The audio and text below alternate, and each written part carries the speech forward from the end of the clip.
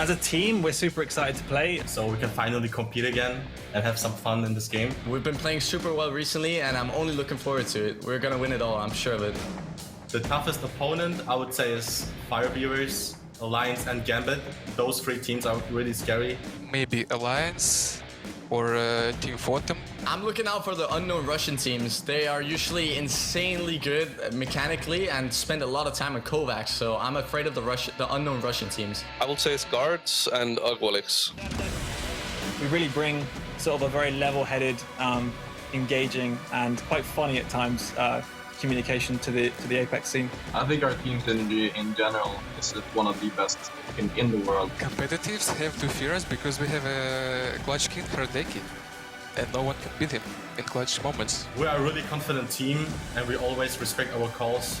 We're always ready for anything. Other competitors should fear us because Yuki and Del are the best fighters in the game, undoubtedly, period. And I'm the best IGL in the world, for sure.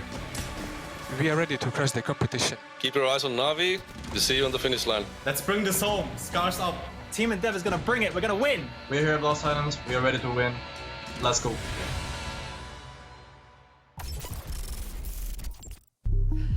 Welcome to Blast Titans. After a blistering day of group play, we have separated the squads into upper and lower brackets. For those who saw victory yesterday, today is a day to solidify their place in the grand finals. And for those looking for redemption, well, today is the day to prove they can make it through these scary lower bracket lobbies. My name is Kate, and alongside me on the desk today, we've got Scrawny and we've got Launders. And more importantly, I think we need to talk about Launders for a second, because today, ladies and gents, is Launders' birthday. Fun fact, I would actually wake up at 6:30 a.m. To do a broadcast, or even if I don't want to do a broadcast, I'll be up at 6:30 a.m. So this is what I live and breathe, but now I get paid to do it. So it is, in fact, the very best birthday I could possibly have. Well, we are so excited that you have joined us on your birthday of all days, of course. And you know what, Scrawny? We are very excited to have you here as well, because you come in with so much experience and so much fun. And so far, after day one with you two for the first time, I'm so excited to have you here. Scrawny, how you feeling about today? And do you have any birthday wishes for your partner there? I mean, listen, Mohan knows I love him to death. We travel the world together. We've got a lot of memories and experiences, and you know, these early mornings for Apex is just going to pile it on, right? So he knows I love him, and well, now you do too. Wow, that is brilliant. Early morning Apex and love all around. God, I appreciate you two more than ever at this moment. And of course, at this moment, we are here for Blast Titans because, as you mentioned, yesterday was but day one. We separated groups 1 and 2, and then from there, we now have our upper and lower brackets. And my goodness, this has become quite the thing. Let's talk about what this tournament is going to look like this weekend. Specifically, we're going to actually throw it over to Dan Gaskin, who has broken down our competition here today. Take this out. Thanks, Kate. Yes, today we have all 40 teams battling it out to try and reach the grand finals on Sunday, which is where every single team, of course, wants to be. We start things off with the upper bracket, which features some familiar names that I'm sure you've heard of before, like the ALGS champion Scars, the highest point earners from day one, Kungana, and the breakout team, AJS. As we move across to the lower bracket, it will also feature some surprise teams, but maybe not for the reason you'd think. We've got Gambit, Flavor of the Month, Solo Q Goats, all of them failing to progress through the upper bracket yesterday. Speaking of the bracket, it's all very simple. We have 20 teams that are going home today. The bottom 10 teams from the upper bracket will face off against the top 10 from the lower bracket. If you fail to finish in the top 10 of the lower bracket round 2, your time here at Blast Titans is over. Now, points and prize money. Teams survive by earning as many points as possible to stay on top of the competition. Both placement points and kills matter, and it's entirely up to the team as which they prioritize. When it comes to prize money, there is 20,000 euros up for grabs, but who is going to take home that first place? There are so many teams capable of doing so. As we look across at the schedule for today, there is plenty of Apex action. We start the upper bracket at 3 p.m, followed by, of course, the several other games that will feature on World's Edge and Olympus. Then we'll have the first lower bracket matchup at 5:30, and of course, more World's Edge to follow. Finally, the survival mode will be activated at 8 p.m. tonight with lower bracket round 2, more World's Edge to round things out. And thank you, Dan. Always good to hear from him. Obviously, we'll hear from him a little bit later in the show. And of course, bringing it in with all of those like nicely put together little stats and little formats and schedules and everything like that. But you know, Launders, today is going to be a big day, especially for those teams who are, you know, trying to go forward. I think all teams are. Isn't that right? Either way. Let's talk about that upper bracket pick first, because we have to talk about Kungana. Yesterday seems to be their day, Launders. And, you know, really, if we start talking about them, we cannot stop without mentioning that, you know, they came out on top of a very scary lobby with, I think it was 95 points.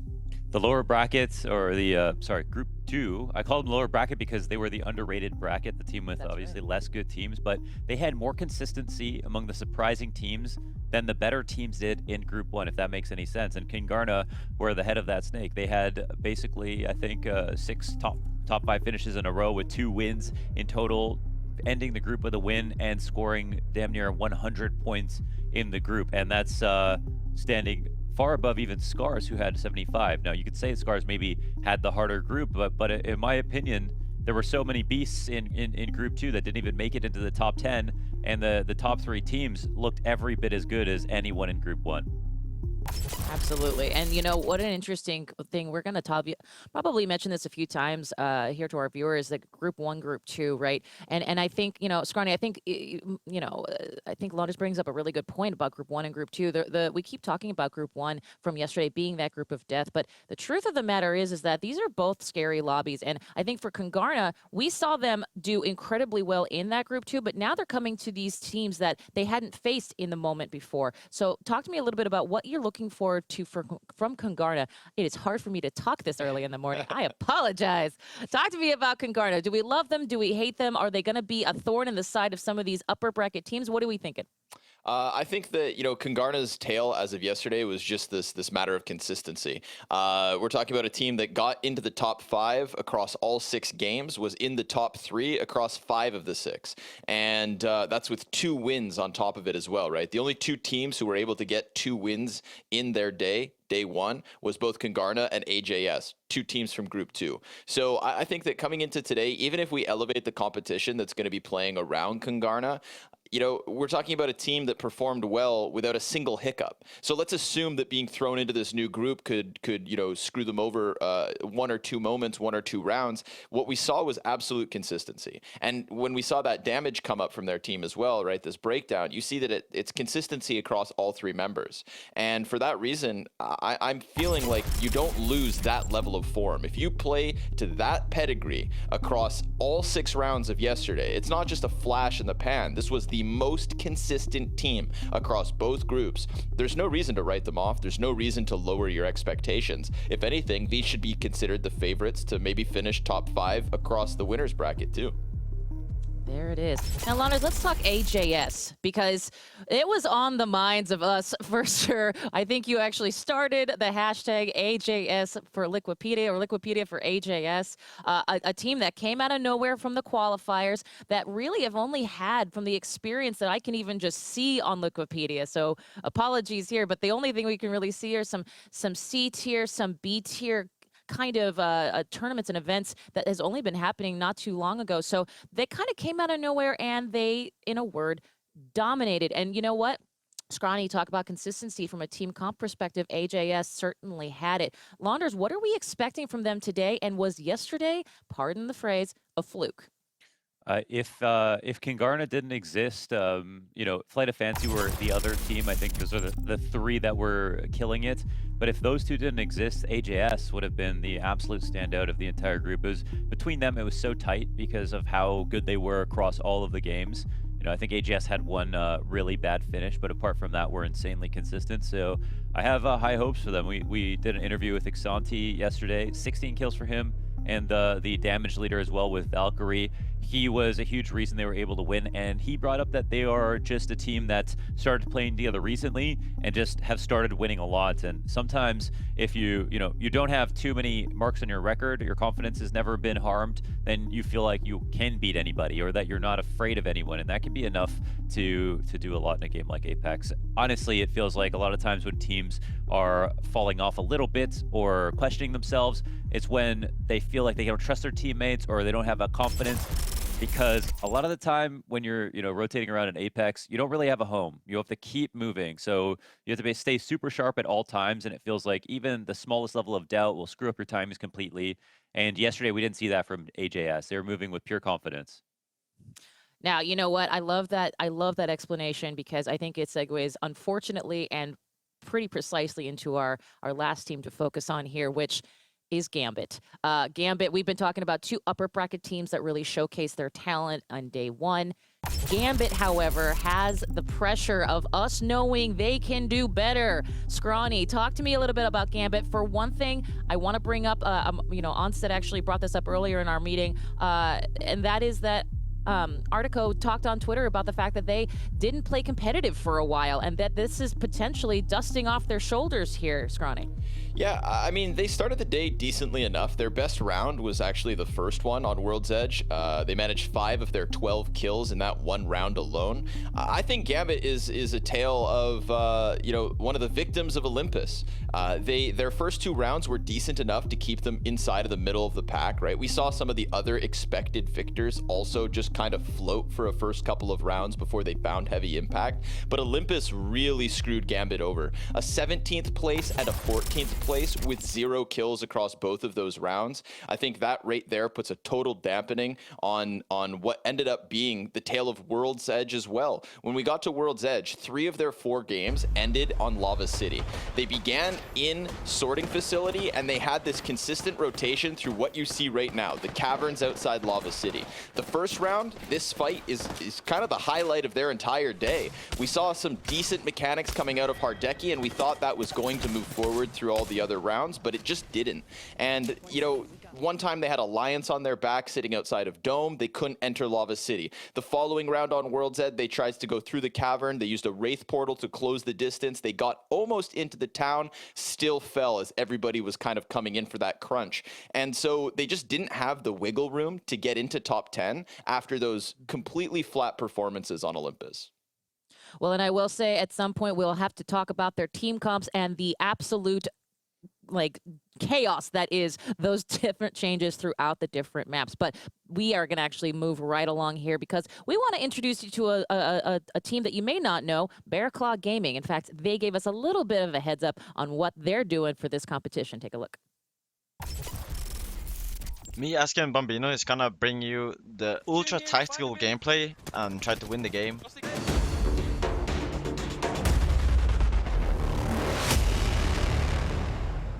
What's up, everybody? My name is Tobias.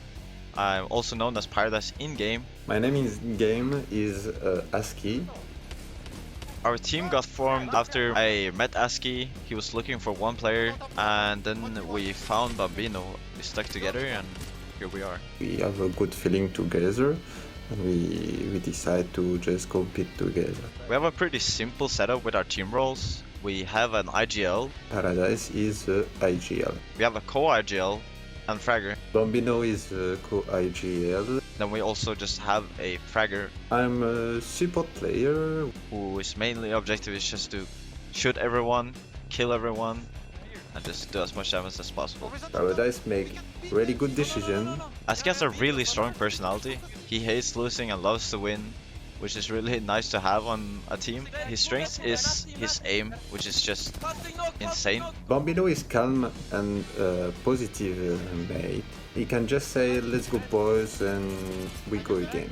He's also the glue that keeps us together in fights. If he works on that, he's the best player in the game. I don't care about anyone in the tournament, and I only focus for the team and myself.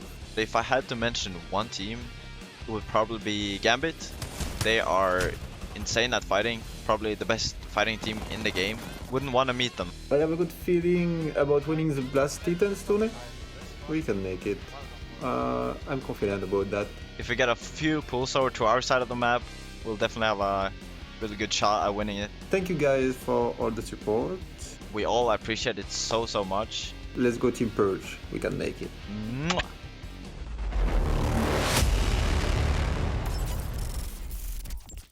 And that is Bearclaw Gaming. I believe he said Go Team Purge. I'm pretty sure they were a former Purge team now here. Real quick, Launders, thoughts on Team Bearclaw? Where are we thinking? Yeah, I think there's a few teams that went under the radar yesterday, but they all made top 10. And I think it's really important to recognize that we had Bearclaw as a team that has made it into the upper bracket, because even though they weren't top of the leaderboards in any one specific game, per se, they had relatively good finishes, one strong finish, and overall did enough to do what it took to get out of the groups. And I ultimately, even though we want to dress it up and talk about how sick it is to be #1 in the group and have the best seeding possible, the main aim is to get top 10 so we can focus on today. And they did that. 100%. And let's focus on today. We've got our tournament. Of course, we are going to be looking at the format, and here is how it's going to break down. We start with today, of course, being BR. Yesterday was as well. That's this weekend, gang. You got 2 weekends worth of entertainment here, so don't ever leave. We won't. We love you. At any rate, today, as we know, 40 teams. We've already had, actually, that happened earlier. And then today, next weekend, look forward to Arena. Scrawny, how excited are you to see these pros on Arenas here for many of them for the first time? Yeah, incredibly hyped. First of all, I want to see like who's putting in practice, who might exceed all expectations, right? Just because you're a good Battle Royale team doesn't mean you're necessarily a good Arenas team. And so we had this conversation yesterday about how Olympus just changes the game. It changes everybody's comfort zone. And so for that reason, I'm excited beyond anything else. Arenas is, you know, a bit more, I think, a bit more daunting because I feel like you can be punished for the smallest of mistakes. You don't have that idea of a third party in your mind. It's just the 3 of you versus the 3 players ahead of you. And once those games start to get a little bit longer, I love when we have those full buy rounds, right? All of the shield batteries, all of the grenades, all of the abilities you could possibly ask for. It comes down to this like massive war of attrition. And I think Arenas suits a game like Apex incredibly well. Well, fantastic. I cannot wait to see it in action next weekend. But right after the break, we're bringing you this bracket's first group of, we'll call them challengers, victims, excitement. Either way, it's going to be so much fun, and we're going to join you right after this.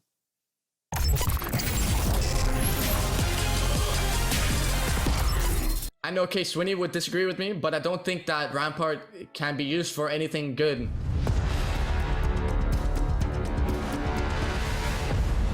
I'm Nas. Hi, I'm Noises. And this is my tier list. Thing is, she's really versatile in arenas and also in just normal Battle Royale. I think Valk is A tier. She's very situational for where your drop spot is. Put Valkyrie at a nice A tier at the moment. I know a lot of people would disagree with me and say Bloodhound and so on is better, but I do think Pathfinder still has abilities to win fights. He's so strong, but the problem is that he hasn't really had any recent success. I placed Pathfinder on A as well. I'm going to put Pathfinder at a B tier right now, I think. Lifeline's advantage basically comes from a point of being at a disadvantage. In arenas, she really could become huge. She could become the next big legend, but I think as of right now in Battle Royale and across the game as a whole, her revive is super strong, but I would have to put her in a C tier. I'd place Lifeline in D. Oh, Crypto, okay. I think Crypto is the best character by far. Yeah, Crypto's going straight in the S tier. I don't care what anyone says. I love this legend. I place Crypto in S tier. But in Battle Royale, he is essential. He's such a strong legend. His ultimate allows for very good rotations.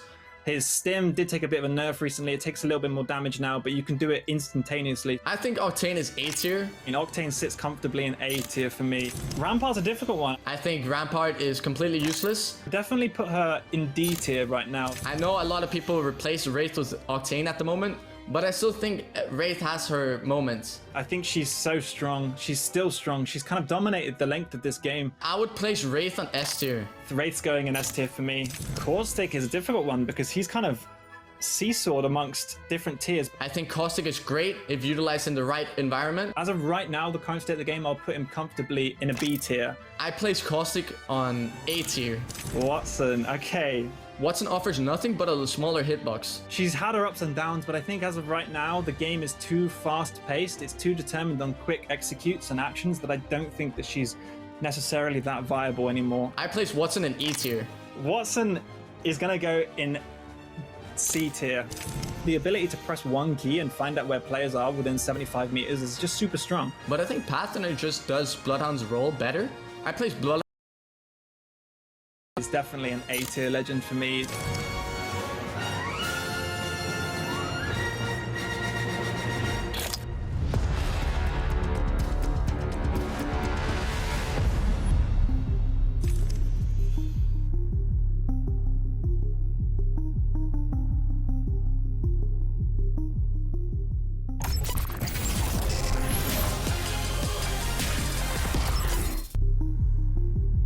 and welcome back to Blast Titans. We are day 2 here. We have separated upper and lower bracket. Gents, let's talk about it. This weekend is Battle Royale, obviously. Next weekend we've got arenas. But let's take a look at that upper bracket, because that is our first group of teams that'll be going mano-y-mano, I guess 20 other monos? At any rate, yeah, let's take a look. Launders, talk to me a little bit about who has your heart in this upper bracket. Okay, I think in terms of unquestionable tier, we've got Scars, who topped the first group, which is known as a group of death. No questions, looked good. Even when they were fully qualified and had a huge point lead, they pulled together a huge comeback on the last map. AJX, Aqualix, both played incredibly well in my opinion. Alliance had a couple of bad maps, but also overall looked very impressive and more like themselves. Fire Beavers, big questions. And maybe, okay, those are the positives. Maybe, Scrawny, you want to do the potential questionable teams? You pick Na'Vi, for example. Explain yourself.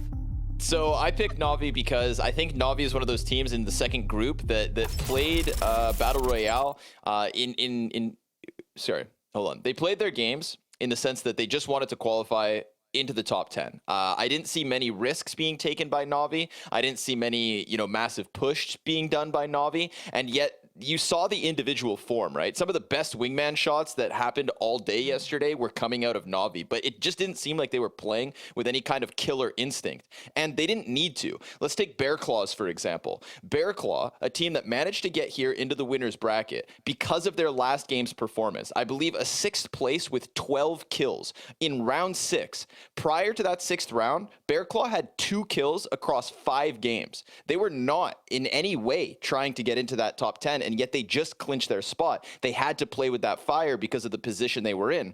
I think Na'Vi has way more potential than what we saw yesterday, but they were never in a spot where they had to play just balls to the walls because they were so consistent. They were sliding into these points. They were just collecting as they had to in order to perform really well today. Excellent. Well, you know what? Another team that I think we could talk about in that consistent, but certainly not underneath the spotlight as much as we would think form, would be 4Gang. Let's take a look at what they had to say about today's competition. We're trying to beat all the teams. We're really coming into this to win this.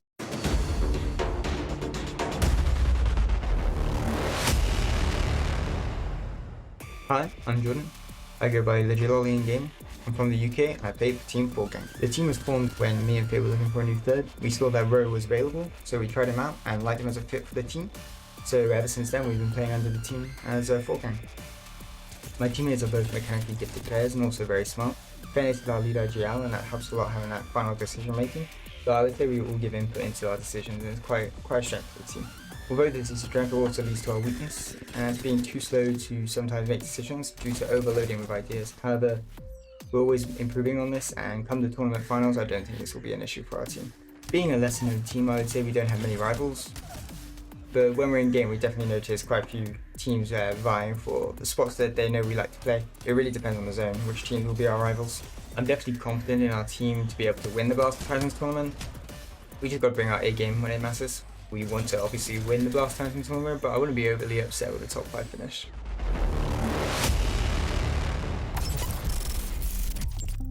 I'll tell you what, Launders, let me ask this question. I feel like this is a good place for them to be under the radar. Yes, they were one of 4 teams from yesterday, along with Bear Claw, along with Totem, and with Endeavor, who all tied at 26 points. But they got there first and were up there with Bear Claw and barely made it into top 10. And yeah, they'll probably be slept on a little bit. They did what they had to do yesterday, just barely. I think we're looking for a better performance from them coming into today, considering, they've got that 7th place finish at the ALGS Championships just recently. It's a team, they've got the best logo of any team here right now in their org list, but they've been doing well leading into the event. So honestly, they're not quite the same level of prestige as a team like Gambit or Alliance or something like that, but they still have got a lot of respect amongst a lot of the better teams and have shown a much higher level than they did yesterday. Yeah, 100%. Well, as we mentioned, there's obviously some teams that have definitely been on the minds, and certainly the mouths of our casters, yourselves included. And we're actually going to take a look at a quick head-to-head here between Mandy from Scars and I know I'm going to get his name wrong, and I'm so sorry. But I DM'd him. His name is Usako. So He just said the X should just be pronounced like an S. Oh, Sako, you know what? First of all, awesome. Second of all, okay, Scrawny, jumping in here. Let's take a look. As we mentioned, Scars, huge. They dominated, no question, coming off of an an EMEA ALGS championship.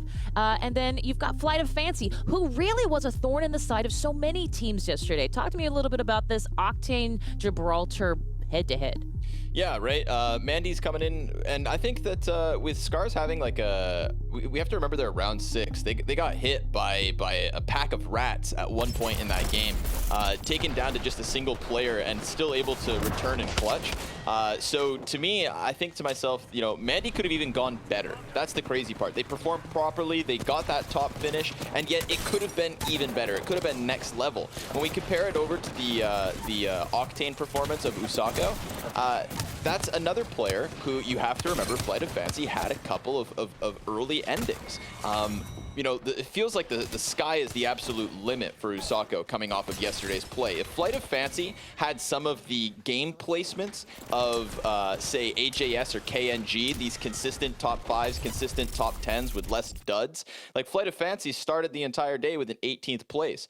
They had so many kills, over and over. You know, for Gang, even though they clinched that last spot in this leaderboard in order to get to the winners game, they had like minus or like less than 10 kills across the entire day. Usako just pedal to the metal, very much playing truthfully to the Octane flavor. He embodied Octane, and that's why his numbers, although high, could have been even higher, and that's why I'm so excited to see what he has for us today. Well, we have all been making our predictions about today, certainly through this conversation in our pre-show. But you know what? We actually, as a cast and crew, we've made some predictions as well. We've got those presented by Amazon right now. Let's take a look. Yesterday, Mr. Gaskin had kind of a bad day, I will say, on the predictions department. I know I love to stoke the bear, can't help it. Let's say, okay, so you know what? Launders, let's start with you, my friend, real quick. Talk to me about your picks.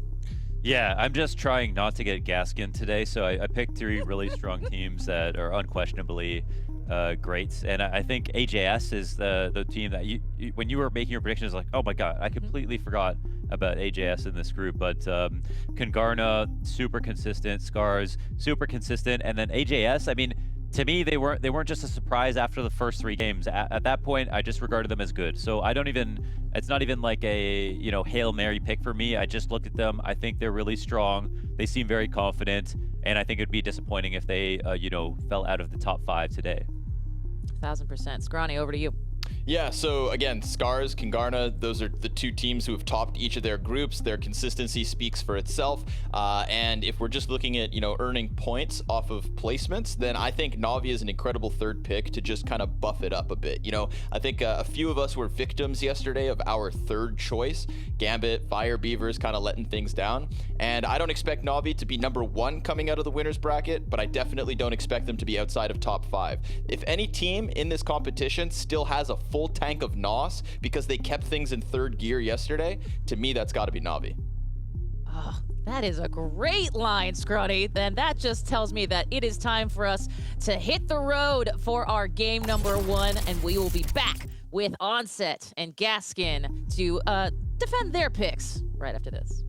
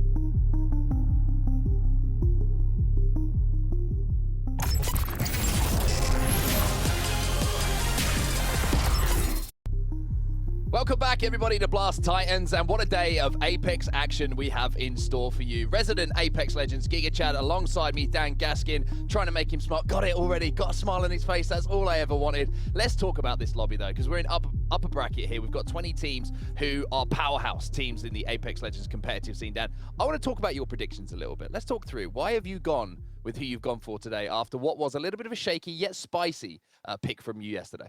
It was Flavor of the Month that let me down yesterday. I'm just going to put that out there. I hope they make up for it in the lower bracket. But I went for these picks mainly because we still have Olympus. I looked across the teams that were most successful on Olympus yesterday. We're still going to have 2 games on it in this bracket.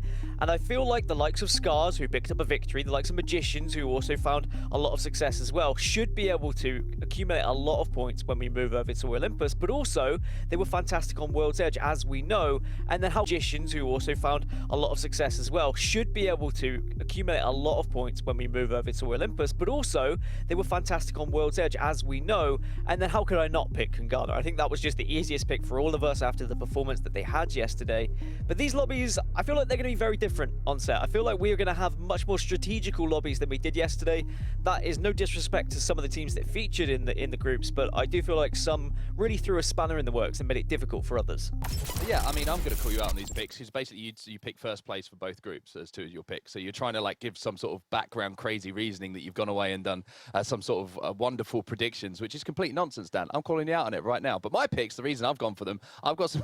He's shown his workings. He's shown his workings, as you always should do in maths. My picks, though, I've actually gone a little bit more tactical here. I went for Alliance, I've gone for Underrated, and I've gone for Kungana. No surprise of Kungana with how they performed yesterday. But Alliance and Underrated, I worked out how the predicting system's working, Dan. It's all about points. It's not about where you place and all this nonsense. And there's some of the biggest kill stacking teams that we have in the lobby today. So that's why I've gone for them. I've gone a little bit more technical. I can't show my workings, unfortunately. But this lobby, I think, is going to be, this is as good as a finals lobby. We've seen all of these teams in the EMEA finals pretty much for Apex Legends Global Series. And I think this is going to be a real tough battle for teams to get into that top 10 to qualify through to the grand final.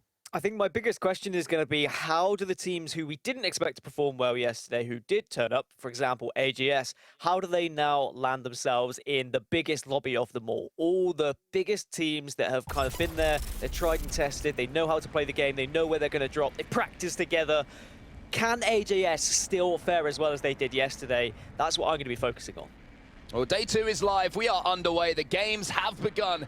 And we're going to focus on Scars Europe to start things off. The ALGS EMEA champions, the champions of their group yesterday. Number 1 and Scars at the moment, Dan, just seem synonymous with each other.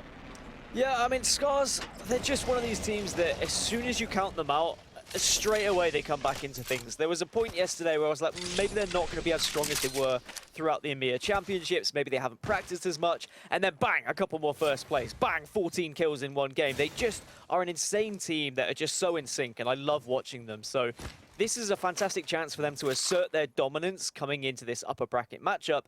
And it's slightly different today compared to yesterday because the points mean a little bit more than they did. Yesterday was all about getting to the next round, whereas today you get to the grand finals, and the higher you finish, the more points you're going to have in match point format. We can see where the beacon is showing us that second circle will be going. We're heading towards Thermal Station. A little bit of staging involved as well, so we'll have to see where that third ring does pull and if it's going to be one of those funky rings, and we're going to have a little bit of a shift in everyone moving locations to where they weren't expecting it to. But a massive first ring here for Alliance. One of my picks, Dan, landing bang in the middle of Thermal Station, looting up at the moment, and they're going to be in a great spot moving forward. I was just having a quick look across the board to see if there were any early engagements. It looks like 4Gang are the team in the closest attempt at being in one. It's whether both of these teams just try and stay away from one another at the moment, or if they try and decide on things. Close to this fight as well is AJS. AJS have dropped at survey camp, so they might hear all of this noise between Na'Vi and 4Gang and decide, well, actually, we fancy a little bit of a third party here. But it's not just them. Auglis and Hungry are also in the mix, right in this area in Skyhook. So this could be a little bit of a disaster if all teams decide to just have a big old combustion in the middle. Well, they're going to have to move as well because Skyhook isn't going to be safe. So it's going to be a case of trying to land a few shots, maybe get ahead of the other team on your rotation and then try and hold them out as we move forward a little bit. But AJS aren't too concerned with the third-party opportunities early on here, Dan. As we can see on our screens, they're just going to be taking their time to craft a few batteries, craft a few meds before they do make their move towards that tunnel. as we're going to see the loot drone being shot down and a few bits picked up to help them on their way, the final pieces of the loot puzzle, if you like. And now we're going to see a little bit of rotation starting to happen. Aqualix, no surprise to see them already in Harvester, Dan, moving from Fragment East, trying to get into their spot as quickly as physically possible. And you look at the rotation possibilities for AJS there as well on screen. If they do decide to go through Skyhook, it's going to be a nightmare. There's already 4 teams in residence. They might not know that. They would have watched the trails, of course, from the dropship, and they may have an idea of how many teams. If they just go straight south towards Fragment West, they have a pretty clear path into Fragment and then into Trainyard as well. But then they would, again, meet all those teams that are coming from Skyhook. So whilst it might be a very comfortable rotation for them in the beginning, it's about how many teams they run into once they get to the edge of the circle. Well, one thing that teams are going to have to take into consideration as well is the effect that Valkyrie can have. Speaking of which, here is Valkyrie redeploy coming in. The Skyward Dive is going to take 7, 8, 9. Our winners of the first game yesterday on World's Edge to their preferred location. And Alliance, well, they're set up for good right now. The tuck shop, it's open. All the shield cells are being dropped, so they're going to be very comfortable for quite a long while as well, especially with those longer range weapons in hand, like the charge rifle we just saw. They're going to be doing a lot of damage to these teams trying to make their move in. Aqualix, one of those teams that we talked about just a few moments ago, a few seconds ago, and this looks like where they're going to try and set up. Yeah, I wonder whether Aqualix are going to set up just right underneath them, and you can see already every single team wants to get into Thermal Station as quick as possible and take any high ground or any little nook and cranny that may be available, because all that real estate is going to disappear very quickly. This is a circle that a lot of people will have played often. They know exactly where it's going to be or where around it's going to be finishing, so that's why we're seeing so many early rotations. Also on the map, I am seeing a Loba, as we expected, at least a minimum of 1 Loba in composition terms. Elsewhere, in terms of rotations, we do have a few slow rotators. Bearclaw Gaming, for example, are still more than happy to loot up in Geyser, but they will be a late rotator from the east side of the map, perhaps the last team to actually enter the circle. And they were a team yesterday who, as was mentioned on the desk, were pretty much out of it, down in 17th place until that last game that they had where they put up a huge amount of kills and a decent placement. And that was the way that they played in that final game as well, Bearclaw Gaming. They played late, they played on the edge of circle, they tried to take some fights, and it was successful for them. But for Alliance, my word, good morning to Alliance, because Underrated are making that Revenant push and once again making people feel so uncomfortable. IPN has gone down here. The question is always, can they close the gap here before IPN can get rezzed? Or will it be a case of Underrated just deciding that there wasn't enough damage done? They couldn't close things out, but then 9 Imps from Na'Vi has arrived. It's Fire Beavers, excuse me, 9 Imps with the longbow in hand, who stops the res and gets the knock onto IPN and gets the finish. So now, Alliance, who looked like they were in a great spot, they had everything they could have wanted as far as the ring was concerned, are down to 2 players. I was a little bit worried as well when I looked on the minimap. Bearclaw Gaming were walking right to a team in No Name, and it seems like there was a little bit of an ambush set up. Bambino has fallen, and Gamer Drones are now on the chase and hoping they can catch up BCG to try and pick up some early KP here. And with a Bloodhound on the trail, this is not going to be an easy way out for BCG. Yeah, the ultimate just run out there, unfortunately. And now you're going to see quite fancy going, hey, what's going on in here? Let's have a little bit of that ourselves. A team who impressed us yesterday with their use of Revenant as well are looking to do the same again. They're in death protection right now. A few shots going to be exchanged, but nothing too damaging to allow them to really try and capitalize on the damage done. And now you can see the death protection has run out. They're going to retreat. Smart decision. Sometimes it's not all about just throwing yourselves at people at Revenant. That's only 90% of it, Dan. The 10%, sometimes you have to slow down for just a few seconds. Yeah, if you go too far with it, then you can leave yourself a little bit vulnerable to potentially another third party. And look, on the minimap as well, you see Alliance were diving away from their initial position. It looks like they're going to try and pick up their third player and get back to a full complement of 3. But for now, Na'Vi under some suppressing fire as well. Morning Stars are the team they're going up against. Both bubbles will drop to go against the defensive bombardments. It might be a little bit of a standoff here, unless we see a knock. Kuya almost going down, Nesh as well. A lot of great shots coming out from both teams. Yeah, Na'Vi on the receiving end of some damage, and hey, Legolas, welcome to the game. Mask, with the Pocheck in hand, manages to take Nesh down as he was trying to escape on that jump pad, and Na'Vi now find themselves trying to escape, and Mask trying to close the gap here to see if he can get that finish onto Nesh, who should of course secure them that KP. Bocek in hand once again, shot going to be missed, and now Mask has to be careful, has to get out of dodge as quickly as possible to make sure he doesn't even this up to a 2v2. Important thing, even though we've seen a couple of early engagements, still 20 squads left. Yes, we've had a couple of knocks. Actually, 2 players have gone down, as you can see in the top right-hand side of your screen. There's 58 players still left alive. But for me, I'm wondering whether Alliance are able to get that 3rd player back up, and if they do, where they go from there. Because it was on their drop spot. They had Thermal Station. Thermal Station is their baby, their one true love, but they just got focused so hard, they had to think about retreating, and I wonder whether someone else will take that position. Well, now we're going to see that slight ring pull to the north of Thermal Station. You can see the likes of Aqualix, Alliance, who were holding down the top of that structure like we talked about, Underrated, who were taking the bottom of it, all going to have to make their moves, and it looks like it's going to just finish in that little compound just to the north of Thermal Station where you have those 3 stacked houses, and Kangana were in a very, very good position, holding down what I described yesterday as the NRG spot, that little position just outside of the choke, just to the north of that, holding all the teams out from the north. And they're going to have really good vision and height moving forward as we see Kangana now on our screens. A perfect change of point of view there from the observers to see. They pick up the first knock here. JMW getting that, and Graceful moving in with a flatline to do a lot of damage too. Again, not wanting to push too far though. Scars also under a little bit of fire at the moment and going to have to back off. Just a lot of teams kind of battling out for not much space to work with in this choke point. Here comes Scars to try and put down some fire onto Kangana, but Kangana, we know how good they are in 3v3s. They certainly will want to push up on this. Defensive bombardment will come in here for Kangana as well, just to make sure that they're going to force Scars away and be able to get that reset. I like the idea, though, from Scars and RPR. You can see that aggressive Portal trying to get an angle, trying to do some damage and allow his teammates to move up. Those micro-rotations and angles that you can take on Wraith are something that has stayed very, very popular in the EMEA region. It sort of fell out of favor in North America a little bit, but I get the feeling that we might see Wraith actually come back into the fold a little bit more in North America soon with the nerfs to the jump pad, the extended time now that it takes to have those jump pads available. But Game of Drones, well, they're down to just 1 player at the moment, and all of the pressure is going to fall onto Lars. He'll go down, and unfortunately that will be our first squad now eliminated as Na'Vi starting to get involved in its Morning Stars, who are going to have a second round of action against Na'Vi. And Na'Vi, well, they look like they've got the previous fight fresh in their memory and are looking for revenge here. Yeah, these teams have just been eyeing each other up for quite some time, backing off, laying down some suppressing fire,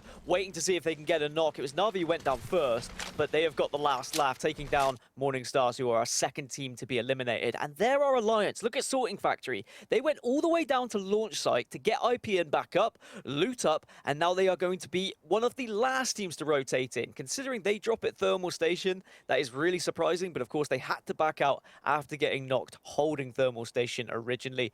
The closest team to them, BCG, also down to just 2 players. August and Hungry, as we focus on, are in a decent spot right now. I don't mind holding this truck for now, but a little bit later on it might become a bit of a problem. I saw a clip on Twitter a little bit earlier from Badoli from some of the gameplay yesterday, and this man was popping off. Silter's the point of view we'll be watching right now on the Octane, as Matafe will be taking over Valkyrie duties for this lineup. And just to go back to your point about Alliance, I think it's a really smart decision from them to not only get back to 3 players, but we've got to remember how Alliance generally play. Landing down at Thermal Station, a lot of the time they're going to be playing Edge. They like to play Edge. They can play a variety of different styles, of course, but this isn't something unfamiliar to them, having to work their way back into zone and take fights on the edge. So for Alliance, very smart decision to redeploy out of the position they were in as a 2-man, get back to a 3-man, and play a game that they're very comfortable doing. Depending on which way Alliance go, they may run into Na'Vi as well. If they decide to go left and go train tracks from where they were maneuvering their way from sorting, they'll run into this team here. They're currently in tree Na'Vi. They're more than happy to try and just craft what they can, make sure they have all the meds and necessary equipment that they may need. But there is a very, very big chance they're going to run into Alliance. So you need to be hot on your heels here and ensure that at least all 3 of you are together so one of you doesn't get caught out. Another thing that Alliance and both Na'Vi have on their side as well is both teams running Valkyrie. So both teams have the advantage of just hitting the redeploy and covering a lot of ground very quickly if they need to. Alliance now going to be moving in, and there is this battle that you were talking about, Dan. IPN's going to be able to get some shields and get some meds, which is obviously very important for him, being the last player to be respawned back into the game, and kind of vulture some of these loot boxes that are left on the ground. But Now it looks like a little bit of a change here from Alliance. They're going to have to make their move in around 30 seconds time, but for now, they've got everything they needed, and Alliance on the edge are one of the scariest teams that you could run into in this region. And just looking at where that circle is going to be pulling now, it is that kind of god spot area that Kungana were fighting for so long with the likes of Scars. They both knew what an important position it could be on the map, and it's underrated to have actually taken the high ground here in Thermal after forcing out Alliance earlier, but this is not going to be good enough. They're going to have to move. Their advantage is, of course, they have Revenant, and it does mean being aggressive with a push is entirely possible whenever that ultimate is ready, and you'd imagine by now it definitely is so. The fight did stop, though, between Scars and Kungana. They both kind of accepted they're going to be merry neighbours for now. They're both in fantastic positions, and they're just waiting for a little bit of gunfire, I think, to unfold, and then maybe that's when we'll see a re-engagement over there. Kungana are going to have to hold out a lot of teams from the north still. And that might give Scars the opportunity to move up and take that spot, be the third party. So Scars' position here is vital for Kungana to keep an eye on and make sure that they don't get too much space closed upon them. Alliance now making their move through the choke just in the north of Thermal Station.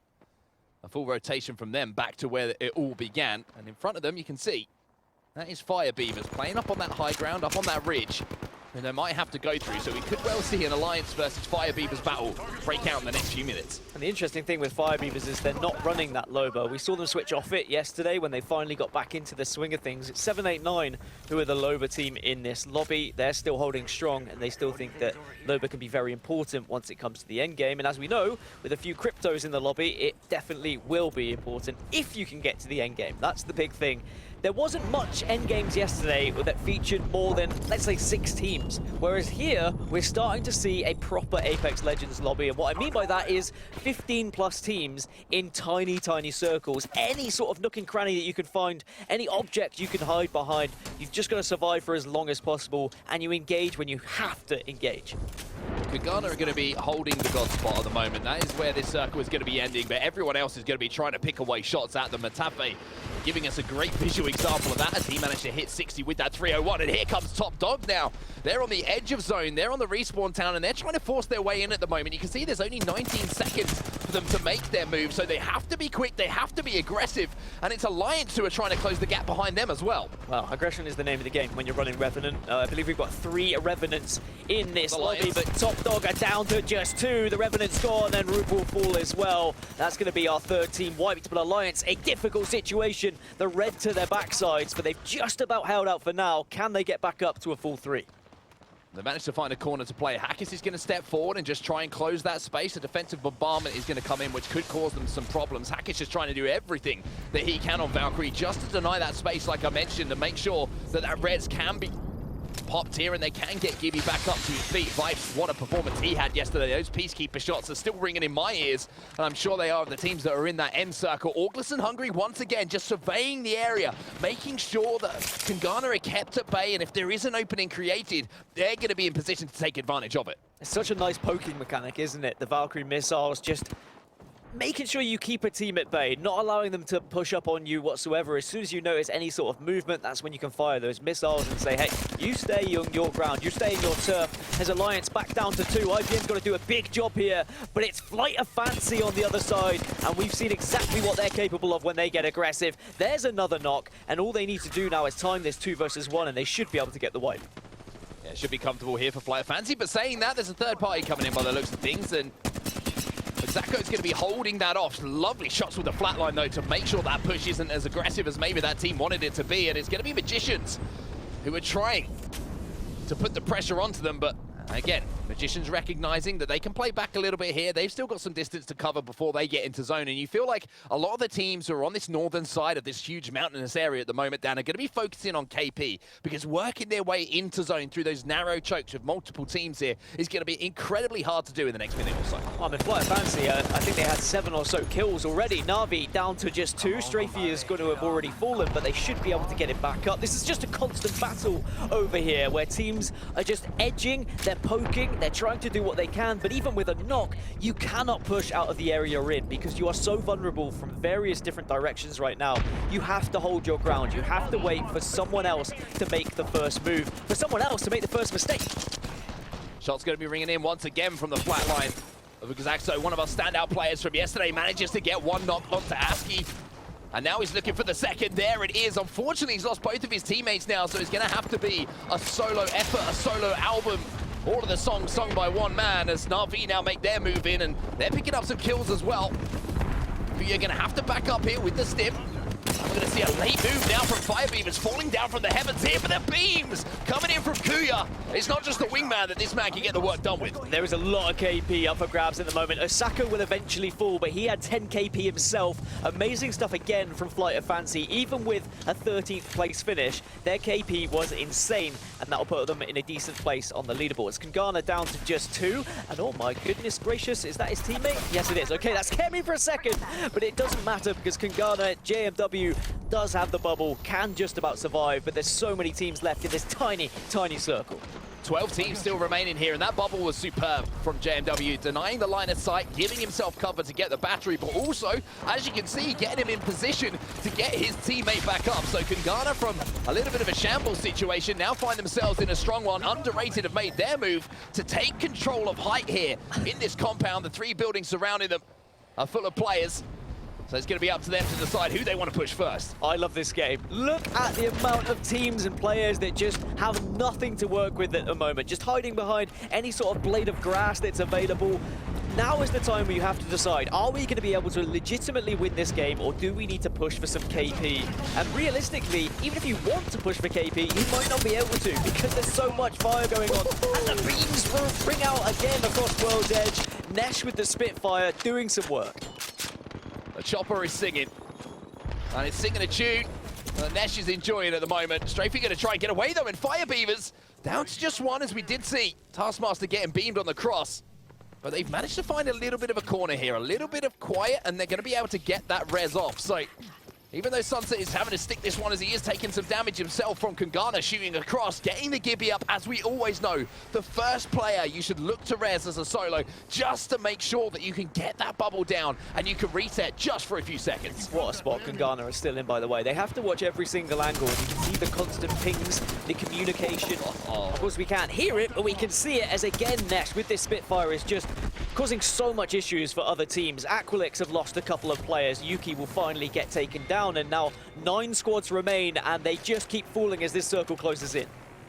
Well, Dazzo is going to be last player alive here for Underrated. He's going to be burning as well. He's going to be trying to be as silent as possible, probably thinking about pulling the trigger to try and get one more KP down, or is he just thinking about ratting out here and letting these teams do the work and converting it into placement points? JMW is going to get a knock onto RPR as well, so that battle we were talking about quite a while ago now that could break out between Scars and Kangana looks like it finally has, as Nesh now will go down. Na'Vi getting pushed in this bubble. Yeah, Na'Vi actually won the engagement against Firebeavers though, so they'll get Nesh back up, 5 squads remaining, and Na'Vi and Kangana both look very healthy at the moment. Scars lost 2, Kangana pushed in just to clean that up, and now Scars will fall in 5th place. So I'm looking at Kangana, I'm looking at Na'Vi, they're my favorites right now with how this circle's playing out. Na'Vi now making a move across to just make sure they can find somewhere to play, looking to get a little bit of loot, a few more resources towards that end game as well. As you can see, Ranches is the solo player alive as well. Na'Vi now making their move down towards... Oh, and Maliwan. There's Maliwan as well. Magicians by name, magicians by nature, as he's managed to redeploy into a cheeky little corner here. And one of the advantages, of course, of playing Valkyrie on display once more. But look at that kill feed. First kill goes down in the hands of Kangana. Strafey's fallen. JMW getting that work done. Magicians will look to try and rat out for a 2nd place here, but Kangana are aware of that 13. They're reluctant to push in too heavily. Na'Vi, though, they're on the hold right now. As a 2, can they do it against Kangana? Oh, Matey is hitting everything at the moment. It's really painful to watch if you're on the receiving end of it, and Kangana, every other team is on the receiving end of the shots coming in from them. The style points they picked up yesterday from a dominating performance in their group continues over today, down into our first game of the day. They had the position from the start, but it's one thing to have the position. It's another thing, as we always say, to convert it into a win. It's the patience that they showed throughout the entirety. They were reluctant to push Scars in the early game because they knew what a fantastic position they were in. And just the way they implemented every strategy there. They pushed at the right times. They were able to get the reses off when players got knocked as well, ensuring that they res Gibby for the first time, example, like getting those bubbles off. Everything was perfect there from Gungana. They carry on from their fine form yesterday, but that was probably my favorite game of the tournament so far. There was just carnage everywhere, loads to talk about. I'm sure the analysts will have everything to say.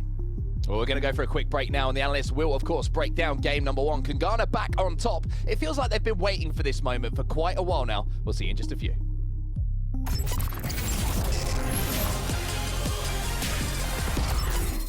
You're blocking me, man. You're too slow.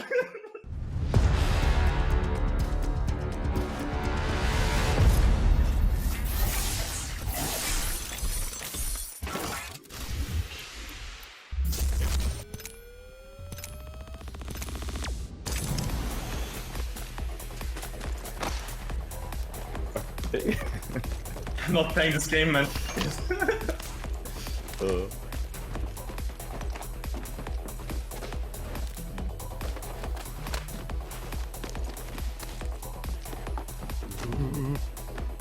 I'm in the lead. I'm in the lead. Even but that's like. Look at this wall jump. Ah, we. Yeah. No. I blocked it all. You're blocking me, man. You're too slow. Yeah, keep hitting like that. Okay. Oh no. Yeah, oh no, you actually squished me right there. Oh. No. Keeping the wall jump. I'm nervous.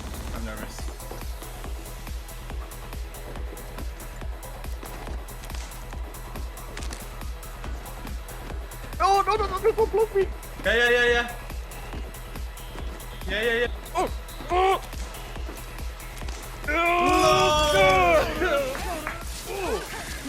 Nice, dude.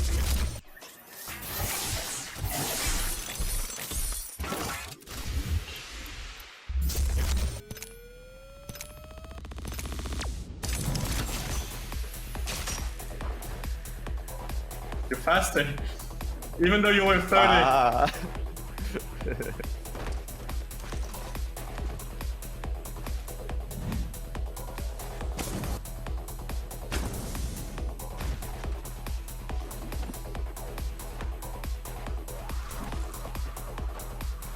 You're a rotation king. I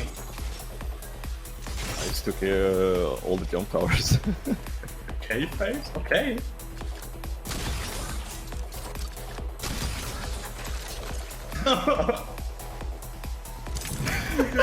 Smart, bro. Holy moly. I did some calculations, dude. No, I was like, where you used the first grapple, I thought like you will not have it after here. Yeah, I had to crouch in area. I had 41 seconds. There was 1 second when I got to the wall. you calculated that grapple, bro.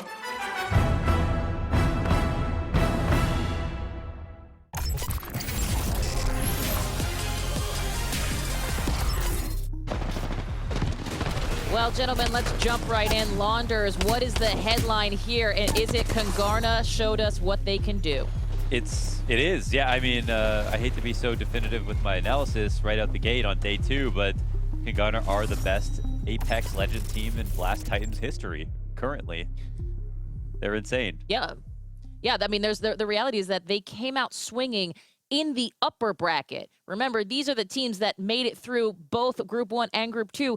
And here we are, best of the best. And Kungana said, nah, we've got great placement, but we're also going to dominate. Scrawny, at this point, what can Kungana do wrong?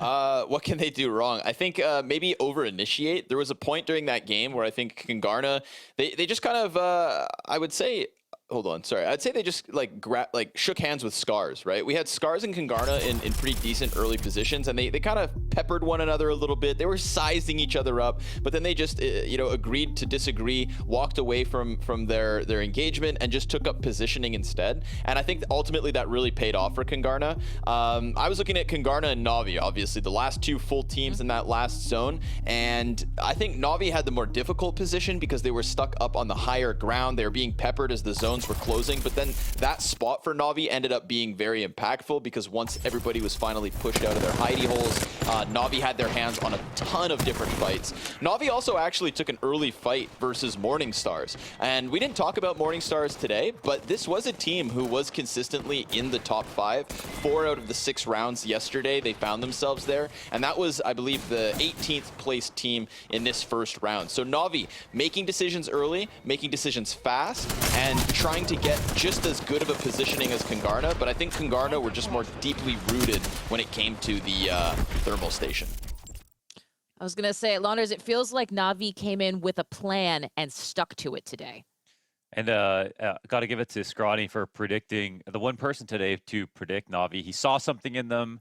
He thought they weren't themselves yesterday, and it all came together. I mean, they were the start of the show for most of that time. Like, it felt like they were going to win and get the most kills, and they obviously came incredibly close. So they come away with a ton of points. But what can you say? They're looking so much better than they did yesterday. And I guess as Scrawny mentioned, the aim was there, but now maybe a little bit of luck on their side. Some of the fights are going their way, and look at them go. Who knows how far they'll get.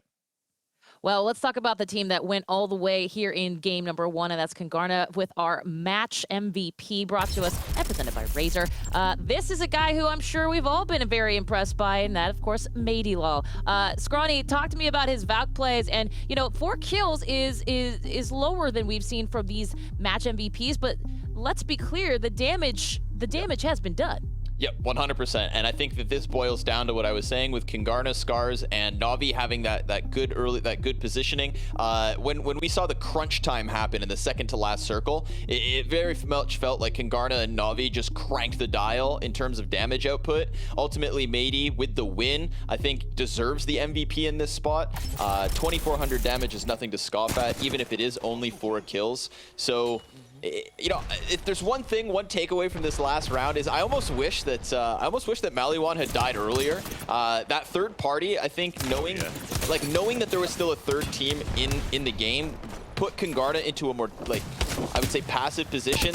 I would have loved just a straight up 3 versus 3 duel to figure out who is currently, the hottest team coming in this morning. But props to Maliwan anyways. He found a great spot. Another Valkyrie, in fact, hiding up in the rocks, using that mobility, using that vertical reposition to his advantage. So Valkyries just honestly having their names all over the board for that final zone.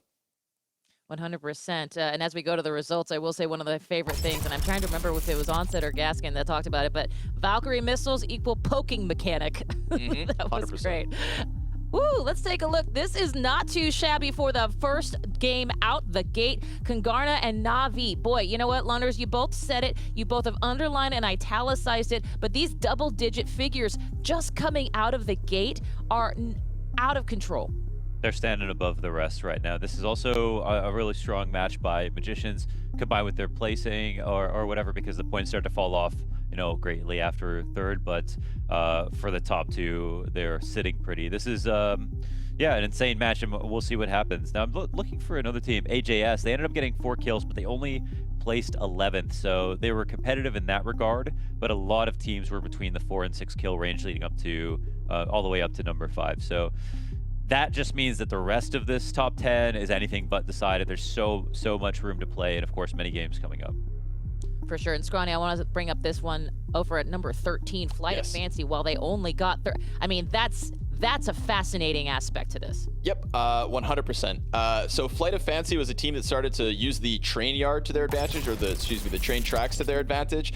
We saw Alliance playing like a late zone, and they almost got caught by Underrated. But as Alliance was able to clear Underrated because they were desperately trying to get into the circle, that's when Flight of Fancy came in and third-partied Alliance. So not only did they have 10 kills, but they actually took down a pretty heavy hitter, I would say. And for Flight of Fancy to finish in the top 5, Top5, despite placing 13th, is just really adamant to that early game aggression where they were trying to add kills and KP to their tally. So it absolutely paid off. If you're going to place 13th and still finish in top 5 in terms of points, I think that, again, high risk, and you at least got somewhat of your reward. They died ultimately to a combination of teams in Magicians and Black Claw Gaming.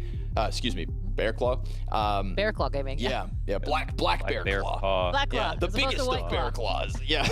So The opposite of a White Claw. yeah, I think FOF's fighting just ultimately came back to bite them. There was too much action going on, but I think the saving grace is that at least they came out on top of so many of those fights before they finally fell. And one thing I do want to mention, Lunders, let's talk real quick as we talk about Flight of Fancy here. One of 3 teams running a Revenant, and I believe it's Underrated, Top Dog, and Flight of Fancy. And I believe, unfortunately, Underrated went out a little bit earlier, as did Top Dog. But Flight of Fancy showcasing what Revenant can do in the points category, even though they're on that second tier of placement. They were another team that were probably on our short list of teams to predict coming out of yesterday. Not only were they very exciting to watch, but apart from just having confidence that they would get high placings, you always knew they were going to get kills, and they did that already today. So if they keep that up, they can make up their KP that way. Honestly, I have a lot of confidence in them, and they're just very good at implementing Revenant, and it never looks like they're missing out on something else in their composition with it. So it's Revenant's character, it seems like, can be very disruptive, very annoying, but it can also get you enough points to win you games. And it's just that you have to be very prepared to fight all the time. Otherwise, you're not using him to its maximum capabilities. And Flight of Fancy is a team that is keeping the aggression at a maximum throughout the entire match.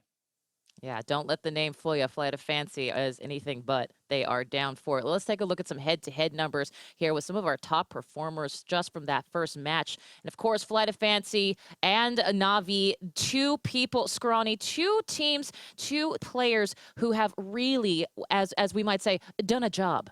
Yeah, certainly. But did 2 different jobs, I would say, right? We have to contextualize this. Think about the fact that, yes, you're only 400 damage short of Na'Vi, excuse me, Strafey in this situation, but Usako got these 8 kills, 2 assists by placing 13th.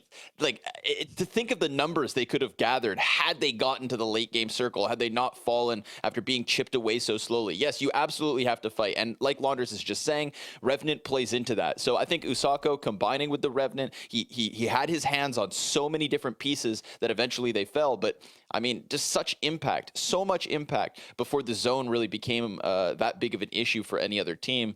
And then Strafey, staying inside of that middle circle. Again, unlike KNG, I feel like Na'Vi had to fight for their position inside of the zone. They were being, I think, like pinched by 3 different directions at one point, and just trying to use the vehicles as cover, trying to use damage output to their advantage. It's for that reason that Strafey gets his numbers so high, but had less kills than a guy who went out in 13th. Absolutely. And I love it. I think it was Gaskin that said they were all trying to hide behind things, including blades of grass, which, you know, we've all been there. One last thing I do want to mention is that today's upper bracket will have 2 maps, World's Edge twice and then Olympus twice. So, Launders, I want to talk about that real quick here, because we've started hot and heavy here, and everybody's, you know, it's a rigorous map, but, you know, they know it. They've played it under these conditions. What do you think's going to happen when on game number 3, that all-important game number 3, we switch it up to the lesser-known Olympus map? I feel like I don't know if it's reading into the way yesterday played out, generally speaking, but it feels like it might be a boon to some of the newer teams. That they're going to be more comfortable with the idea of having to play both maps. Maybe they were more inclined to practice both maps coming into the event, whereas I think maybe some of the more seasoned teams were more expecting to get their points in the 4 maps in their comfort zone.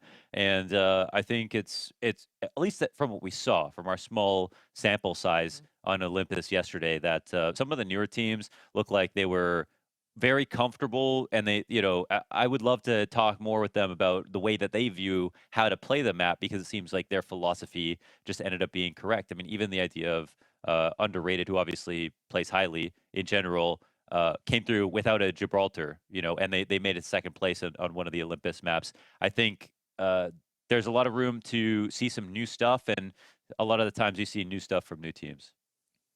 Well, let me ask this question, Scrawny, because I feel like we saw, it's sort of a, what's the right word I'm thinking? Gentleman's agreement towards the beginning of that early game, where you could have had some really impactful bouts between some of our top teams, and they held back a little bit. Is that something that you look at as, it seems exclusively strategic, and that it's something that perhaps they can look at and say, okay, we've got our first game under our belt, now let's unleash for game number 2? Yeah, it could be. I think that that gentleman's agreement that, like, I believe Dan said, like, oh, finally we have a game of like proper Apex, because there was something like 13 or 14 teams in one of the the final couple of circles. I think a lot of that agreement came in at the beginning of the game, and I think it was really emphasized between Scars and KNG, two teams who are trying to really vie for these top positions. So I think you might get that agreement between the heaviest of contenders. I think some of the other guys might keep things scrappy, right? And as we move to Olympus, as you've said, the scary part there for the upcoming teams is that we've had some very good placements from the top of the brackets in Olympus, right? Scars had a win on Olympus. Magicians had a win on Olympus. KNG and AJS, both constant top 3s there. So as this group, I think this game on World's Edge is going to be very important before we maybe get to the messiness of early contention. Oh, messiness and chaos are things we love to see as viewers and as our cast and crew here. So excited to see Olympus for sure. Something else we're really excited to see is a team talking about their strategies and giving us an introduction to who they are and what they do best. And we have one of those profiles right now with another team from our upper bracket. Check out Team Alliance. Never. We are going to get that trophy.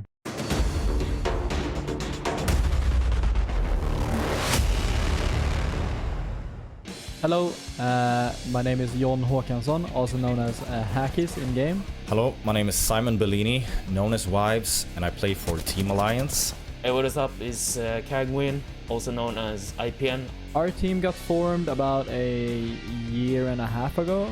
I was one of the core members back then, and then we had to do some changes to the roster, and we took in Hakis because he was a great in-game leader. Later, we discovered that we needed a third. We were basically going through the trials and found the perfect fit. Got scouted out and I picked me up from the trash can. So we have the perfect mix of a team, and we've been playing together for a while. We got 3 roles in our team, and that's in-game leader, support, and flex. I'm the IGL captain and entry fragger. He's a great leader, and he got a great voice for it. He's also the playmaker. He can play any character, but he's mostly on Wraith. I'm playing the support role. I give as much information to the team as possible. He protects our back by shooting people away. He basically just deals a lot of damage and makes sure that people are afraid of us. I play Flex, which basically means I can play absolutely any character, mostly the character that our captain, Hakis, wants us to play. He does everything, both aggressive plays and defensive plays. He's been top 10 on 4 different characters in every final of the major tournament so far, which is insane. We're good listeners, we listen to each other. We want to, of course, be the best together. We've always focused on ourselves, and as long as we do good, we don't care who's in front of us. We literally just focus on our game. As far as weaknesses, I don't think we have any. The team that I'm thinking about has to be Scars, because they showed in the championship that they can really play the game. What are the weaknesses? I would say the worst part about them is that they don't have any weakness. So I'm kind of scared of them. Our team is joining up in the Blast Titans to win. We are here to win. Anything else is a huge loss.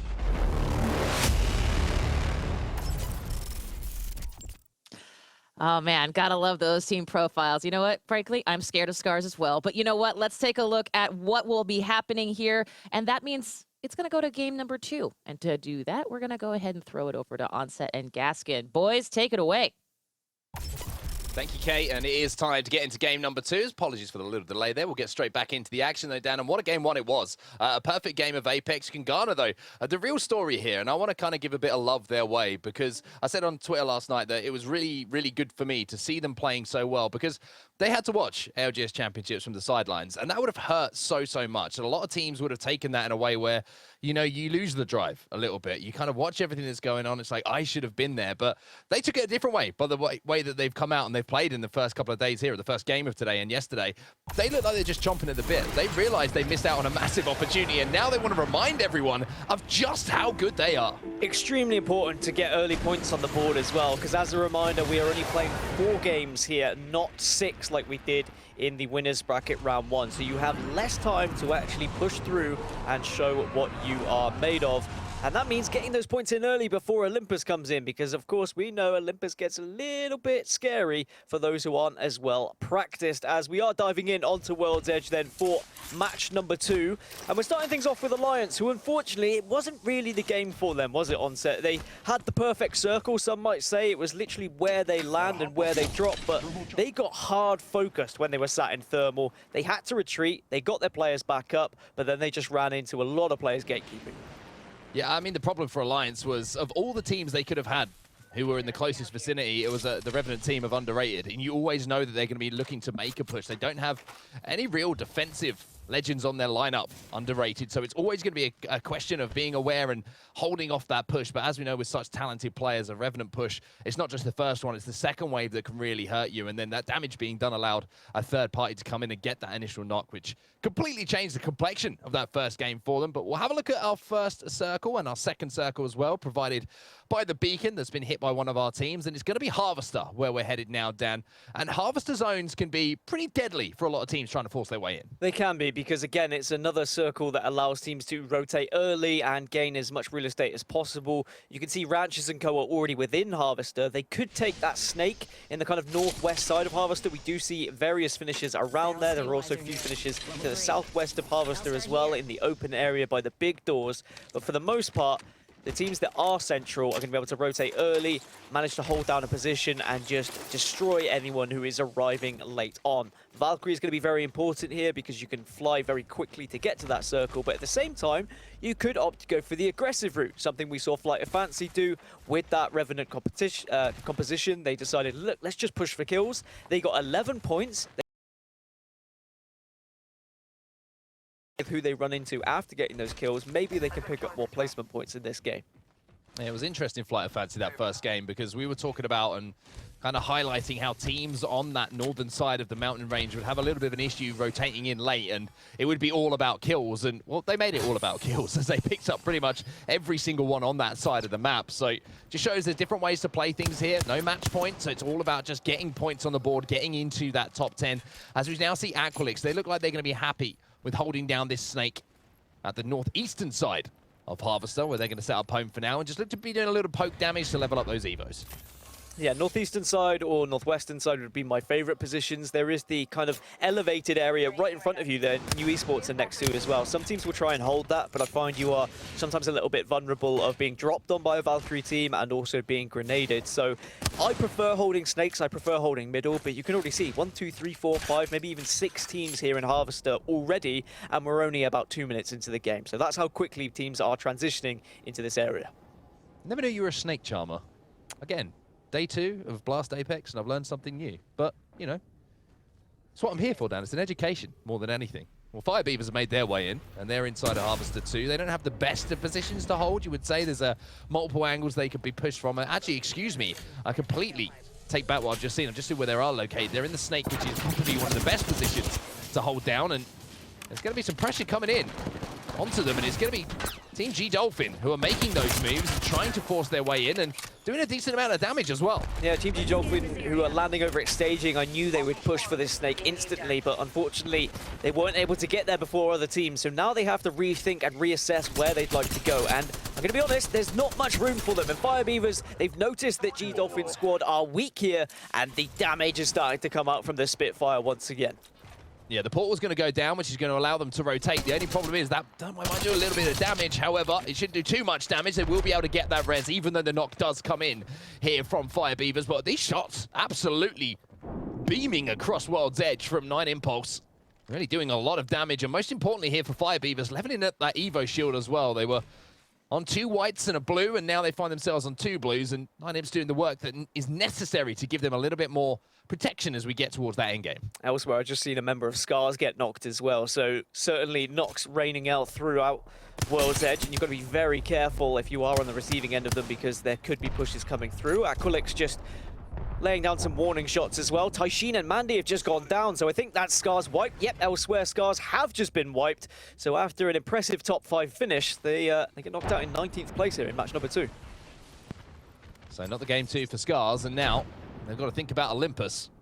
And I think that you made a really good point at the start of this game. You know, it's a 4-match series in our upper bracket as Yuki gets to stick onto Dazzo. That's underrated, who are underneath and feeling the pain of that arc star. A frag grenade going to go in as well, just trying to line this one up to make sure that he can get maximum damage done. And it looks like Aqualix want to really take advantage of this. However, look at this kill feed as Yuki manages to secure 1 kill with that frag grenade, but there was another team who actually managed to get those other 2 knocks. So underrated, unfortunately, will fall early.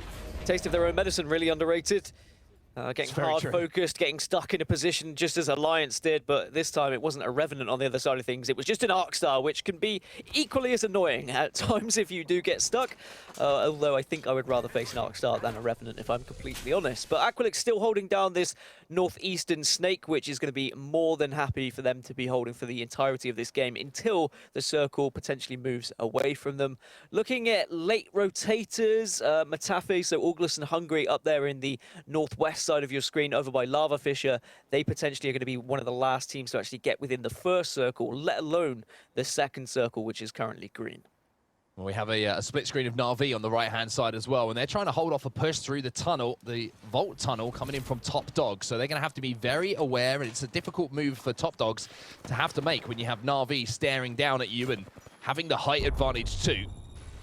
So as that ring starts to close down, the teams get forced into each other. We will start to see a few more engagements, but already 3 going down with a zone like Harvester Central is always interesting to me. It shows that teams are trying to maybe take advantage of those isolated 3v3s a little bit more. As Jarabe is going to pop the ultimate there on Bloodhound to try and give him a little bit more movement speed, a little bit more information with those scans coming in.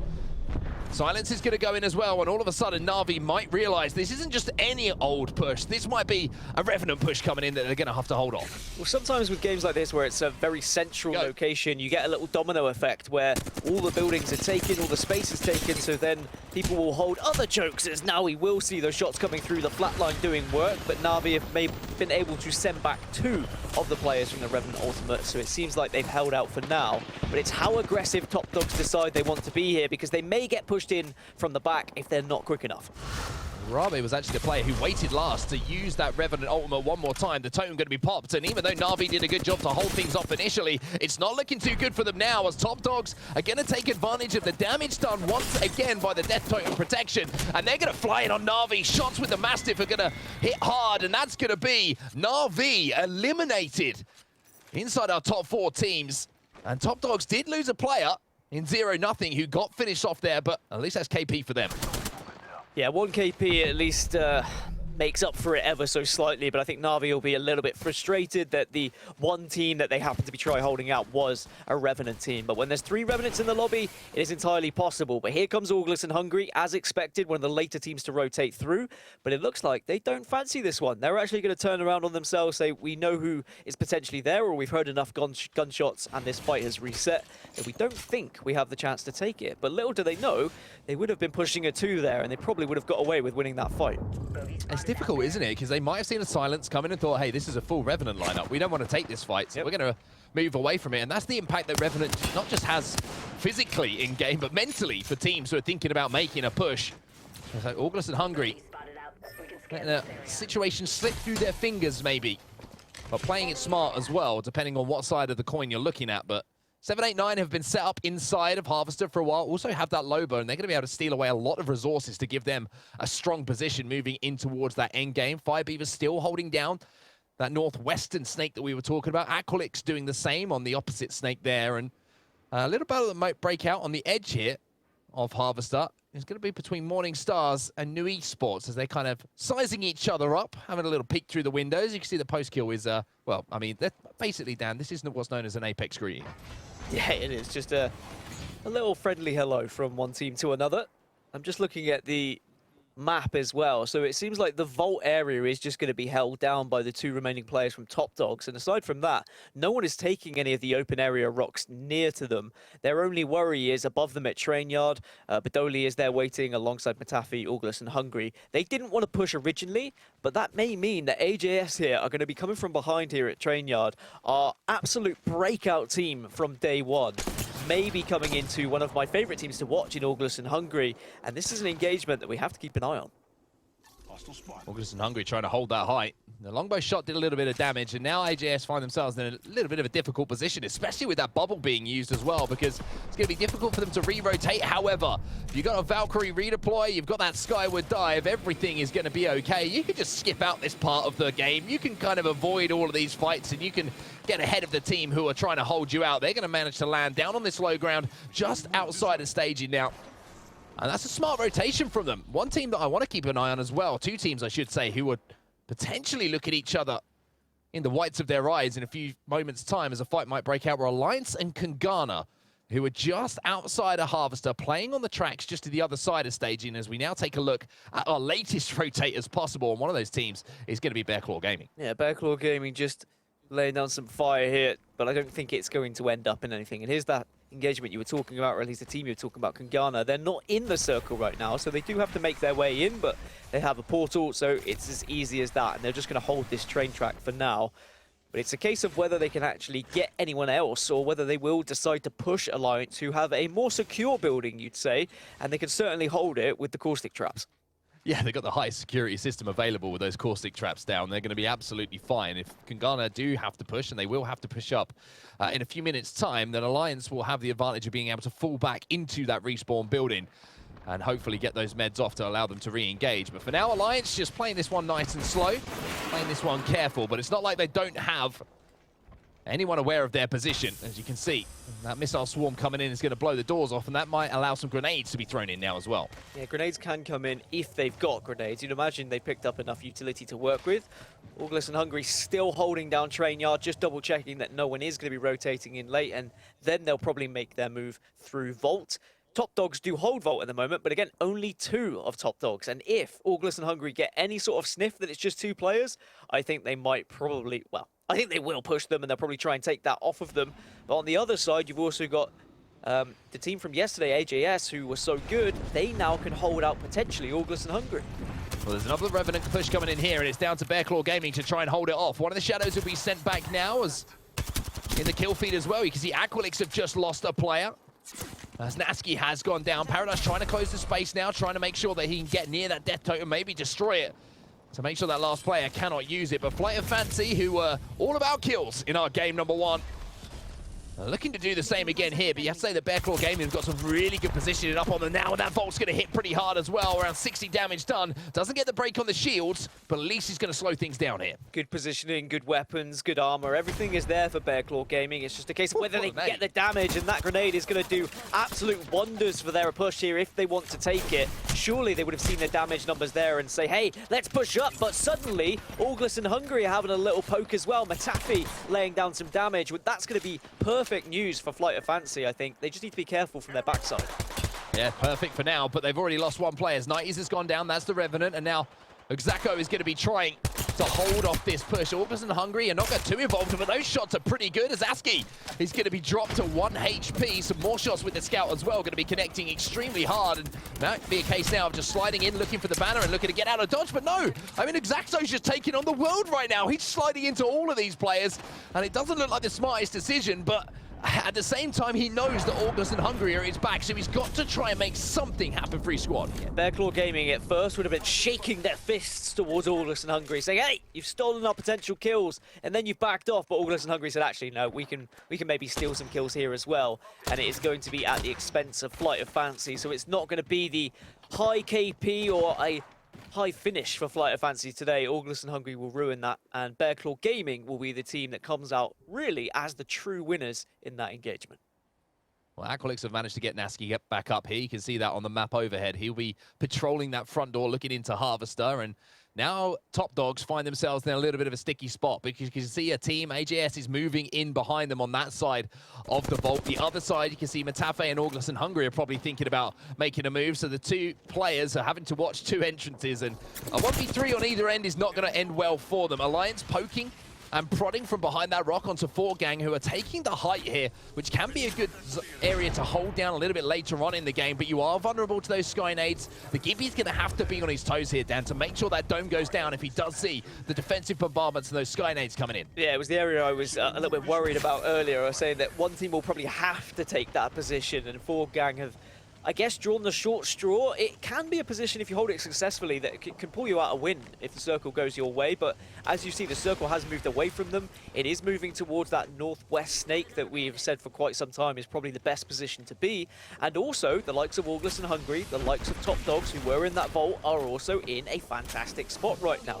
They can just wait, as all these teams in Harvester are going to all have to push out, and they are going to decimate one another, and the rest of those boys who were in Vault will just say, well, okay, you guys have fun, and we'll just clean up the pieces. Kungana now managed to get ahead of Alliance, but they're going to have to hold multiple angles here, as they know there's multiple teams in that choke we were talking about a few moments ago by the Vault tunnel. So head on a swivel and making sure they're not giving any lines of sight to those teams who are in Harvester at the moment. But look at the damage that Phoenix and 4Gang are taking right now. There's defensive bombardments, there's EMPs, there's grenades, arc stars, basically everything that you can find in Apex Legends is hitting them hard right now. Legilolly's lost his shields. Roe, the only player who can really do anything for them now, is going to have to avoid this arc star once more. But somehow, for now anyway, they've managed to survive this push. Well, everyone in the lobby is using all of the utility they've got, and actually I think that was Malawan who's trying to get aggressive now to try and finish things off, but 4Gang with a fantastic hold right now. This is going to be one for the ages if they manage to come out of this on top. Gamer Drones now making their move in as well, going to be slowed down by that arc star there, and Jules is going to have to do some damage here to try and force them inside of that zone. 14 squads now remaining, as we see Ozus in the kill feed picking up one. Taskmaster for Fire Beavers also doing some damage onto Aqualix, and is now down to Sir Del. But when you fall into the open with so many teams still alive, it isn't gonna end up it being too good news too many times, as Del manages to use that knockdown shield to at least stay alive for now. He's gonna have to re-engage, he gets some damage done, but that will be Aqualix now taking out the game. Aqualix just really stuck in a horrible position, and August and Hungary, who are holding for so long, are down to just Matafe now, and unfortunately I think it is going to be the end very shortly for him, dying to the ring. But it was on the other side, it was BCG who were doing the damage, and I think both teams died because of it. And Top Dogs are still holding Vault as a 2, and they will be absolutely delighted that no one's going to be coming from the ring. They were expecting a team to arrive, I'm sure. Well, look at this push coming in from Fire Beavers, and I tell you what, the EVA 8, you hit those shots, you do so much damage, but even though they've done that damage, now they're going to have to hold, because 789 are looking to pick up the scraps here, but they're going to have to back up. There's another team now approaching as well. There's fire surrounding them, and every single team is just going to have to hold, because 789 are looking to pick up the scraps here, but they're going to have to back up. There's another team now approaching as well. There's fire surrounding them, and every single team is just facing danger from north, east, south, and west. He's not going to hit some nice shots and get the knock. Sanya combining with him to do so. It's all now up to Sanya and 9imps to hold each other out.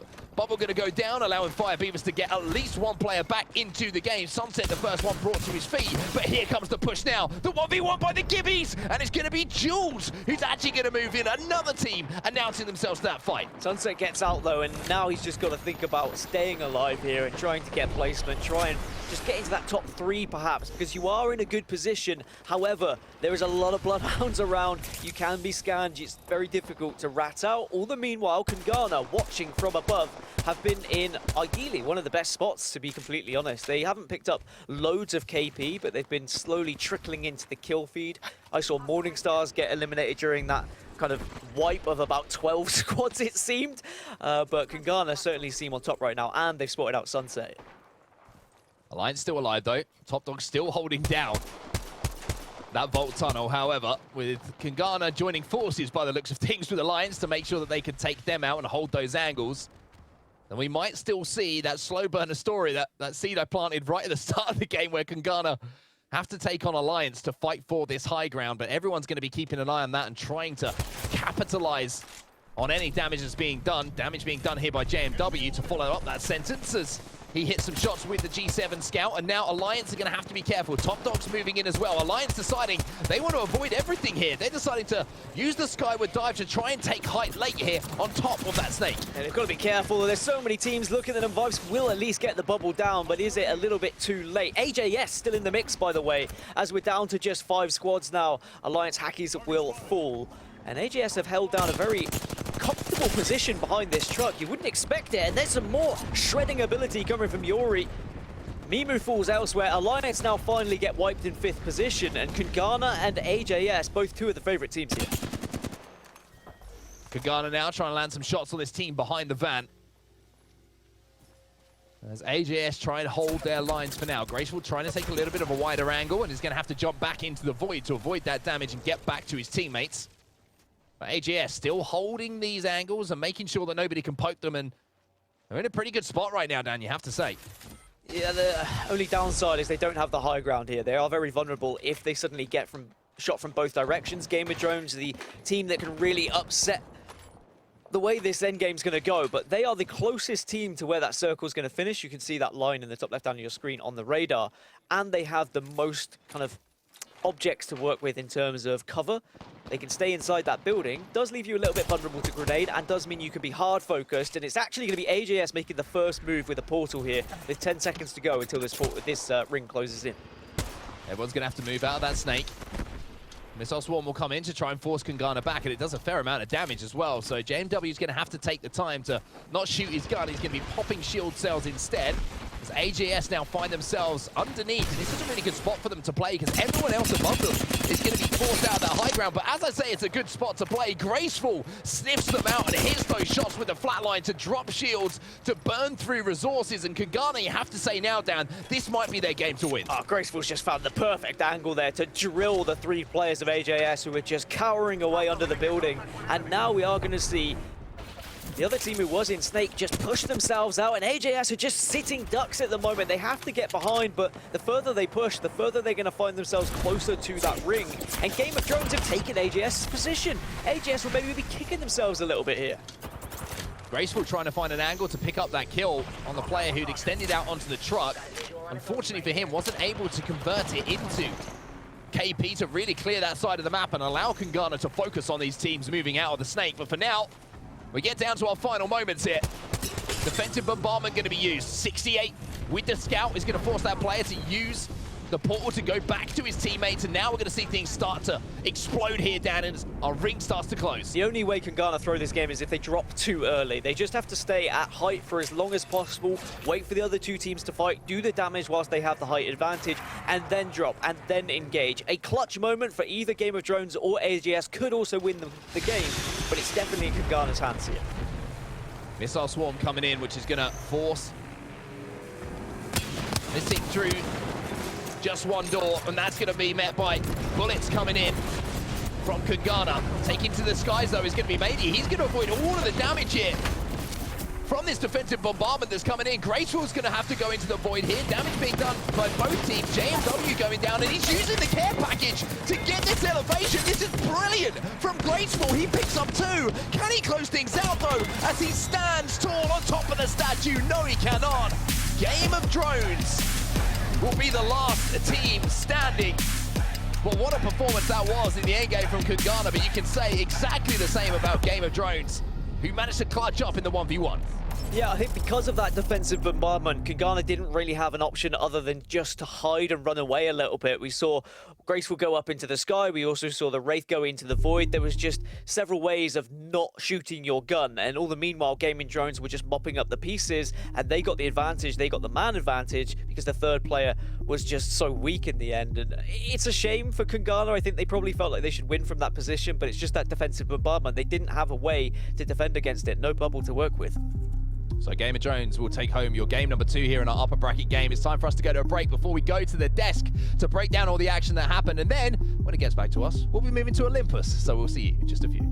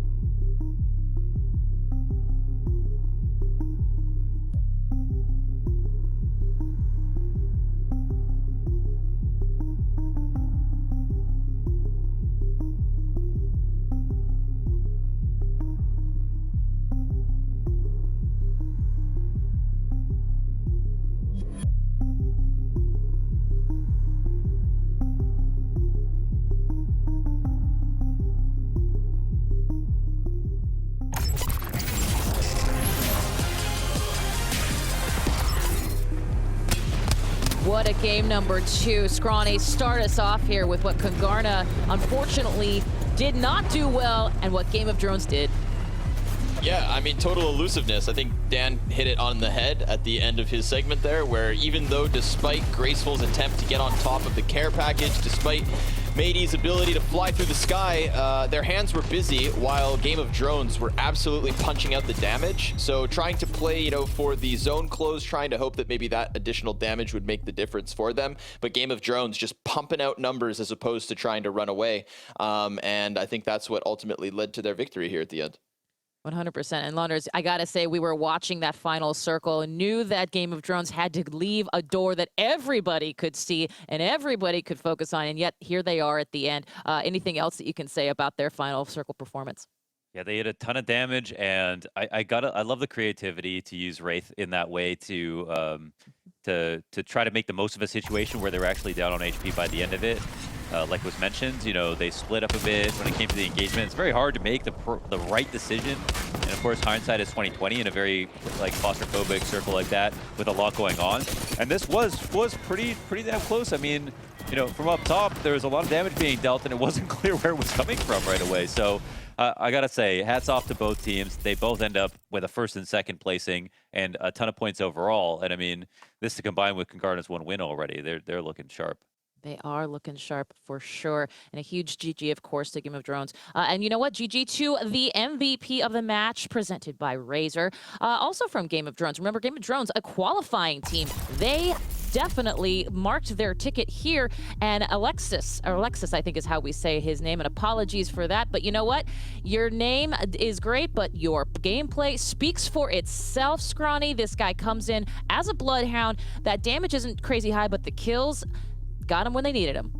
Yeah, exactly. I think we saw them in the highlight package there when Game of Drones decided to go on the chase, when they took that Wraith portal to clear underneath of the snake, when they then used their positioning to get inside the snake tunnel, take down another team. I don't think that Elixir maybe was the most he didn't have his hands in many different pies, but he definitely gobbled up anybody that got in front of him in terms of repositioning, right? That's the thing Game of Drones did pretty consistently here. This late game decision making, again, clearing underneath the snake, getting inside of it, just dealing with the threats that stood in their way, not getting involved with the fights that were around them. Even in that final 3 circle when we had AJS underneath them, they had KNG above them on the rocks, they just waited out as long as they could, decided to pop out from the building. Great use of the Gibraltar Dome in order to dodge the early damage, and then everybody had to dogpile outwards, where GOD just managed to pick up most kills and ultimately the most important kills to finish first place. Yes, they did indeed. And here we are, those Game of Drones. Launders, I mean, they're also rocking a pretty consistent team meta as well. Wraith, Gibraltar, Bloodhound. We've seen that Gibby Dome be so important in the late game, and yet here they are coming at it, throughout this entire game number 2. Yeah, just straight up classic comp. And I mean, they've been around for a minute, right? This is a team who they made an appearance at the ALGS championship. It only came in 28th. Overall, have appeared in a lot of championships or tournaments in general, but just mediocre, average placings, not great. I think the big thing about them is that they've just been around for so long, but they're overdue for a really, really strong performance. They definitely have the experience to do it, and yeah, it shows in the comp, like why they're playing such a classic comp. Well, let's take a look at what that translates to in terms of points and placement here with our Game 2 results. As a reminder, we have 4 games here in the upper bracket. And one real quick other reminder to say, unfortunately, yes, absolutely, we'll talk Game of Drones in a hot second, but unfortunately, number 7, you'll see Magicians in the overall leaderboards in a second. Unfortunately, they abused a bug with Valkyrie, so they had their points expunged from game number 1. Hate to see it, but that's the explanation there. And I apologize. Let's go back, if we can, to that first graphic that showcases exactly. I think it was Scrawny that got excited there for a second. Almost as excited as I get from double digits, but Game of Drones showing what Game of Drones does, to be sure. And of course, not to be undone, Bearclaw Gaming still coming in with 5 kills here, Scrawny. Yeah, 5 kills down there in a deeper placement, like not the best finish. We kind of, I would say, like comparatively to Flight of Fancy, who in the first round gathered some points just based on their early fights. They got involved with a lot of stuff early on, and that ended up costing them. I'm surprised. I actually didn't realize Game of Thrones had such a high tally across the board, right? When we look at Elixir as the MVP, it feels to me like it wasn't, I don't know, I didn't really see Game of Thrones impact across the game. Maybe I was just sleeping at the wheel, but it felt to me like Kungarna was in control. They had the high ground advantage, they had the rocks, they had their eyes on everybody. But I guess Game of Thrones just really made the most of the Wraith repositioning, the Bloodhound information, and then of course the Gibraltar protection to just keep them from piece to piece, pie to pie, moving around as they did, and just cleaning up everyone that stood in their way. So really, I think the takeaway from this one is, off of this performance, unlike in the round one when it was Na'Vi and KNG neck and neck, we have Game of Thrones very much cementing themselves towards the top 10 of the winner's side because of this very impactful game where no other team was able to really keep up to them. And there it is. That's that Kungarna bake sale, if you will. So at any rate, you know what? We have a nice Disruptor map coming right after the break. It's Olympus. It's game number 3 of 4. Let's find out how these pros are going to go. And for that, we're going to actually not even go to a break, because why would we? Let's head right over to Onset and to Gaskin. Get us started in Olympus, game number 3. Guys, over to you. No breaks here. We're getting straight into action. Dan alongside me, as always, and now we're heading to Olympus, and usually I'd love to give you some sort of crazy storyline, but I've got absolutely no idea what's going to happen here, Dan. That's pretty much my takeaway, because what we saw yesterday was pretty much carnage on Olympus. It was very difficult to see teams being consistent across it. However, one thing that did stand out to me was the aggressive Revenant-based teams did have a lot of success because they were able to take those isolated 3v3s successfully. I'll just get my notes, which are on the back of an envelope, may I add, just in case I need to post them to you on set, because I know how you love my statistics and my notes. Just looking at who was able to actually win games yesterday on Olympus really is a big one here for me. We've got AJS, who got a victory. We've got Kungarna, who got a 5th and a 2nd place, but with 16 kills combined across the 2 games. Top Dogs got a victory. Scars got a victory, and Magicians all were able to win on Olympus.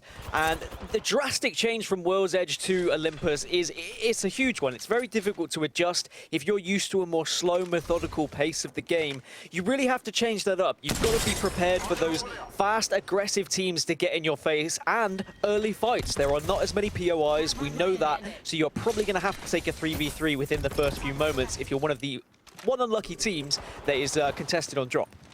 Well, there's going to be a fight here at Energy Depot, and it's going to be Kungarna facing off against AJS. And Kungarna certainly have the advantage as far as shielding is concerned, so they're trying to take advantage of it. They're trying to push and trying to get the damage done. And Kungarna, who have been the standout team without a doubt so far in this tournament, at the moment, taking a hell of a lot of damage from AJS. Yeah, a lot indeed. Medialore has to be careful. Doesn't want to go down here. That's the thing. You don't want to be the first player to go down, but it's going to be a Senti who will fall. So now it's all up to Yuri and Sivin to try and stay alive and take down Kungarna. They've got the first drop, and now it's whether they can push on and take this advantage. And Graceful going in, and he's going in hard to take down the 2nd player. Kungarna demonstrating not only why they were the winners of yesterday, but why they're the leaders of today. AJS wiped off of Olympus.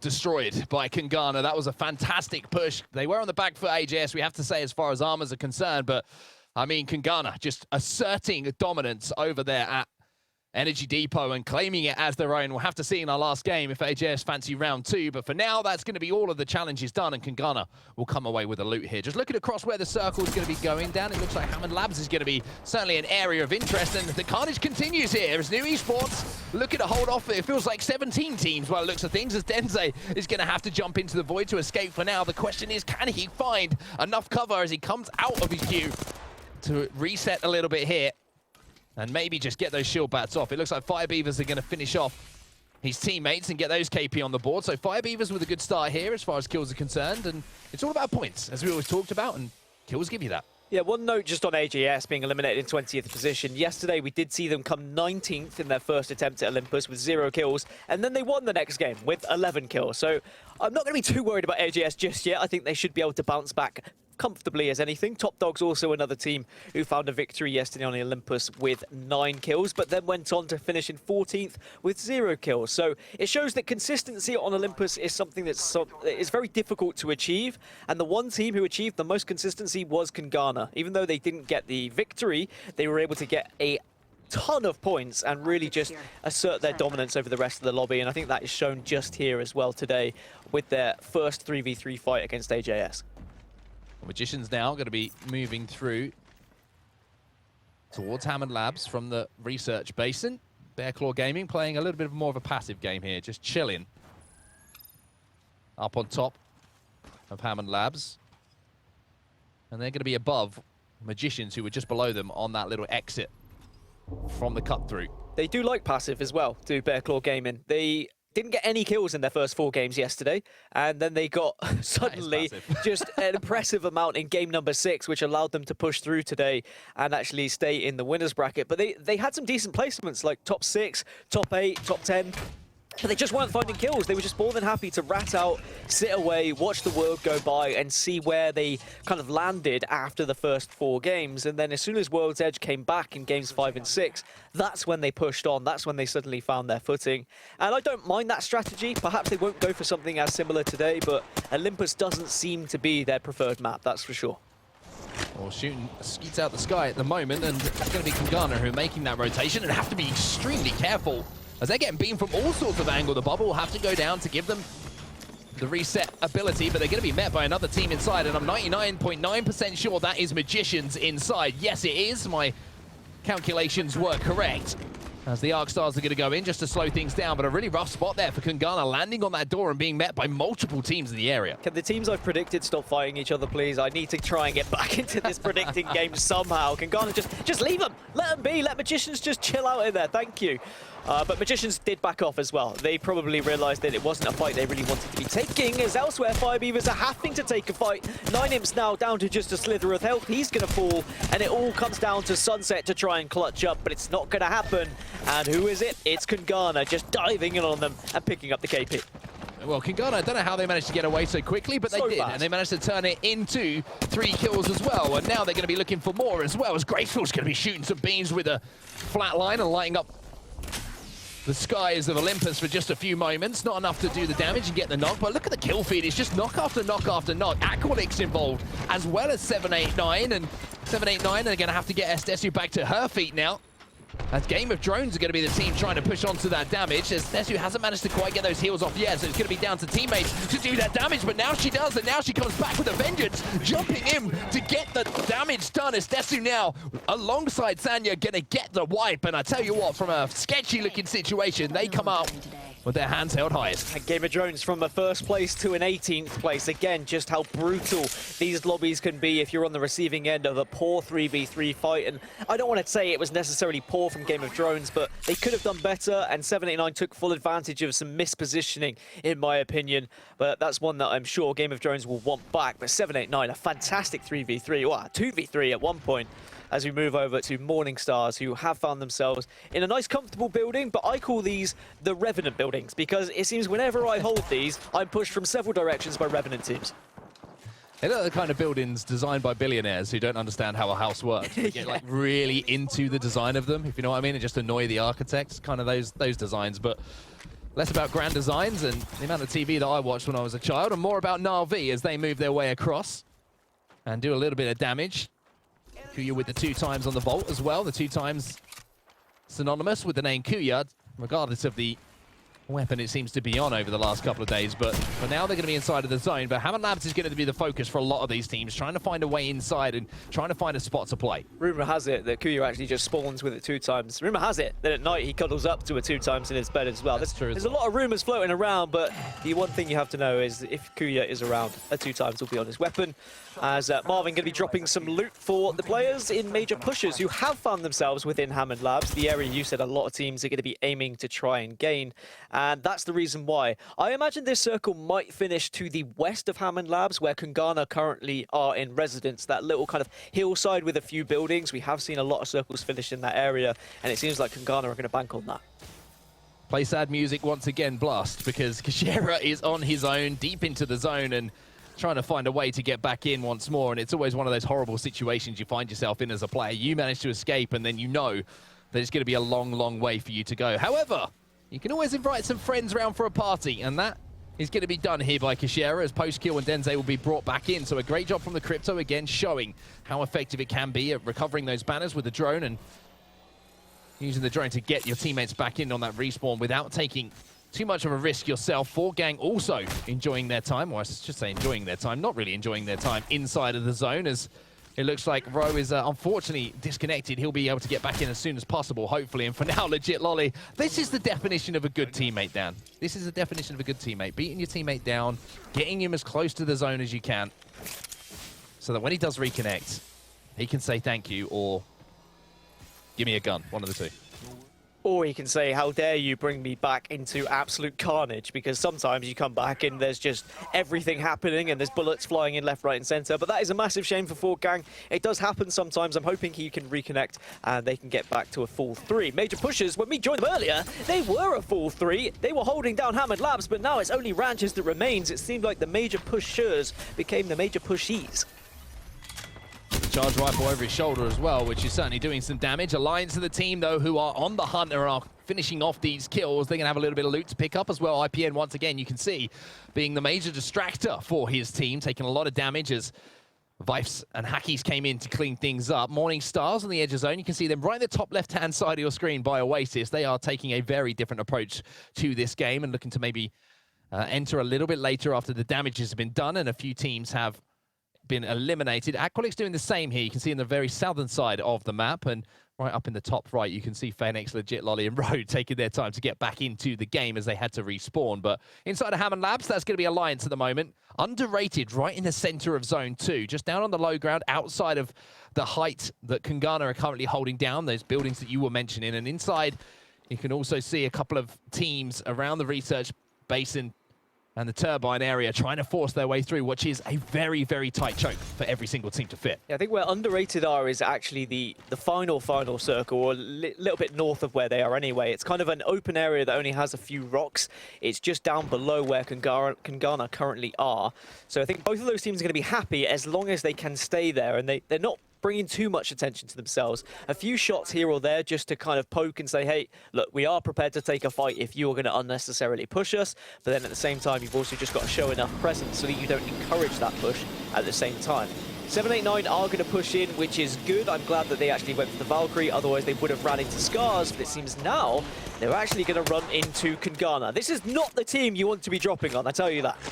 Yeah, it looks like they're going to try and take the low ground and take this building underneath, but Kungana are trying to control the space as well as they physically can and really do some damage and not allow anyone to take any kind of room away from them. JMW is going to take a lot of damage, but JMW did also get the knock onto Esdesu, so she's gone down and she will be finished as well by a combination of players. And now 789, having made that redeploy, the 3-2-1 into the sky for 789 might turn into a 3-2-1-0 as far as players alive on the team is concerned. Well, I believe in Zanya might just be a 2, but there's also another team getting involved. There's Revenant. It's underrated. They say, hey, I fancy getting involved in that. There's a little bit of a mess. Maybe there's some KP we can pick up on, but Kungana will team up with 789 just to send back the Revenant team, and now they can get back to the 3 versus 2 that was already underway. Get out, Revenant, all right? We don't need you right now. We want 789 to have a proper go at this 2 versus 3. Well, Vifes has managed to get a knock with the defensive bombardment for Alliance in that kill feed. Kungana now still holding down this position, and the great thing for them, not only do they have one of the strongest positions on the map as far as height is concerned down, they now, of course, have all of those armor swaps as well, and they might have the ability to engage with the last 2 players from 789 and then re-engage, having picked up a few armor swaps. Shots coming in, though, from Aqualix in the distance, and now Alliance will swap over to them because they're pushing onto August and Hungry. August and Hungry very weak as well. Not much armor to work with. If Alliance time this right, this should be simple KP. It looks like it's just 2 members of August and Hungry. Matafi with the final stand. Can he go absolutely clutch? Doesn't look like it. He will fall, and August and Hungry drop out in 14th position. So Alliance will be really happy that they've found some somewhat free KP there. Just 2 players weak from August and Hungry, but I'm sure they planned and assess that situation carefully. As also Na'Vi are having to think about things here. A lot of edge teams at the moment in a lot of engagements because everyone's desperately trying to creep in a lot of open areas. Yeah, Na'Vi just trying to hold out a couple of teams here. One of them, New Esports, who are trying to see if they can do the damage to maybe create the space for Reds to come up. But the only problem for New Esports is they got Aqualix at the back at the moment. They are the meat in the sandwich, and it's not a tasty one for them as Na'Vi now look to take advantage as well and clean up some of these KP, because it's frustrating to do damage and then have another team sweeping behind and pick up the KP. So Na'Vi making sure that at least they're going to secure 1 or 2 of these KP and take it away from Aqualix. The triple take in the hand of Strafey as well. That could be quite important later on. It might not be a Kraber, of course, but it certainly can do some damage. It could really make things awkward on Olympus because it is such an open space. And it seems like Na'Vi really want to push onto this. So once Kuya got back to health, and then he's getting involved, he flies on in, but does go down. And it is going to be a 2 versus 2, but it doesn't matter because the rest of Na'Vi will join him just a little bit later. Kuya being the distraction to initiate, and Nesh and Strafey fly in to finish things off. Yeah, really smart play from Na'Vi as well, because it wasn't just, they wanted to secure those KP and make sure that they wipe New Esports. It was recognizing the fact that Aqualix had taken a rotation away from that fight, so they wouldn't be third-partied. A smart decision, good recognition of what was happening on the battlefield from them, as we now jump on board with Scars Europe, who are trying to force their way a little bit closer to Circle, and they're down at the bottom left of your screen. Aqualix are now going to be behind them, so Scars versus Aqualix is something we'll have to keep our eyes on. And this is the circle that I was talking about. So Kangana slap bang in the middle, underrated also in a fantastic position on the edge of it, but it's slightly a difficult spot for underrated because they are vulnerable from various angles. Kangana have far more cover, and I love that they've really been dominating this space. They've been laying down enough fire to ensure that no one can push up on them too comfortably, and also when they did get dropped on, they took that fight straight away. They didn't allow it to be elongated, otherwise they could have been in a position where several other teams turned up. I know underrated, they did try and third party a little bit, but Kangana, at least they did the damage early and were able to just dominate the top spot of this position. Magicians now in a battle themselves, managed to send back one of the Revenant players, and now they're going to have to hold for that second push coming in. No surprise to see it's Top Dogs coming in, and Top Dogs doing the damage. The question is, are they happy enough to push once again? And if it's me, I would say yes. All the shields are broken now on Magicians, and it's all going to be onto Top Dogs to convert the damage into kills. However, Maliwan doing a really good job. Unfortunately, one player has dropped. It's going to be all up to Ozus, and he will get the kills. And I tell you what a hold that was from Magicians. The only problem is 2 players have gone down and they're going to be forced to move as well. It was such a good hold from Magicians, but I think that we started to see one player sprint away because the third party had arrived. That's the only downside with Revenant pushes, is that, okay, I understand you want to play aggressive and you want to get in the face of your opponents, you want to pick up the KP, but you do kind of ruin the game for the team you are pushing. Magicians, even though they had the hold, they just weren't able to, just get back to a full 3 because it just invites so much pressure from other teams. Strafey has fallen, but the bounce pad will allow him to launch right back close to the zone here, and they should be getting him back up to a 3 as well. They have to safely res him as well with the little head glitch in front of them, as well as the cover. So work to do here for Na'Vi, and it looks like Mandy wants to get involved. Mandy not going to be able to hit that shot. However, Taishin does pick up one onto Nesh, and now it's going to be a 2v2. You can see from the point of view of Mandy, his 2 teammates pushing in, but Kuya holding his ground and holding strong against Scars once again. Kuya, that aim is looking nasty. Scars gone out, Alliance fell at the same time, so that's 11th for Scars and 10th for Alliance, if I've got my eyes correct, which I believe they are today. Kangana, though, still sitting pretty, and they can still wait and be patient. Aqualix are their main concern right now, just having a little look over towards the Crafter to ensure that they're not going to be pushed. But it's underrated, who are kind of waiting right on the edge, and they will be okay where they are, but I have a feeling they'll want to move from this position. So as soon as they are ready to jump with that Revenant ult, they'll probably wait for the position where someone has pushed another team and they can third party. They'll try and use that opportunity to reposition so they can get in a better spot for this final circle. Well, they're going to have to reposition now because that Arcstar has done a lot of damage onto Underrated, and now Bearclaw Gaming trying to push off of it. They're going to be silenced on the door, which is going to slow things down for now. The EMP's going to come in as well, and all of a sudden it's kicking off here. ASCII, K-Swinny involved in a battle, and the last player alive, Dazzo, is going to be facing 3 fairly healthy players coming in for Bearclaw Gaming, and I mean, the situation is looking pretty perilous. They will be wiped, and Bearclaw, they got claws out.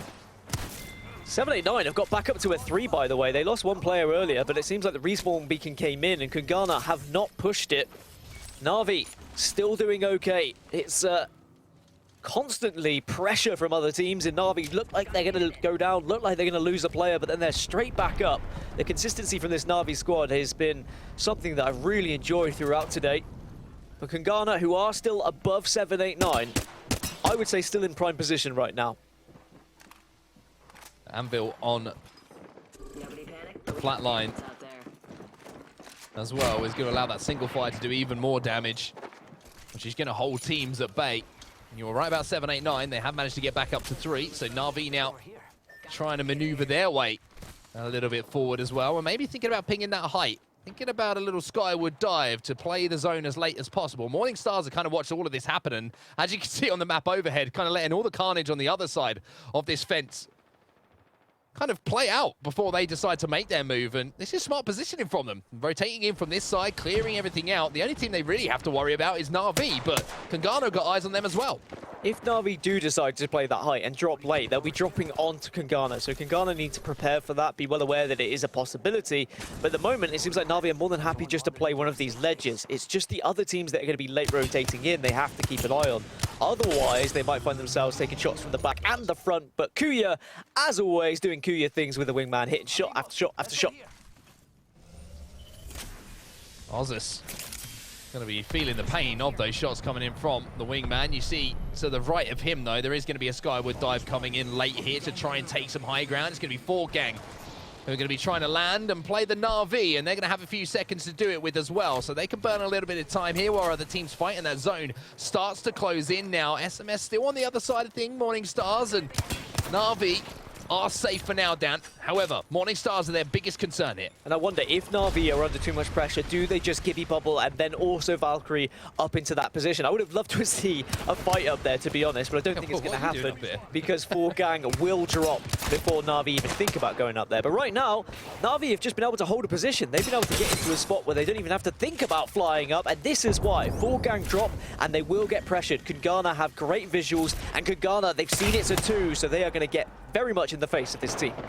Great baiting here from Graceful as well. He's going to be doing some damage as the Wraith. Can he get back in time? Yes, he can. Can his teammates convert them into kills? It doesn't look like it right now, but Graceful's still the kill leader in the lobby with 5 to his name. The defensive bombardment is going to be sheltered, and not too much of a concern here for them as they're inside of this building. The ultimate accelerant going to be popped as well, and it did seem like they managed to get one knock onto 4Gang. Legit Lolly using that knockdown shield to try and close things out, but look at this. Once again, aggression coming in from Graceful, trying to take these wide angles. It's perfect Wraith play coming in for the Kangana man. 789 briefly thought about having an engagement there with Kangana when they heard the shots ringing out. Maybe there was enough damage that Graceful was going to be weak, but they saw Graceful was at full health, so they said, actually, nope, we'll just go back down and we'll wait for our second chance to push up a little bit later. Round 6 is going to be closing in 5 seconds, so those teams who are on the edge are going to have to start moving in.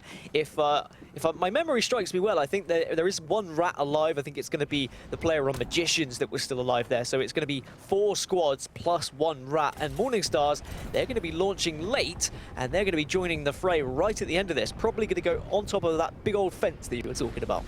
I'm going to try and get this right, Dan. I'm going to give them a countdown, all right? But if observers let me down there. I was going to give it the whole thing. But there is more important things happening than that right now, and that's going to be Kangana, Na'Vi really engaged in a fight here. Na'Vi taking the high ground above Kangana. Still 789 behind, and below, I should say, as the skyward dive does finally come in. There's going to be a little bit of cover provided here by this mobile respawn beacon maybe being used, but at the moment it's just everyone's going to focus on Morning Stars, where they land, and if they can get the damage and they can secure those KP. Yeah, Na'Vi and Kangana are just going to be absolutely drilling Morning Stars here. The bubble will protect them for so long, but meanwhile, this will give a chance for 789 to reposition if they want. This is going to be one hefty engagement with 4 teams all just drilling one another, and we still have one rat in Magician still lurking somewhere. I don't know how he's still alive, but he's definitely somewhere on the map, as finally we'll see Ozus eliminated, and now we're down to 4 squads, and all 4 squads have 3 players. 789 taking the low ground.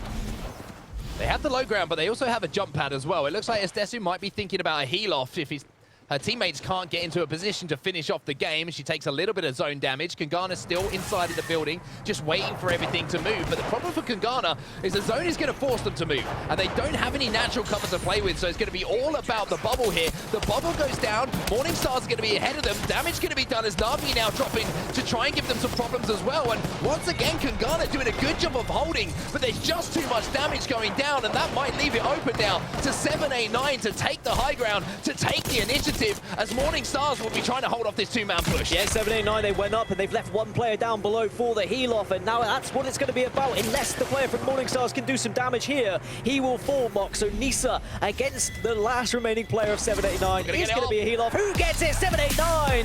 And that's like the Apex of old. I love a good heal off, but it's 789 who plan excellently. Estesu doing her job correctly.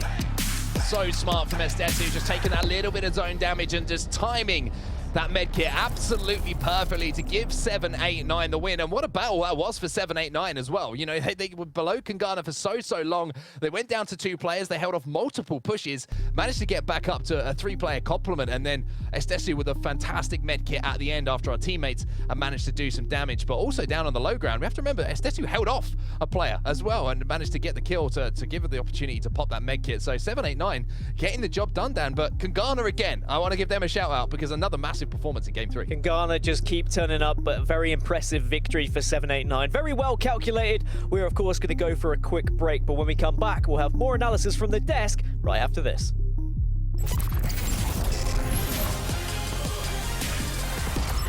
In arenas, there is kind of pointless to pick up snipers or some rifles like G7 Scout. My playstyle is, I would say, it's between like slow to like medium pace. I try to play for endgame basically. We're not rushing at the first seconds. We're trying to play with zone. We're trying to poke enemy because we knew that we have more batteries than they have, and we're trying to exhaust them before a real last fight. So we're gonna be healthy, as much healthy, and they're gonna be like low HP. Some of the weapons I use would probably be snipers or like scouts, like marksman weapons. Also wingman. I prefer to play with wingman and SMGs, and of course EVA shotgun. I think this is like the best loadout for arenas. Going into round 1, I would buy the Havoc. My default and my whole team default is for first round is by wingman. The reason why I buy Havoc is it's a very strong weapon up close. The best pick is a wingman for us because it requires only aim, right? And it's good enough to make a damage to poke enemy, and whoever hits most, those guys will win the first round as a rule. I'd also buy 2 shield cells to go with this in case my team also needs shield cells, because you also get a limited amount. It allows my team to obviously choose like other weapons and like other choices of abilities and stuff. And I'd also buy an extra grapple from Pathfinder so I can like work around the map and play based on how my teammates are playing. My dream loadout for arenas is purple wingman, purple EVA as a second gun. For the weapons I would use Carbine and EVA. I would both max them out to purple and choose 2x on the Carbine and 1x on the EVA. Then 3 frag grenades, as many bars as I can buy. The max meds that you can, obviously, to keep your like team but not only yourself like stable throughout the whole like match. I would also buy Pathfinder's ultimate and the max grapples. And abilities with my ultimate zipline. So yeah, this is my best loadout in my mind. So also depending on the map, I would choose either Arcstar or frag grenades as my main choice of grenade. Usually I never use more than 2 or 3 grapples, but I will definitely buy more if I could. If I have like a lot of spare money, I will buy more just in case. But usually 2 is more than enough for me.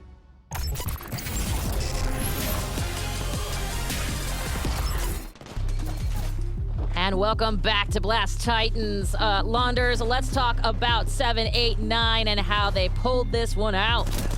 Yeah, I mean, they're a team, I feel like they were built to play Olympus. I don't know how much they're comfortable on the map just yet, but they are such an aggressive team. They're constantly looking for fights. The last time we saw them play Olympus yesterday, they did the exact same thing.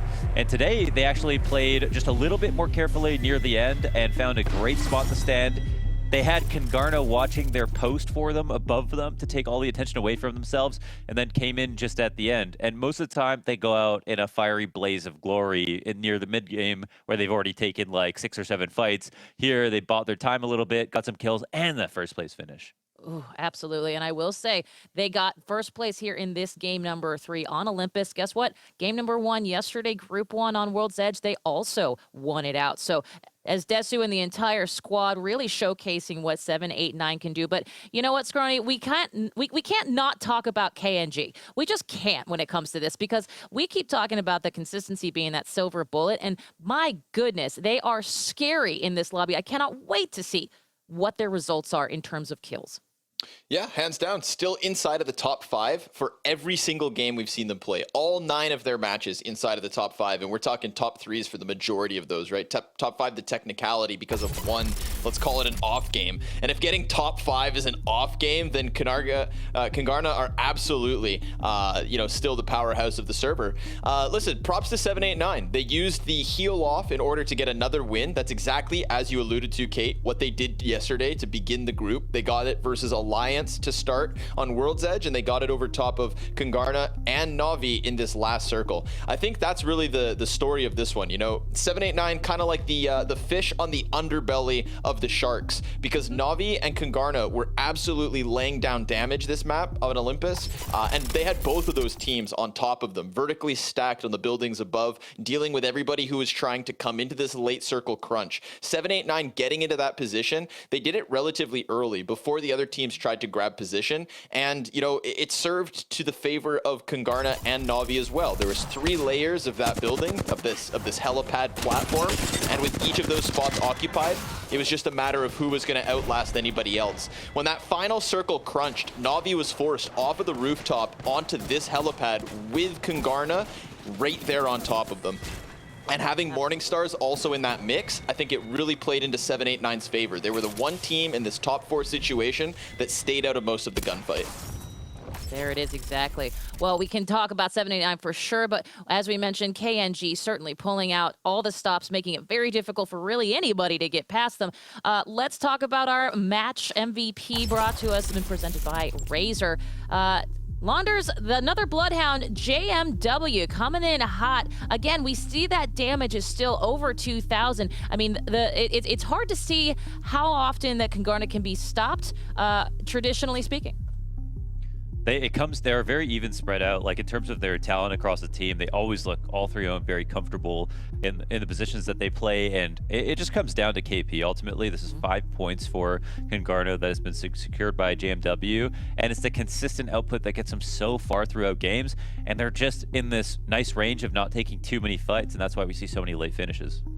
And I want to also ask Scrawny, so Kangana is doing so many things right, and we keep talking about them for a reason. I want to talk about positioning, because time and time again, we see in the late game, certainly, I shouldn't say even in the late game, we see their positioning on point. They seem to always be in that perfect positioning for that final circle. And I guess the reality is that we've also seen that they are incredibly talented, they are incredibly aggressive, but they know what they're doing and they are strategic. Scrawny, my question to you, I guess, is, how much does strategy and how much does a great zone pull really pull into Kangana's success here? Yeah, so I think zone pull is a good example.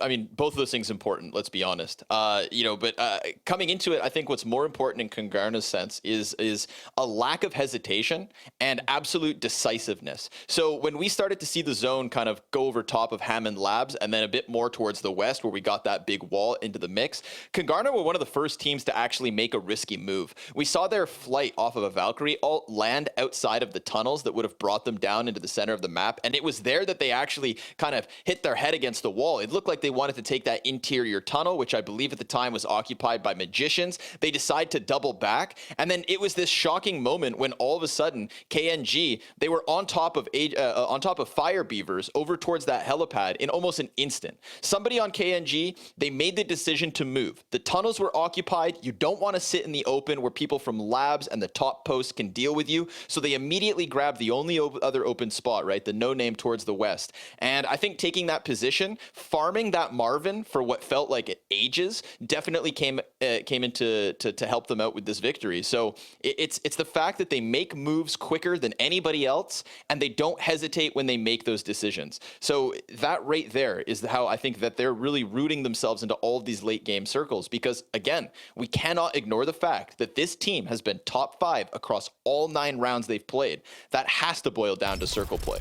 100%. And I want to go real quick here let's talk Na'Vi for a second, because we see, Yeah, exactly. Yeah, talk me through this one, Scrawny. You're on a roll. I'm just going to sit back. Yeah, so this is the example I'm talking about. Kungarna, they just made the flight. They start getting hit from the helipad that they actually end up using to win. They open up the doors, and they use this chance to heal, of course, right? Gibraltar ult coming in clutch, or bubble, rather. And you see Mady at that moment, right? He's checking above them. They know they've been engaged from behind. They know there's a player inside of the tunnels. They're checking all around, trying to gather information before they can make that clear, concise call, which we then saw was, let's go deal with the guys who know we're already here. They take out Fire Beavers, and they held that position for the rest of the game.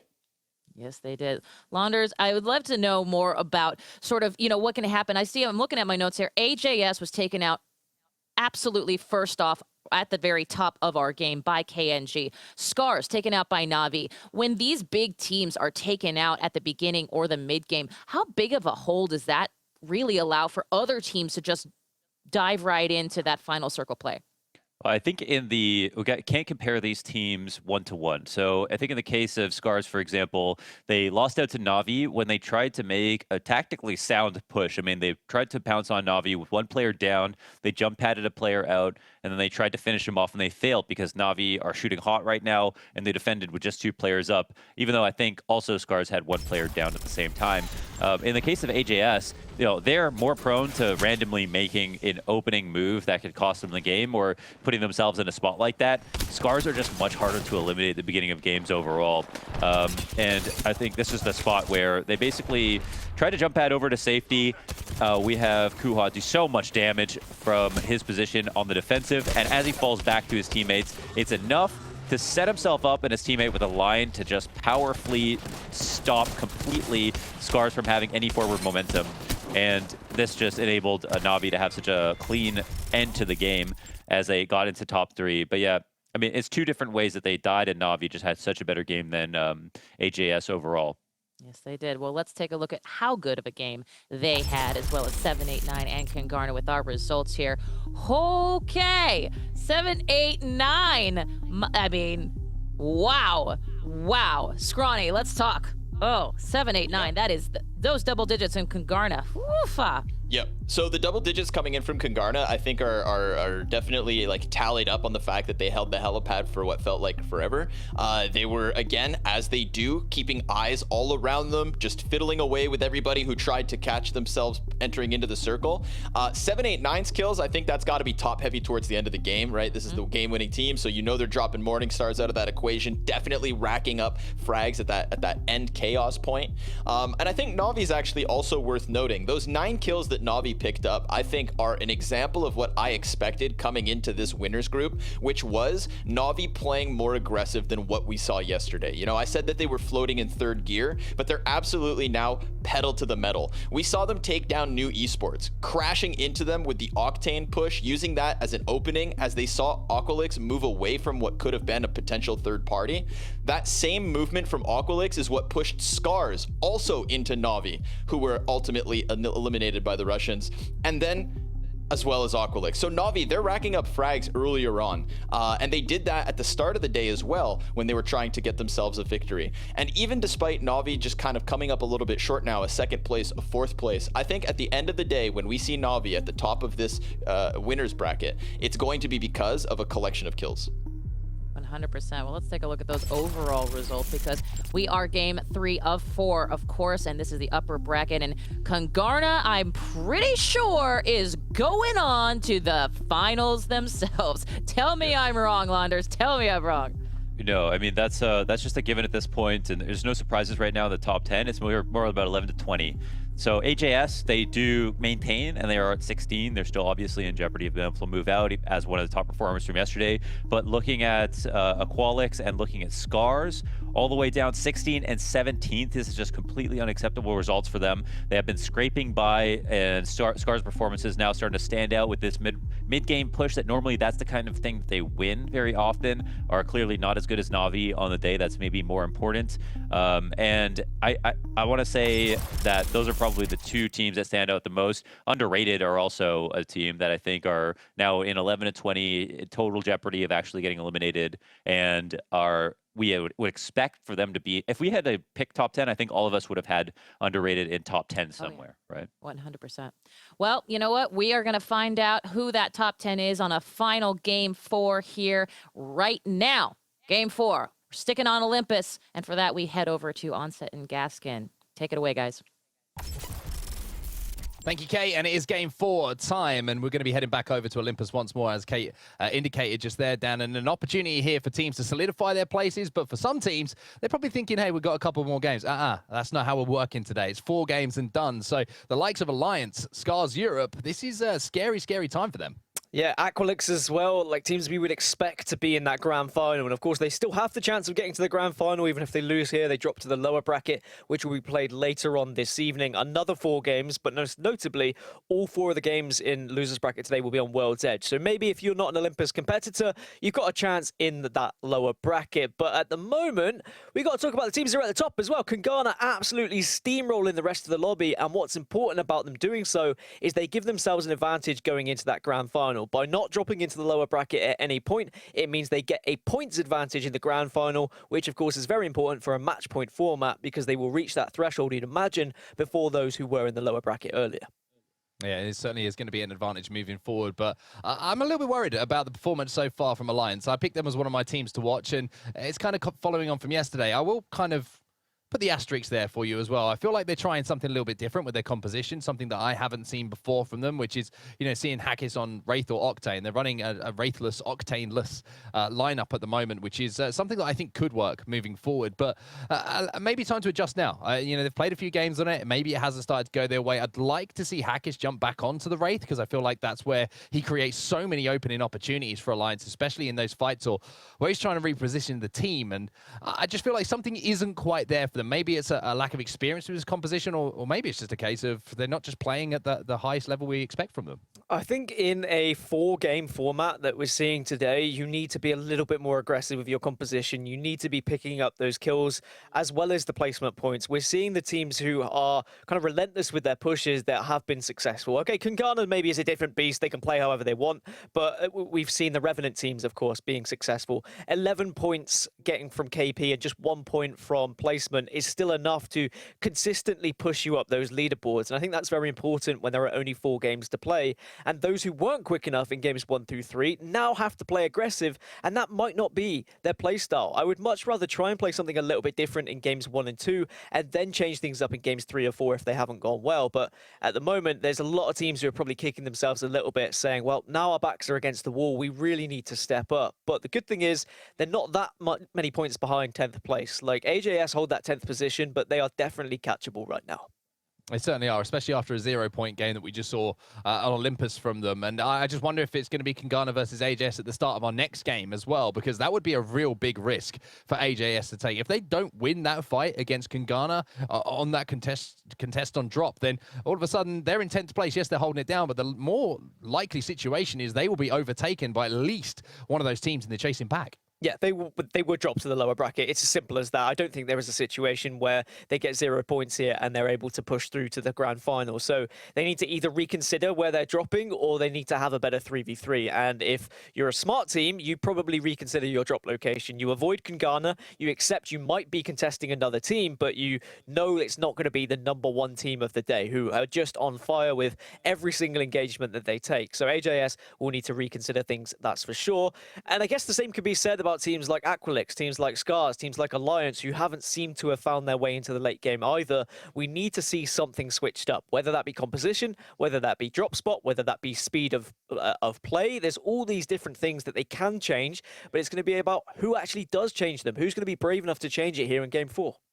We'll have to see if there are a few POIs open. There definitely were more than one contested, as you would expect on Olympus to start our previous game. But one area I think that might have been open, and I might have been mistaken as we saw the players dropping in, was actually Elysium. So there might be a POI that is open for the likes of AJS to move forward and try and get some loot and get into the game instead of being contested almost immediately. But, I mean, the short format really does put pressure on these teams, Dan. You know, 4 games it's over before it feels like it started. We're so used to, you know, longer series in Apex that there is no room room for mistakes here. But in the same way, what 789 have done now with that win, they have pretty much solidified their place into the top 10. So one performance really can be the difference for these teams. And as I mentioned, I think this is slightly different from yesterday as well, because when we saw teams that had already qualified for winners bracket round 2, they played very carelessly. They were ruining each other's games. They were pushing in areas they probably wouldn't have pushed, just aping on teams and inting teams that they wouldn't do in your normal competitive game. Now that there is still something on the line to play for those extra points when you get into the grand final, we still should see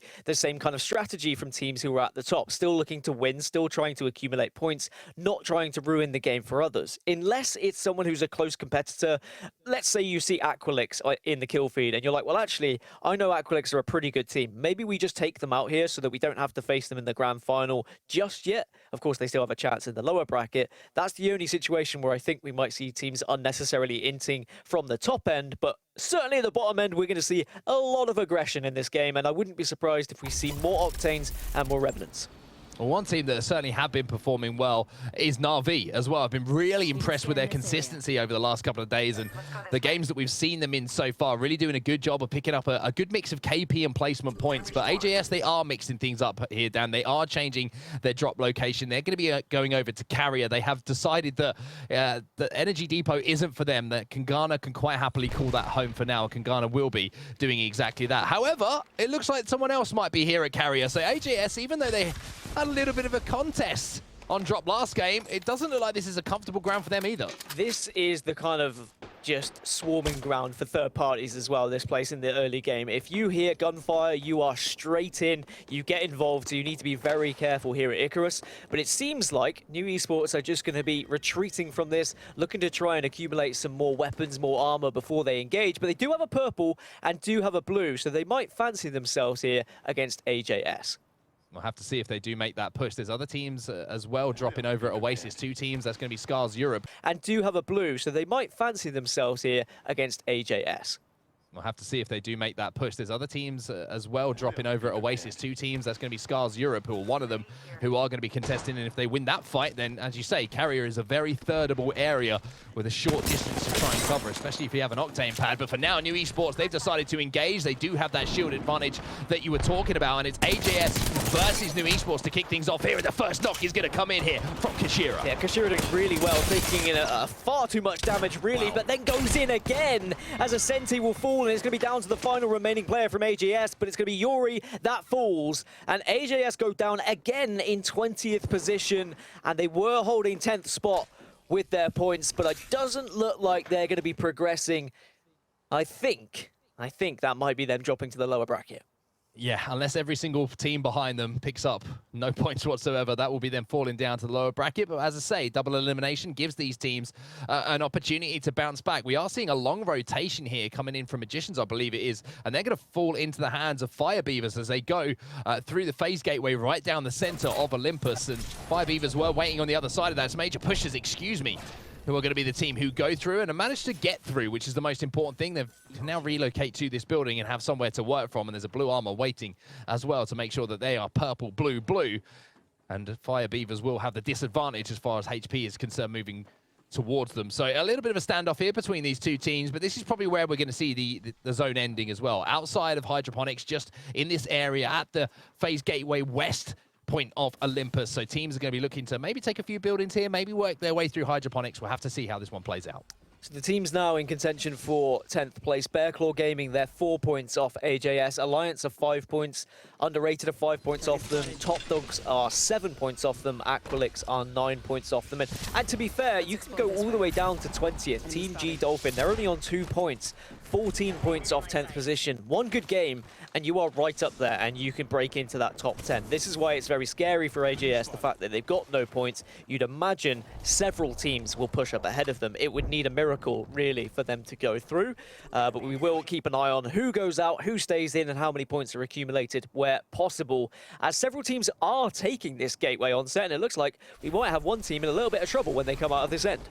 Well, a little bit of protection here for Na'Vi. The dome is going to go down to give them 2 seconds, and this is really, really smart. Straight through phase gateway, straight into the skies, and straight into a location they will call home for a few more moments after this. They're trying to move towards hydroponics, but you can see on this map overhead how many teams have already made a quick rotation, Dan. It's going to be pretty uncomfortable. A few neighbors knocking on the doors for these teams as they do land. Na'Vi will be safe inside of this building for now. However, you can see that Sunset from Fire Beavers is down on the low ground, so they're going to have to be careful that he doesn't poke up. But Na'Vi with a smart play, using all of the abilities of the Legends to make sure that they can find somewhere to call home. They're just going to be delighted that they found a building. It didn't look too great when we saw that third-person view and there was just teams in every single position, but thankfully, there is plenty of buildings here in Hydroponics, so they're going to be okay for now. And we're going to have a little bit of a standoff, I would imagine, with all these teams just waiting for the late arrivers, as there is an engagement happening elsewhere. Top Dogs getting involved with Alliance, and Alliance are going to be wiped. And that's their chances of carrying on in the winner's bracket and getting to the grand finals eliminated. They will be dropping to the lower bracket. An opportunity for Alliance to get some more games in on a new composition is probably what you'll take away from that one. Alliance really not at the level you would expect from them today. And 789, well, the winners of our last game are making their way all the way across Hydroponics here, maybe thinking about taking a trip up to Elysium as well. But it's going to be the low ground, these small shed buildings, which they will establish themselves in for now. So loads of teams moving towards Hydroponics here, Dan. Lots of teams starting to stack up, and 18 squads alive. Something we love to see in Apex. Well, I guess the good news for AJS is that Alliance were wiped. They were one of the closest competitors to actually take 10th position off them. So now the focus goes back to the likes of Bearclaw, the likes of Underrated, and Top Dogs, Aqualix, August and Hungary, Scars. I mean, the list, to be fair, goes on. I could name every single team. There is a possibility that AJS do still get through. It's a highly unlikely one. But here's 789 taking down Kuya. They found a weak Na'Vi. Nesh is doing his best with the Mastiff, but I don't think it's going to be enough. Sanya moving in to just clean things up here, but no, it's not that easy. As Desu will fly through. Ooh, strafey. And she will be one of the last players alive here for 789. She'll get the final kills and manage to get at least one teammate up, you would imagine. But with so many teams in close proximity, I'm a little bit surprised to see 789 take that risk so early on here, Dan. Yeah, and I think there was footsteps behind, and that's why Estesu has retreated, didn't go for the revives, and instead just tried to apply a little bit of pressure here onto August and Hungry. But after inting onto Na'Vi, it looks like 789 might also suffer, as here comes the push from August and Hungry. They will get the wipe. 789, after their victory, will be taken out of the game. From one extreme to the other for 789, out in the top two after being top one. And August and Hungary seeing that opportunity. Well, they're not going to let that one slip through their fingers. They are safe for now, but they're going to have to work their way up. And as you can see, with the Bloodhound scan, when you see 376 scans and people being located by that you start to worry and you think about not moving too much. So Morning Stars are going to be playing Power Station West, which is just inside of the next zone, but not the one after that. There's a little bit of a scuffle going on behind them as well, and this is going to have to be very careful here, as Master's going to have to pop a battery as he tries to hold the lines. The G7 Scout will do the damage, and the defensive bombardment will allow them to at least create a little bit of space here, Dan. However, they're trying to keep moving because there's more teams moving up on them, and this is not looking like good news for Morning Stars. Oh, poor Nisa. As one player will fall, and it's Team Dolphin, by the looks of things, who are trying to get ahead of them. Morning Stars, they just got out of dodge there. The Valkyrie ult was popped, and unfortunately the Gibraltar got left behind. Perhaps too heavy to be taken on that flight. And now Morning Stars will be down to just one Mask, the lone remaining player for Morning Stars. And every fight is a little bit scary for all these teams, because from 5th place down to 10th place, you are vulnerable. There is quite entirely a possibility that several teams jump up from the bottom 10 and can overtake you. So you don't want to be falling early on. You want to at least be securing, I don't know, let's say 3 placement points, or maybe even 2. Just getting into the top 10 is going to do wonders for your chances of getting to the grand final here. Mask is not going to be in that zone. You can see it's closing in, but at least going to be very close. Here comes a push then by the looks of things from Top Dogs. Or maybe it's just using the Bloodhound ult to cover as much ground as possible. There are teams in front of them, and they're hoping they might be able to do some damage or think about a third party, but a little bit of a risk to go from such a difference in elevation to try and take that fight from the low ground to the high ground. And for now, it looks like they've spotted out another team. They're going to slow things down and change their rotation slightly. Only round 1 here closing, so they're not going to be taking too much damage from the ring. However, they have to be careful. 4Gang, unfortunately, starting this game off as just 2 players. Trying to play this one as slow as possible. As you would imagine, placement points and anything they can take away from this kind of game is a bonus for them. Yeah, they're 10 points behind 10th position, so it's going to be difficult for them. You have to feel for them. You don't know why Their third is having some issues, but alas, they will do what they can to try and break through. And it'd be even more of an impressive story if they do get into the top 10 and get to the grand finals. But hopefully, if they drop down to the lower bracket, they'll be back to a full 3 before that starts. A few teams still just hovering around in the red. Team at G Dolphin are just waiting and gatekeeping, it would seem. But 4Gang are going to be getting involved in a little bit of an engagement here. And let's see what they can do in a 2 versus 3. I'm afraid I don't think it's going to go well because it's Top Dog on the other side.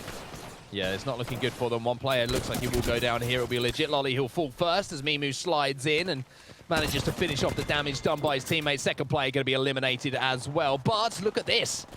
Top Dogs, who were feeling good for just a few moments, are now going to have to hold off this push. But I tell you what, the Missile Swarm has done enough damage here to just break the line of sight to allow Mimu to get behind cover and allow him to pop some batteries. However, the defensive bombardment is going to go on to Mimu now, as well as some grenades from the hands of Disbelief. And you have to think that's going to do a lot of damage here, and at the moment, Top Dogs are pretty split. However, they're doing so much damage, and I'm pretty sure there's a team behind Magicians as well. And this there is, it's Team G Dolphin, who are adding to the damage being done, and to be honest, giving Top Dogs a little bit of a respite here. Yeah, Magicians, unfortunately, were just being shot from every single direction, and I'm not sure Oz is going to get away. He ratted out to a fantastic, top 5 position in the last game, but it doesn't look like it's going to happen for Magicians here. Oz with a slither of health. Surely there's no way he escapes this, and it is going to be Team G Dolphin just clearing things up and ensuring the demise of Magicians. Magicians fall. And for Team G Dolphin, that is a very, very necessary push and very, very necessary KP for them to pick up. You can see they're down in 20th place at the moment, just 2 points to their names after the first 3 games. A reminder that 10th place at the moment is held down with 16 points by Flight of Fancy. So there is a little bit of an opportunity for them with one good game here, Dan, for them to really turn things around, but still a long way to go. But it's step by step for them, and they've at least managed to take that first step towards some success in qualification. Although now we have broken into the top 15, that means every team remaining has already gained 1 placement point, so that would put Flight of Fancy on 17, and it would be AJS in 10th place on those 16 points, whereas the likes of Bearclaw Gaming would have gone up to 13, so they are the closest team to jumping into this top 10 right now. Morningstars were on 20 points before this game began, so they'll just be looking to try and accumulate a little bit more to solidify their spot in the grand finals. Whereas August and Hungary, they've also got some work to do on set, only on 8 points. For a team that I've always praised for being an aggressive side, we need to see some of that aggression at the right time here on Olympus.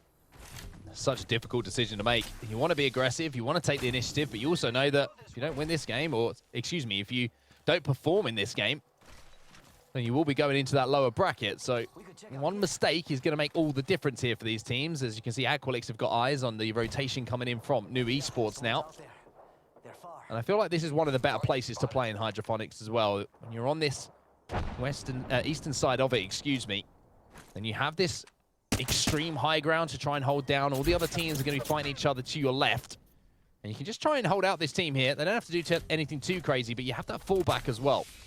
You have the ability to move and get away from those buildings if fights do start to break out, excuse me, as Nasky is just trying to do what he can to command the space around this area. And you have to say that Aqualix, of all the teams in Hydroponics, probably are commanding the most space at the moment. The teams I'm looking at that could potentially be going down to the lower bracket here, suddenly the losers bracket is going to be very scary, especially when you consider the likes of Gambit are already down there. But here comes Top Dog anyway, trying to make their push in with the Death Totem. In Death Protection, 2 get sent back. Team G Dolphin have managed to hold off 2, make that 3. But now here comes the second wave. It's not going to work out. So I think Team G Dolphin have done enough just to keep that Revenant team at bay. And as the kill leaders, and as a team who was in 20th position, Team G Dolphin trying to have that last fight back here in our final game, number 4. Yeah, one of the weakest Revenant pushes we've seen from Top Dog. They didn't really manage to get any damage done on the initial push. It was just thwarted by G Dolphin. And Cohen sent back to that totem and sent back for a little rethink of the next strategy to try and break through into that zone. Kangani, can still see them controlling the end of the phase gateway and trying to stop any teams who might be late rotating through. And I think they're just letting everyone else play the other side of Hydroponics here. I think they realize this might pull away ever so slightly, and all those teams will have to fight through each other, a little bit like we see when we see these Fragment East zones. Back on World's Edge, you see numerous teams playing inside a Fragment and then realizing they have to escape from it, and it's more difficult to do that when multiple teams are obviously stacked up upon each other. So I like this from Kungana, deciding they want to play the side with more space, with less teams on. Even though they might have to make a little bit of a rotation later, other teams will be forced to fight, which will just push them naturally up the leaderboards. It's the right thing to do for Kungana. They have a 23-point lead in first place. If they want to have that 10-point advantage in the grand finals when it comes to match point, then they just need to stay ahead of second place. So a slower game, waiting to see who gets eliminated in the kill feed, wait for Na'Vi to drop down, because Na'Vi are their closest competitors, and then you can look to try and pick up kills and try and ruin everyone else's game. But for the main part, it's just about survival. They do not need to focus on KP, as Underrated will take to the skies and look to try and reposition here. I am liking the fact we are seeing several different Revenant compositions, by the way. Sometimes you see Gibby, sometimes you see Bloodhound, and in this case for Underrated, we're seeing Valkyrie to do just this. Reposition, and then you can get aggressive once you land. Repositioning for now, but the oxygen getting a little bit thin for them as they do manage to find somewhere to play, and they will have a low ground under where Aqualix are. And look at this position as well, where that zone has pulled. It's pulled right into Hydroponics. So all these teams who are currently situated inside of that circle are going to have big beaming smiles on their face. And for Mask, who spent 90% of the game inside of the zone, it's time to slowly make a move now. It's been a difficult game for Morning Stars. However, you've got to give some credit to this man. He's survived up until now, and if he can survive a little bit longer, then maybe Morning Stars can pull off a few points. Yeah, might be running right into Scars. For Morning Stars, I think you want to aim for top 10 here, try and secure one more placement point, and then I think it's job done. You should be progressing through to the grand finals, but again, it could be a situation where several of our teams in the bottom 10 just have mammoth games, pick up all that KP and distribute it between them, and then they suddenly will leapfrog you. So you've got to pick up every point that you can, as Aqualix just looking to try and hold off the team that was pushing towards them. As Underrated have actually found themselves in a fantastic spot here at the moment. As soon as they get sniffed out, I feel like they could be hard focused by several teams around them. The difficulty here for Underrated is they don't have a defensive legend on their team. So if a team does decide to push and they don't get the initial damage done, then they don't have a bubble to fall back. And they don't have a way to really reset the fight. They just have to be aggressive. Maybe it'll just be the totem going down and they will try and be the aggressors on these teams around them. That's one way of clearing the space. And that looks like what they're going to be trying to do, Underrated, here. They just don't want to let anyone move up on them. They want to be the team to move up. And speaking of teams moving up, here comes Top Dogs flying through the skies. Yeah, Top Dogs also being aggressive, also getting into death protection. Mimu and co now seeing whether they can take down 9 Imps and the rest of Fire Beavers. But it looks like the bubbles have dropped. Everyone's backing off. No one really wants to take a fight at the moment. But Top Dog just trying to force their hand.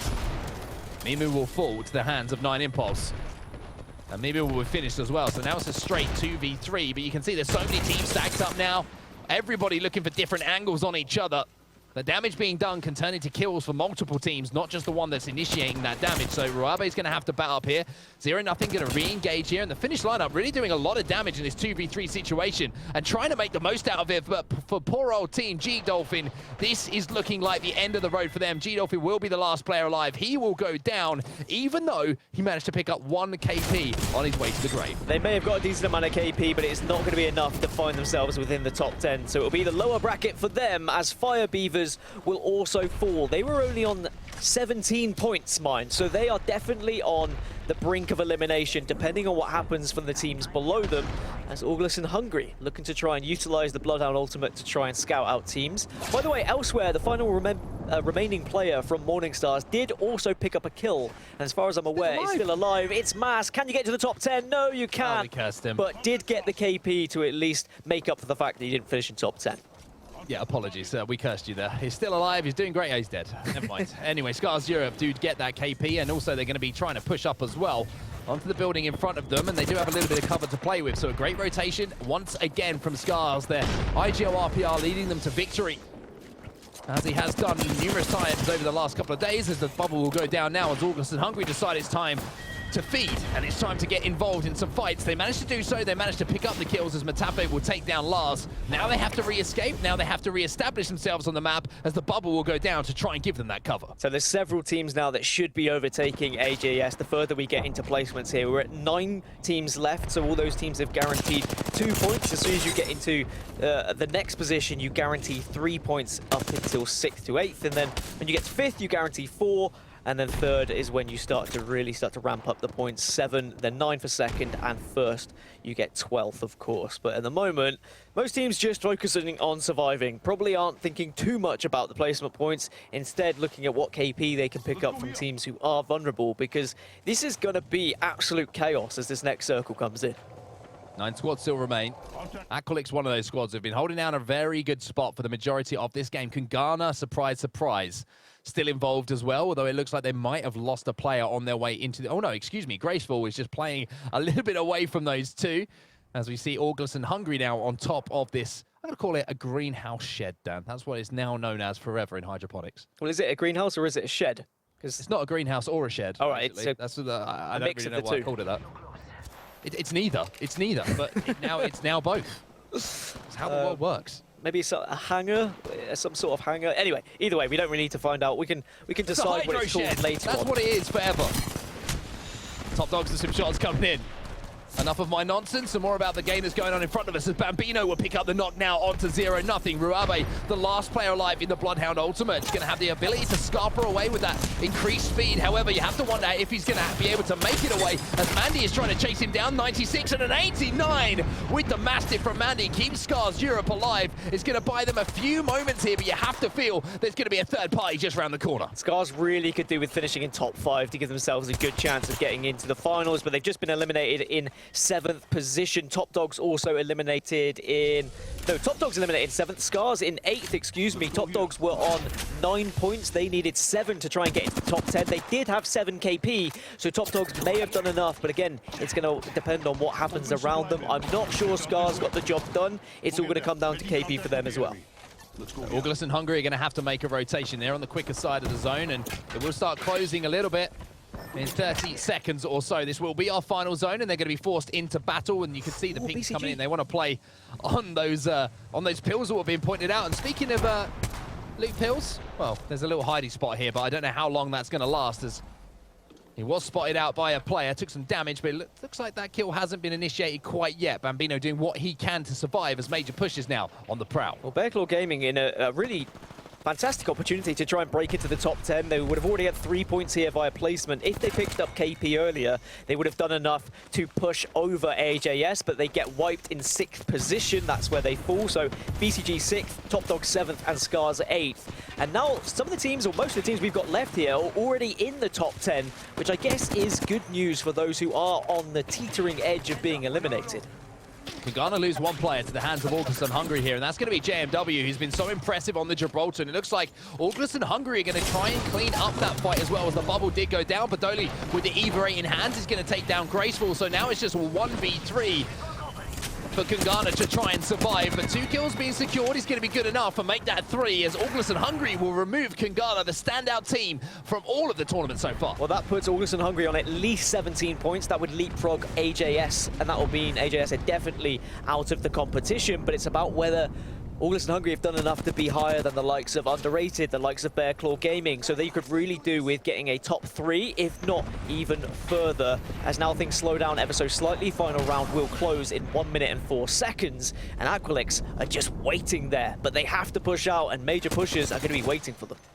Oh, this few seconds, though, has allowed the other team to push up. Maybe Aqualix will see that as an opportunity. Those shots being fired to move out. The defensive bombardment's trying to force them off that space. But here, now comes the engagement. Here is the bubble fight. Ranchi's going in with the Eva 8. Gets a little bit of damage done, but Aqualix is doing a great job of holding their ground for now. But it's not enough, as Bodoni will come in as well from August and Hungary, as well as New Esports, who have rotated behind everyone here, Dan. New Esports should be able to pick up the W here. They've got 3 players. Matafi's the last remaining player from August and Hungary, as far as I'm aware. He goes down to the wingman shots, and New Esports will get the victory, and they were in 19th place coming into this game. They might have just done enough to finish in the top 10. Okay, I mean, we love a little bit of a late run from a team, and New Esports, who have been one of the standouts recently as far as slaying performances, remind us very, very quickly that they are still in that kind of form. It's been a little bit shaky for them so far, but as you said, 3 points up until that last game, a win and certainly some KP to go alongside it. We could see them catapult themselves up into that top 10. We saw several teams who were down in that bottom 10 have fantastic placements and a lot of KP and may have just done enough, but of course, we'll wait to find out what the results say. We're going to go for a quick break, but when we come back, we'll find out just who is in that grand final.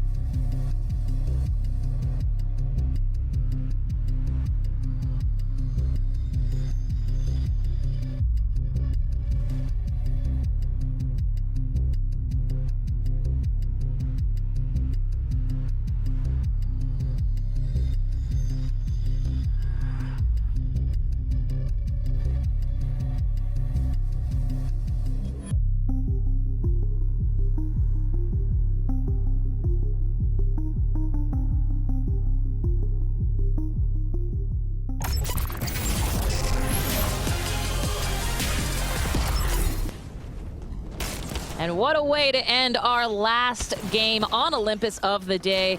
Launders, I mean, the reality is that New Esports had to win this one, and we'll see how they did. It couldn't have been more exciting from the perspective of some of the more established teams getting eliminated early. Some unfortunate results, of course, to not have potentially Alliance in the grand finals. But still, I mean, now there's so much resting on this leaderboard that's hard to predict. We have no idea how this is going to end up. I mean, a very unlikely champion in New Esports, considering we haven't seen much from them today. And just an overall hot finish from a few teams. Qualix making this interesting as well. Definitely making things interesting. Scrawny, as a reminder, everybody, this is 4 games. I said game 5 earlier. That's where I had my brain. That's where my brain was. But 4 games here for this lower bracket. If they make it into that top 10, what happens next? So obviously moving forward into the lower bracket, right? We've not eliminated anybody yet, but our next BO4, our next 4 rounds, we'll definitely do exactly that, right? So if you're not inside of the top 10 at the end of our next 4 rounds, you're done. Your run here at the Blast Titans is over, and that means that your run for next weekend's arena event is also over, because we're taking the top 20 teams from this weekend to move them forward. So anybody who gets eliminated over the next 4 matches is just gone from history. Maybe Kate, gone forever. The epicness of that is hard to underscore for sure. Launders, at this point, would you say, like, I mean, the grind is real. There are some players who went through that upper bracket, got through, and they're like, okay, we're going to be deuces today. Enjoy the rest of our afternoon off. What kind of a grind does that sort of impact players' professional, abilities here on this very pressure-filled moment?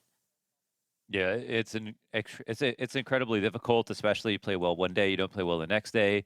But it's like more deserving for the teams who were not consistent across both. I think that's what kind of we should be focusing on. I think this is particularly unfortunate for some of the early deaths. You have to feel some empathy because some of the early fights are going to happen with the limited amount of POIs on the map, and that makes things very exciting and very topsy-turvy in the overall standings. But that means that sometimes you're going to have to take a fight where you don't have all the loot you want, and that's obviously not a position you want to go out in. But it is the name of the game, and it's not like any team had a specific advantage over you. You just had to survive in that moment. They couldn't do it. And of course, I'm really, I'm subtweeting Alliance right now. This is a very unfortunate situation for them, I would say. Yes, it is for sure.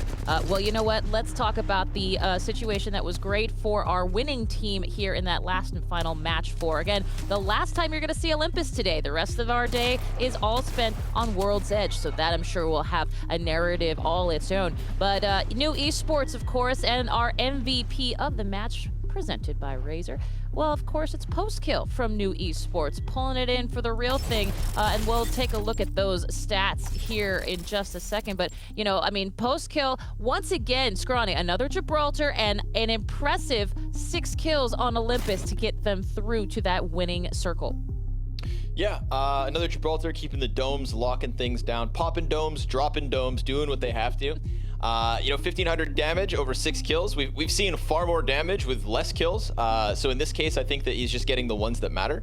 I think the epitome of this final round, Kate, kind of strikes me as like, I want to picture Hydroponics as the rocky cliffside. And the entire game was just this consistent wave that kept coming and bringing more teams in with it. And sometimes we saw guys like Na'Vi who tried to Valkyrie ult into the zone. They landed only to then be jumped by 789, who were then jumped by Orglis and Hungry. And this is what I mean in terms of waves, right? It was just this constant little crash over and over that would see teams plucked off, pulled apart, thrown out the door. And yet at the end of it, it was New who I think had a far safer position, right? If Hydroponics was the rocky cliffside, then New Esports were the hermit crabs safely tucked in their little tiny holes.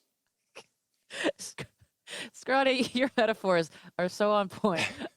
Let's go to those results. And Launders, the math is going to speak for itself here. And of course, our match results will be first. A relatively even-keeled, we're not seeing double digits, for example, here at the top. Yeah, which makes things very interesting, especially again with some top dogs coming out. I don't know. I don't think Scars are going to be able to make it to top 10 with these results. I mean, we'll look at it in a second. Underrated certainly won't be able to, even with this placing. Aqualix potentially could now with the 3rd place finish, even on very low kills, they might be able to scrape by. Of course, Kungarna.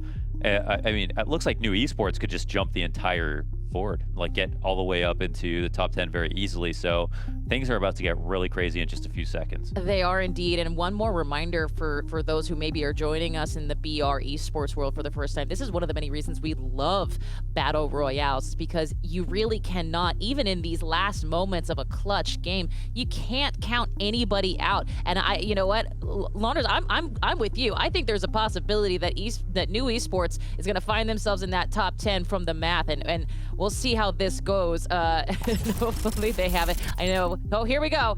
And oh my goodness. Okay, Scrawny, let's talk through this. I'm sorry. This is like I'm like my mind is going a mile a minute. Fire Beavers also down. God, that 10th and 11th spots are always so highly contested. So we had 5 teams going into this final round that really found themselves on the chopping block, right? That would have been Morning Stars, Fire Beavers, Major Pushers, Flight of Fancy, and AJS. And 4 of those 5 teams didn't have a good enough final round when some of the other teams who were ranked 11th to 20th did have their best round right now in their final chance. So not only did they accidentally flub their final chance of locking it in, but it's the guys underneath them that actually use that as a power vacuum. You know, if this is another game where KNG totally topside, or if Na'Vi or 789 are really high up there in this fourth and final round, then maybe even a decent performance wasn't enough. But it's this combination of the fact that of those 5 teams I mentioned, only Major Pushers had a strong fourth round, and we see them finish 4th place in the winners group. That's a team nobody was talking about. And yet here they are, top 5 finish alongside Game of Drones. So it just goes to show 1 or 2 solid, strong final placements is enough to get yourself in. So we had a lot of the fat kind of cut off, and unfortunately, that's why these teams ranked 11th to 15th. We didn't expect to see them there, but sure enough, they're not going through to the grand finals just yet. Awesome. Okay, well, you know what? Let's go back, Launders. At this point, we are going to go back to, chatting real quick about the fact that we had some incredible gameplay, to be sure, but we can only name one MVP of this upper bracket. And for that is actually a guy we've already seen as an MVP, JMW from Kungarna. I mean, that total kill count speaks for itself, to be sure. 6k damage on this man, and you can see Kungarna once again positionally or in such a comfortable position. They were in the middle of the final circle. They ended up losing, of course, after getting crunched, but they had so much damage output from this spot. Gibraltar, as big as this man is, was able to tuck neatly into a corner, find a little hidey hole to peek through, and quietly third party without dragging too much attention towards him. JMW did such a good job of not only getting the points in this position, but also just tons and tons of damage to help the other teams eliminate each other as well. Cool. Well, you know what? I think it's one of those elements that, boy, this is just a scary lobby. I know this is one of those things that you say over and over, but there's absolutely, that is 100% the way that we look at all of this. And it's scary for a reason. But it's also scary because some of us did not do so great with the predictions this time around, and it's about that time that we showcase those upper bracket predictions presented by Amazon. And I'm gonna go ahead and eat crow here, gents. Crow. He thrown a touch. Yeah, Scrawny, let's start with you. Let's start with your picks and how we did. Well done on those. You and Launders coming in hot with that Kungarna. Yeah, Kungarna is definitely, like, if you didn't have them, sorry, Kate, you weren't getting the vast majority of the points in this round. They have been, hands down, the most consistent team across anything we've seen for Blast Titans, and they delivered that yet again this morning. Alliance ultimately just cancels out a very disappointing performance from Scars, right? It felt like Scars was as safe of a pick as Kungarna was, seeing as they each topped their group, but unfortunately Scars having a tough day. They tried to play, I think, a little bit slower, right? They weren't necessarily looking like they saw red in all of their decision making, whereas I would argue that in my case, Na'Vi did. Earlier on, we saw Na'Vi have a strong first round alongside Kungarna, and that's why they actually amounted to the 36-point total. Yeah, I was gonna say, I hate to say this, Launders, but I feel like Scrawny and Onset are probably top dogs here in this predictions category. Yeah, I couldn't see what Scrawny could see at Na'Vi, but he was definitely very right. That was definitely the sleeper prediction of the day, considering it wasn't all the signs in the world from the results alone yesterday for Na'Vi, but they look super fierce, and they're like the one established team in the top 10 right now that you expected to be good the whole time, but weren't good yesterday when it mattered less, and really clutch today when it mattered the most. Yeah. So shout out to Na'Vi for honestly, because like if you flip the 11th through 20th teams and put them in place of the 1st through 10th teams, it would have made perfect sense. Na'Vi are the only team that kind of broke through that should have been in the top 10 the whole time, but now look like they're the lone established org in this list of kind of up-and-comers. And there it is indeed. Well, guess what? We are off to our next round of matches for our lower brackets, and we're going to find out who's potentially going on to that final lower bracket here in just a moment. In fact, we'll find out right after this.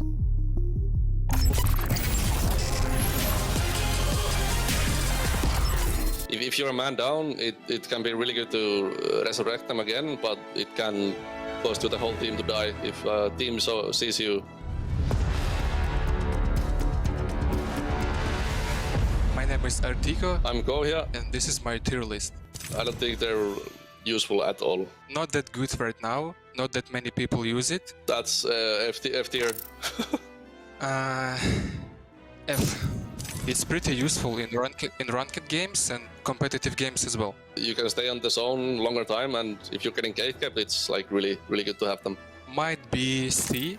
I will trade them on A tier. Nades is very important, especially frag grenade. You can throw it vertically, so you can take high ground. It's just a really good nade, but not my favorite nade. Okay, I put it on A. I will trade on A tier. I don't like bow. It's just not for me. I mean, it's a good top up to have, but you don't really need it. I'm gonna put it on F. I will trade on C tier. It makes your gun like super strong, especially in competitive. It's just a hop up you need for the guns that use it, but you don't really use those guns. Absolutely S tier item. Turbocharger, I will trade on B tier. Ultimate accelerant. Good to carry like 2 of them on your team, so you can build up ults faster. Very important actually item in competitive, especially on Watson, because you can carry 2 of them. I will trade on S tier. I'm gonna put it on A. Arcstar is very useful. If you stick someone, he died. So it's just my favorite nade and nice to stick people with Arcstars. I'm gonna put it on A as well. I will trade on S tier. Mobile Respawn Beacon. If you're a man down, it can be really good to resurrect them again, but it can cost you the whole team to die if a team sees you. On ranked games, it's very important to carry one. I will trade on A tier. I'm gonna put it on A. Anvil Receiver. It's not that cool. Because if you're rocking a flatline with the 3x, it's like a sniper after that. I'm gonna put it on B. Anvil, I will trade on A tier. It doesn't really matter if you have it or not. If you have it, you aim a little bit faster, but you really don't need it. Because I don't play bow. I never played with bow. I will trade on D tier. So let it be on D.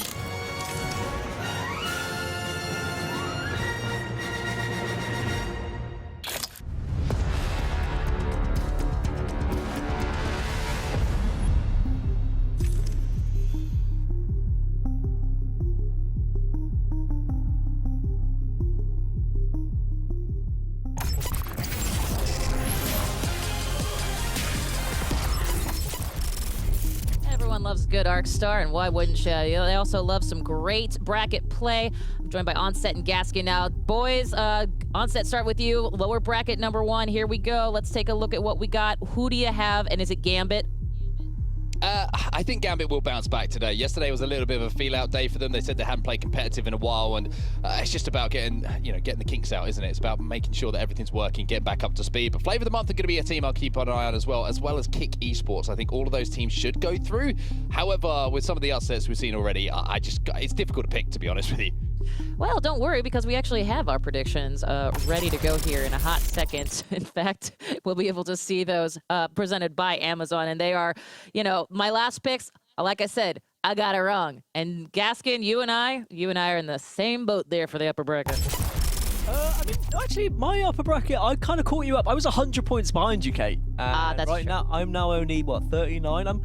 I'm doing okay, all right. And if you look at my predictions, I've gone out of the box a little bit, all right. I've gone with Succubus. I think that they had a fantastic performance on Olympus yesterday. Turns out they're not playing Olympus in the lower bracket, so I may have messed up, but it's okay because Flavor of the Month and Totem Esports are going to bring it home for me here, I believe. I know, and Onset, you as well. It seems like your Flavor of the Month. I'm chasing Scrawny. I've got to go. I'm not going edgy. I'm not going, crazy. I'm going with what I think are the best teams in the lobby, and that's Flavor of the Month, Gambit, and Endeavor. Scrawny's in the lead. He's only just in the lead, but it's pretty tight. I've got to be honest with you. I feel like Dan's is kind of like a Hail Mary here. He knows he needs to make points up, and he's kind of just like he's chancing his arm a bit. Well, we'll see how everything breaks down here. And in order to do that, we are heading off to our first game of that lower bracket.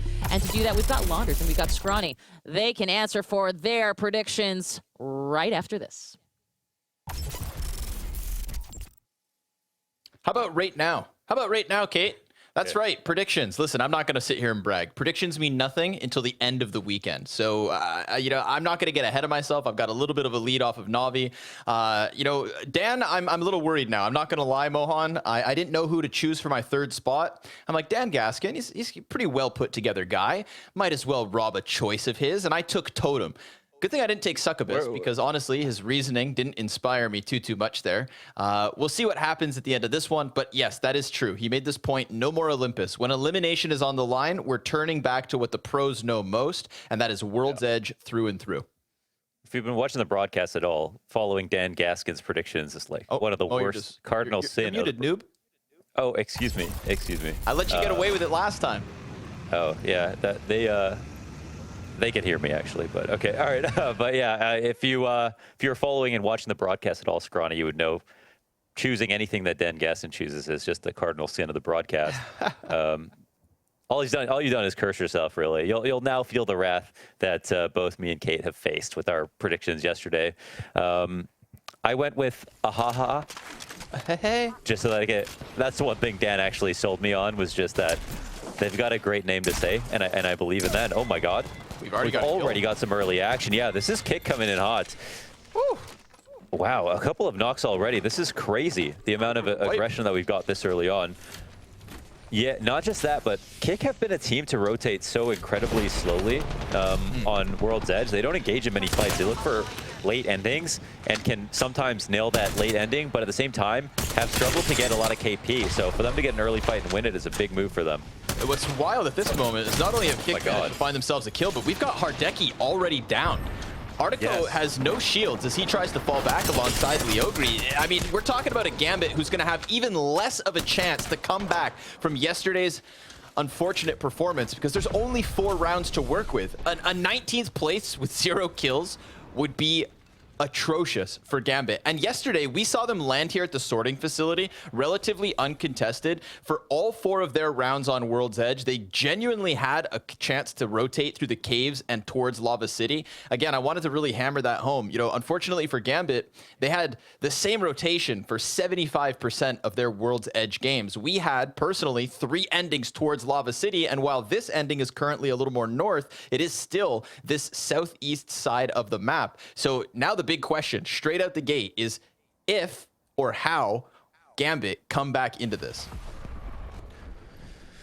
You'd expect them to be somewhat resilient, but it's already such a weird start for them. I guess, the best time to get knocked and still stay alive with 1 or 2 people is early on, because there are options for getting the revives. But yeah, it's already very, very hairy. Strange spot. It also reduces their ability to just sneak in and grab some kills. It's more survival mode than anything else. It's another flavor of the month centric circle in this southeast corner, but it's just outside of the buildings that they want to be standing in completely later on. They came right back at it. Gambit, they lose Hardeki and they down Buff Rev, eliminate them inside of their general starting zone, and now this is an easy respawn. So if the question was if they can recover, I think the answer is already yes. Yeah, I guess nice to do it early, and I guess the cool part here is even before going for the revive, they just make sure they eliminate the threat in the same building they want to be able to rotate through after they revive, so they have cleared this out. And that is the cool part about Gambit. I mean, they don't really look at things as aggressive or defensive, just better or worse, and that was just the right option in their minds, and they were confident enough to take that fight. So, okay, what happens now? People are starting to rotate very quickly and get comfortable within the circle as it is. Of course, Kick, as per usual, are moving very slowly in the western side of the map, and will probably join the battle a lot later on. I find this interesting. It turns out Gambit didn't respawn inside of sorting. It looks like they want to change position entirely before they try to get Hardeki back into the game. Maybe feeling like there was too much of a threat nearby to really go for it. We get a bit of an engagement over here towards the vault caves of Geyser. This is Succubus, of course. Dan Gaskin's hot pick of the day, trying to make sure that nobody can come out from the caves. Yeah, what do you think about Succubus? I do agree that they had good games on Olympus. I think they're one of the teams that ended up impressing us on a new map, right? We said that some of the up-and-comers might challenge when the status quo was in question because of the map change, but on Olympus, that's neither here or there because, yeah, exactly. We're back on World's Edge.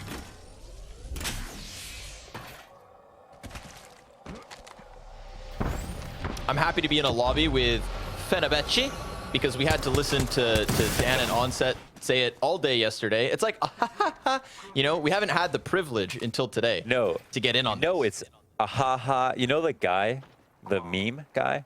The meme guy. Ahaha. You know what I'm saying? No. Oh my God. Okay, this is okay. First of all, for everyone in Twitch chat, Scrawny is the guy who, when I asked him to reference a Twitch emote, said Pepe Omega because he couldn't think of any. So of course he doesn't know the guy who says ahaha. Describe it to me. I'm gonna show. I did. You said the meme guy. You sound like a boomer. He says you can't call me boomer when you can't name a Twitch emote. But it's your birthday, Scrawny. so you only pretend to be a Zoomer. That's true. Okay. I'll link you. I'm sure everyone will tweet you one of the many ahaha memes. Okay, how about that? Hit me with it, and then I'll go through that whole reaction where I'm gonna say, oh, of course this one, and make up excuses like solo queue goats might have to. We do have Shiv back in the server, you know that because there's a Bangalore alive, but it's gonna be on Diff to make a difference. Oh, the hip fire is just not quite there. He ends up getting eliminated, and that is an unfortunate early exit for the solo queue goats as well. Down to the 1v1, but it's Limek of Kick to keep them in this. So let's see if they can continue to go on because that third party is hot on their heels already. We haven't really seen, you know, Kick come out with a lot of early engagements like this, so this is big for them. Though I think they lose a player on their exits out of this duel. So things continue to be hairy for them, and they are being hunted down further. Maestro hot on their heels. Yeah, Sonya looking for it, making the most of the Bloodhound ultimate. He sees the footsteps, he sees red, and he's going to continue to give chase to this. Can Kick manage to put enough distance in between? Or are they simply going to be hunted down? The Octane's definitely going to allow for them to stay as close as possible. And sure enough, Limek, this is where he's going to try and make what could be his final stand. It's a man disadvantage, but the performance could clutch it. The Eva's doing some early impact, but he goes down without a down. And unfortunately, that's also Limek out for Kick. Oh, wow. That's, I guess that's not what I expected at this point, but I mean, credit to Maestro for completing the hunts. I mean, this is first of all just a lot of good KP for them to get early on. They're very far from everybody else. As we know, you kill Kick. They're usually not near any other teams at this point of a round, and so this is got to be nice for them. They can loot up. They can get comfortable within the circle. They can steal this rotation that they know that Kick have coming into things. And it looks like, generally speaking, there's a lot of space for everyone at the moment. We've got a couple of nomadic tribes trying to figure out what the best course of action is, where they should stick around, what choke points they should try to gatekeep. But otherwise, everything looks quite natural for the meantime. I think the hardest part of all will just be trying to make cover where there are no homes. Man, Geyser so occupied. The thing with Geyser is it's one of these areas that, yes, it has a few buildings, but the buildings are very snaky and they're very thin and small. There's lots of open space in between all of it. Yes, there's some rocks if you get stuck in the exterior fighting, but I feel like Geyser's a bit of a weird one. Very unique location on World's Edge. Gambit still back at the sorting facility, recovering quite decently enough, and as the zone continues to close, they can actually stay out of the thick of it until they're forced forward. Same for Lava City, you know, there's a moment here of refuge, but that moment is definitely dwindling. Man, some of these late rotations into this final circle, I feel like are just going to be. I mean, I feel like this is one of those situations where you're going to have 2 or 3 teams eliminated, you know, simultaneously, as people try to approach really, really late all at the same time. But I don't know if we'll be able to get away with that. Earlier might be better than later. Little Wraith TP here for Endeavor. Oh, but the Gibraltar Dome meets them on the other side. He's just trying to crawl back into it. His teammates looking to give him the cover. And Noises, can he do enough? He's still the only player up with shields for Endeavor. Bryn will get downstairs. He gets a chance to catch his breath. Noises comes right back into the action. All the fighting going on above him. Bryn looks to come at this from the other side. This is Fenerbahce, of course, pinned into the corner. I mean, they've got nowhere to run. They absolutely have to try and fight their way out, but there's more space for their attackers to get shields up. Look for one here to look to finish. It's all it's got. Just a little bit of HP left over, and that gets cleared. Fenerbahce also going to go down here outside of the top 15. Yeah, we always know this about Endeavor. They like to move fast. They like to be aggressive. And they didn't show, you know, their full form. Of course, we're looking at lower bracket game right here. There are a lot of teams that were not playing as well as they should have. Some of these teams were predicted to be in the top 10 yesterday. So I'm not surprised to see some better form coming into day 2. Gambit at full strength now. Very comfortable in their position. They're still going to be one of the later teams to this, the more final circles here, and have to make some decisions very soon. Totem going for the Valkyrie ult. Time to close that gap. They've got Gambit to their left, and the damage, negligible at the start, but now as they start to entry, it's a question of finding that safe spot, and they do, amidst the rocks. This will be a decent spot for Totem to try and anchor down. This is the other thing about the Valkyrie rotation. I mean, you can come in here, but you are just going to be, you're probably going to get beamed if you go too deep, right? And so, I mean, Valkyrieing in late, if that's going to be the plan for some people, I mean, that could only spell disaster. We'll really see. It's hard to know how much people are predicting for Geyser to already be fully populated, but that's going to be a real pain point for people rotating in late. At least with this case, right? It's like you almost want to assume that you're going to take damage while you're flying through the sky, and then what you're literally looking to dodge is any kind of team where you're landing. You know, as you come in, this is the combination. Not only can Valkyrie just reposition you so quickly, it's the fact that she can scan opponents within like a 250-meter distance, so you get that information. It's like Bloodhound scans on the equivalent, but as she's flying through, which is the most important moment when using that ability. Good thing for Kick that they have the Gibraltar Dome, because if not, that Valk ult would be ripped to shreds at the moment. And there's still a chance that they die as they attempt to entry because the takeoff takes so long. But in the meantime, we've got Maestro trying to close out in the top 15. A similar scene as they fight in the top floor of a small house. And with 2 downs off of that Revenant ult, you know they're going back for the kill. Yes, yeah, that's a huge push by them, an extremely successful Revenant push, and they'll look to finish off and clean this plate of food. I don't know if they'll be able to tuck and cover, but it looks like, yeah, this fight is coming up. Having a Bloodhound in this situation is always nice, but at the same time, maybe you're just seeing things that are only going to be traumatic experiences in the future. And that is Maestro really just hunting down the last players here and taking over this building very close to the circle. Things are still getting crazy. Maestro are collecting a lot of KP here after getting a couple of kills onto Kick earlier on, and now this team as well.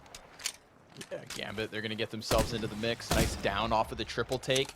Very curious, right? We've got Leogri with a triple take. Strong weapon, power weapon in the equation as they start to get into the Geyser. And as I was alluding to, right, there's a lot of outside positioning at Geyser. I think this triple take could offer us up a highlight moment or two if Gambit can manage to get into the circle. Because remember, Totem, they used that Valk ult to establish themselves on the cusp of this next zone. And Gambit are either going to have to push through them or push around them. And their options are limited.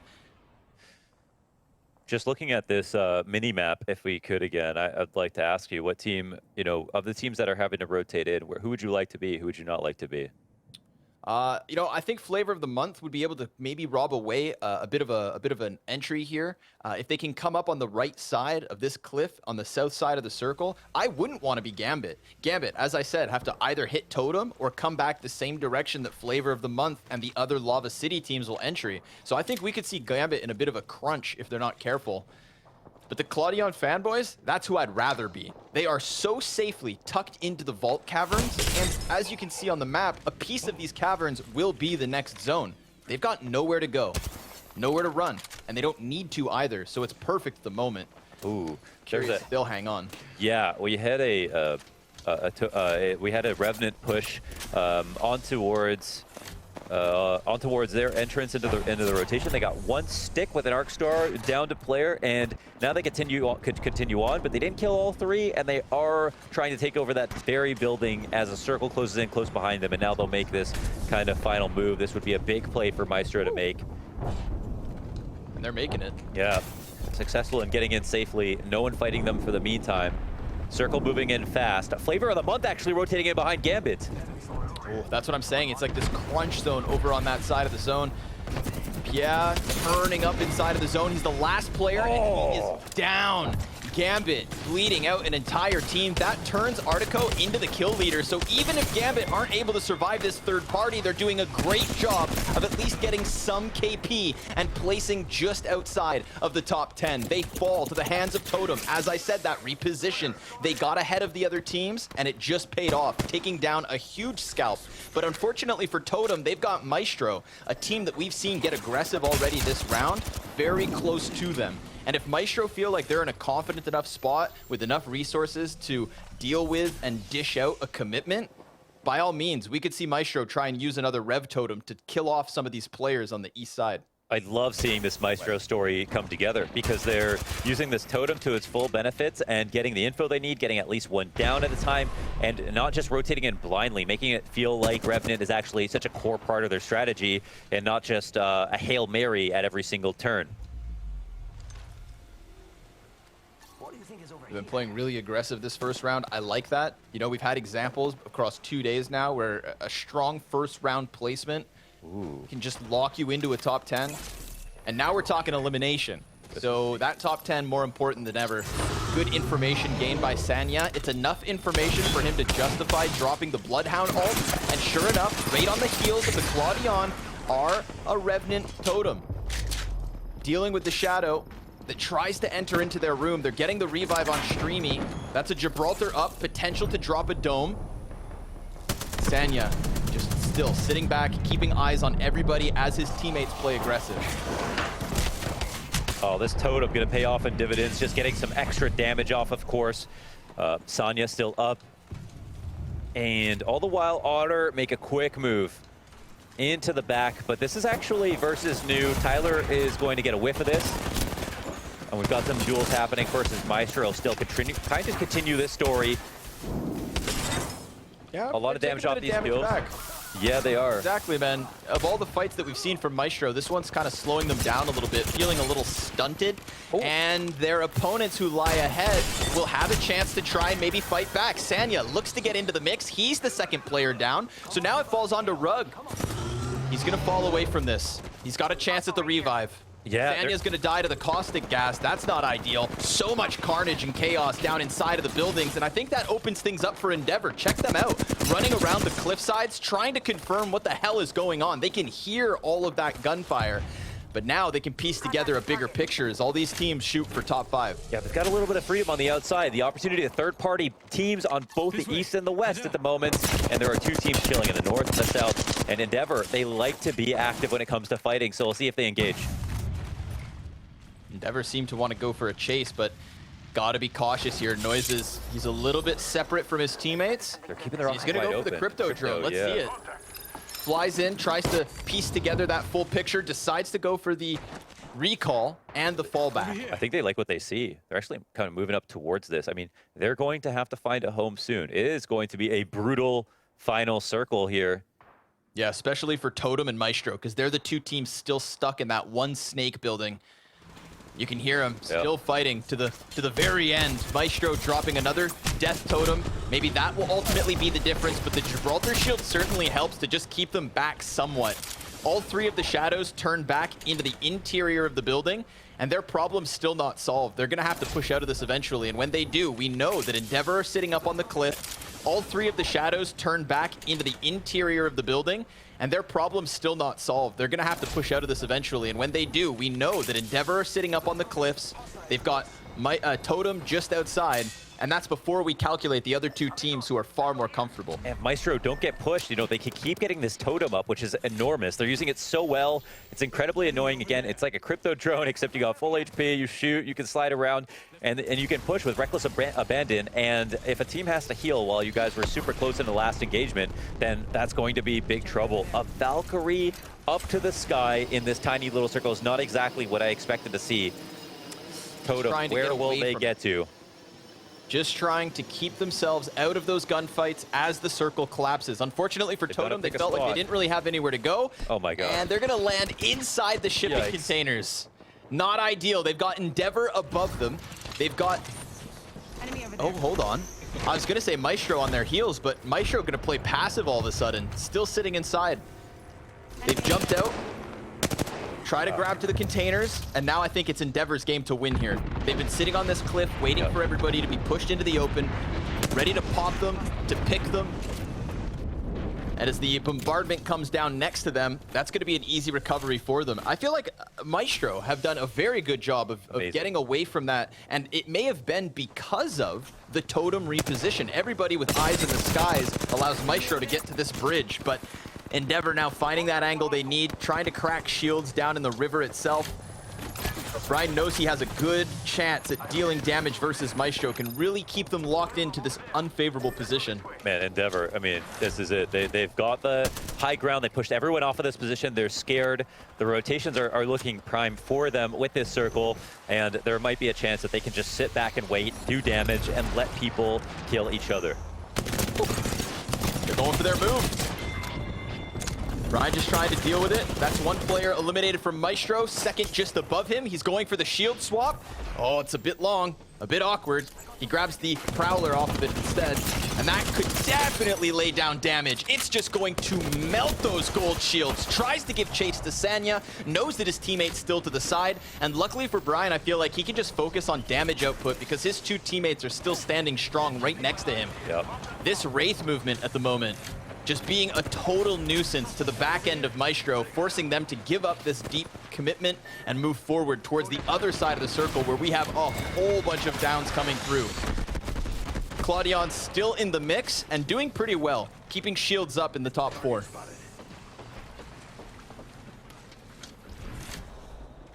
Oh man, what a position to be in. We've got the remnants of Totem. At least there's 2 players alive. Hamas trying to bide his time, and Jay Savage trying to push up towards the north end of this. But I don't even know who is going to be in the stronger spot. This feels like it's going to come very close. All 3 teams having to move in towards each other. They've got a giant rock in front of them to help them out in this position, and you've just got to pick your battles at this point. Rotating hard might be a good idea to try to flank, and it looks like that will be the case for Endeavor. They stay on the move. That's it. It's now down to Claudion versus Endeavor. Claudion have been inside of the caves for what seemed like forever, and the Mastiff, oh, it's good damage, but Endeavor come out as champs in round 1. With 3 alive. Congrats to Endeavor. A very tight circle. I mean, every team there looked insanely competitive. It was hard to read exactly who was going to make the best move right at the last second, but you could see that Endeavor had that prime real estate on the high ground. They played it to perfection. They waited. They had everyone scared of them. And then when they needed to move, they didn't wait too long. I think that's the big thing. When you have the God spot in the round, the situation, and you wait too long and you rotate, everyone's waiting and calculating what you're going to do. They didn't. They got on the move right away, and they're comfortable doing that. I think in the same way we saw Totem's position get the better of Gambit, what we saw just a couple of circles later was the fact that Endeavor had the same mirrored position over Totem, but just further to the east. And so the exact same thing came back. They had high ground over top of that Maestro versus Totem mid-fight down in the water. Claudion as well with the second place, props to that. That comes off of the back of a nice slow play, right? They didn't get into the mix. They weren't hyper aggressive like Maestro. Instead, they sat back and just nabbed themselves a second. We'll be back after the break with the desk to unpack the first round of Loser Bracket 1.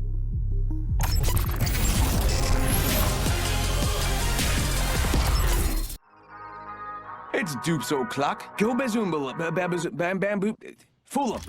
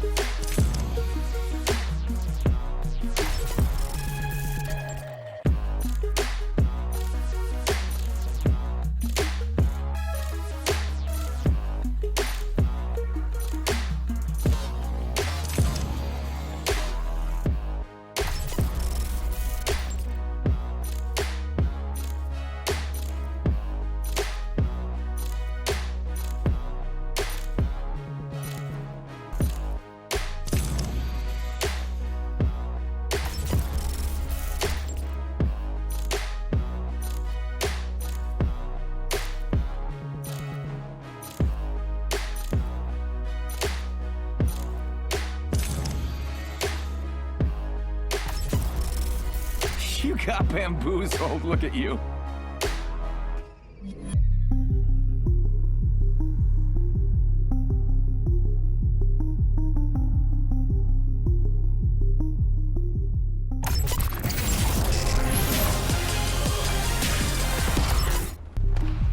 From high atop the cliffs all the way down to the caverns, this game had it all. Onset, bring me through how Endeavor, my pick, came out number 1.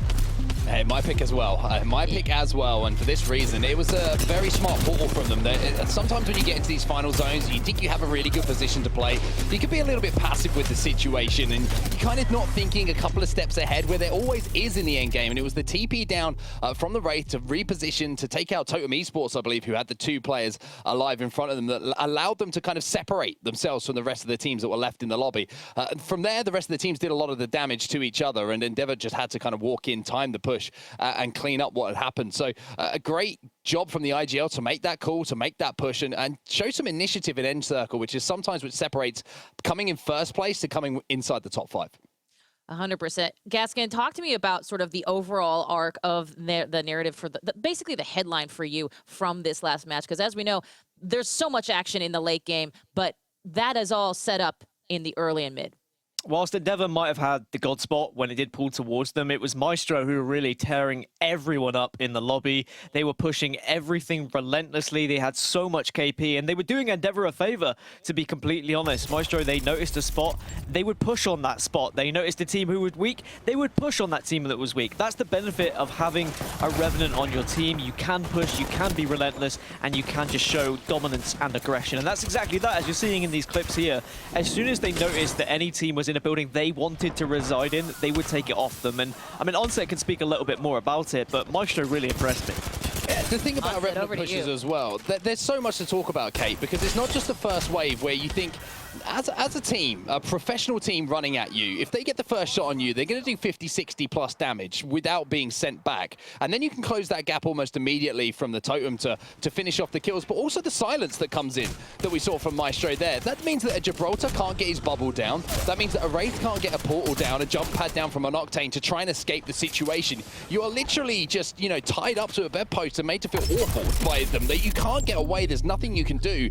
And it's why it's so difficult to play against a Revenant, because it's not just the initial push that you have to deal with, it's the second wave, and it's the silence taking away all of your abilities to counteract and reset. So that's why you're seeing these stats in front of you from Maestro, because the Revenant just had a huge impact once again.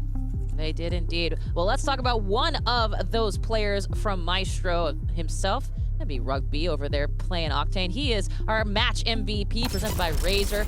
Let's take a look at how we once again see Octane in our MVP slot. I don't believe we've seen anything but Octane and Gibraltar in this MVP spot. I'm going to ask this to Gaskin. Is there a reason? I know I feel like a broken record. We did also see Bloodhound as well, just as a small reminder. Right. Bloodhound did pop up, but the reason we're seeing it is the majority of the lobby is playing Gibraltar. I think we have like 18 odd Gibraltars, and we also have a lot of Octanes as well. And your main fragger should be on an Octane.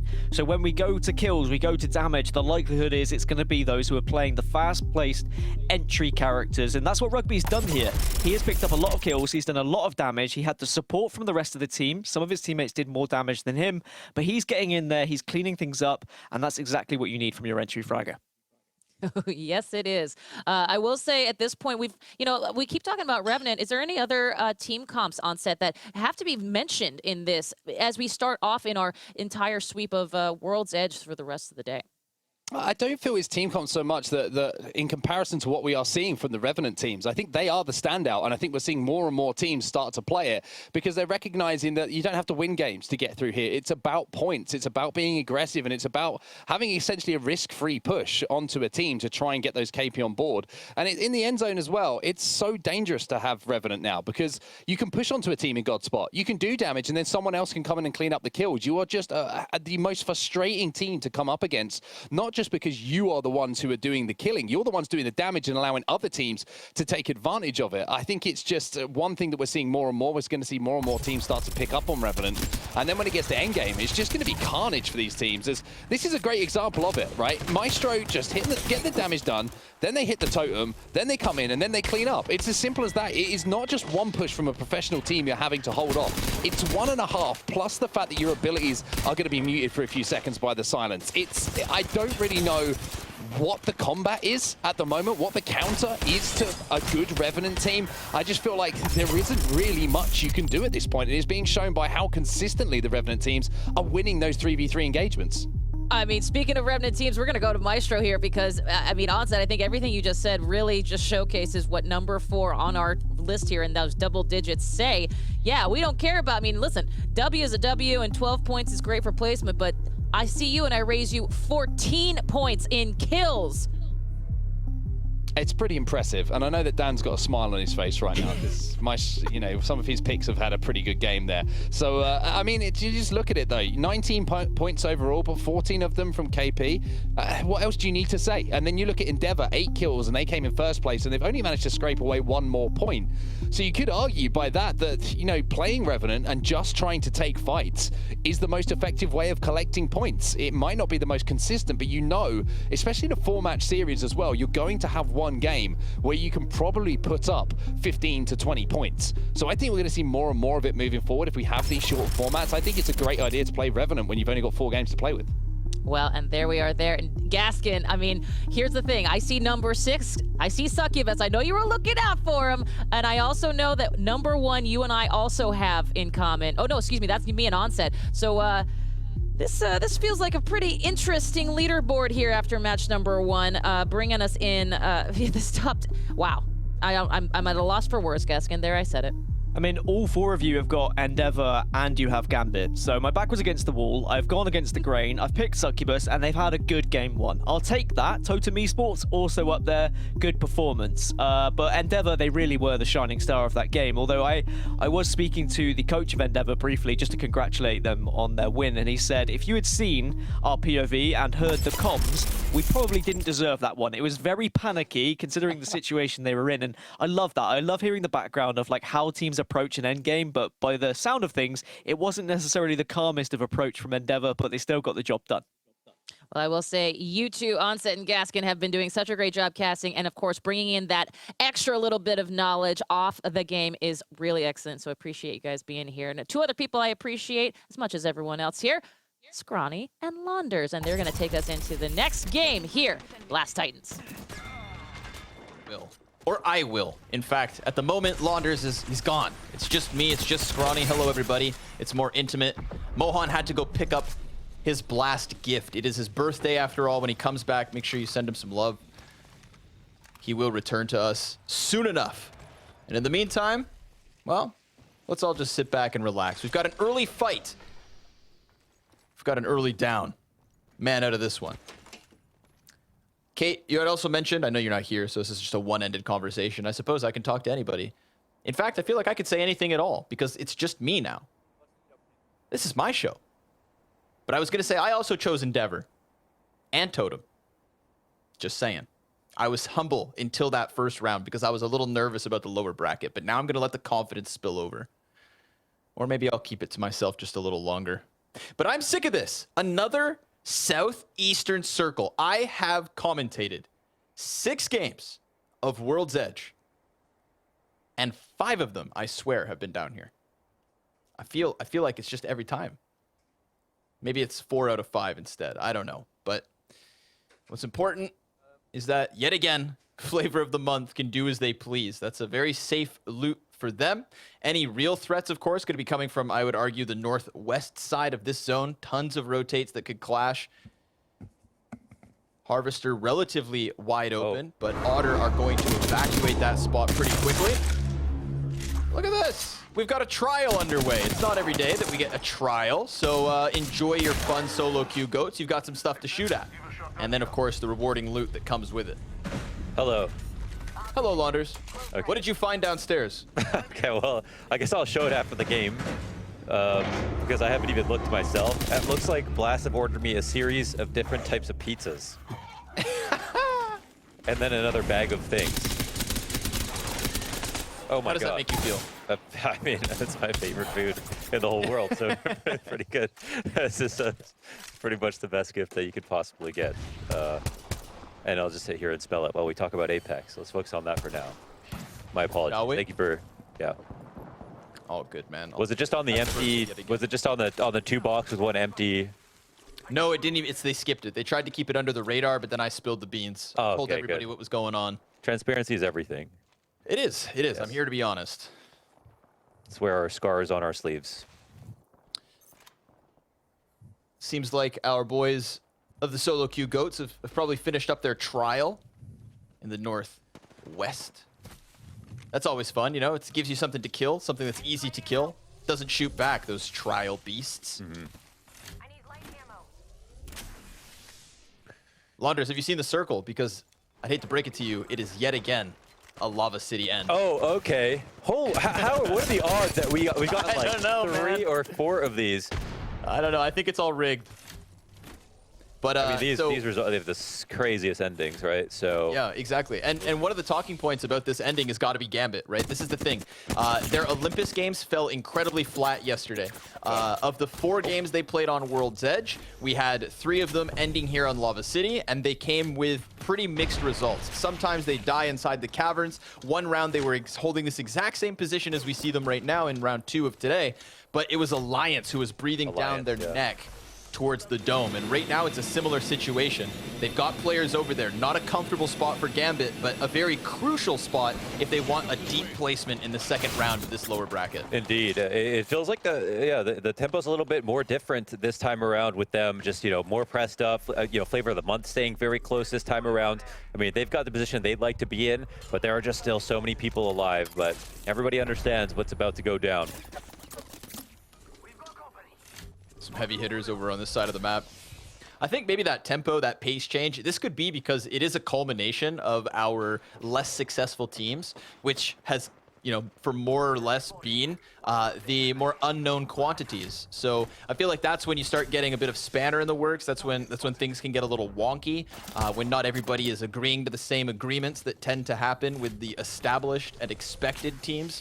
We'll see. We'll see. For the time being, I feel like everybody is just posturing up here outside of Lava City. Nobody really getting too crazy or going for a commitment, because with so many players nearby, the likelihood of a third party is incredibly high as well. I feel like Flavor of the Month seriously have something to prove today. I can't remember how many points they even scored last game. Did they have a good placing, if you remember? I'll take a gander. Yeah. Flavor of the Month. Because I feel like there's been a few games now where they've had a good spots. Yeah. But kind of bungled it a bit. They were 15th. Yeah, 15th it was at the end of round 1. They just didn't do much. And again, we're watching them constantly get the zones they're looking for, right? Every single time it's their area. This split screen is currently Flavor of the Month, sitting outside of the dome alongside some other notable names with Gambit and also Totem. Totem is there with them. Totem coming off of a 4th place finish on points due to Maestro's incredible 14 kills in round 1. Means that we've got players with a lot to lose, right? Only 4 rounds in the lower bracket or on the second day. So every placement is that much more impactful. Right now they're sizing up the scene, trying to count numbers into enemies as they are very much surrounded, but also safe on these rocks.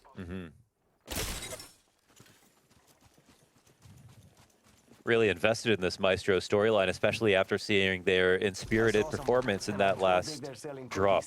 So cool to watch.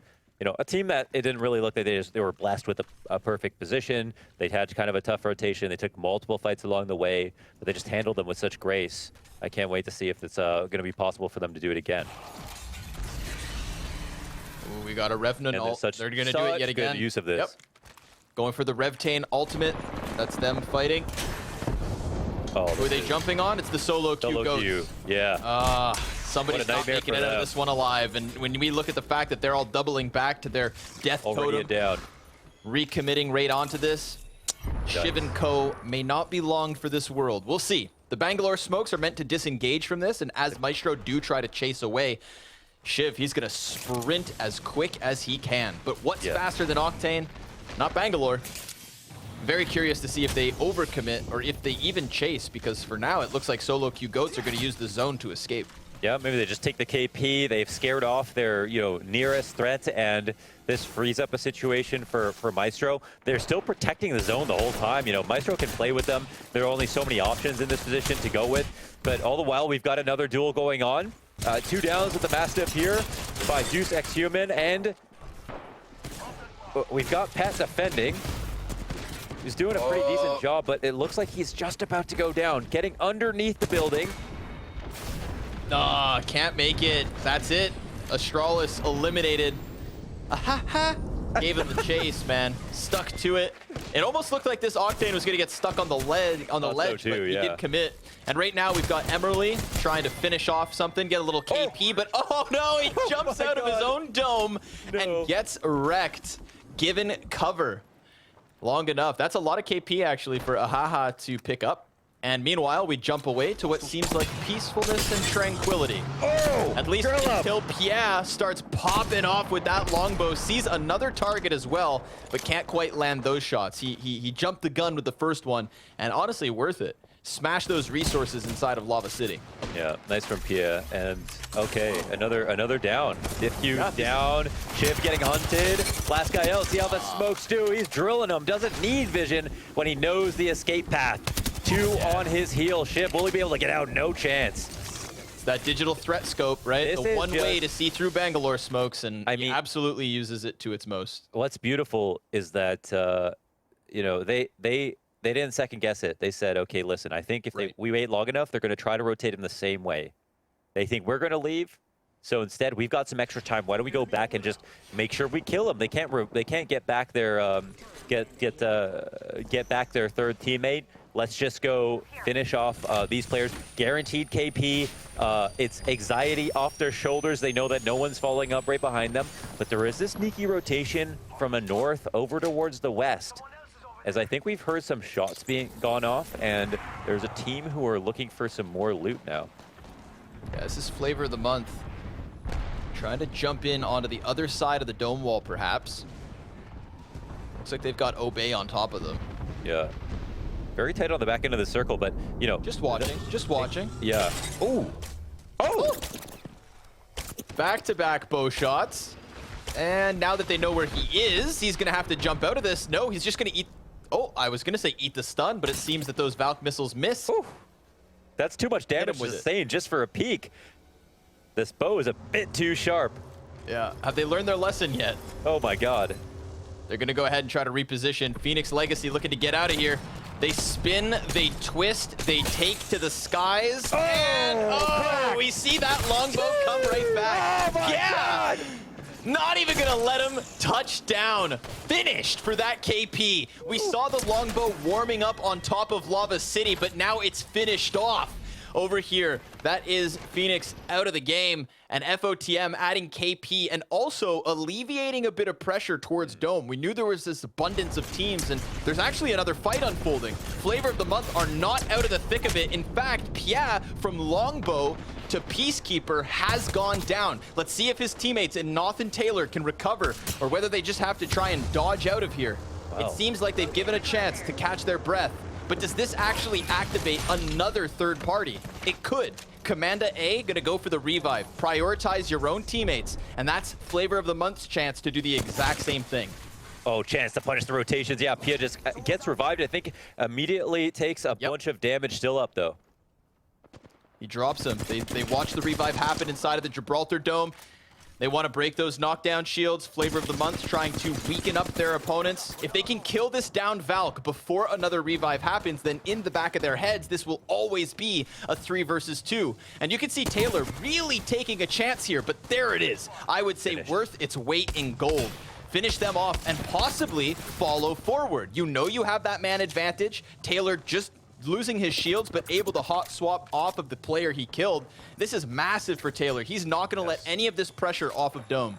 They cannot afford to get eliminated in 15th place, but they have such a good opportunity for the attack. This open doorway One player down on the squad already, a great Arc Star, and yeah, now it's a position where all this could potentially be looted if they're able to knock the third and final player, Taylor, down to just white, no shield, battery coming up, 2 teammates to replace his position, and the Wraith will make haste. You can run, but you can't hide. All of Flavor of the Month hunting him down. Absolute one-shot. A single tick of damage gets... Oh, he kills himself, I think. No, he survived. I thought it was a down inside of the lava. Party. Oh, interesting. He actually had time for a full Phoenix kit. Oh, man. We'll see if this is meaningful for him at all. I mean, the fact that he's got opponents shooting over his shoulder, an enemy of an enemy is a friend, but even with that help, it's not enough. Gibby Dome does the work. That was stolen. Oh, that was stolen. Taken away Jay from Savage him. just gets a KP off of Flavor of the Month's work. Think about how long Taylor was in that fight, and he doesn't even get the KP. Nice steal. A back pocket robbery. The wingman from downtown. See ya. Well, an exciting place to be. But as you mentioned earlier, it's really about alleviating the tension behind them. They got the couple of kills. They got the team down right behind them. And the zone just closes so slowly and on their position. They've got really nothing to worry about. They're going to be one of the final teams that needs to move in. They've got a lot of great cover for the meantime. Lots of a great opportunity here for Flavor of the Month to play Thailand. Yeah, play it back. Speaking of which, this is Pia with the longbow. Doesn't get more satisfying than that, really. 2 downs as they fly. First the Valkyrie, and then he changes targets.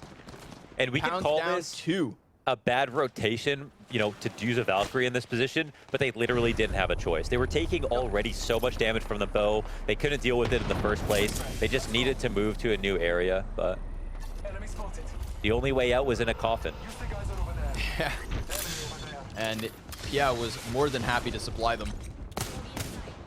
In the meantime, we got Succubus in with a little wingman damage. Not the best loot here, as we see 2 sets of blue and 1 white on Crip. But that is an armor break on the opponents that lie ahead of them, and that is only 1 team stuck in this corner behind the Harvester. Tyler wants it all. He's gonna go ahead and peek around. Sure enough, that is the wipe. Otter out of this one in 12th place, as Succubus look to add up some KP to what could be a decent placement. They've actually carved out a nice little corner for themselves here behind the rocks. I can almost see Dan Gaskin's smile color burned into the background. He watches Succubus just farm a little bit.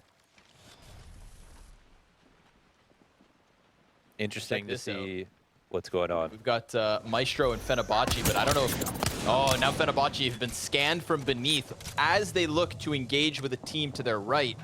So they've got Kick up to their right, Man, and they've got Maestro down beneath them. Maestro, whenever... ready. Yeah, all to the ready, and it's been a while since they fight. They're gonna shield cell up. I'm sure they're about to engage, and this has got to be a little bit terrifying for Fenerbahce.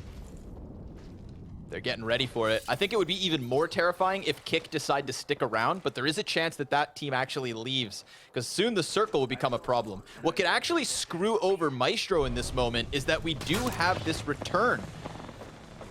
We've got Succubus coming off of their death boxes and looking to get into the zone. If they go through the tunnels, then there's already a team occupying that. And sure enough, look, they go for the downs versus Rug. Now Maestro, they're stuck out in a corner. They thought they had a team pinched, but instead they're about to get popped. Succubus in on the action, but as I alluded to, Succubus had the chance of being pounded by the tunnel players, who now sure enough come out for a little bit of damage. We've got 4 teams engaging out here, and that's before we take into consideration that all of them need to leave. This zone will force their feet, and the Valkyrie ability here from Fenerbahce is going to come in clutch if they can find a safe landing. Yeah, let's see what they try to go for as they make this rotate in. It's going to be 2 teams on the Valkyries, and this might 3 actually, and they all might be distractions for each other, simultaneously making this choice. Damn. Gambit's been sat here for what... Oh no! A nade inside his own dome. He's got to give up his piece of cover. We've got the bombardment falling from above. Succubus still in it, and Gambit surviving for as long as they can. Look to use this Wraith portal for a desperate reposition. Crypto ult goes off. This is just carnage. Look at the size of the circle for 9 squads left. I like the fact that the dome walls separate off half of the pack so that they do have 2 separate engagements. It's not everybody on top of everybody. We'll get to that soon enough. But another elimination, sure. Gambit still doing fine. Other than Leogri's half shields, they're good. Hardeki's trying to come in with more impact as these players attempt to get in. He knows 2 teams are in a worse position than Gambit. Look at this isolated 3-team fight. Gambit definitely in the power position. Wow, after this snowbird-like rotation from 3 different teams. So what is this? The battle atop the cliff. It is not safe up there. That is not the high ground. It is the penultimate high ground. It is, in fact, Crip in the power position with the strongest gun as well. Popping off shots, popping up and down. And being a nightmare for Kick, who want to try to get rid of him, but you better believe there's no way he's going to just simply die. Oh, then surprise, surprise, Gambit into the action. They were just observing Crip, watching him in his natural habitat, but he's about to be eliminated. Exterminated, you'd think. Well, he's getting close, but it's only by a single player. This is a really pure one-on-one duel. Crip on low HP, bleeding out now on the ground. That's it, man. He tried to lock it in. I thought that triple take was going to turn from sniper to shotgun and he'd get in the damage he need. It was only 1 player because Leogri has the advantage of the Valkyrie rockets. That vertical reposition from Valkyrie is so strong when it comes to dealing with players in spots like that. Oh, man. Valkyrie also strong for this reason. Oh my Late God. second reposition coming out of Kick. They're going to try to take this the distance as we hit top 8 and that zone continues to close. They are officially your kill leaders as we get closer and closer to the end of round 2. But look at the scans, Launders. They thought they were going to find somewhere safe. Best of luck to Kick. They're going to be looking for scraps. They come down into this, deal a death to Taylor. That is Flavor of the Month removed. A team that has been locking down the dome since the start of the game, and they've just been replaced by a fully shielded Kick. It's about to get hairier than my math teacher's nostrils right now, Connor, with the amount of people in this circle, the amount of fast rotations that are happening. There will be some looting, and this is actually so nice from Kick. Again, a really deep run from them already. Oh, a quick crack on the way out. Nice shot. We've got Totem Esports yet again in a late game situation. The wingman is dangerous. How many bats and they are positioned so safe, man. They're just sat up in this spot, keeping eyes out the windows, right? We saw Kick try to fight. We saw Gambit getting into the action, but never did we see them do it as clean as Totem, taking barely any damage back the other way. But speak of the devil, and they will show up. It's Gambit now trying to find a place inside the Snake buildings. The domes on top provide temporary cover, and they can ignore Totem underneath them. In fact, Totem and Gambit can kind of synergize in this moment. One team lock in the inside, the other take control of the outside. Kick desperate for something, but a double down off the missile swarm. Huge play from Jay Savage W, yet again adding KP. And Fenerbahce, could they find themselves a top 3 or even a round win? Man, everybody are having their shields just run down. You're going to need an Amazon warehouse to fill the amount of batteries needed to survive in this zone. Everybody is out in the open. Fenerbahce, though, are so far away from everybody else. I mean, we'll see if they're the focus of the attention or if there's going to be a spot for them to be able to really chill out, get full healed, and move in late. But it does feel like they're going to be in danger soon. They don't have a house in front of them. Arcstar's coming out to deny the rotate out of the door, but players need to be healed. The building's definitely going to take more of the attention, so I think I like the odds of Fenerbahce right now because they'll still be able to move up and just hide behind this last collection of boxes and the loot capsule. Not to mention, you see it, that rock island that Gambit have taken over. And if I'm stranded on an island, I don't want it to be one like this. Surrounded by lava, firepower, and not a single blade of grass to try and maintain. You'd think this is nothing but pain. We'll see. They hold. They've dropped their Gibraltar Dome early, but I think this is a good way to establish an advantage over the other players who are scrambling into what could be a finish here. Gambit locking down center zone, 3 squads left. We know it's Fenerbahce and Gambit. And Gambit, with the defensive bombardment down, locked themselves into a final 3v3. This is it.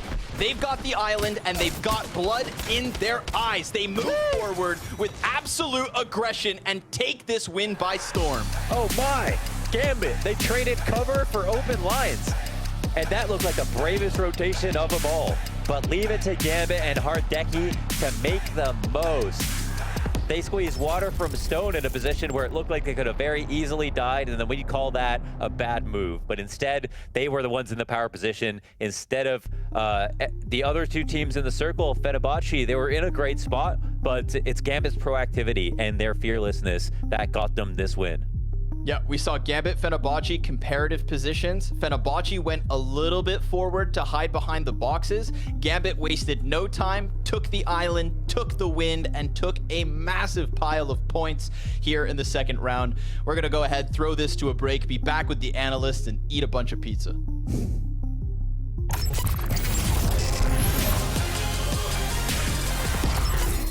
It's getting hard now. Oh man, professional player doesn't know. What? Dude, come on! No way!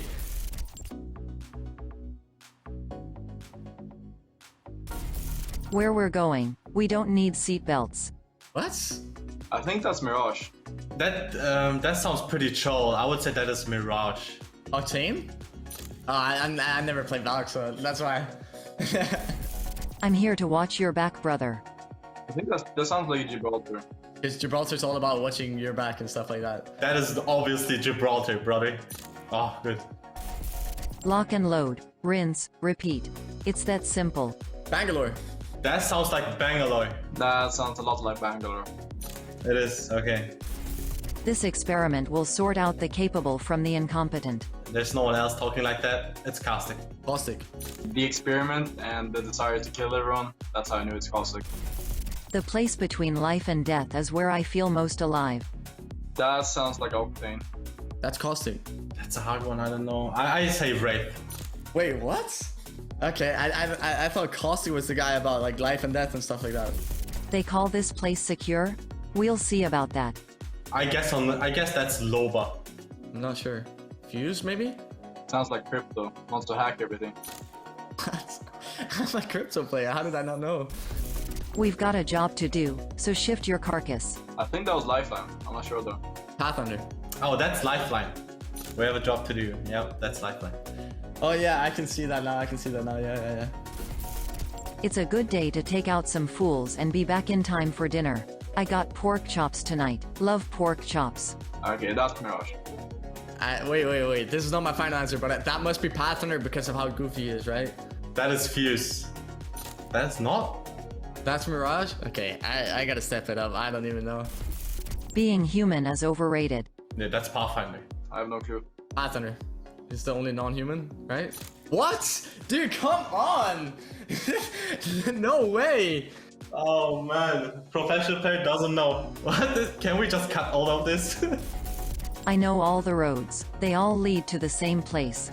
It's getting hard now. I've said Pathfinder so many times, this has to be Pathfinder, statistically.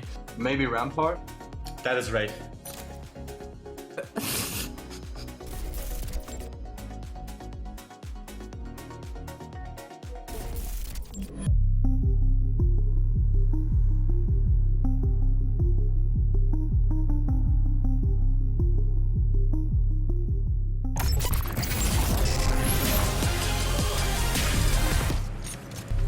Southeastern Circle, and it was a Valkyrie party here today. Onset, starting with you.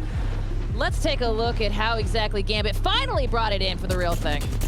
Gambit stepping up where they needed to. Gambit really having a good few games here. And again, it was the proactivity to take a position that was available towards the end game. A little bit like what we saw from Endeavor previously. But once again, Hardeki, when he gets that damage done, the instant call to push onto the final team there. Great execution from Gambit. Great opening damage coming in from Hardeki in that final moments. But his teammates really taking advantage of it. Artico and Leogri really closed that gap as quickly as possible, allowing him to come in and just get those final shots off. Get those final shots off for sure. Gaskin, what's the headline for you here as we continue on through World's Edge?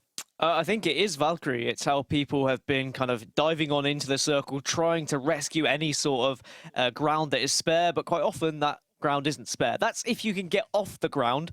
There was a situation where we saw a Valkyrie attempt which was very much taken down by Flavor of the Month when they completely picked the team out of the sky, and that was extremely impressive. And this is the highs and lows of Valkyrie. They had no choice but to try and Valkyrie out, and all it took was Pierre with the longbow just to go, wait a second, let me just regather.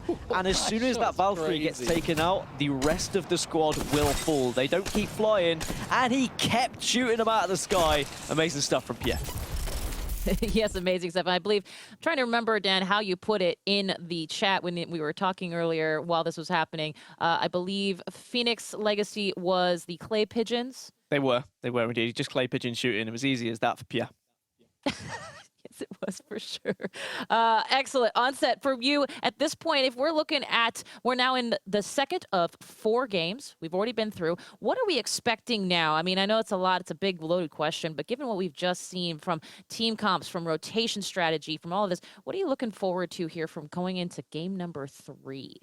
I think all eyes are on Flavor of the Month right now. They're facing elimination. They have not had the greatest of games. They had a very good highlight clip there that you saw from Pierre. But, you know, points are what matters in Apex Legends. Points are what matters in competitive games, full stop. And they're not putting them on the board enough. They didn't do it yesterday, and they struggled in the first 2 games here on World's Edge as well. And, you know, they need to step it up. They need to step it up a lot because it's not been the Flavor of the Month that I'm used to seeing. They're losing a lot of 3v3 team fights. I feel like their positioning's a little bit off as well. They're kind of stuck between trying to play center zone when they've had a lot of southwestern pools and then kind of playing in between and getting sandwiched by a few teams. So it's been tough for Flavor of the Month, but they have the ability. We know they're tournament-winning teams, as we do see some of the highlights from them, but the highlights were few and far behind, between, I should say, because that was pretty much it. That one team fight that they had, they got a few kill points on the board, but Succubus had a very good game as well, and Dan had a big smile on his face. You're completely right, Scrawny and Launders, by the way, for saying that Dan had a smile on his face, because I can confirm that was something I was keeping my eyes on. But Fenerbahce Esports as well, getting down to these last moments, their redeploy was really, really good from a disadvantageous position they found themselves in. So a few teams stepping up towards the end game here, and a few teams who needed to start to find form did. Gambit obviously being the biggest takeaway from that with the win, but Flavor of the Month, all eyes, as I said, are certainly going to be on them now. And you just mentioned Fenerbahce Esports, and we've named them our match MVP here on our, presented by Razer, I should say, and that'd be Kath Ryan. From me, Catherine, to Kath Ryan, loving his stats for sure. Gaskin, another Valk certainly right here in our MVPs. Yeah, and I mean, I always enjoy watching Fenerbahce. I think they get a little bit of stick sometimes because they're quite often the #1 seed coming out of the MEA region in the EMEA tournaments that we've had in the ALGS, but then they flop a little bit when they come up against some of the top European teams. So to see them finish second place in this game in particular, and especially with a performance like that from Kath Ryan, is really good. This all-Turkish squad is definitely not one we should shake a stick at. They need to be respected because they're constantly either in tournaments, invited to tournaments, qualifying for tournaments. We see the name Fenerbahce Esports time and time again, and maybe this could be the platform for themselves to get through to the next round in the lower bracket. 100%. And as we look at this onset, I mean, listen, what Gaskin just said is not wrong, and the points here prove it. Oh, 100%. The more experience this team is getting, the better and better they're getting as well. And just a reminder, you know, these guys are playing all the way from Turkey, so ping isn't in their advantage either, and they're still putting in these kind of performances. Kath Ryan, the standout with 1,813 damage, but it was the redeploy. I feel a lot of pressure is actually put onto Valkyrie's shoulders now, the player that's actually controlling her when they do go for those skyward dives, because it's a little bit like becoming a micro IGL for that moment. You have to find somewhere to play. You have to try and scan out all those other teams, and you can obviously do that with a passive, but it's finding a safe spot, and I think that's one of the biggest responsibilities you'll have. And when it goes wrong, it looks really bad for teams who are running Valkyrie. So pressure on the shoulders of Kath Ryan, and he managed to perform. I was going to say, when it goes wrong, the spotlight is on Valk. There it is. Well, let's take a look at the math, because as we know, this is the second game of 4. And we are going to find out. Okay, so again, this is where, Gaskin, this is where I always talk about this being sort of like an even-keeled match, and the points prove it here. I mean, the reality is nobody stole this away. Nobody came away with double digits, but everybody has had their moment at the trough. Yeah, everyone kind of got their handful on some KP, and I think we saw that throughout the game. When it is a circle like that, a southeastern circle where it is very predictable, it's going to be Lava City or Dome, you get a lot of early rotations, so those who aren't able to rotate early often skirmish on the edge of the circle, and that's where you find a lot of kills being shared about and third parties happening. But you can see that's how it tallies up with the leaderboard after match 2. Gambit now take the lead on 27, just ahead of Totem Esports on 25. But again, it's about top 10 here. If you are in the bottom 10, you are out of Blast Titans, and that is going to be a sad, sad thing, especially for those fans of Shiv and Solo Q Goats down in 20th position right now. I was gonna say, honestly, I gotta say, I mean, you know what, Gaskin, you said it right. You know, Gambit came into this with the pressure of all of us knowing how well they can do. Is Solo Q Goats, they gotta be in that same position. Not only that, but honestly, I'm gonna put this out there. Shiv is an incredible Rampart player, but is this perhaps the time to say, maybe change Legends? It's Bangalore. It's Bangalore. He's not on Bangalore Rampart, is what I meant. but, Sorry about that. It's fine, but I certainly would change off of Rampart if he was running Rampart for sure. But Bangalore, I disagree. I think Shiv's tried this a few times, and I do want to, you know, there's an asterisk by Solo Q Goats. It's not their full normal lineup that we see in the Apex Legends Global Series. Xipith isn't playing at the moment, who has been a hugely instrumental player on the Gibraltar for them. He really has been one of the standouts for me on that team, sort of the glue, if you like, that brings the other two together. So there is a little bit of an asterisk, but there's still 2/3 of the team there, and you still expect them to perform. So Quenny's trying to slot in and fill in that Gibraltar slot. I'm sure they'll have a game where they pop off. It's Solo Q Goats, right? How many times have we said, you know, we're not really looking at them, and then all of a sudden everyone goes mental. Shiv picks up 30 kills, starts screaming, starts shouting, everyone ears start to bleed who's listening to his stream. It's that kind of thing, right? It's Shiv things, it's diff things, and I'm sure that there's a good chance they'll come back in this.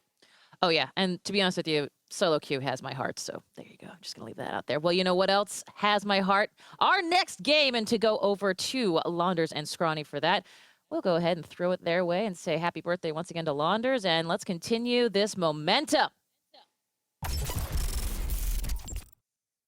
Hell yeah, Kate. Let's go. Let's move it. Move it forward. Thank Keep the you party going so all the way to round much. 3. I got Yes. you, Launders. Okay.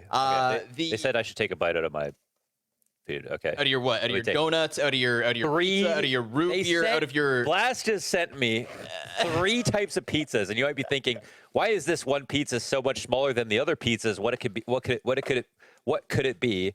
And I'll just say, okay, the first one. This is all going to take me like 3 days to finish. By the way, I've got pepperoni pizza, which is beautiful. Pineapple belongs on pizza. Thank you so much, Blast, for trying to further my propaganda for pineapple What's on that pizza. third one? And finally, if you can have a guess, a cookie pizza. That's right, a beautiful cookie pizza with chocolate chips. And it gets a little bit crazier. This is literally just caramel. I'm not sure. I don't know what that would be. Okay, we gotta get to the game. Also, Okay, Bug yeah. Root Beer. Thank you so much. Love root beer. Let's get it. Let's get it. Jump into the game. Unfortunately, we've already got 2 players downed. 2 players dead. Emerly going to rely on Emerly to run away. Yeah. And, you know, that's at least not a team entirely wiped, but obviously some early issues. Yeah, at least it's an Octane left over. At least it's early on as well. So this is just about the KP, but run. Yeah, Emerly should be in a fine position. Well, Rapido. Yeah, let me see. Scary Gotta keep spot, an eye on early him. scare. Yeah, unfortunately, he's about to run into somebody else by the looks of it. Oh, yeah. There's another team over towards the overlook, so he's got to be cautious as he runs down the train tracks. Oh my. Let's go here. Well, this might still potentially be an early finish if we're not aware or careful.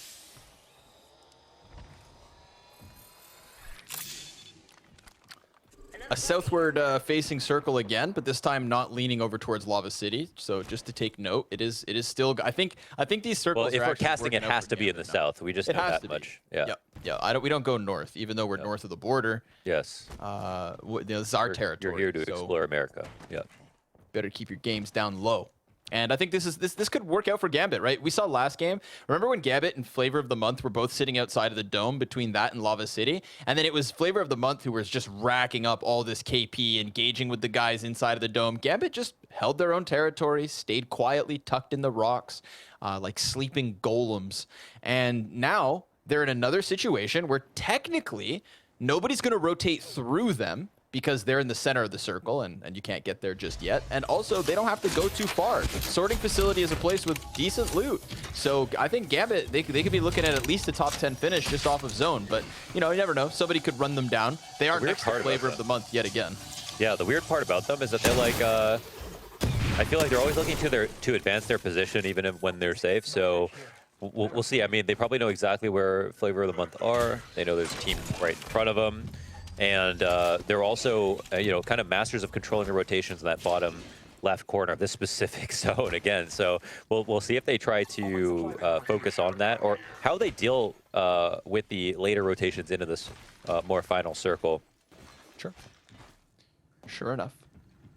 But we will see. What feels like one of the most aggressive teams in the lobby so far today, Maestro. Looking very much forward to some more examples of the Rev Tank combo. I actually feel like Maestro are like, they're like Jackie Chan in an arcade. You know, where he's just like, leave me alone. And everyone's trying to fight them. They're like constantly, they're just trying to rotate in. Literally, there's all of these different teams trying to take him out, and they just have to win their duels just to get safely into the circle. And it just never ends for Maestro. They've got one of the craziest routes inwards. Oh, they're actually kind of taking a different way through, heading over to Thermal Station first. We got Buff Rev dealing with some Revenant shadows. Curious to see if anybody jumps down on them because there wasn't a down in the mix of this and all of the shields have been put back up. Not to mention they've got a totem of their own. So what goes around comes around, baby. And we've got it. Let's see if Buff Rev, making most of their Rev, can actually manage to get some KP off of the back of this one. They are absolutely engaging. That much is for certain. But I think that they're a little bit far out. Yeah. Another pad, though. Their opponent's pad to really close down this distance. And that's a down onto ALS. Sabran, he's not the only one out of it. Masoka going to get UTQ. And now it's just one guy up for their opponent. This is a nice answer from Buff Rev as they were attacked and then went on the attack. Astralis got to be cautious. It all falls to Pat. Yeah, this is scary. I mean, Astralis were a team that had some. They weren't like one of the very best teams. They had I think they even won a game, if I'm not mistaken, yesterday. Maybe that needs to be clarified. They had a very high finish at the very minimum. And whereas Buff Rev, I mean, they just weren't anywhere near the top 10. You know, they just were not. They were not doing much. This is the first time I've seen them kind of do a full, clean ult with all three players on the attack, not get third party, and find some KP off of it and get back safely as well. So maybe a fresh face Buff Rev showing us how they qualified. Zone begins to close on the north end of things. Rotations must begin.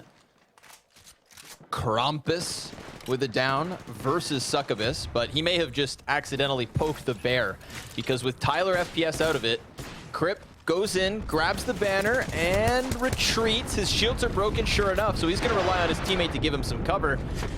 WLS, they didn't take much damage, but there's a threat on the other side, so it's not like they can go ahead and jump down onto the opponent they first downed because all of a sudden there is an offensive from all directions. And maybe they just need to just walk into the refuge that is this bottom floor. Yeah, I mean, now that they're sitting pretty, it's actually not too bad, but yeah, they still feel the pressure. And you almost always want to be the pusher as opposed to the pushy in this game, if you find a correct timing.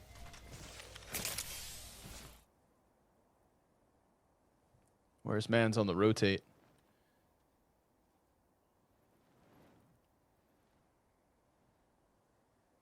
Okay. We still have Pat all the way at the north, sure enough. So that fight we were just watching is one of the ones where got to be careful because they got to make their move. Not too much time to hang around. Damn. Look at this. Look at this dog piling from the south exit of Fragment East. That's a choke point and a half. It is going to be kind of a nightmare. This is where I think we saw Emerson specifically push very quickly when he saw an opportunity to kind of cut off a rotation. I wonder if he'll recognize the opportunity that he has at his hand, knowing that people are going to rotate in from the north through Fragment in just a few seconds. Got solo Q Goats looking for a huge game. They're sitting at the bottom of the leaderboard. So 0 at this points, I point, with think. only 2 rounds left, man, it's not good enough to just place high with maybe 1 or 2 KP. I think solo Q Goats are looking for a big performance to get themselves up, right? And I think now is the time as well. We may see more risks taken. It's one thing to accept your fate outside of top 10 when we were playing the winners group, because that, of course, just means you have to play another group after this loser bracket. We're now eliminating 10 teams in 2 more rounds. And if solo Q Goats don't get many points, they will find themselves in that elimination realm.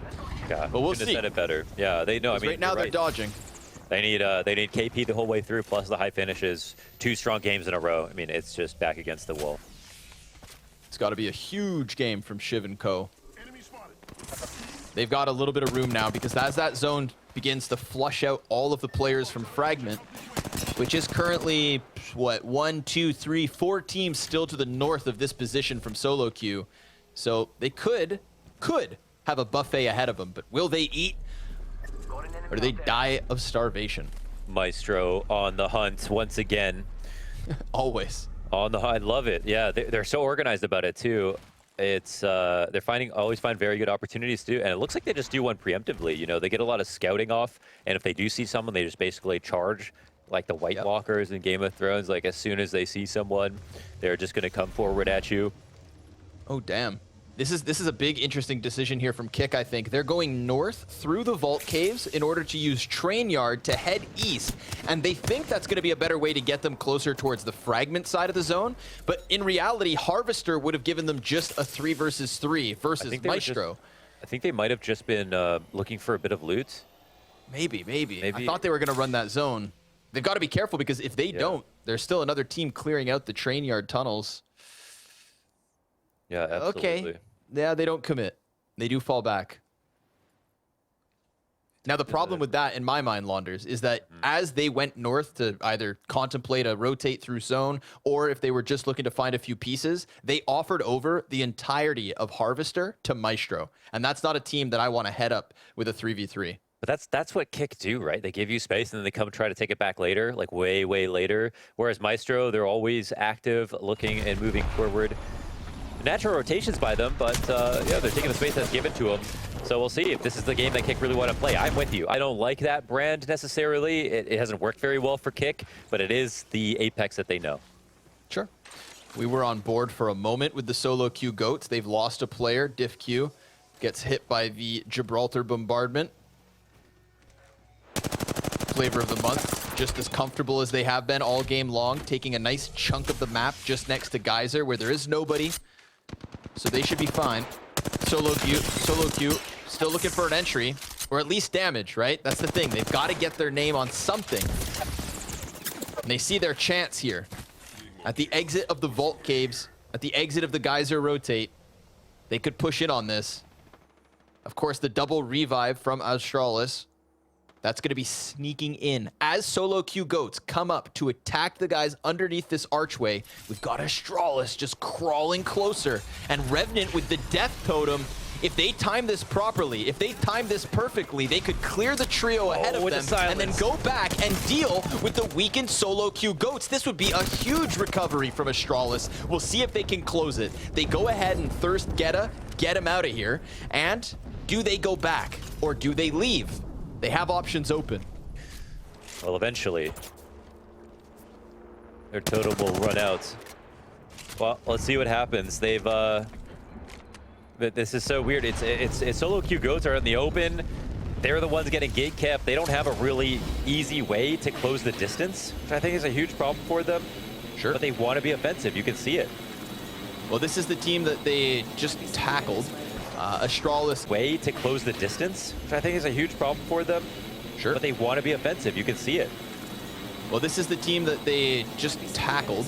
Astralis letting Phoenix Legacy reposition into Geyser. They're going to be peppered at by Flavor of the Month, who have been patiently posted up waiting for someone to come this way. Now that gives a chance for Astralis to really stabilize. They've taken over that entire northeast corner.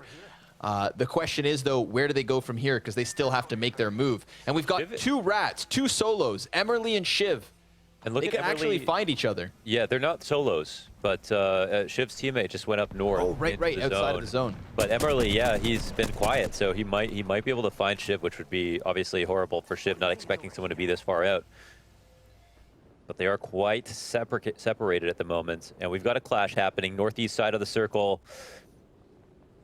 Yep, accurate clan name.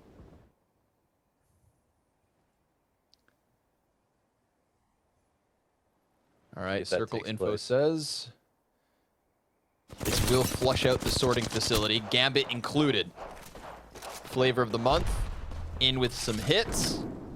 They've got Magpie out of the equation. Gambit also putting their name on the kill feed, so teams that are really vying for some solid points here to really secure that top 5 within the top 10. Man, I really feel like Flavor of the Month have to make something happen in this spot because they're about to get flanked by 2 teams, whether they know it or not. Now, they might fight each other, which is one thing, but this could get hairy with them just completely outside in the open, only containers in front of them. Sure. Yeah, and it looks like they'll turn back to fight. Right, this is the duo of teams that they had kept an eye on. This is Astralis giving chase to Phoenix Legacy. Both of them flushed fully through the geyser. And now into the danger. We saw some brutal longbow shots from Pia last round. Now he's replaced that sniper with a Sentinel. Hits harder, shoots slower. And for the time being, it's just a bunch of misses coming out of Pia. He's actually allowed, in fact, for Phoenix Legacy to get beyond. And now Phoenix Legacy have found a small piece of the next zone that they could just look to hang on to. Yeah, I guess Pia is actually himself at least in a comfortable zone, or a comfortable spot just to stand in.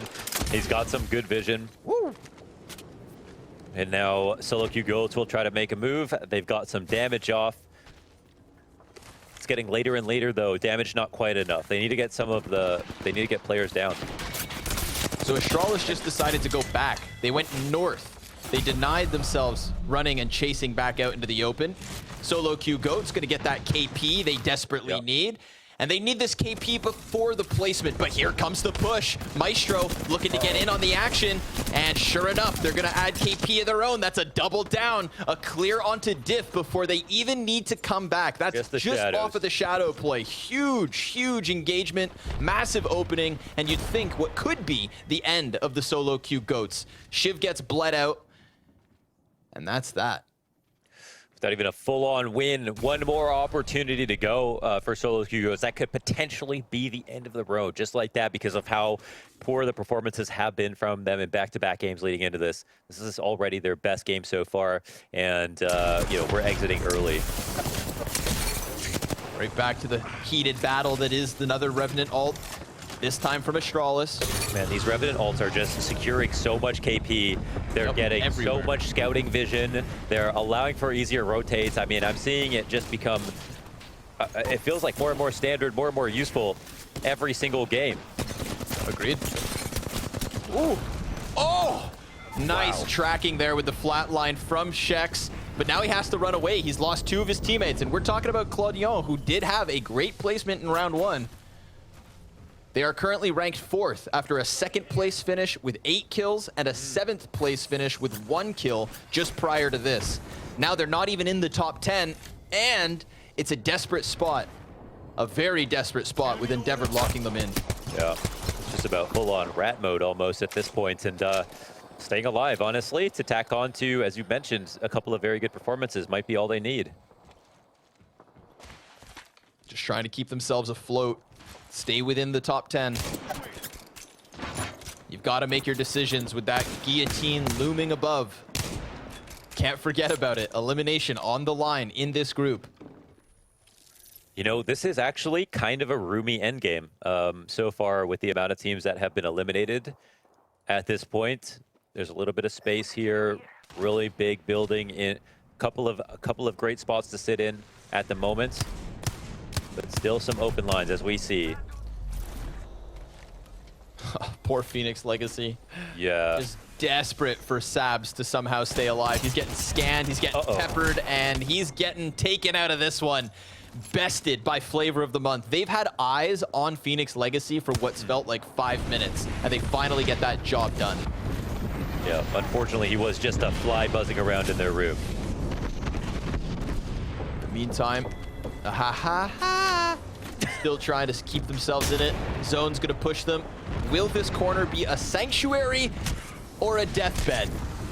Death Totem engaging again for Maestro, just trying to pump out that damage while they still can. The Octane Pad allowing for them to just fly over top of all the cover their teammates, or enemies rather, barely held on to. Sure enough, FOTM again with their names on a couple more kills. They don't wait to got ult. Endeavor in it too. As soon as it's up, they go. Yeah. And well, you know, that's the beauty of it. You know, the sooner you use your Death Totem, the sooner you can use it again. Yeah. The more the merrier. And look at this play. In big. Downs the first corner close. Throws the Arc Star as his teammates pushes past, but that could come back to haunt them. It's just desert. And they walk into a barren wasteland of caustic gas. A choked moment because they ran into that room on their own choosing. And it comes back to haunt them. That is an early elimination in what felt like a chance for them to just hold outside and wait a little longer. Oh, we got some info here. Caustic continues to be an issue. My God, drilling them, pushing them back, controlling space. This is where he thrives, indoors. Yeah, especially with the Ordnance. Not only dropping gas all over the place, throwing the Thermites, throwing the Arc Stars, throwing down the Pain, and clearing a corner for another couple KP. Pushing us to a top 6 situation. Otter looking very good inside of the sorting facility. They're not the only team still in here. They've got to be cautious. And as they fought, of course, all the other teams sprinted over to our following circle, which is getting smaller and smaller by the second. Gambit have got to be in the most powerful spot right now, even though Flavor of the Month are pretty decently placed, just because of how central they are. Now we're going to have an approach on towards them. And this might be the duel that decides the game. That's their move. Otter decide to use the Valk ult. They waited a little too long to go for the reposition because they were so occupied with fights. So now it's just a matter of a bit of a Hail Mary. They're going to drop their own caustic tanks. It all falls on Otter. Eva 8 can't manage. That's Gambit coming in big with 2 bleed outs and a finish because of a missile swarm. Leogri, he's got like 3 or 4 kills today just off of the missile swarms. Perfect timing, great use of Valk's kit. 5 squads left with Gambit still in the center of everything. They have the ability to take as much. This is what they did in that last final circle. They got into what most people wouldn't be able to handle with a spot with too much vision, too many teams looking at them, and they made the most of them. For some reason, they're able to be calm and comfortable in spots like these and deal out so much damage. So we'll see if any of these other teams can approach Gambit or if they're going to try to hide from them. But you better believe Gambit are living their best life right now. This is where they love to be. Yep, definitely. I'm curious to figure out whether Maestro have another Revenant all at the ready. Right now, they've been kind of relegated to the bottom of the cliffside. This does give them a chance to just catch their breath at least. Nobody's going to go peeking over, but it's going to put them in a desperate spot once the zone does close. Flavor of the Month still just playing around the side, and this is the kind of game that Flavor of the Month we're looking for. We were talking about how they were still kind of sitting down a little bit, not necessarily inside of the top 10, tied with a haha with 9 points, and this one could be the big difference maker. This is what could propel Flavor of the Month into another chance at qualifying for finals. The Shadows get denied, they get sent back. You know Maestro want a piece of this, and they're going to use the Octane Pad to try and climb up. X-Ron a little too slow. I mean, we know Revenant can definitely get over that cliff, but not as fast as you would have hoped for. It turns into a separated engagement, and for that reason, Flavor of the Month, they are ready for him to come and crest over the top. He gets sent right packing down to the depths of which he came, and down to the deaths of that are to come. But Gambit looking over everything.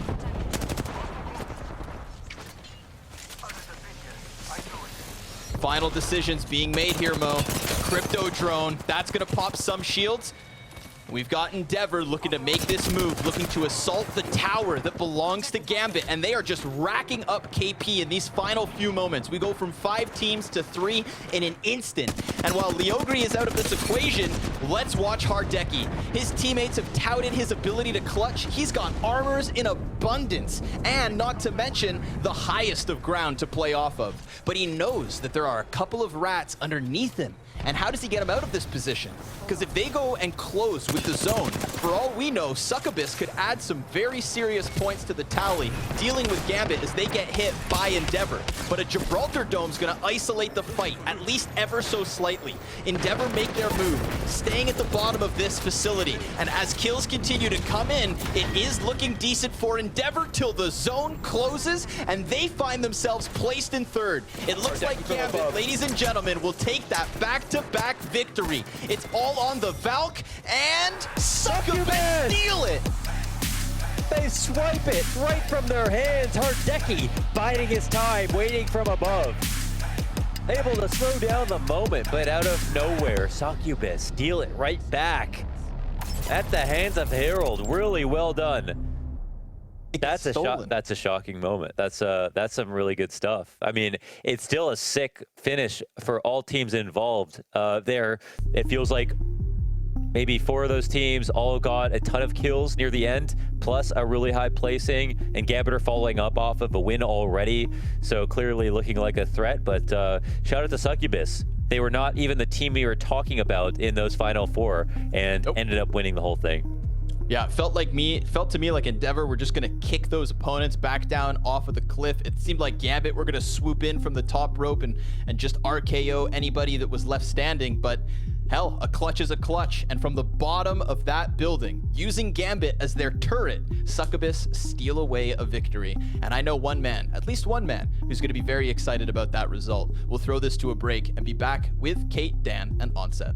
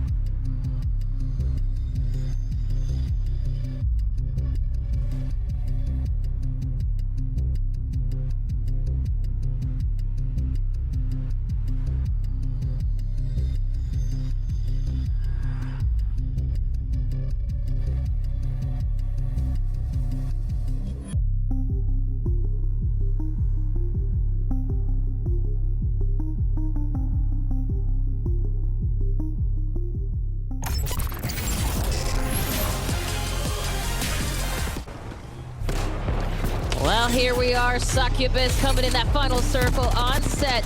It's just poetry when it's like this. It's craziness. I feel for trying to call that last circle because you had so many teams engaging, and to be honest with you, I thought that Gambit had it, and I think that Scrawny had it as thought that Gambit had it as well, because they had their position, even though they didn't have a full complement of players. The way that they were moving, the way that all the other teams were fighting below them, kind of gave them the advantage to drop in late. But then, unfortunately, I didn't quite catch who the final player on Gambit was, but didn't have any bullets to shoot with. And quite simply, Scrawny said to me just off camera there, you need bullets to be able to shoot, and it's quite simple when you think about it. But again, Succubus, from the position they were in to hold off so many pushes and to come out on top there, incredibly impressive from then. And once again, the man who is sat right next to me puts a little smile. You see the corner of his mouth going, Kate? Can you see it? Look, he's trying not to smile, but he knows because that's boosting him up the predictions a little bit.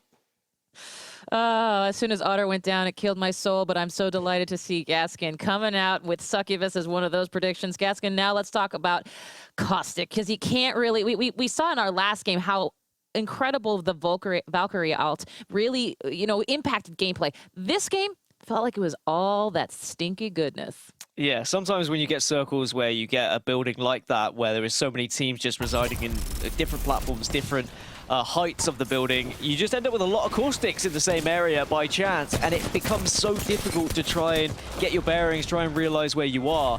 And caustic is fantastic for holding off teams, but what we witnessed in this game was how people dealt with caustic pushes, how they actually managed to achieve getting kills throughout caustic gas, not necessarily being scared of pushing into gas. I think that was the key takeaway for me. Teams like Succubus, for example, they saw a team that was weak, they pushed into that gas, they took the kind of health ticks, knowing that they could still win the fight, but then they came against another caustic team and another caustic team, and it was just gas everywhere. It was a stinky, stinky game, but I'm very impressed, as I say, with how people are dealing with these caustics and not being afraid of gas. Because my teammates, when I play ranked, if there's any gas, they're like, no, I can't go in the gas. I might lose some of my health. No, you have to push in. Come on. I agree with that, by the way. I'd like to agree with that. If you're one of those teammates who sits back and go, I'm going to take 3 HP damage because, there's gas around. Get stuck in. Get going forward. Hold that W key. Well, somebody who's also holding that W key from Gambit himself is, of course, our match MVP presented by Razer. And that's Artico here. On set, a Gibraltar is known for being that tanky main. And, he doesn't have as many kills, but gosh, if there's a guy who can take it, it's Gibraltar, and Artico really has showcased his abilities, especially in this game, bringing out Gambit almost to win. Yeah, I mean, one thing about Gibraltar is it's not just the damage it takes, it's the damage you deal out. And you'll see a lot of the times that the longer range weapons will be played on the Gibraltar player, because you can poke with that arm shield, you can take a few extra hits on your way. So that's why you see a lot of the time the damage higher on the Gibraltar players than you do on some of the other characters that are going to be used and some of the other legends that contribute to the lineup. So whenever you see, for me, a legend like Valkyrie, for example, doing a huge amount of damage, or you see the likes of Octane really going in and doing a huge amount of damage, it shows that those players are having standout games. But this, for me, is a perfect example of how a composition should work. Artico on Gibraltar doing a lot of damage, the Wraith player getting the most kills on the team alongside Leogri, who's kind of following up that impact damage. So perfect stuff. Hardeki's going to be going out, taking those portals, getting those off angles on Wraith and getting that extra bit of damage. And Gambit, unfortunately, just in that last moment, didn't have 3 players to try and close things out. But those statistics show, to me, a really well-rounded team performance. I mean, balance, I think, might be the name of the game here. And now that we're going into our final game of this lower bracket number 1, mouthful. Gaskin, I mean, we're going to see the math here in a minute, but from a strictly player culture in the moment feel, what do you tell yourself, especially if you were one of those players or teams on the bubble? All it takes is one game. I'd rather be in the bottom 10 than be on the cusp and be in 9th and 10th, because when you're in 9th or 10th, sometimes you play a little bit more defensively and you won't necessarily play the style of Apex you'd like to play. Whereas if you're in the bottom 10, sometimes it can just bring out that natural aggression that you need to get the KP to get into the late game. If you are too cowardly, if you do just sit in buildings, you can find yourself very vulnerable to especially the amount of Revenants that we're now seeing being dipped into this lobby. And I wouldn't be surprised if we see a couple more be introduced. Now we're going into the final game of this lower bracket. Well, that was that was my next question on set in terms of, team comps. You're coming down to the final moments for some of these teams, and is this the Hail Mary time? And obviously it all comes down to the math, but what do you think from a team comps perspective? Like, do you agree with Gaskin? Are we going to see more revs? I just think don't overthink it in these situations. If you're inside of the top 10, play your normal game. Dan's completely right. You know, naturally your psychology is going to change to just get inside the top 10, do the minimum possible to secure our place into the next round. But at the same time, you know, the teams who are outside of the top 10, they might have been a bit unlucky in the 3 games. You know, it's only 4 games that we're playing here, which is not a huge amount of things, a huge amount of games, excuse me, in Apex Legends to really put together a consistency in your performance. So I just think stick with what you're working with. If you change it, it can go horribly wrong. At least you've got a footing with the composition that you're playing at the moment. You know your role on the team, and that's what's going to bring you success. And you can see from the points here that Succubus at the top with 19 are going to be feeling very good. But it's great to see Gambit really returning to form today after, as I say, shaking off the rust a little bit yesterday. 100%. Gaskin, we're seeing, you know, listen, the one double digit we have here is Endeavor, obviously a great pick. But you know, talk to me a little bit about this top. I mean, gosh, we are right on the cusp here with some of these teams. As Onset mentioned, Totem Esports, we're talking about that 10th and 11th, 12th, those places where people could really pop off in this last game and make a name for themselves, or they could slither away into our bottom 20.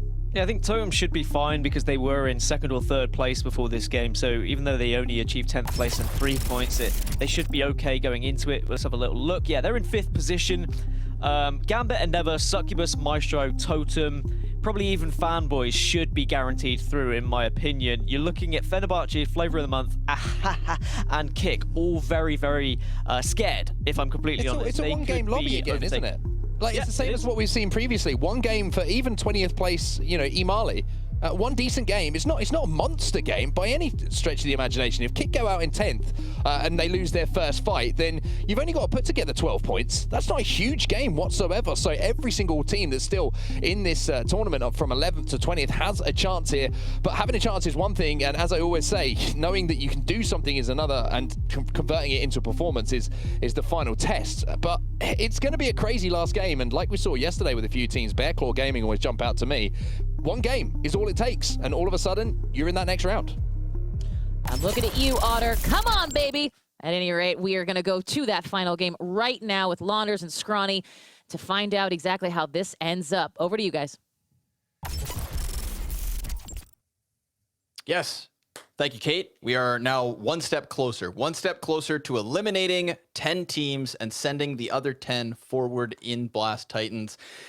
We've always had, I think, very clutch performances, Mohan, when we get to the final match of a round in any of the groups. We always see one kind of a performance that takes us by surprise, and I think that's what we need to see happen here in this final and 4th round of the first loser bracket. You have got to love the amount of parity, as was pointed out very aptly on the desk here, between, you know, all the way from Fenerbahce at number 7 with 19 points, all the way down to, I mean, even like, you know, number 13, number 14 on the Astralis, they have a chance to completely flip this board in the matter of one game.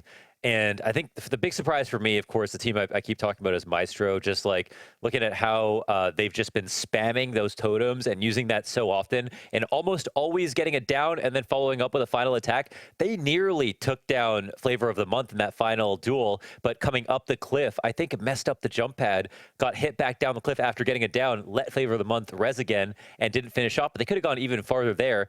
And the reason I bring them up is because I'm looking at teams that can completely disrupt the upper end, right? Because anybody who's running a Revenant right now can get very early kills and knocks on teams that are otherwise playing safely within a house, for example. So if we have any of these teams that are, you know, between 6 and 10 run into Maestro on their rotation on the west side of the map, which they normally would, then there's a chance that they could actually just get blown up, and there's a chance for Uprising, Request, Otter, Astralis to instantly come into it. Yeah, the bottom, I think the good thing for some of the teams that have currently secured strong placements, and this is what I'm talking about, you know, Succubus, Endeavor, Gambit, really those three. And I could argue Maestro as well. It's like they've really cemented themselves a bit of a step above. Like, it's going to take something extra spectacular to cut into that top 5. I think the guys who find themselves on the chopping blocks are the likes of Kick, Flavor of the Month, and Ahaha. You know, there are definitely teams nipping at their heels right now, and as you said, Otter, Astralis, they've got it in them, but they just have to deliver. Onset said the exact same thing. We know there are teams who can deliver. They themselves know what they're capable of, but it's not always about what you're capable of. It's about what you accomplish. And also, and this is their final chance to do that. and it's also, you know, is a Revenant going to come in and ruin your day? Like, seriously, because now you can have like a really good rotation, a really good spot, but Revenant's so disruptive, and it was thought to be self-destructive almost to have a Revenant. You get the kills, but then you end up losing somehow in the middle of the game. But Maestro are able to get off, it feels like 6 or 7 calculated pushes, disrupt so many teams in one game that they've just got to be an absolute nightmare to deal with. And, you know, you've got to wonder if this is going to be a problem or if this is a fear in the back of some of these other teams' heads at the moment. But yes, this is about to get really crazy. I'm super excited to see what will happen. I think number one, though, it is great to see Gambit just surviving and thriving as a team that have a bigger fan base, a huge story, a lot of expectations, you know, a star player that has been, I think they're probably the most referenced team by everybody else in the interviews as to who they're most afraid of coming into the event. And after yesterday, it was like, maybe you don't need to be worried about them, but you know, right? Look at Gambit now. Yeah. I mean, let's literally look at Gambit right now. We've got a meet-up team with Gambit. Let's see what they had to say. This was prior to their weak performance yesterday. We really want top 1.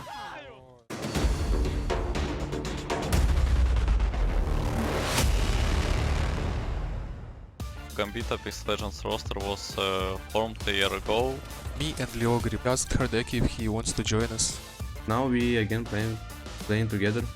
That's cool. Everyone can offer their own version of the game, but most of the time we play our defaults. Hardeki is in-game leader. Arctic is our best support, who can offer ideas in the game. And mostly making space for Hardeki moves, so he can do a lot of damage. Teammates are insane. The Strange are dead. Hardeki is the clutch king. Leogri a bit aggressive like me. Tarty is very calm and stable player. I really love and respect both of them. We don't fear any teams. We just focus on our performance and don't pay attention on any other team. There are always chances of being Blast Titans. We didn't play much last month, but we still have a good chance of winning Blast Titans. I want beat current champions Team Scars. Dear fans, thank you for all of your support. We will try our best to show some good games. We love you. We're gonna do our best on this tournament, Blast Titans. Thank you everyone for your support, we really appreciate it. Thank you very much.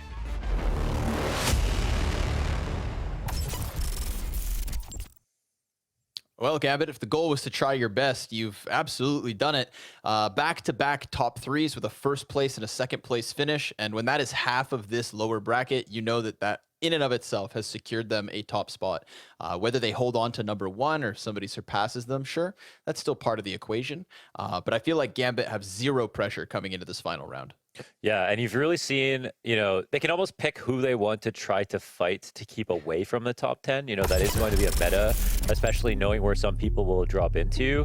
And here's another look at the leaderboards. And I just want to say one more thing about Gambit. With Hardeki, you can really see the magic of Hardeki now, where you put him in the middle of a circle, and he can kind of slow down the situation to the point where he knows when he can stand completely out in the open. He's never scared. He's not flicking around too much. Sometimes he just even pulls his knife out and just looks around, and you can just see he's like really calculating, like, who should I kill first, you know? You're funny, I kill you last, you know, that kind of thing. He's such a demon in those final areas, and they're getting there with the help of him and his team. I was thinking, okay, if we look at like between 11 and 15, Astralis have proven that they could do randomly win a game with a lot of kills. So like instantly, that's a huge threat. Who else do you think in this like 11 to 20 range could actually win a whole game and put together a lot of kills? I think a team before today that would have said it would be possible would be like Solo Q Goats, but I'm really not sure that's possible for them. Yeah, I'm there with you. I think if there's any name, that really kicks off of that page, I think maybe it could be Otter. We've seen Otter with some decent showings, and Otter I think have made some good decisions throughout their opening group. So yeah, but I mean even then, like I'm not confident in either them nor Astralis, to be honest. Right. I wouldn't be shocked if like this is, you know, it's the top 10 that I see right now. I see maybe maybe 1 or 2 teams dropping out of this, you know, and that would be towards the bottom if a bad showing comes through from Aha or through Kick. Even Fenerbahce maybe I think could be susceptible to a rough showing, we'll see. But I do feel like we currently have the 10 teams who are going to move through. In fact, I'd love to, if we can, keep this image, okay? Keep this after match 3 photo to compare to the after match 4 photo to see if any changings actually happen. Yeah. I think the only team that I feel very unconfident when I watch them play so far over the past couple of days is Kick, because of the way that they've moved. Like, I don't expect them to get a lot of KP, and then I rarely expect them to get a late finish as well, where they've actually survived. I feel like they play the most dangerous.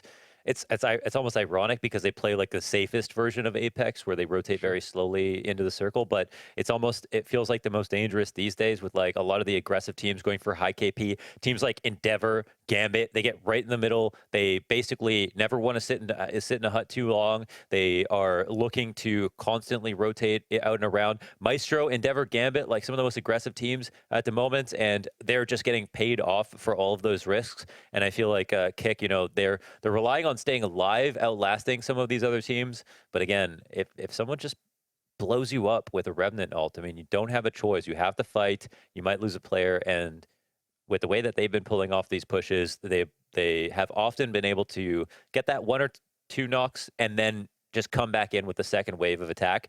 And the thing is that, you know, we've seen teams use the Revenant ult incorrectly, right? Like, they'll just pop it and run, and then they just die because they've got a long rotation through an open field and they're coming in carefree, but they're not thinking about playing really well while they're in their Revenant ult, and then they just get beamed. But Maestro have made it feel like they put a value on the Shadow's life, even though they know it's an extra life, and they make the most of it. And it can be very easy to just think, oh, I've got another chance. But really, that push will have no success and will actually cost you some time. It'll cost you the ability to rotate if you don't get the kills you're looking for. And that's where you see, I think, teams with Revenants not advance.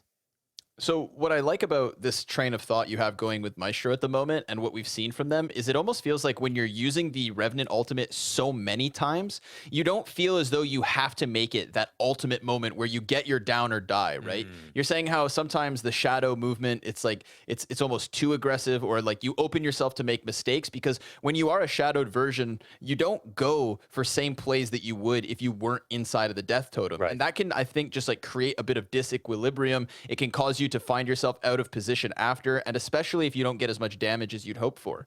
But sometimes I feel like Maestro, when they pop their Revenant ults and when they go for the death totems, if they don't get what they're looking for immediately, it almost feels like they're far more willing to just write it off and disengage and just kind of forget about it. Or at least use that moment for some kind of, you know, information gathering play instead. It doesn't seem like they have to make the most of it. They have to initiate because they're just burning it constantly. They're using it more of a tool than as like an execution.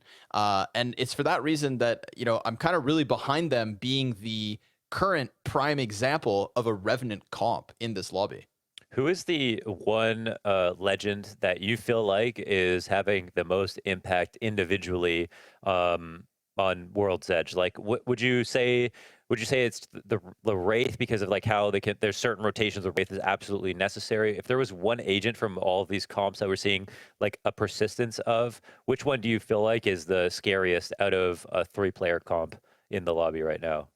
Right. So, I mean, I think that like the argument for one of the most impactful abilities still has to be the Gibraltar Dome. The fact that you can just create those pauses, right? Everybody can have a plan until the Gibby Dome creates a pause in the action and prevents somebody from being downed, or prevents somebody from not getting their revive, etc. But the thing with Gibraltar is he already has to be in a position to utilize that dome. So I like the line of thought with the Wraith teleports, how you can just horizontally reposition yourself. And obviously the Wraith TP is a little bit safer, but it creates that you know, the same kill pocket as a Valkyrie Valkyrie ult, and I think that's where my answer is going to lie. I think Valkyrie right now is a legend that I'm very much behind.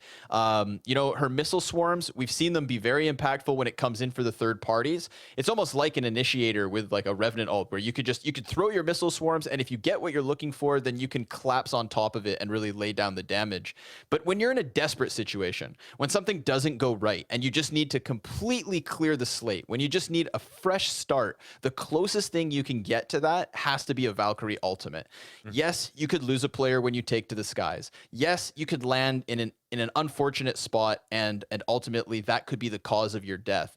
But when we see a Valkyrie reposition pulled off properly, and when we see those Valkyrie repositions, you know, put a team from what seemed like an awful position into a better one, this is like the worst example you guys could have given me. this is Valkyrie ults gone wrong. We're like, clown him, and they push the button. Yeah, I know Joey's behind that decision right there. That's so good, yeah. But he you know just what? ratioed you live. Yeah, that's a great counterpoint, okay? As much as the Valkyrie ultimate can completely get you out of a problem, it could also be the source of your problem. So I'm not saying it's like this, you know, this ultimate, you know, unquestionable answer, man. But I'm still gonna go with the Valk ult. Even in that position, right? If they didn't have the Valkyrie ult, they were just dead. Like exactly. They're dead anyway because the shots were so nice from that bow. But if they didn't have a Valkyrie ult in that position, they would have had absolutely no counterplay whatsoever. They would have just run out, got mowed down, even faster per se. So I like what you're saying. There's also like in these southeast zones, there's a place behind the cliff where some teams are 2 or 3 teams are hanging out, waiting for the zone to close, and then just flying over top of the mountains. You can't get that kind of play from any other comp type, right? You can't jump pad over the mountains. So I think that's somewhere where it feels like it can't be more valuable. And I'm sure there's lots of times where anybody who's not picking a Valkyrie is thinking, man, I wish we had the ability to do this. Yeah, the thought of like, you know, you think you're about to sink your teeth into a kill. You know you've got a team in like a pinned position, and yeah, you might be getting third party, so you can't reposition yourself to go for that all-in kill, but you know that as the zone may flush somebody out, you've got them dead to rights, and then they just take off to the skies. It's just, again, I think it's one of the best ways to get out of these awful situations. And you bring up a good example, I think, of jump pads, right? Jump pad on Octane is a similar shout, but it's also one that your teammates, or your enemies can follow you with. We had an example of that in that last round where it seemed like somebody had a disengage until the disengagement tool became an engagement tool for the guys that are chasing you. So there's, you know, that downside to that one. Yeah, you move faster, you don't go as high, you're not a sitting duck, you can do it much more quickly than a Valkyrie ultimate, but it's very much, you know, like a death totem if not on check. That's such an interesting by your enemies. Yeah, that's such an interesting part about Apex as well. I was thinking the exact same thing about the Gibby domes. You know, when he drops those and a team tries to bubble up, sometimes that just makes you the most interesting threat for a jump pad. Like it's like a game of rock, paper, scissors at times. We're like, whoa, that dome works just as well for me as it does for you. You don't own that thing. If I jump into it, and as soon as you cross that wall with 3 people, it just gets crazy. And if a team is desperate at all, they just need a new spot, or they like don't have a Gibraltar on their team, then that's kind of a perfect opportunity to attract opponents in a bad way. So it's really cool how all utility can be used for or against you. Yeah. I mean, very valid point, right? It's like you can calculate as many variables as you want in terms of your own position, your own needs, your own decisions. But one thing you can't calculate until it's unfolding is what your opponents do in response to your moves. So hands down, right? Sometimes what you think is the key ends up being the lock that holds you out. So you got to be cautious, right? That's the beauty of Apex. You got to be cautious. It's such a beautiful thing, Battle Royales. When you have such a sandbox environment, it's like you think you could have all of the variables calculated, like some kind of caustic main, and next thing you know, you get wrecked by something you never see coming. Yeah, there's always this balance between the tactical gameplay and then just straight up like individual decision making, or like how clutch were you with your aim in those very close quarter situations. You know, you had the even hand. Sometimes you hit 8 shots in a row. Sometimes you miss 3 and your team dies, and that's what it comes in. You can't overanalyze sometimes in those spots, and that's what makes it really, really fun. Because you can actually dig yourself out of terrible situations with a clutch enough player. And I just keep thinking of Hardeki in my mind. But also, Endeavor as a team, I want to say, are very clutch when it comes to team fighting. It feels like between any of the other rosters on this list, Gambit and Endeavor are like the strongest across 3. Yeah, we've seen moments where Endeavor just get these like total melts on opponents because it seems like their damage output as a team. Like, I think Endeavor up there in this current group is one of the teams that has the best ability to focus firepower. They see something, they melt it, and they do it together, right? Hardeki at times, like you said, keeps it on a swivel, but I think you missed it, but I snuck in a cheese string in the microwave right there. Did you? Oh, you said man. melted, I thought you said, I heard mic and I thought I muted again, so I checked all my hardware real quick. Oh, okay. I didn't. I heard just the mic, man, and that was enough. PTSD in full effect. Oh man. Okay. Out of here. So let's let me pay attention to this because we get the Maestro like center left as usual, and again I'm trying to think like are the teams that they might disrupt the teams that are in jeopardy? And yes, Kick are a team that can potentially run into them even though they'll go slow. Maestro know they're there. Otter are another one. These are teams that are trying to break into the top 10, and Maestro again is one of the most disruptive rosters on the map and could potentially ruin their day early and totally change the course of this leaderboard, even if they themselves are not in danger of getting eliminated. Yep, sure enough. Sure enough. We're on board with Fenerbahce, who is a team we should keep our eyes on, right? They are currently ranked 7th, but only by a difference of 4 points. That's what keeps them in the top 10 at the moment. So this is a team that we've seen succeed slightly at times, but really needs a strong play. And this is why I love the final round of any group, man. It's like all these storylines that have been slowly brewing, right? We're stirring the cauldron, and then we get to the 4th and final round, and everything starts boiling over. It gets messy. And I kind of love it. Apex is fun in these times. Mm-hmm. The analogy's been on point today, Connor. Hey, man, I'm trying my hardest. No Connorisms either yet. Yeah, that's true. Hey, but that's your brand. I mean, yeah. we want to take the soul out of the broadcast. Some teams flying under the radar, and for the time being, it's about making top 10. But in terms of winning the event, when we start to have that conversation, there's a few rosters that maybe make top 10, which I really feel have no chance of actually winning the whole event. And they will have to take it up to another level, as we move forward. I think this is finally a bit of a saving grace for the boys of Flavor of the Month right now. Whether or not, Solo Q Goats, whether it's already too late is a scary conversation. But we know that one incredible game could be enough. These guys have had to rotate down to Lava City for what feels like this entire event. Yeah. And finally, they get a zone that's up in the north end. And I'm going to go back and see. They had one other circle, I believe, that was here yesterday towards Skyhook. And I'm curious to see how they ended up placing. So give me a second to dig. Yeah, no worries. This is... It's a very scary situation where things are just changing so dramatically from game to game now after a lot of reps on this Southeast circle. But Onset brought this up once. I'm going to bring it up again. Flavor of the Month sometimes play better when they have long rotates to make. And I think they've, built a brand on being expectant since they always drop a bottom right of having to go for long rotates. Maybe are more prepared for that situation, even though the game has been coming to them very often. So I'll be very curious to see what Flavor of the Month can do when it comes to having to traverse basically the entire map. I found nothing. nothing. Just a few points. Nothing that reassures me that Shiv and his boys can. I don't know. I really don't think that. Yeah, I was hoping you'd have something. I went digging, and all I found were their corpses. It's a tough spot for them. But hey, the Hail Mary, right? Something about a wounded animal and it being the most dangerous. We'll see if they can pull something out of the hat, and they're not the only team painted into that corner. Okay, we can point to the fact that a few teams have had 20-plus point games, and more than a few. And it's not like Solo Q Goats don't have that ultimate high-end potential. Just today, they don't look like they have it right now. But I think a lot of people rate them highly. So there is a way, if they have the game of their absolute lives, farm and everything, and maybe it's this top left circle that they were looking for all along, that they pull out enough points to be able to make it. But at least we know they aren't completely out of hope. They just have to, they're Jordan at the free throw line with with a blindfold on, right? They've just got to believe in their past results and their practice. Yeah, I mean, at this point, nothing to lose. It's not like they're holding on to an 8th or 9th spot, and they just need to do good enough. They need to do wonderfully. And we've got Commanda at the moment, dealing with a team. This is all going to be on Let him Snukin. breathe. Woo! Mastiff over the top. The Wraith Ditched his escape friends. comes forward. They do lose a teammate. No, sir. That's going to be a revive here at the base of the elevator. Good job by Snukin to just keep everybody up.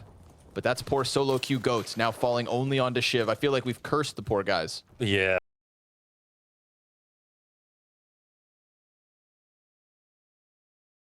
And keeping one alive with the chance to recover is we've seen teams come back from the grave in this position, so we'll see. That's Shiv, great. a ton of damage here. And took none.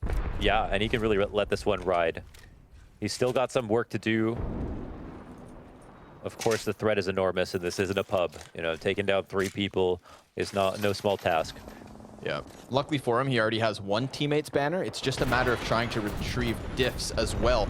And there's actually a fight going on in the same room as the loot box that Shiv wants to get his hands on. Oh, yeah. Does he time this incredibly? He could try to make the jump happen. It'd be pretty ridiculous.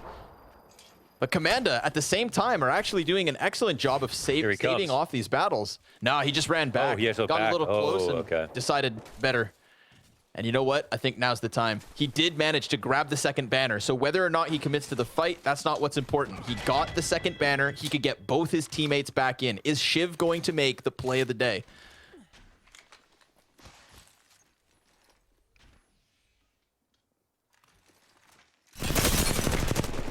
A lot of fans behind this man. Ooh, another knock. WLS just absorbing way too much damage at the moment. With this knock, a Krampus, kind of last one here in good spirits, has some utility to fend people off and be able to get the revive, surely. We'll have to ignore, you know, the Dunkirk-esque grenade barrage happening above his head. It's Buff Rev. He's just outside the same building. Oh, the engagement comes back at him. It's Gambit looking to get out of here. They take that Octane jump pad and they fly. Yikes. But only the Gibraltar manages to exit. Gambit disengaging now with broken shields, but at least a fallback position to make this happen. I love that move from Gambit, engaging off of Hardeki's Wraith portal, getting in, getting downs, getting back. I got you, brother. And it looks like I was thinking everybody just needed to make it to the jump pad. As much as that looked like, you know, Aspect is ditching his team in this position, he had the right idea. The opportunity was there. They just both didn't jump on it at the same time. But it looks like they are all good for the meantime. Little circle update as well. Epicenter, Fragment, East and West, fully evacuated. We got the charge rifle here for Aspect. Buff Rev still trying to keep themselves in it, but Gambit, they've come back for second servings. They left in order to get themselves back up, and Gambit will secure 3 kills as they clear Buff Rev. Gone but not forgotten. 2021 to 2021. Meanwhile, Fenerbahce, a team in an important position, trying to lock in their 7th place, trying to hang on to that top 10, and they use one of these Valkyrie ults to try and get into the Skyhook. Oh, but that sniper shot! Kath Ryan loses full shields and more than half his health. He's just trying to desperately jump into the building nearby alongside his teammates. It seems they've survived a hell of a Hail Mary. Yeah, that shot was meatier than a can of Chef Boyardee. Ooh. It's delicious food. How dare you? Okay. Almost as good as pineapple on pizza. I'll let you get that one just because it's your birthday. Okay. All right. Let it slide. What's Shiv up to? Trying to escape. Trying his damnedest to hang on here in the lava fissure. Oh, dude, they are so close to him. My goodness. And his teammates are nowhere to be found at the moment. I don't even know if his teammates Dishonored, want basically. to be near him. Yeah. Just run, brother. Keep running. Or maybe they need to run. Can he really best Is he Savage? going to try this? Yeah, he is. It's Shiv. That's Savage. Let's see if he eats this. He's got him scanned On the information. stairs. 2 players, though. 2 Plays it players. well. He He's got the goes silence for off. The silence. And a teammate, Mohan. A teammate arrives just He's in the nick back. of He's time. still alive. Shiv with the R99 and Jay Savage on the other side. Shiv incredibly low, and he needs DiffQ to come bail him out, but now Diff's also working on no shields. Some teams not walking away from this lava fissure, and they are trying their damnedest to make sure that the solo queue goats can hang on. Shiv goes back up top, spiraling the staircase as his team could be spiraling out of the event. He has to be careful. Yet again, he's all that's left. It's him versus Amaze. Yes. And they could see each other. They know exactly what's going on. It's a 1v1 to try and get their team back up, but a third party comes through. Shiv picks up the kill, but he knows that somebody else is already on top of him. And sure enough, they're about to enter through the very same door. They've got far more resources. Both teams falling prey to a perfect third party, except Diff manages an escape. Oh my goodness. After all that, the amount of work that Shiv just did, only to get third-partied again. And this is obviously just very smart, opportunistically, to come in a moment like this. Everybody's low, everybody's healing.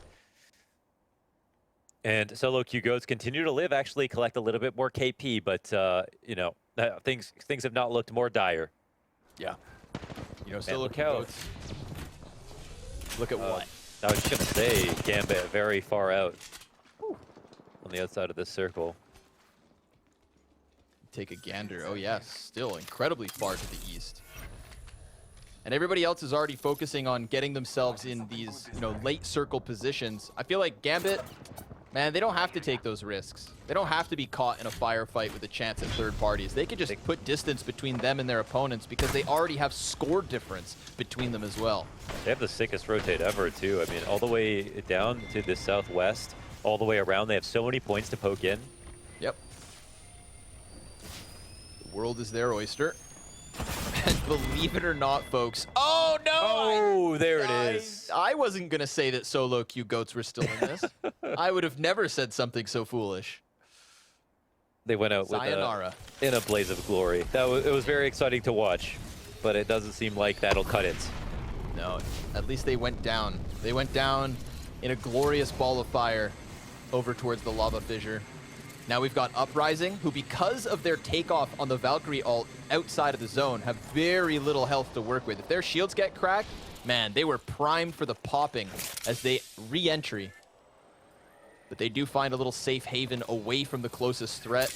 You know, Phoenix Legacy, I think we've got to start talking about them at the moment. They haven't had the best of games yet today, but they are only like 9 points away from that 10th place position.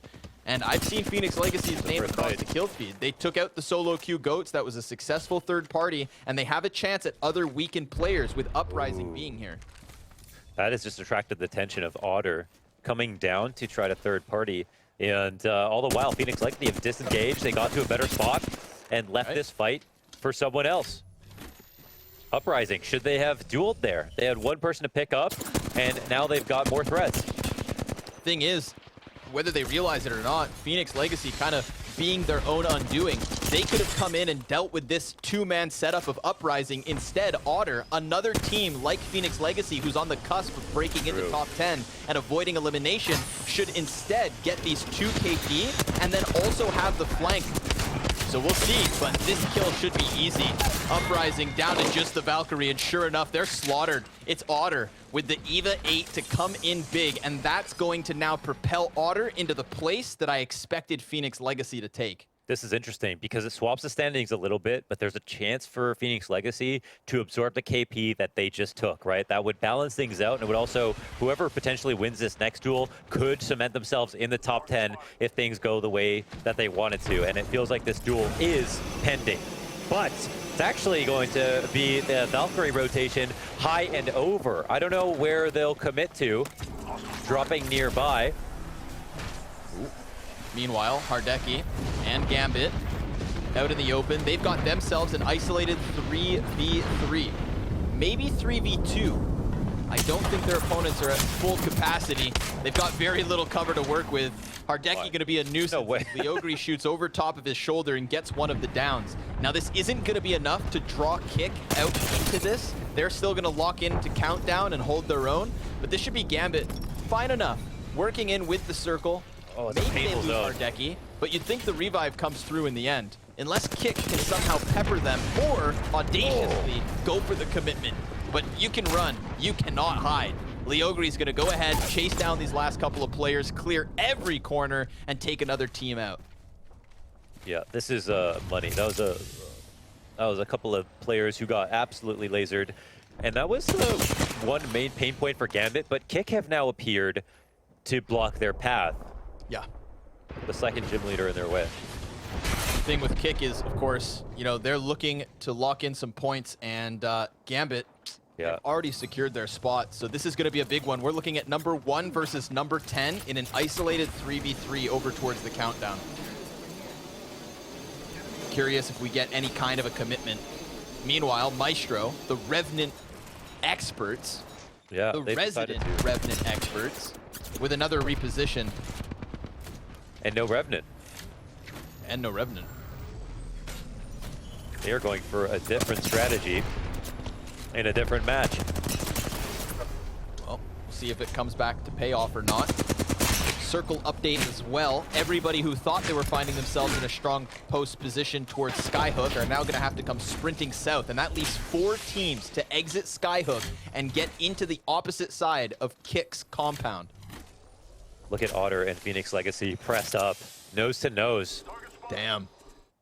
And again, these Big two game teams, for both of them. Yeah, whoever wins their duel could potentially get into top 10. It's really what it could come down to. And also Kick versus Gambit. If they survive this, they will be a threat as well. Yeah, these are the 2 separate 1v1s or 3v3s that could really matter in terms of some good countdown control. Oh, Leogri onto Limek. This is Kick now in the hands of Gambit, getting handled. And look at the movement from Leogri. He immediately comes back at them from the other side, keeps the door locked, doesn't let them exit so that they had to go back into the line of sight of his teammates. And Kick, they just run for their damn lives. Oh my God. They're sprinting to the hills, they're calling for Mama, and I don't know if they're going to escape because Leogri is not letting off this gas pedal. He jumps back up, realizing that maybe he's getting a little too crazy, and it almost costs him a down, but Gambit have now secured themselves a good corner of this circle until Flavor of the Month out of nowhere. They jump over top of the middle boxes, and that's it. Gambit gonna get slaughtered. This opens things up quite a bit. Look who's coming to third party. It's Kick coming back, knowing that players are here on half HP and healing. So far, so good, but they've got to be cautious. Noth inside of that Bloodhound ult. Now we go back over to Otter. This is Otter versus Phoenix Legacy. 2 teams still shooting to break into the top 10. Exchanging the KP here could prime them for a solid 4th round finish. And the Eva reloads big. It's down to the 1v1. We've got the Gibraltar just looking for cover. And he's got a teammate to keep him safe. Who's going to pick up this duel? Oh my God. The shotgun's primed. A little bit of chip damage. He rushes it with the scout. The hip fire's not good. D-Geta eliminates and keeps Phoenix in it. Phoenix win that duel in a very dangerous zone. This is going to hurt like hell, but they get that bubble off. They'll be able to heal. This is insane. They are close to where this zone connects as well, but even just that one duel could have cemented their place. We'll see when the standings come to, but for the moment, they can wipe a little bit of sweat off their brow, and now it's actually not been a wipe on Gambit. Hardeki is still alive. And if there is one player who would make the best rat in a lobby with 4 or 5 other teams, it's got to be Hardeki. Listen, man, one thing that supersedes all esports, all video games, is the clutch factor. A clutch player is worth their weight in gold. And all we heard in our pre-event content was Hardeki's clutch capabilities. Right now, he's in one of those spots. Think about it. He's got nothing to lose. He doesn't need to secure points. He's just playing with the style and with the freedom of being on his own. But Flavor of the Month, if they work a little bit more to their left, as they did just look up towards Phoenix Legacy, they could catch Hardeki before he's ready to make his play. Because if he jumps the gun and tries to get in when 6 squads are still left, you'd think that's over for Gambit. Oh, melted. Oh my God, this rotation from Jakku, he's like going through the middle of things right now. And they're trying to be a pest to Maestro. but it's becoming a very complicated position. And Jakku, he has got the thinnest pillar of all time to stand behind, with a lot of attention from his opponents. Whew. We've got big players in this last circle, man. We've got rank 7, 8, and 10 still alive between Fenerbahce, Flavor of the Month, and Kick. So making sure to stave off any challengers. And by challenger, I am referring to Phoenix Legacy. That's really it. It's the 16th place team trying to chip back at the 3 aforementioned bottom 5 within that top 10. And they've got the position at the moment, but once they're forced out of this window, I don't know how long they can manage to survive. Or squad's still up. No, you can feel the fear. You know, you can feel it. They are sitting tight. They are waiting. They're praying. No, I don't know how long they can manage to survive. Or squad's still up. No, you can feel the fear. You know, you can feel it. They are sitting tight. They are waiting. They're praying for a third party. They don't want to rotate too soon. They're probably looking around thinking, holy crap, this is real. We're in the top 4 right now. We want to make sure we don't play too scared, but at the same time, they can still be controlled by it. They got to balance that. They might have already done their job, but they don't know for sure. Oh man, Fenerbahce, they decide to take to the skies with 3 teams still in cover, ready to melt them. 3 teams looking to keep their spot, 1 team looking to take it away. It is a perfect final circle for exactly this, and Fenerbahce goes down. That could put them on the chopping block. Phoenix Legacy still trying to keep themselves in it, but as said, that piece of cover inside of the room is going to force them outwards. And as they come out, we see Lippen get hit incredibly hard. He is down to the 1-shot. Sab's trying to stay up with the EVA 8, but it looks like Flavor of the Month are taking control of every situation. Maestro still peeking towards the right, but it's Flavor of the Month, again, with their hands around both of the necks of their opponents. Looking to just squeeze a little more, get this over the line. And look, Flavor of the Month, they decide to jump in on Phoenix Legacy. That deals with them. It leaves Taylor low, and it pushes Piat out of it. So now Maestro, they've been primed to come in with some big points, and they will close Game 4 of the loser bracket. Wow, that's Maestro to win it. They got that big win after impressing and changing out of Remnant to prove that they are not one-dimensional. That is enormous. When we talk about Flavor, that is them doing so much good work here to cement their place when they were at 17 points. One of those teams that were in jeopardy of getting flipped out. But now we have Otter, who have posed a threat. We have Phoenix Uprising, who have definitely scored a lot of points. And things could change. In fact, I think a couple of teams are getting swapped out. We'll see what happens once we tally up the scores after the break. The desk will be back to tell you who's gone and who's moving forward at Blast Titans.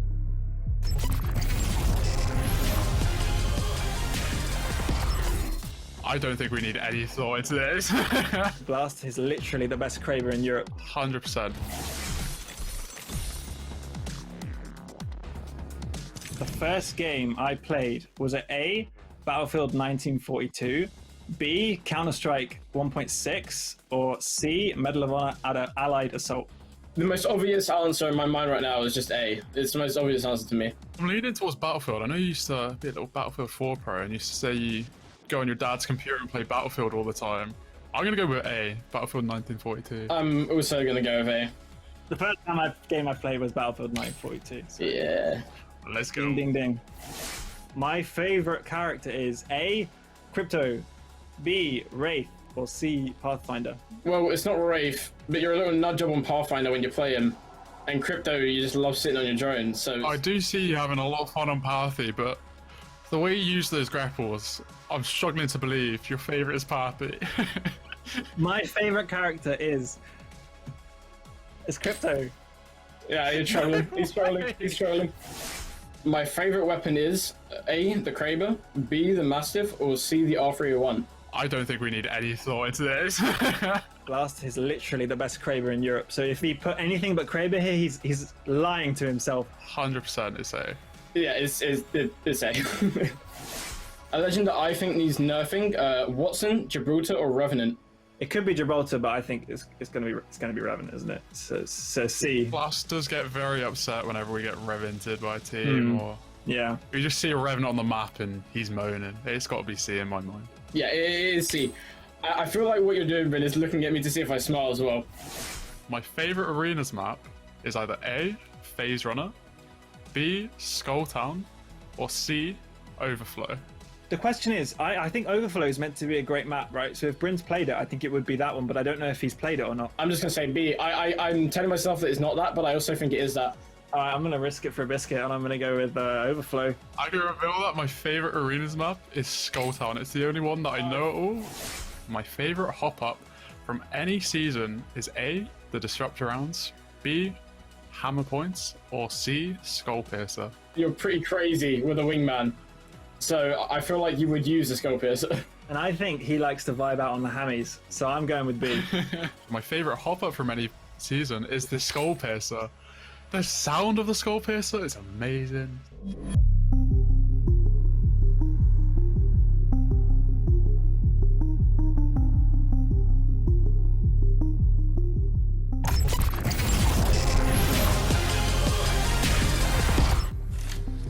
The sound of the Skullpiercer is amazing, but Onset, the sound of a W in the final circle has got to be even better. Yeah, I couldn't put it any better myself, to be honest with you. It was a crazy last circle, and it was a real example of how important being the third party is, right? Flavor of the Month tried to make the play onto the 3 stack that was still alive, and then maybe get those armor swaps to switch away. But Maestro came in clutch there, managing to survive the longest and obviously come out with a win to finish off those kills before the armor swaps could come in. So Maestro, what a performance it's been in this group from them. They really have been one of the outstanding teams that we've seen today.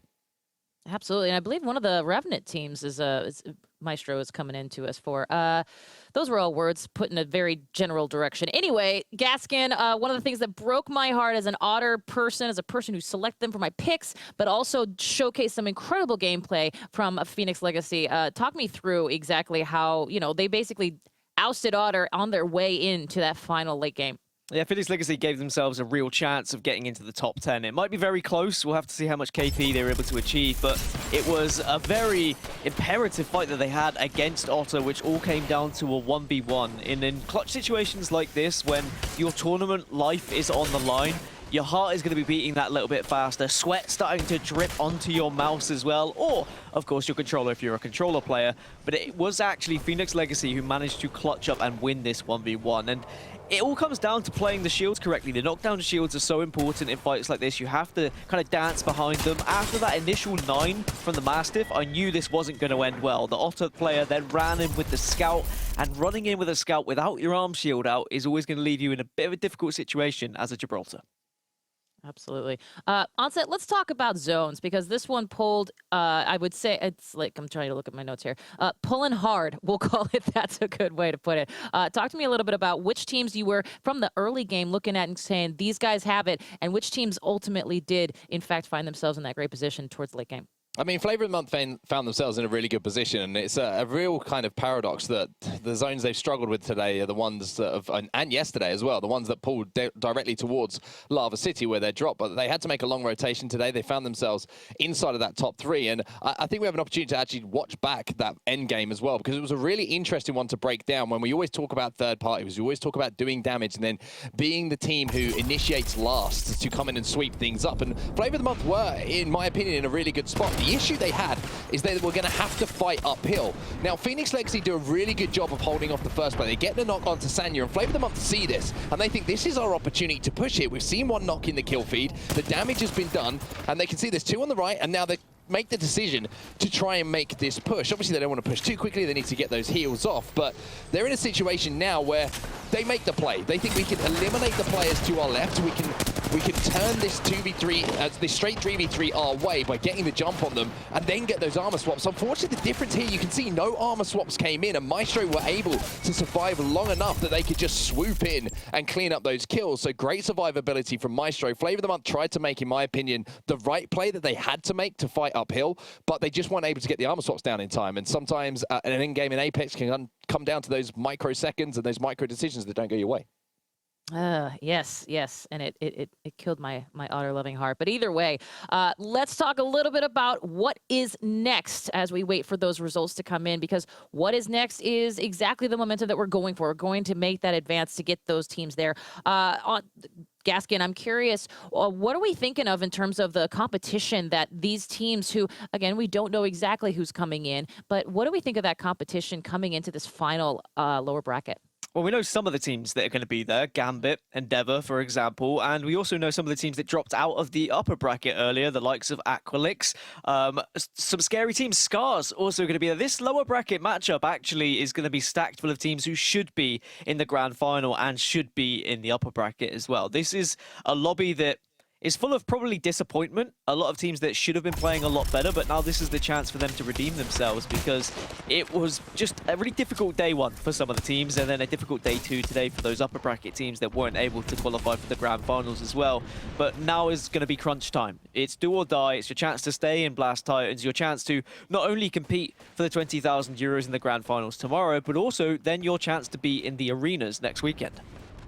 I'm going to jump in here quickly, Kate. Sorry go for it, please. Jump in, but I think one thing that's interesting as well, Dan was talking about how there's going to be some disappointment in the lobby. Well, on the opposite side of this, the teams that have come out of this lower bracket, like Gambit, like Flavor of the Month, who have started to find form, are going to just be hoping that there is disappointment in the lobby from the teams falling down. Momentum's a big thing. Confidence is a big thing in any competitive title. And if you're Gambit right now, I think they're the team to watch because you could see the way that they changed their playstyle today. The confidence was back, the willingness to engage was there again. And then just at the end, Flavor of the Month being involved in that final circle, not for the first time that we've seen today, really did start to find a little bit of momentum as well. So some of those bigger names who had a disappointing day one started to step it up here in day two. And now we're just going to see the clash of, as Dan was saying, the likes of Scars, Aqualix dropping down into this lower bracket. And now it is top 10 or go home. So for these teams, it's the ramped up pressure, which I think might actually work against some of those teams who have fallen down from the upper bracket today. I'll tell you what, a confident team like Gambit or Flavor of the Month, them as a confident, with that momentum, scary, scary things for that lobby. And you know what else is scary? Well, if you were part of Otter, I just thought I'd bring it up again. I will say Phoenix Legacy, definitely a scary team. And one in particular is our MVP of the match, brought to you by Razor. That guy is D-Getta, excuse me, pulling in, really doing a job here. I apologize, Onset. It's not just the DJ, Kate. Not just the DJ. Plays Gibraltar as well. I mean, the man does everything. He's a talented human being. A chameleon. What can you say? Exactly. I mean, you look at the stats.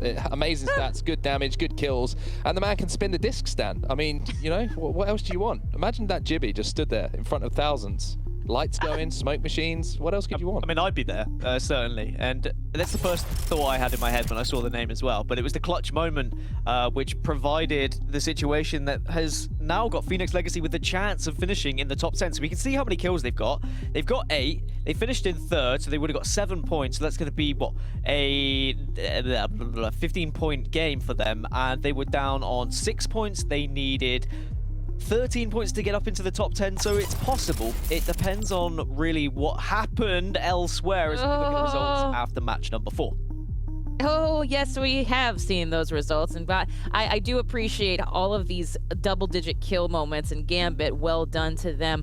Onset, I mean, the reality is that the next slide is really the one that matters, right? We're seeing a lot of great gameplay with a lot of great numbers, but here is the business. Oh, they did it. Where are we? No! Oh! The Otters are dead. I'm sorry, Kate. It's been a cull. It's been a slaughter. They are out. Unfortunately, they won't be joining us in the next round. Same can be said for Solo Q Goats, though. Not the performance they would have wanted, although, again, big asterisks because they are missing Zippeth. It's not their full lineup. But you look at some of the teams that are going through, and I like to focus on the positives here. Gambit, Maestro. I mean, Maestro have been dominating this lobby. Endeavor, Succubus, Dan's Big Smile. That's not a team name, by the way. That's just following Succubus. Flavor of the Month, Fenerbahce, Totem. Claudio 1 Fanboys, I don't know who that is, and Claudie Fanboys, sorry, apologies. I don't know who that is, but I'm a fan of theirs. And Phoenix Legacy, and Dan, I tell you what, as if there wasn't just one smile in this for Dan. Ahaha, I've made it through as well. So some of those team names, though, huge names in competitive Apex. And the crazy thing is they're going to be in a lobby now, which is an elimination lobby. So there's a chance that we might not see some of those make the final. There it is, Dan. There it is. And Onset, that was, I mean, I'm just Dan tries not to smile. I've noticed this, by the way, Kate. Like, every time I say it's going to make Dan smile, look, he's refusing to. There it is. You see how hard he works? It's like every sinew and muscle in his face is like, don't give him the satisfaction of being happy. Be unhappy. Don't let him win. And then he just smiles. And he's going to do it again now. Watch. The teeth are going to come out. There it is. It's a winning smile, Dan. You can't deny it. Mark tickles me when we were actually at cast together. It seems it's been, what, years since I've had Mark either hitting me or tickling me, but either way I smile at the very end of it because it's always for a good reason. You'll be hearing from my lawyers. It means that I get to cast again, and I can come up with various ways, like Scrawny and Lawless have been, to pronounce that name, and we'll see how inventive we can get in Losers Bracket round 2. Well, we will indeed. And something else we're going to see, a little surprise interview with a player from a team I know you know very well. Let's welcome them in right now. Oh, hello, my dear. How's it going? How do you feel at this exact moment? Are you pinching yourself, or is this just kind of something you were expecting from the get-go? I was kind of expecting to at least, get to at least one more phase. I was hoping to maybe get to finals, but we hadn't really gotten like the most practice in together ahead of time. I felt there was a little bit of synergy problem. So at the end of the day, I wasn't really sure whether we would stay on in this stage or if we would advance, but I expected more for sure. And it just came down to that one shot. Well, you know what? I'm disappointed about that for sure. That's true, but I will tell you this. You are my pick, obviously. I'm hoping that wasn't cursing you guys, because you did an incredible job. And as they were talking about Onset and Gaskin, which we'll hand over them to them for a second, it really did. I mean, just bring me through that last moment, that last fight with Phoenix Legacy. I mean, the reality is everything had to go right and everything had to go wrong all at the same time. Well, so we started off just scrapping our way in and landing on the high ground. I don't think that was on the mainstream, and then we just had to drop into a small corner and bide our time. And we were just sort of talking amongst ourselves, thinking, are we going to take this fight, or are we just going to stay in the corner and try to hide? But we decided, let's push in. I tossed in the Caustic ultimate, and we just sent it. And things started out great, but then things took a turn for the worse. I tried to reset, and I got caught off guard by the Valkyrie. I should have hit that shot. I'm definitely, like you said, pinching myself for it, because I should have been able to just shoot her and hit the Phoenix. But we were talking about a very small window there, and I didn't notice that she was 1 HP, but very little HP. So I'm very disappointed with myself, because it would have looked completely different if I hit that one Eva shot. But Clone also had one more bullet in his Mastiff, so we were really scrapping at the end there. You will be back. So help me God. Onset, I'm going to go and throw it over to you. I'm here, and I've got a really, what I feel is a really important question to ask. Firstly, obviously disappointed to not make it through to the next round, but a strong performance nevertheless. And I want to talk about the strength of Apex Legends in the EMEA region at the moment, because I think this has been a great example of the depth of talent that really is fighting their way through these lobbies at the moment. How do you find it competing at the moment? Because it feels like every single lobby that we get into is just like, oh, you've got like 7, 8 teams who should be in the final. You've got 10 teams who should be in the final, and there's only space for 20. So what's it actually like being at the forefront competing at this kind of level? I want to say that, when it comes to this, it's been I think if we go back several seasons, I've had a bit of a hiatus from competing personally, but when I played several seasons ago in ALGS, it was the same thing. Things started getting very competitive already in the semifinals, so that would be the top 40. Basically the same situation we are here. You have people spending a lot of time basically grinding out with aim training. I know this isn't as common in NA.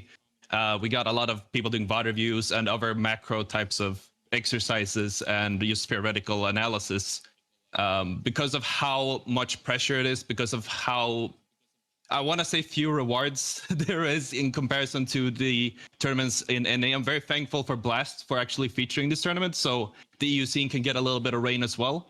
But it turns into a very competitive setting, because with the drought, you really have to perform at a constant peak level, and just a small mishap will cost you a lot of money and a lot of opportunities. Amazing. Dan, have you got any questions for why we've got him here? Actually, I was going to... Oh, no, I go can for jump it. in. Gaskin, do it. Otter, I mean, you're a streamer in your own right, and your team name is based after you. So I'd like to know what's next for you. Are you going to be competing in more tournaments? Do you think that this is kind of a platform for you? Will you stick with these guys, or are you going to look to make some team changes? What's going on? That's a really good question, actually. So the 2 guys I played with are from Team Croissant. You got to say it right. And they already have a third. And I decided to play with them because I know Clone since before, and I just needed to play with some people. But yeah, personally, I am a free agent. Like you said, this is more of a platform. I wanted to use this tournament as a way to show that I could still be relevant, that I could still perform at this level. And while we didn't really get as far as I was hoping, you know, finals or the step underneath, I still felt like I managed to put a good showing on. Oh, definitely. And you made a fan out of Kate as well. So I'm sure wherever you end up, Kate will be supporting you, won't you, Kate? Perfect. I sure will, Gaskin. I sure will. So I will say, Otter, thank you so much for joining us. Certainly, thank you so much for getting through all of these brackets and coming out where you did. And we'll be watching your career going forward. Thanks again. Thank you so much. And my heart may be broken, but guess what? Part of the reason it is because of what we have to showcase next, which was the predictions here for our lower bracket number 1. Come on. Presented by Amazon. Yes, Mark, get ready. You're all excited. Bring on the graphic and bring on my demise from the leaderboards. Here we are. How is Scrawny still ahead of me? How? I'm not happy about it. I thought I'd had like an amazing round. I want to see how this is all calculated. I just feel like it's wrong. Do you know what I mean? Although I have won that round by the looks of things. I think I've got the most points out of everyone, right, in that round? You have. Is that right? Okay. All right, I'll take the small wins. Well, and I will also say this, Gaskin, Succubus was a tough choice. Listen, I'm also trying to make a tough choice, win for that wild card. Yours paid off. Slightly, but I guess I went against the grain. I didn't have Gambit, I didn't have Endeavor, whereas all 4 of you did, and I suffered because of that, because Gambit had a phenomenal performance. Maybe I need to learn from that going into the next lower bracket matchup. I'll have to wait to see what my predictions are there. Maybe you'll hit 400 I'm points still soon, in Maybe you'll get join distance. us. Maybe you'll join 400 soon before me and Scrawny manage to get to 500. You never know. You never know. It could happen. Crazier things have happened. I really hope I win this whole thing and I get to rub it in all of your faces. Okay. Well, you know what? We're going to... I don't even know what to say to that other than well done on the prediction side so far. We'll, of course, be showcasing predictions for our final bracket, which is coming up right after this. We got Scrawny, we got Launders joining me on the desk. Onset Gaskin, you're going to find yourselves back in that casting chair, and we are going to find out who is moving on to tomorrow's grand finals right after this.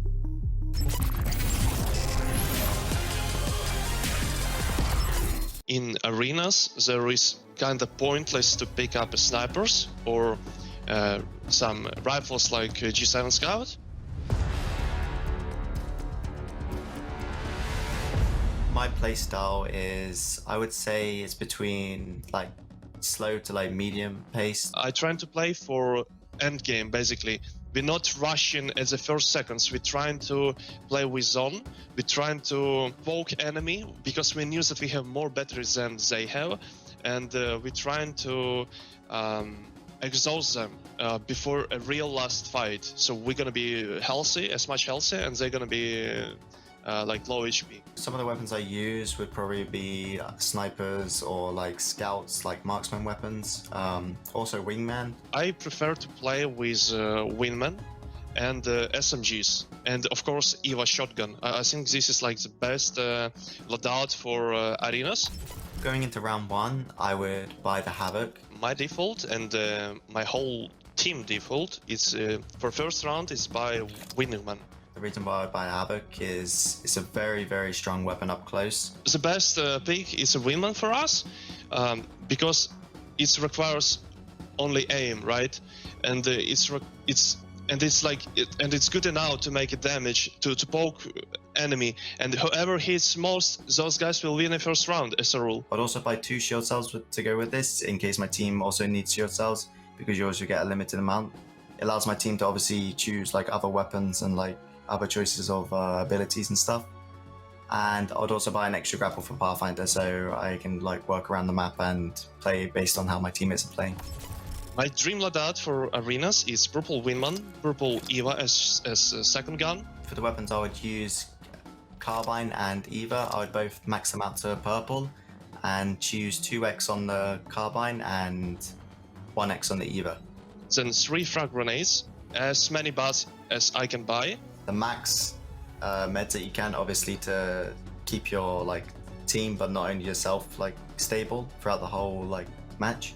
I would also buy Pathfinder's Ultimate and the max grapples. And abilities with my ultimate zipline. So yeah, this is my best loadout in my mind.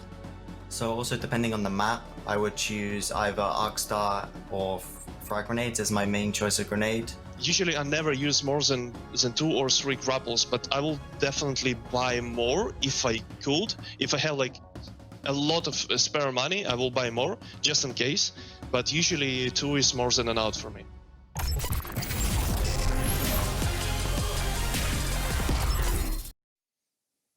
Well, here we go, gents. Welcome back to the desk. Scrawny and Launders, you guys have done a great job casting that lower bracket number 1. But of course, it all comes down to lower bracket number 2. Scrawny, we're going to take a look at these teams here. But who's intriguing you right now? I mean, based on the fact that we've seen all of these teams now come out on top, come out on bottom, and what they could do. Yeah, I think my magnifying glass falls on Scars as we go into this next round, just because, you know, at the start of the day, it seemed like Scars and Kungarna were the absolute safest bets, and we got one of those two teams with just the same amount of success, but Scars kind of went a little absent this morning. They only did have 4 rounds to play around with, right? Four matches in that first winners group. So I'm keeping my eyes on them because I expect to see them separate themselves from the rest of the pack in this next round. I'll also say, you know, it's a good point about the 4 games versus, you know, what we're traditionally used to with a lot of these tournaments, which is 6, right? Well, and certainly what we saw in Group Day 1. But I'm also going to ask, Launders, we also saw that upper bracket. 2 of those games were on Olympus, which we all know can disrupt quite a few of our teams, good or not. And you've got to stay versatile, right? I think you have to know that it's coming and that there's always the chance of Olympus and that everyone's on the same playing field, right? I mean, some teams were good at it. Some teams were not so good at it, but you can choose. You know, if you prefer to play the other map or not, it doesn't really matter. You've still got to play it, so you might as well become good at it. So if you're one of the teams who skipped out on a practice, shame on you. There it is. That is Launders for you. I like it. Hard truths, tough love. But here we go. Speaking of, let's take a look at what we've all said here for our cast. Our predictions brought to you by Amazon. Okay, you know what, Scrawny, let's start with you. You're keeping the Gambit love alive. You're keeping the Scars love alive. And I see a little Fire Beavers at the bottom there. Yes, so here's my secret weapon. We've got to the point of the event, right? I mean, and Onset. I've got to say, somebody's pretty invested in these predictions. It was very rewarding to see him expect to be in first place, only to find him behind me. So I went for Fire Beavers because as we came into this weekend, we all said that Fire Beavers are one of these teams that seems to supersede the Battle Royale genre and always consistently finish in top 3, right? That's Fire Beavers' flavor.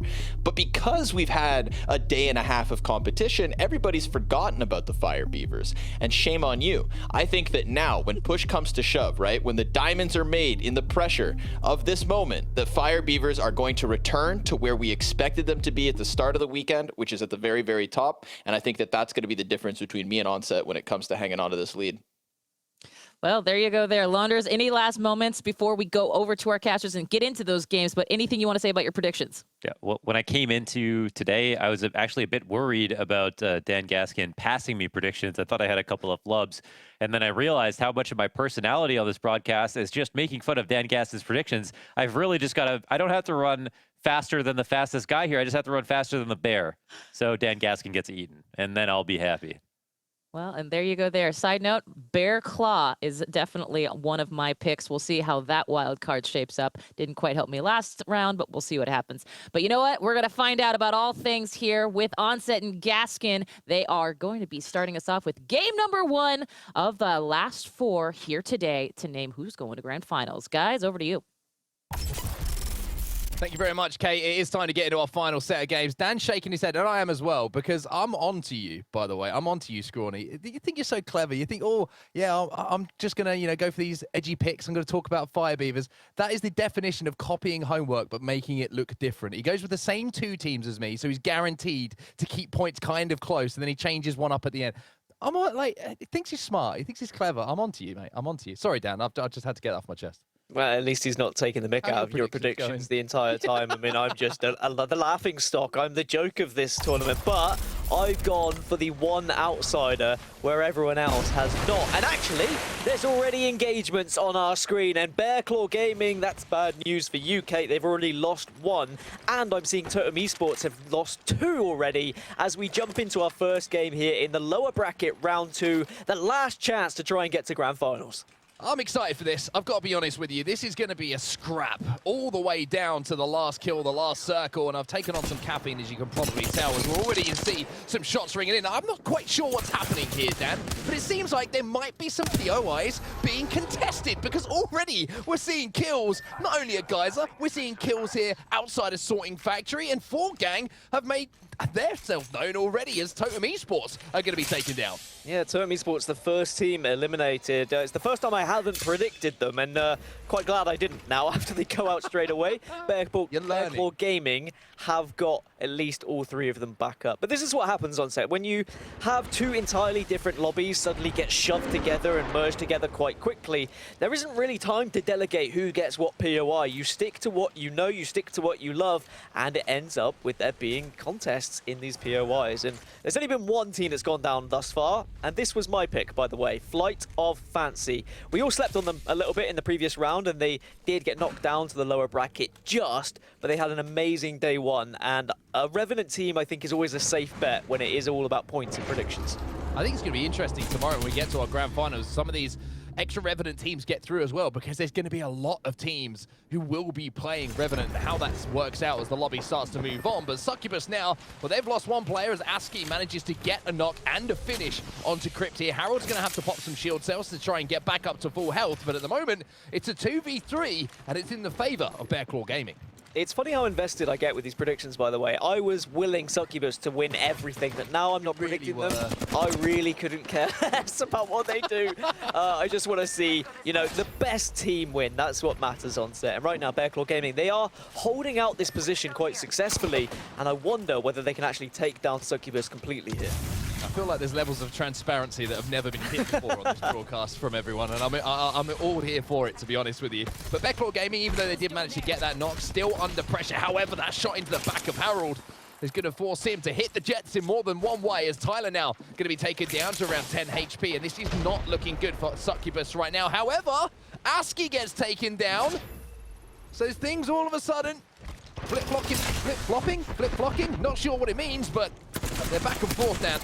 Like a teeter-totter now, as to finally we are going to have a team eliminated, and it will be Bearclaw Gaming who come out on top. But speaking of coming out on top, it's Flavor of the Month who are trying to take the top of the building. They're flying in to try and be the third party now, and I tell you what, this has started off about as hot as you could possibly imagine. This is going a million miles an hour. I haven't even been able to see the circle yet. I'm looking across at my screen. It looks like it's going to be a countdown / lava fissure finish, just as a reminder. But right now, Flavor of the Month, they said, hey, we've heard some noise. They jump in, they third party, and they're going to take the KP here over at Geyser. The complete opposite side of the map as to where this is all going to be finishing. But remember, Flavor of the Month do drop Lava City, so this was natural in their rotation. When they did hear the noise, they're going to get 2 KP, it looks like, from Bearclaw Gaming.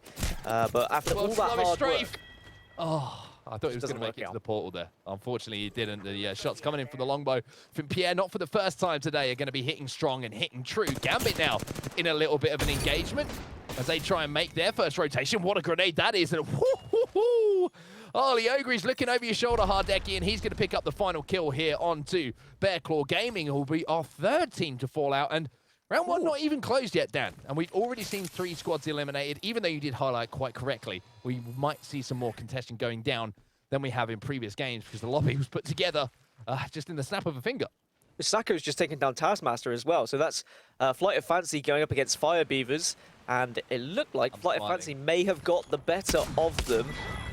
Well, at least managed to get 1 down, make that 2. So Flight of Fancy, after an aggressive push here, after looting Trials, they've done some damage here to Fire Beavers, and that's good news for you on set, because that takes away 1 team from Scrawny, and we want to wipe the smile off Scrawny's face. I know we all do.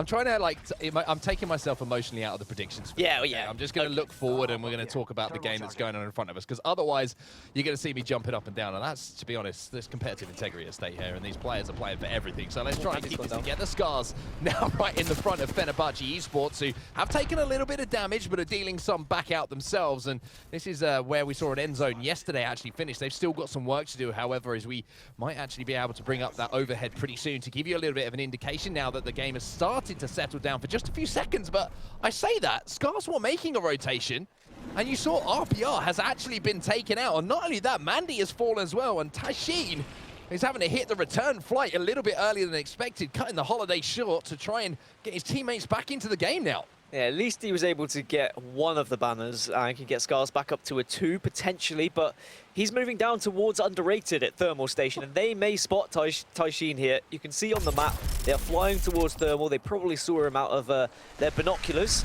As we look back at some of the replays here right from the start of the game, this was the earliest engagement. It was 4 Gang getting involved against Totem Esports, 2 teams who probably didn't think they were going to be contested. Alas, they were. Amaz got finished off and Totem dropped in 20th place. So, as we look at the map as a whole, we can see there is going to be a Lava Fissure area finish. AJS stuck in a really tough position. Our day 1 breakout team seem to be struggling a little bit.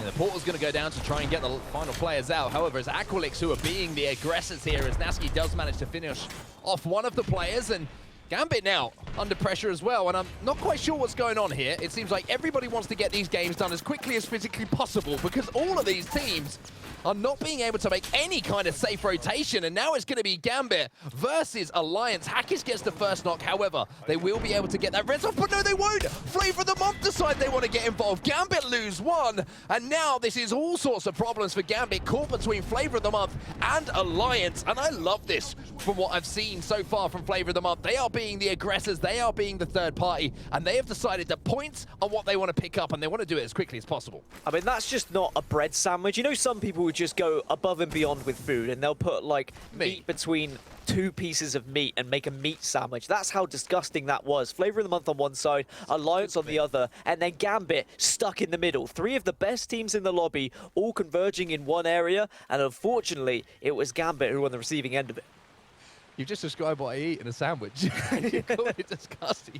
Meat upon meat, can you believe it? Yeah, that's what I eat. But anyway, let's move back to the game. You can see that circle over Lava Fissure, like you mentioned, and you can see a lot of teams already made a rotation, but it has been extremely uncomfortable for so many of these teams, Dan, with those early contestants, but also the fact that there's been a lot of teams kind of gatekeeping early. And one thing I'm always interested in seeing is we do see a lot of Valkyrie teams, right, try and cross a lot of land very early on to give themselves a better chance of getting towards the circle. I feel like a lot of the teams who are moving from an extreme side of the map towards a circle on the other, when you have multiple Valkyries now, you might actually have a few teams landing in very close vicinity to each other, which is what causes some of these engagements to go down.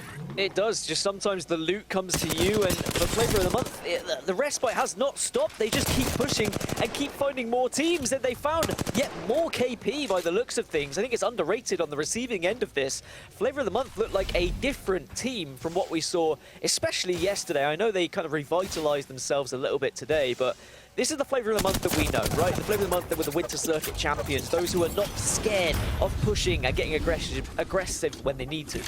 Not just the knock, but also the KP being secured. And you can see with that, the kill leader is now Taylor, with 3 to his name. So a fantastic start here from Flavor of the Month, really taking the opportunity that the third parties have presented. And you can see also that Mandy has managed to get his 2 teammates back, but they're going to have to go through Flavor of the Month if they meet and they converge upon each other. Pierre already in position and looking at the choke that they will be exiting. It's right down in the bottom left hand of your screen. Alliance also might be interested here if they hear this fight break out. They can move in behind and cause Flavor of the Month some problems as we jump into this replay. Yeah, this was Alliance on the other side then of that meat sandwich that I was talking about, and it was finishing off Artico, who was the last remaining player of Gambit, and that'll be Gambit out in 70th position then. I did briefly see on the minimap as well, there's another engagement again between Flight of Fancy and Taskmaster and co of Fire Beavers. Taskmaster was brought back up, but they are fighting again. It's just a constant Revenant push after Revenant push up in Skyhook and Trials. It just hasn't ended, and the winner of that engagement should have a relatively free rotation down towards Countdown. Whoa, 100, add it all up! Oh my word! The Spitfire is singing And it's a choir breaking out here around Harvester because Hackis is doing so much damage, but hasn't managed to finish things off. But don't worry, the teammates are there. IPN comes in to knock down Phoenix. IPN continuing the push as well. And look at this from Alliance as well, Dan. Look at the composition. Revenant joins the party for Alliance as well here. Yeah, I was just about to say, we're starting to see far more teams now realizing what kind of lobby they're a part of. It's aggression, it's fearless behavior, it's just going back to what really a lot of people hate, Revenant, because it's so difficult to play against, but you get so many free pushes. This is just the meta that you are in these particular lobbies. I will say that with an asterisk, because I think when we get to the grand final, a lot of those Revenants will dip out when the games start to slow down a little bit. Alas, if we've got Olympus in the grand finals and the fact it's match point, we might see more Revenant in the starting stages of it, but then we'll see more of a more traditional composition as people try and get that victory to secure the dub. Well, this is a zone that will bring very, very fond memories back to Scars. This is the zone that they won the ALGS championships on when they were on match point. And they've managed to go from being just one player alive to every single player reliving those memories and reliving those moments. So they're going to know how to control this space. Maestro is going to be near them. So even though they might know how to control the space, it's easy to do against teams who don't have that skull-based character. I didn't really know where I was going with that one, but you get what I mean. With the headband on. And that, of course, I'm talking about Revenant, who can really upset things. If they see the opportunity to push onto Scars, then they're going to take it. Well, so at the top of your screen, Fire Beavers and Flight of Fancy, they've separated. They haven't finished that fight. They've both gone their separate ways. Similar to like a Fast and Furious movie. Maybe they were just waving and singing a nice little lullaby to one another. Scars Europe, though, okay. The Longbow doing a little bit of work here from Mandy. They're just letting their presence be known and also trying to up the damage to try and increase those Evo shields. And it's Fenerbahce who are on the receiving end of it. Yeah, really important here for Scars as well. You've got to remember they have been respawned, so their loot pool isn't going to be particularly high. They're not going to have a huge amount to work with in comparison to some of the surrounding teams who have had a little bit more time to level up those Evos, like you pointed out, but also things like shield cells, med kits, and of course ammo to go alongside things as well is going to be a problem. 4Gang, who were the team who ran into Alliance a little bit earlier, have managed to get a respawn down though, and Phoenix and Ro will be rejoining Legit Lolly. Although this is looking like what we'll call a poverty game for them as well, as they really don't have too much to work with either. But at least they're alive, Dan. That is stage 1 of success in Apex Legends. To be honest, it's pretty much the most important thing in the game. That's usually my comments to my ranked teammates, to be fair. At least we're still alive, as here comes the totem that's dropped. Alliance are looking to get aggressive and maybe look to try and take some real estate off other teams. It's Flavor of the Month they're soaring towards. If you get a stick with that Arc Star, maybe you re-engage, but it doesn't look like enough damage has been done, and Flavor of the Month have done their job. At least they're still alive, but at least they've held back the Revenant team as well. I feel like that's something that's very obvious to say now, isn't it? You know, just survive in a battle royale. Obviously, that's the most important thing to say. High-tier analysis from Mark Onset Hatcher. But they're now Flavor of the Month. They're going to be holding out Alliance as they're trying to move forward. And you can see the idea from Alliance. They needed to try and force one of these teams down from the high ground, do some damage to give themselves a chance of rotating a little bit more safely. And now Flavor of the Month with that scan are going to see there's only one team that they have to deal with in Alliance. Pierre up on this height as well with the longbow is going to be scouting out for his 2 teammates and trying to do some initial damage. However, that shot's going to be missed and he's going to be really forced to back down extremely quickly there as the focus fire came in from Alliance. So I've just counted 4 Revenants in this lobby, by the way. That's not that many, but considering at the start of the tournament, there was usually 1 or 2, but 4 is enough. 4 is enough to really ruin the game for several other teams, as Pierre will finally get the knock that he's been so desperately desiring, and now that will allow them to push onto these train tracks up a little bit, which they needed to, otherwise they were going to start to get tickled by the ring a little bit. Underrated lose 1 player. The question is, can they get the finish and secure the KP? They did get the knock, but you can see Dazzo might have actually been picked up, although I saw just him disappear from the screen down at the bottom left. So Flavor of the Month might have had that KP secured after the knock. Endeavor now up in train yard, trying to hold this team out and doing a huge amount of damage with these grenades as well. And in the kill feed, it's not just Endeavor who are doing damage. Hackis once again engaging and picking up kills, and they actually finished off the damage that looked like it was done by Endeavor. It's not the first time we've seen Alliance lose a couple of members and then get back up to a full 3 and then get back into the game. So amazing work from them, but it seems like their story is not going to be over just yet. Underrated down to just 2. And I did notice as well, Fire Beavers are back on to the Loba. I know they ditched the Loba for a little bit, but it seems like they've gone back to what is tried and tested as Pierre goes down here, but the bubble at least is already down, so they can get the res. Yeah, Underrated coming back and firing down onto Pierre, who went down for just a second, and now they're trying to, once again, get that knock. They do get the knock. And even though Underrated initially lost Dazzo and they've lost him full time, by the looks of things, if they're not able to get that res back up, they have at least exchanged some damage with Flavor of the Month to kind of make them pay. However, they don't secure the KP. 9 Impulse is going to do that from Fire Beavers. Here goes Alliance once more. They're going to hit the totem, and they're going to try and hit Scars now where it hurts as they move in with the R9. Yep, R9, and of course, you jump in with the ult, but you actually do enough damage to finish things off. Yes, it looks like it's going to be the case of Scars going down now. Taishin, RPR, and Mandy all fall after being picked up. So great job from Alliance, recognizing where there were some weak players, and they've managed to secure some KP to work with. Let's have a look at this circle then. Oh my goodness, that is not an enjoyable circle whatsoever. There is such little ground to play with. We're really going to see teams focus around the areas, the little crevices by the rocks. Yeah, it's going to be, like you say, that area, there is that one train cart that's in as well, which is going to be the definition of real estate. However, Flavor of the Month, they win the battle, they win the war against Underrated. They finally managed to take the final 2 players out. Taylor's trying to get this shield battery off to try and get in a position to hold, to see if they can hold off any third party that is going to come in. However, it doesn't look like the space is there to be closed down by another team to take advantage, as they have to scarper now across towards Train Yard. Fire Beavers taking the aerial route though, down, trying to land on top of this mountainous area. Yeah, drop on top of the mountain, assess what's going on. Fenerbahce are going to join them. Maybe we're going to see a battle on the high ground, but it looks like Pinky Finky is going to dip out of that one. Fenerbahce will have to be the first team who looks for any sort of nook or cranny to hide in. It seems like Pinky Finky has found one for now, and look what he's got in his hands. A Kraber. This really could do some damage in this lobby. Maestro now making their move in as well, and they're going to be in a really, really good position here. Fire Beavers trying to get aggressive. The massive shot's going to hit. The wingman shots are going to join as well. One more shot, and that will be it. One more player alive. Taskmaster will move in just to finish off that down, and that is a great push coming in from Fire Beavers, and it feels like everyone is hitting the shots now down. All of the cobwebs have been blown away, and everyone is playing at that top level that we expect. So when we get to this end game, I think we've got a couple of Revenants, so the silencers are going to be very important. You've got the black market from the Loba, which could change things as well. If there are cryptos, we're more likely to see armors dropped on the floor, more armors that can be swooped away. Maestro again getting aggressive with this Revenant into the death protection, but it doesn't look like they've done enough to warrant pushing again. But there's just so much utility being used, and the missiles coming in, bombardments as well, that Maestro just being pinned back right now. Yeah, they are, and this is the difficulty of the composition that they're running. You don't have a defensive legend to help you get a reset, to get those reses off, and at the moment it's just carnage left, right, and center.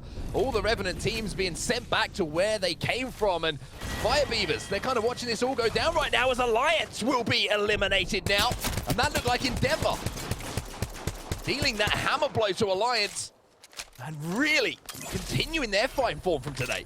Yeah, Maestro go down. So do Alliance. Flavor of the Month is still a 2 at the moment, but it really is these Revenant teams that are being the aggressors, ruining people's day. But then on the other side, you've got the defensive teams, you've got the Caustic teams, and it's Aqualix who are pushing in and utilizing these gas barrels to try and do as much damage as possible. They get a little bit of KP to work with, but the kill feed at the moment is just absolutely alight. This is such a tough end zone for everyone to try and judge where they want to play. Like I mentioned, this truck is going to be the place to hold down. It looks like Aqualix will be the team who can get a hold of it. They've got the Caustic as well, so they can now kind of hold off everybody else as 9 Impulse absolutely drills Draconian between the eyes and manages to get the down onto the Fenerbahce member. It does seem like there's another player from AJS coming in as well to try and flank round and try and pick up some of these KP. And now for poor old Cathryan, he's going to be the last player alive. Gets the shield swap, gets out of dodge for now. But where can he play at this point? Not many places, that's for sure. Same as Endeavor have just found. Fenerbahce down to just 1. Don't think they'll be able to get the res here. And Cathryan has to do a lot. 4 squads left. Box is huge, though. Of course, 9 Imps is there. Fire Beavers are doing a lot of damage. Unless you've got a respawn beacon, it's unlikely you're getting your teammates back in, and actually you don't even get a chance to think about it. Yuki will provide the covering fire, and Cathryan will fall. We're down to 3 squads. Fire Beavers, after losing Taskmaster early on, are actually back up to a full 3. Flavor of the Month are there, and Aqualix. This is a 3v3v3, and to be honest with you, Fire Beavers might be one of the first teams that have to move. However, let's see how the black market impacts things. Can they get a few grenades to flush teams out of these areas? Can they get the damage done? Or maybe a few armor swaps to work with and throw forward into those bubbles as they have to move across this open ground. It's a 3v3v3, like I mentioned previously, so nobody is weak in this situation. It's all about 9 Impulse, and he's got the big stick in his hands, but unfortunately it's just a haircut there for Nasky, who popped up on top of that truck. Yeah, sorry to correct you. Flavor of the Month are actually down to 2. We can see 8 people in the top right-hand side, so they're going to have the most difficult situation here. But if they can play it correctly, if they can really just fall back and try and force the other 2 teams, then that 2 will feel like a 3. And also, the other teams won't necessarily realize who the 2 is, but as we see Taylor go down to the Kraber, suddenly things are not looking great for Flavor of the Month, and Fire Beavers might just dive on this. Yeah, 9 Impulse is trying to stay alive here, and they're going to have to play this rock. You can see a little exchange. They're going to have to take out Noth from Flavor of the Month, and he could be the player that really could upset the apple cart here and allow the likes of Aqualix to close that ground before they can get the heals off. Dell's going to go forward. 145 to the body with a no-scope is going to slow things down and give Sunset and Taskmaster maybe a chance to move in and pull off something magical. A 1v1 now, but it's not enough as Aqualix will swoop in on the fallen bodies and claim the first game here of our losers bracket final. Really impressive stuff. Honestly, the fact that they were able to hold that for so long and then continue to push through afterwards to assert that much dominance on the rest of the lobby was extremely impressive. And it was a shame for Fire Beavers. I'm sure they'll be looking at that and saying maybe it was one they could win, but at the same time, it's about securing points on site. It's about getting through to those grand finals at the end of the day. Just took a few too many seconds to finish off that final Flavor of the Month player, which cost them a few HP, which could have been the game. But now it's time for us to go to a break. It's been a lot of fun casting that game 1, I tell you that, and game 2 is going to be no different. Before we get there, we'll go to the desk, but we'll see you in just a few moments.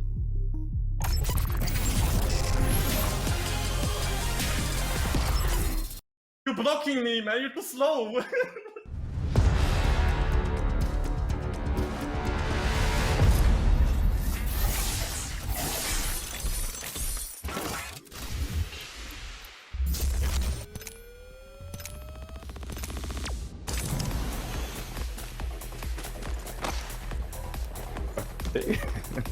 I'm not playing this game, man.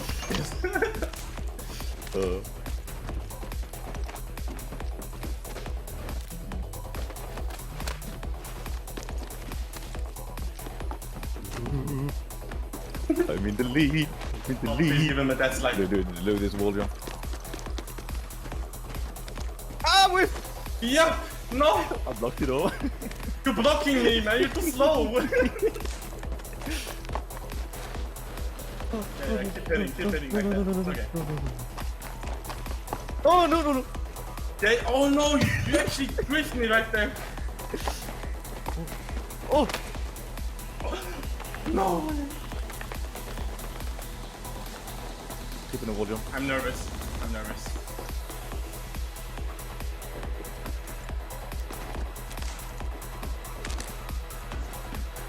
Oh, no, don't block me.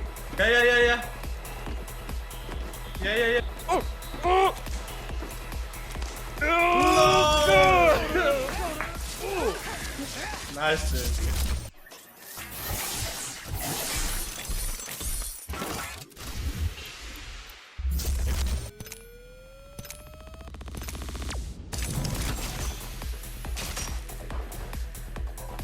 You're faster. Even though you were 30.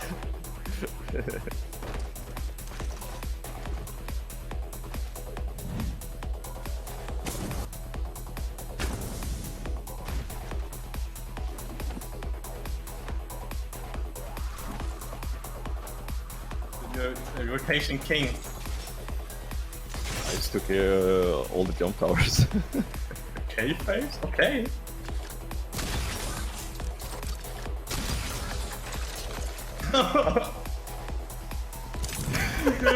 Smart, bro. Holy moly. I did some calculations, dude. I was like, where you used the first grapple, I thought like you will not have it after here. Yeah, I had to crouch in area. I had 41 seconds. It was 1 second when I got to the wall. You calculated that grapple, bro.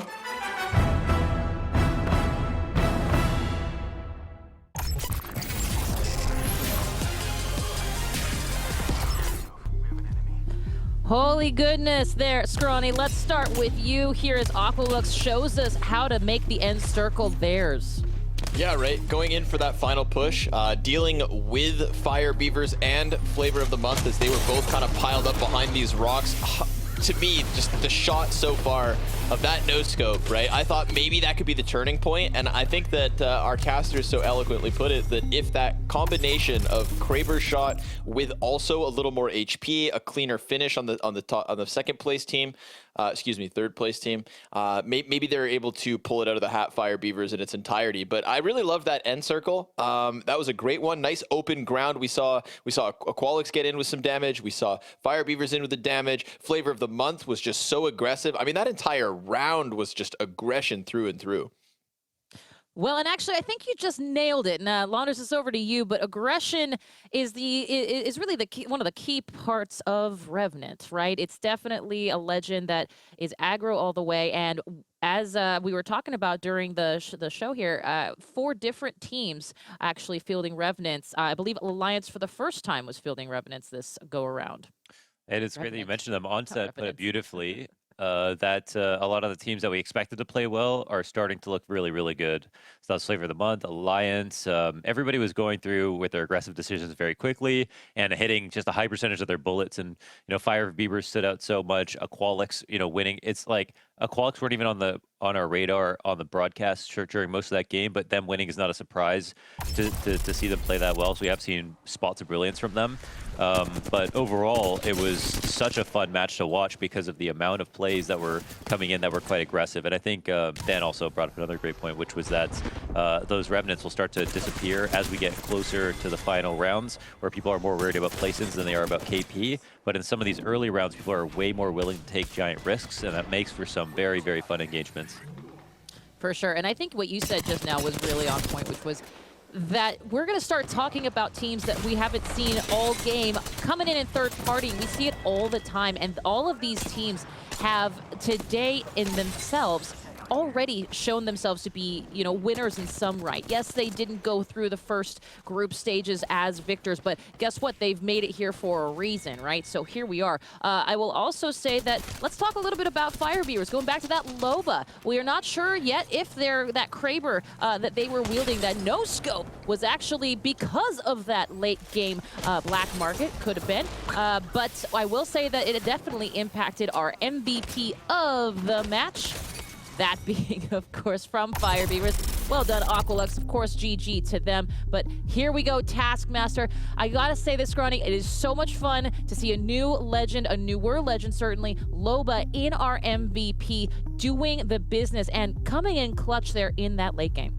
Yeah, for sure. I mean, I don't think we've had an MVP for any of our matches yet that had this big of a gap between their kill/assist and the amount of damage they output. So in this case, I mean, Taskmaster just getting his hands on everybody. The sniper is definitely a key piece of that. We saw them use the Kraber to initiate that first down versus Flavor of the Month in the 3-team situation, and then go over, finish them off, and then almost again initiate versus Aqualix in the straight up 3v3. So his teammates picked up more kills, both of them, on their own, and for 11 frags across Fire Beavers is an excellent placement for them. Second place plus the 11. I mean, we're looking at a double-digit lobby for sure. For sure. And now, Launders, you mentioned what Mark had mentioned, which was we could be seeing some team comp changes here because, of course, this is do or die. This is it. You're not going to make it to tomorrow. You're not going to make it till the next day if you do not make it through here. So from this perspective, I know we saw, like I said, we saw Alliance with Revenant. We saw some of those, real interesting team comp changes. What are you going to crystal ball me, right? Fortune teller me right now? Who do you think is going with Revenant, and who do you think is going to find themselves a different team comp here? Yeah, I was thinking about whether or not Alliance are going to stay on with the Revenant because it looked good in spots, but still not totally comfortable. Flavor of Month did a great job defending against one of the Revenant pushes, but I like it for them, you know, to go for the KP. And I think we still have one at least extra match where you should feel free to use it, where I think you maybe feel less comfortable in the 3rd and 4th game. So I actually hope that everybody who used the Revenant continues to do so and just goes hard for looking for the KP. And then, and this is Flight of Fancy, of course, who did such a great job with this Revenant all tournament long. But Fire Beavers, it's super cool to see their Loba play worked out because that's a comp, obviously, that they've championed for a while. And that's one that is kind of off meta in the sense of all the Revenants coming into play, but it's still working out really, really well. So I think everybody should keep what they had this last game. I love it. Well, we'll see what those team comps did in this game here before we move on, of course, to our next. But let's take a look at those game results here for us and find out what the math says after that match number 1. And you know what? Listen, 2 double digits in this lobby, Scrawny, this is a very big accomplishment. Yeah, for sure. I mean, Aqualix, Fire Beavers, and Flavor of the Month just on the cusp of it, 2 points behind the others with the 20. So, I mean, that last circle, you're talking about... excuse me, you're talking about 30 kills. 30 kills between Aqualix, Fire Beavers, and Flavor of the Month. So they definitely deserve to have themselves near 20 as they move away from this one. I think if we look away from what went well and who played well in round 1, then we've got to also take a note that Gambit, despite having a strong performance down in lower bracket 1, have gone right back to losing ways. There was a lot of early fights going on at the start of this game, and Gambit unfortunately got pinched between, I believe, Alliance and Flavor of the Month. So it's not like they got, you know, screwed over by some underdog. This was a lobby that definitely has talent from top to bottom, and Gambit were one of those early victims. So I'm curious to see if that actually starts to unleash them, if that starts to make them play a bit more frantically, because they have 3 more rounds to secure a spot in tomorrow's grand finals. And if there's one thing we always know, it's never to sleep, even if you are 20th place. Totem, I'm looking at you right now. Secure a spot in tomorrow's grand finals. And if there's one thing we always know, it's never to sleep, even if you are 20th place. Totem, I'm looking at you right now. Never sleep on these teams. Succubus as well, because the reality is that they can find themselves a great game, incredible kill count, and just have the time of their lives, and we can see it in the math, and that can translate to some real and honest advancement into our final rounds here. Anything else left to say here, gang, before we head off to our casters? Just that Scars, no matter what, even if they go 0-3, they can always be a threat because they are a team that they're the champs. They can put together 20 points, and if you get 20 points from what we've seen in these lobbies, then you can guarantee yourself top 10. So they had a really bad game, them and Gambit, but both of these teams could instantly flip the board on one single match. Well, I'm excited to see them instantly flip this map for sure. We're going to a game number 2, and to do that, we will, of course, throw it back to the fabulous, the fantastic Onset and Gaskin. Gents, your call. Thank you, Kate. First time I've ever been called fabulous, and to be honest, I'm here for it. Fantastic, Dan Gaskin, synonymous. He's the Giga Chad of Apex. What else can I say? I'm just trying to make you smile. I'm just trying to make you smile again. Is he going to do it? He's not going to do it.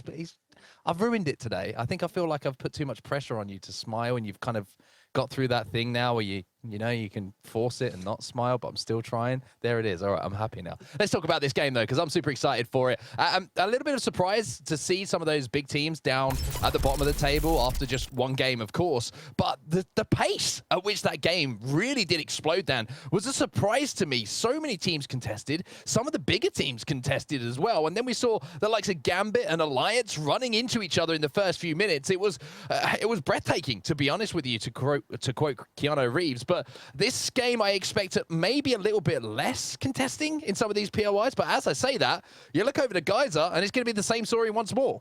Yeah, it's going to be a little bit of, well, reluctancy to back away, and whether that is an ego check for these teams or not, I guess will remain to be seen as BCG are under fire once again. We did get a brief glimpse of where that circle's going. Epicenter is going to be the heart of this circle, and we will see a lot of teams transitioning very quickly to that, but at the moment we can focus on this engagement. Bearclaw Gaming just trying to survive. trying to survive for now, and this is one of those situations that I always think one of the teams has to back off, right? I don't mind, even if I win this fight, I think I'd rather land at a POI that's safe for the next game because of the fact that you've only got 4 games to play with here. We have to remind everyone, this isn't 6 games, and if you go 0-2 off of a drop where you're being contested, then that's half the game's gone that you can pick up points, and you're going to guarantee yourself to have to do something incredibly special in those last 2. But for now, Succubus, they have lost Crypt as we see him fall to the repeater of Bambino. That's going to hit him hard, and now the rest of Succubus trying to move in to get those reses off as Paradise is also going to be down. And this is a weird battle for me. The fact that this is still going on as players are moving towards a Crypt is not really good news for either of the teams as they get split. It just invites the third party in like we saw in our first game.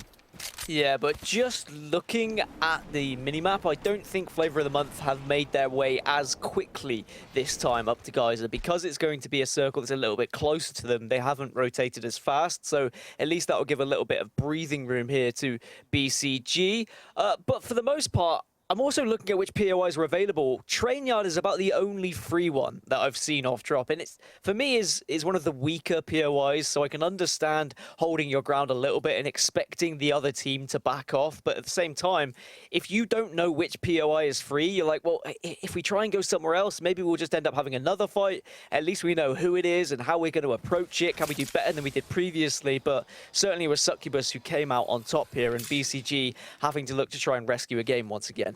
Yeah, it's going to be a case of, like you said, I think you put it perfectly, rescuing the game, trying to get any points on the board that you can. Gambit are going to have to hope that they have a little bit of a stronger showing than they did in that previous game, and it's going to be Totem Esports who are already moving up on them and getting that beacon information from the center of Sorting Factory as well. So they'll know where that zone is going to be moving. And we did see the epicenter is going to be the place to try and control. That height is always so vital, Dan. The cliff side of epicenter where we currently see a lot of teams trying to make their way is going to be very interesting. But Aqualix think it's going to finish a little bit deeper in that compound just outside of Refinery. We can already see them set up there. And to be honest with you, for a team like Aqualix, if you see them set up in a certain situation, you know that it's probably where that ring is going to pull.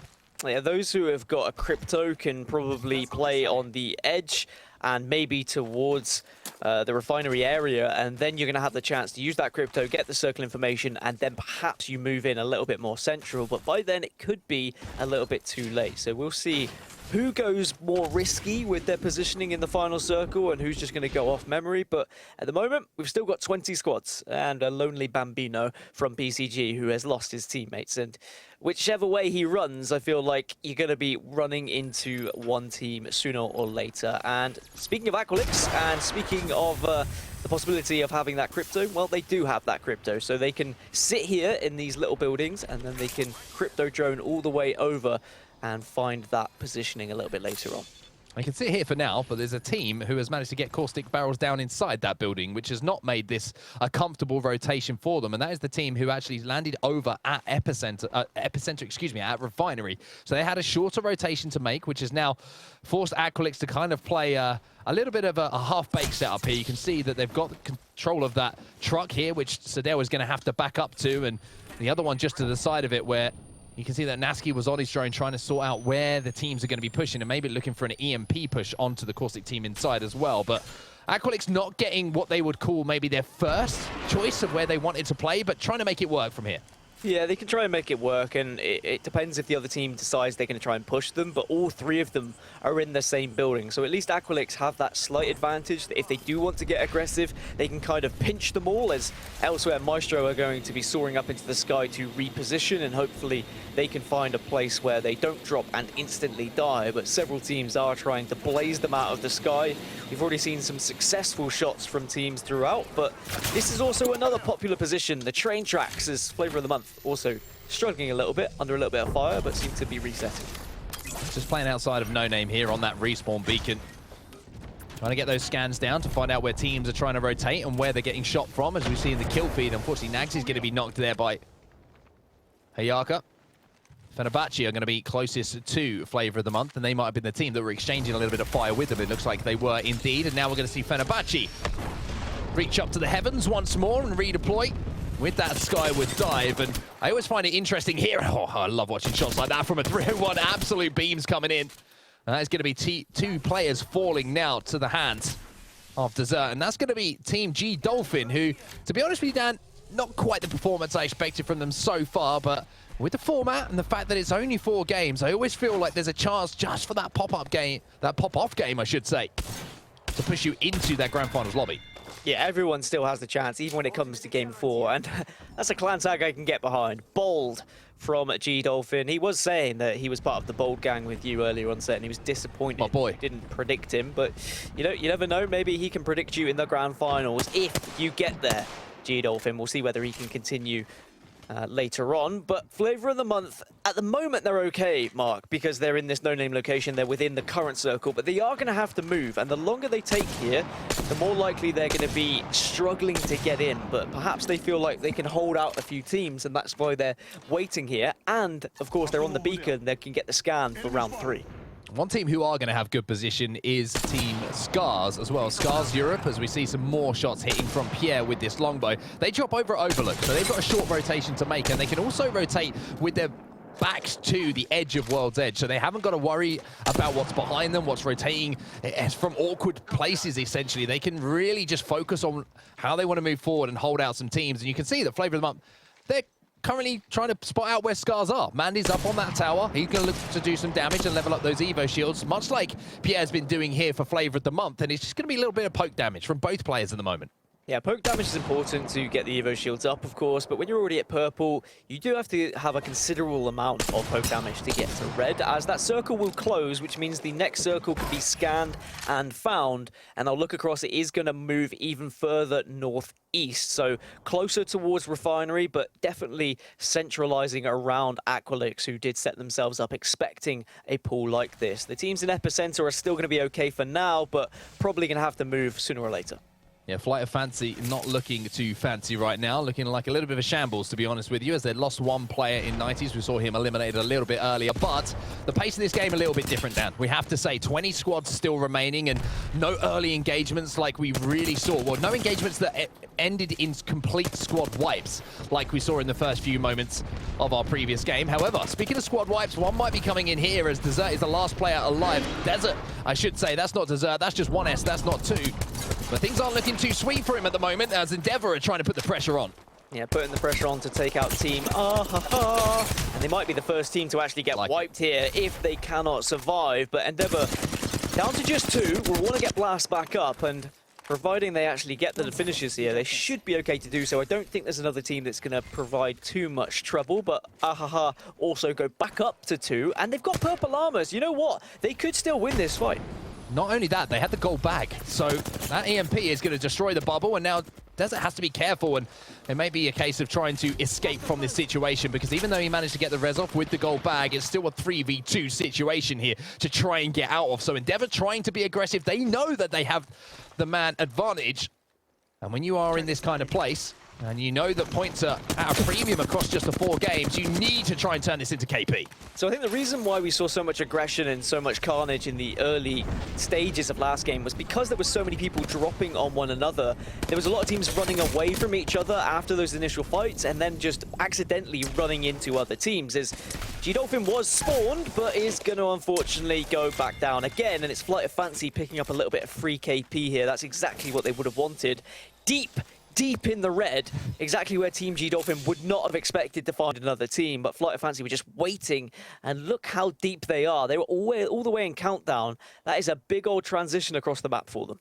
Well, look at the rotation that has been made by Gambit as well. You can see them bang center zone, and they're going to be playing kind of on the hillside, just overlooking where we think this one is going to be finishing. Fire Beavers have made their way into Refinery as well. They're going to be playing the roof of that. They have Beacon, and they also have, as you can see there, that area controlled by the black market of Loba. So any teams that go down, armors are going to be stolen away, batteries, grenades, all those things that are going to be vital for endgame will fall into the hands of Fire Beavers. And after their performance in that first game, they're going to be very happy with how things are looking for them now. I mean, Scars are actually getting involved with Aqualix here. This could be a big win for either team. Nasky goes down, so Scars are on top at the moment, and Aqualix will fall. And they were the first team to be eliminated after taking one of arguably the best spots on the map.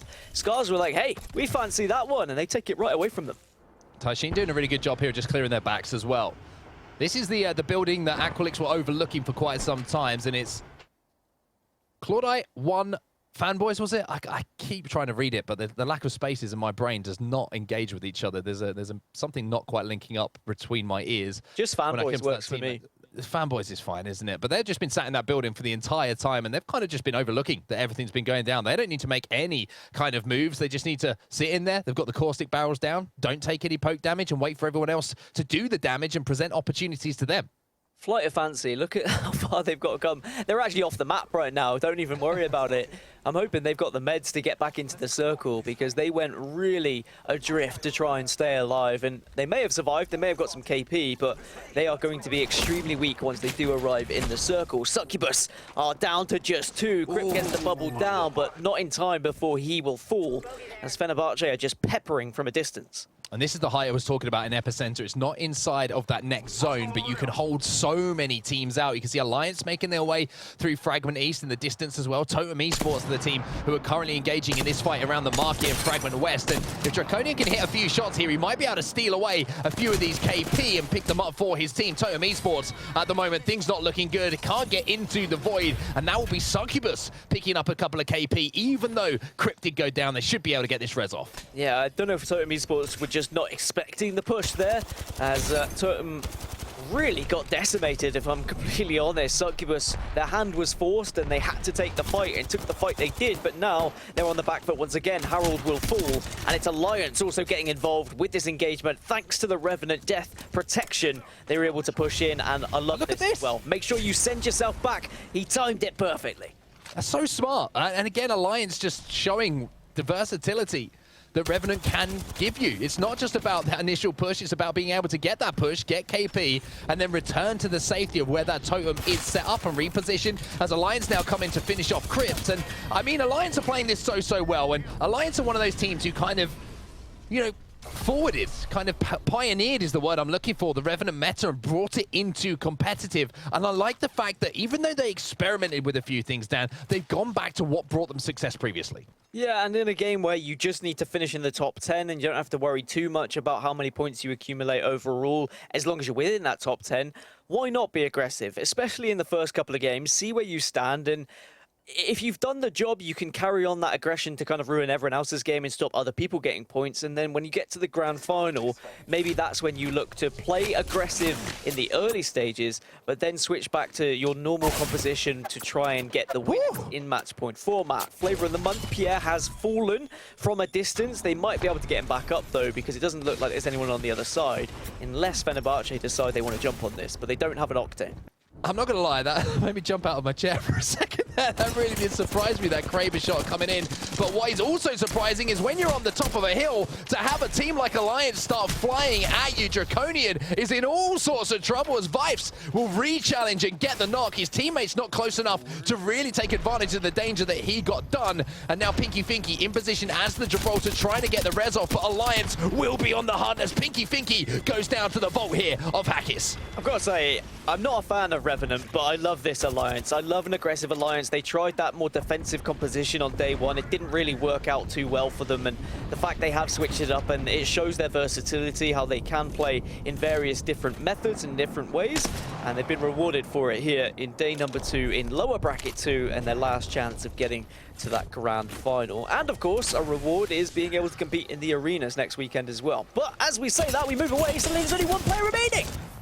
Well, the beams are going to help, and oh my word, Hackis, that is absolutely wonderful shots coming in from you. Unfortunately, legit lolly there for 4Gang to finally take down Alliance. They will fall, and it feels like a lot of deaths have been going down in the last few minutes. We're down to 14 squads now. The kill leader is going to be Tyler as well. He has the Prowler in his hands, and he's going to decimate the team underneath them. The Prowler, one of the strongest guns in the game, and you can see exactly why it was put in that care package. Yeah, can he actually survive though and manage to get his teammate back up? No, he can't. They will fall, but it was a valiant effort. AJS, we also switch across to, as they die, all 3 eliminated in 12th spot.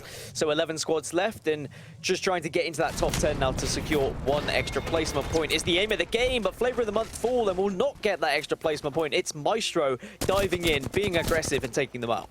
Yeah, they would take that truck away from them, and that train car, whatever you want to call it, truck, it doesn't matter, because all that matters is that is center zone, and that is where we are going to see this finish. Scars have now made their move in as well, and Scars will now take control of it, and you can see the issue here for holding down this area. There's so many different windows, so many different doors that one grenade can roll through, and Arcstar can stick you through when you're not paying attention. So even though it's center zone, even though it's a great place to hold, you have to really be on your P's and Q's to make sure that nobody has got any angles to do some big damage. Fairly certain we've just seen Fire Beavers lose one, if not the entire team, as we were in third person. Didn't see the kill feed, but it looked like Taskmaster was the last remaining player, and he definitely fell. So underrated there in a good position. Maestro, I'd argue, in quite a nice spot as well. And then you look across, Scars can be a real nuisance to both of those teams, and I'm sure they'll be pretty comfortable in the train track that they currently reside in. So several teams have managed to find themselves in a comfortable spot, but those comfortable positions can often be ruined by the Revenant teams, and Maestro is one of those Revenant teams. I think they've actually turned off of Revenant for this game, if I caught it correctly. They might have changed up their composition. Have to double check that when we do check in with Maestro next. But Phoenix Legacy, they took to the skies with the Valkyrie skyward dive to find themselves a spot. But the only problem is that spot is being held down by Gambit, and Gambit will not want to give that up because they could be in a really good spot. There's also a Kraber on the field in the hand of Blast for Endeavor, and he's doing some work with it as well. So we'll have to keep our eyes on where these shots start to land and what teams start to fall as Blast does push up with the rest of his teammates to eliminate the team below them. And you were correct. At Maestro, they have switched off that Revenant after game one, so they've secured a decent amount of points, and then they decided they want to go for something a little bit more normal, as Gambit will fall in 7th position, not able to hold out that team that were pushing in late, and it was Phoenix Legacy. They were actually able to get the kills, and they've got the gold back, so they can quickly get back up to a full 3. And after the death-defying moments in the previous lower bracket matchup, where Phoenix Legacy had that kind of 1v1, D-Getter clutching up, and now they're taking down teams like Gambit. This really is an amazing story for them. Underrated in a really good spot as well. They're up on the high ground just to the east of where Maestro are currently set up, and you get the feeling that there's going to be a Revenant push at some point. But we need to watch some blasts, by the way, on Endeavor, because I keep seeing the Kraber in the kill feed, and he's now the kill leader. So Blast is creating so many openings and so much carnage in this last few moments. Yeah, Endeavor are just one of those teams that when they get weapons like that, and when they're in a good spot to actually follow the aggression they so would desperately like to achieve, they really make everything so difficult for everyone else in the lobby. And the individual talent on that team, they deserve to be in a grand final, if I'm completely honest. But we'll see how they go on. It seems like it's going pretty well for them in this current game, but that's a beautiful lay of the land there about how everyone's setting up for this final circle. The team that was in Epicenter and those teams closest to Epicenter have to move a little bit further. Endeavor don't have to move too far, but they have a distinct lack of cover here. They have to go down the hill to the 2 teams that are in the train tracks. Well, looks like Underrated have decided that this truck is what they will call home for now. It doesn't have a roof on, and that's why they're getting absolutely decimated by missiles, by grenades, by arc stars, but somehow they're managing to survive through it all. As I say that, it's going to be a frag grenade and a defensive bombardment that's going to combine Maestro and Scars working together to make sure that Underrated do not have a good game here, and it looks like Scars are going to be moving in to close things out. But no, Maestro, I tell you what, that nade from Rugby, the frag has closed things out for them, as Phoenix Legacy will now be moving in behind Endeavor, and that's going to be Noises, I believe, caught off guard. It was actually Blasted Scars watching all of this carnage open in front of their eyes and just holding strong inside of this train car. Scars and Maestro know that if they work together now, I know it sounds silly, but they can achieve top 2, and then they have a straight 3v3 fight for first place. We're now down to just 3 squads, Maestro and Scars, and then one remaining player, I think, above them has now gone down, and the 3v3 begins here. Andy taking a really strange decision to look for an angle. Maybe he's desperate for ammo, maybe he was desperate for something, but no, he was desperate for a Kraber! That's why he made the move, and that's what might have won this one for Scars Europe. The big shot from Mandy when things were looking bad. Well, well, well, how the Kraber can change things, and how an amazing individual moment could bring you a win. Scars Europe, I've got Mandy to thank for that one. Not only did he pick up the Kraber, but he ran, he swapped armors, he got the Kraber, and then he turned around and kablamo and won the fight. So it was great for both teams to kind of realize what situation they were in. They were the focus point, they were the target, nades were coming in from everywhere, but they worked together, eliminated all of the other competition, and they said, hey, now we're at the 3v3, but it's Scars that come out on top in a win they much desperately needed. So 2 games of 4 done now. It's time for us to go to a break. The Kraber shot is still ringing in my ears a little bit from Andy, to be honest with you. So we'll see you in a few seconds to break it all down.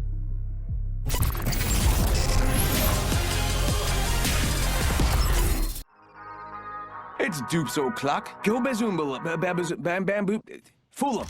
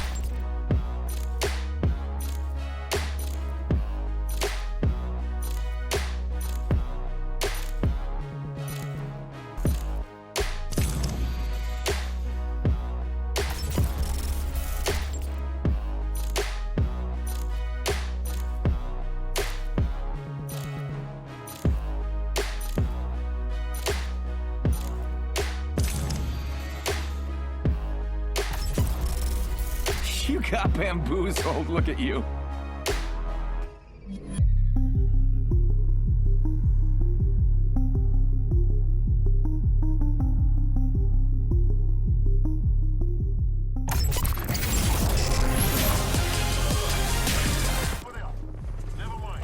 Could you call it a Kraber and a prayer? I don't know, Scrawny. What do you think? I think that I am an absolute fan of the Scars and Maestro synergy there. They both had similar positions inside similar cars. They both just went ahead and shredded everybody that was in the surrounding area. This was a really fun end circle yet again. I think these last 2 games and these open endings have really allowed for teams to have a little bit of space. You know, we've had very, very fast 3 versus 3 finishes, but each time it's been basically a full team on each end of it. You know, last game, Flavor of the Month wasn't quite prepared, still had the Kraber, still hit a nice no-scope. But this time, Mandy, I mean, that is a game-winning Kraber headshot on the down when Maestro thought they had the game in the bag. Oh, absolutely. And Launders, I will say, you know, we definitely see these 3v3s in the late game, but I think the last 2 games we have seen, you know, fighting right off the top, and they continue to do it time and again. I mean, it was just fight after fight after fight after fight. There didn't seem to be a lull. It's I think the teams are copy and pasting some of their comps they had in the last game and are just running with it right now. And maybe we're at the point where it starts to slow down, but man, was it good while it lasted. You love to see the Revenants, and I feel like they're being used tactfully as well, not just to be these disruptive forces that come in, but you're really throwing away your own game. No, instead it feels like people are just getting better and better with the way that they use them in such a fashion that they're being used more often, and also they're not impacting anything. You saw there was a point where Alliance got a push off and then naded themselves so they would go back, and it was absolutely no impact to their game. They weren't displaced at all. Their HP wasn't affected, and they got some KP in the process. Sure did. We saw another Kraber there moments ago. I love scouting Krabers. What can I say? At any rate, one person who also enjoys Krabers almost to his detriment, I will say, is a guy named Mandy, which we just saw here in that late game for Scars. And for that and so many other things, he is our match MVP. Match MVP Mandy. Boy, it sounds really nice. Match MVP Mandy, brought to you by Razer. And here we go again. That Kraber shot. I mean, Scrawny, it's got to. You know, it's one of those moments where that will make a highlight reel for the rest of his career. Yeah, because it's one of those moments. It's one of those, you know, one of the things about Apex is we talk about decision making, right? Decisiveness, communication, and decision making. And that right there, the decision to leave the train car when they were in what could have been basically a full heal 3 versus 3 with like a symmetrical mirrored head-on-head battle. We see Mandy just tear off to those boxes.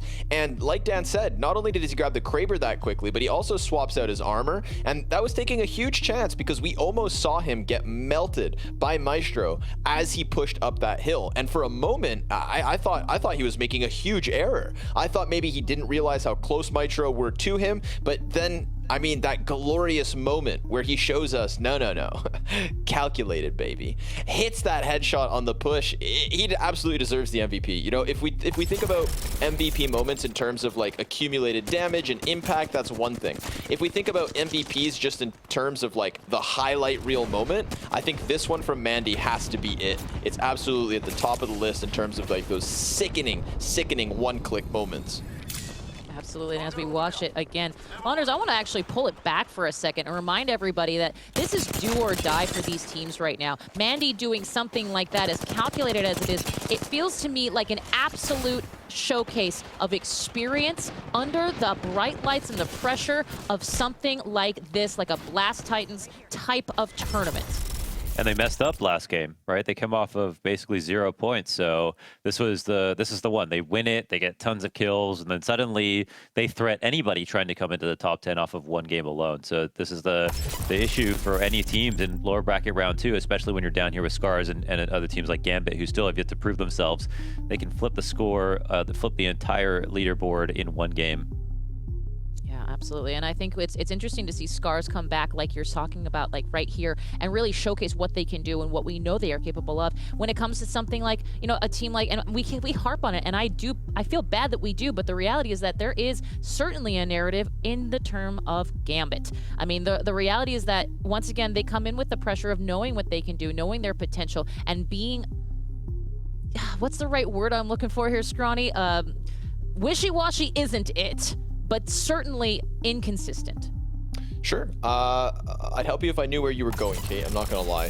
Sorry, I can't bail you out of that one. But let's look who else. No, that's fair.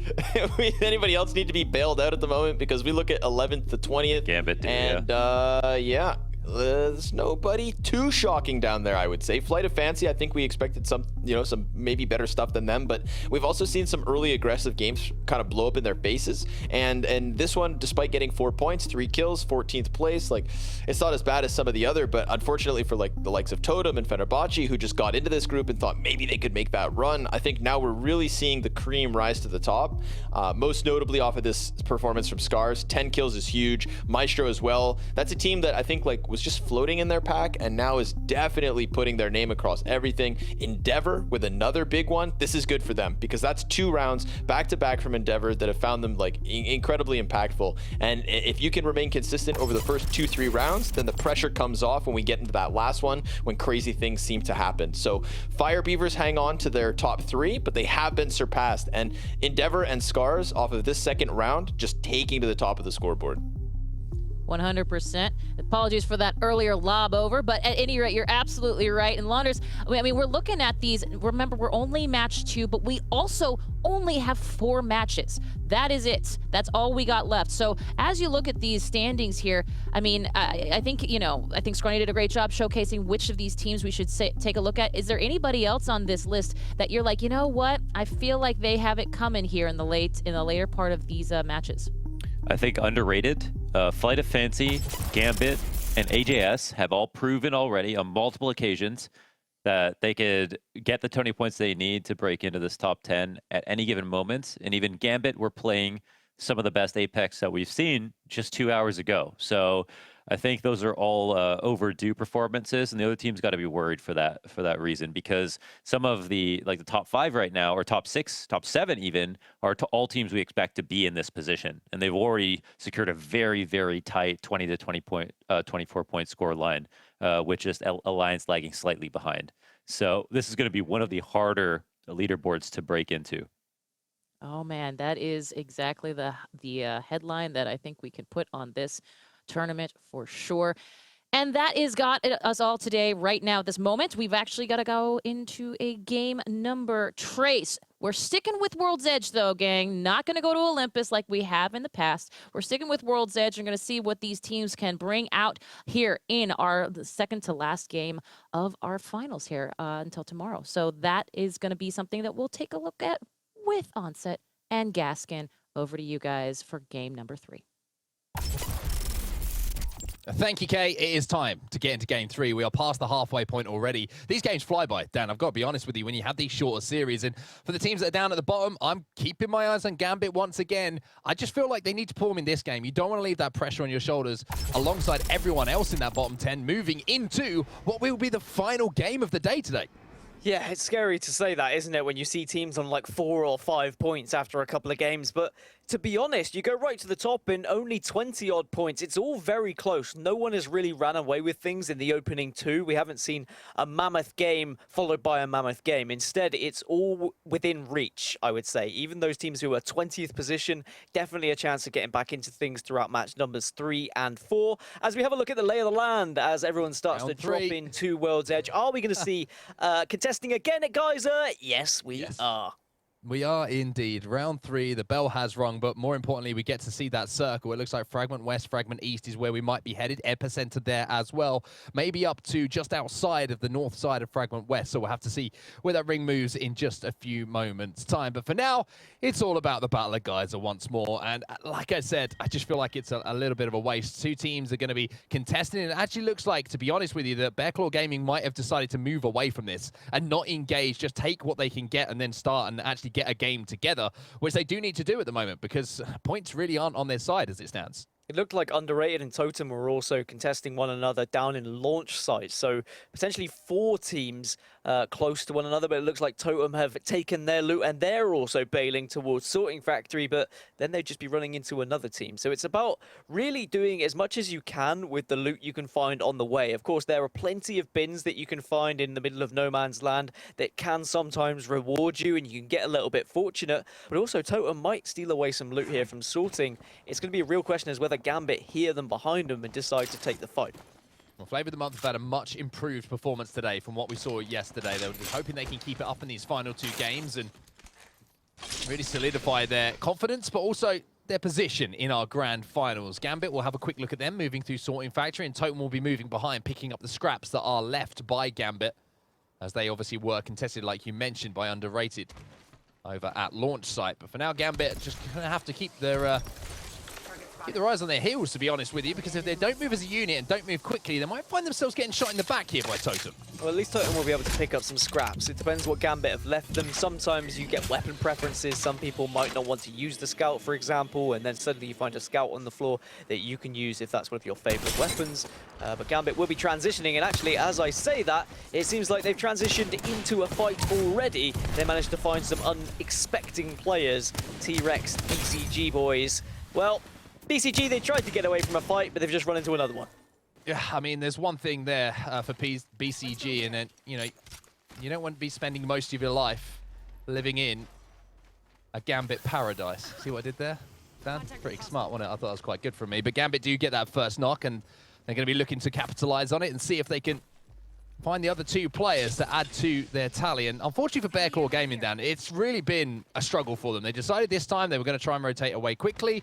They were going to try and not contest, not take that early fight. And now they find themselves down a player and also with nothing to work with whatsoever as far as loot is concerned. I mean, 2 white armors, 1 player on his back. It's looking about as bad as you could get. The thing is, all it takes is a couple of minutes to look back at the broadcast and see which areas in the map are available. You can double check and see where people are landing. Train Yard is free, was free, and still is. Yes, okay, you've got people from Harvester and Staging that do move towards that area, but you're going to get more loot in Train Yard, which is one of the worst POIs in my opinion, than you would by just dropping, splitting, and then retreating from a POI. So perhaps that's something that they will do in match number 4. Alas, if they haven't done it in the first 3, I feel like they might just take the gamble again.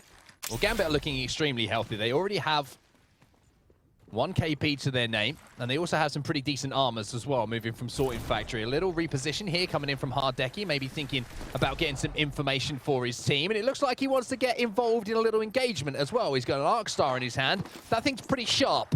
So the team who are on the other side of this are going to have to be very, very careful of opening that door, because Hardeki is locked, loaded, and ready to throw. Yep, does throw and kicks one in, but gets an Arc Star thrown right back at him. And Gambit, they need to win this engagement. They need to pick up some points and actually have something to be involved in a game. They haven't really found their form in this current matchup. Well, I wonder if this was Gambit deciding that there's more than one floor here for us all to play, and we'll take the bottom floor as they move from building to building and try to navigate their way through Fragment East here. And you are going to see one of those zones where we have multiple teams stacked up upon each other.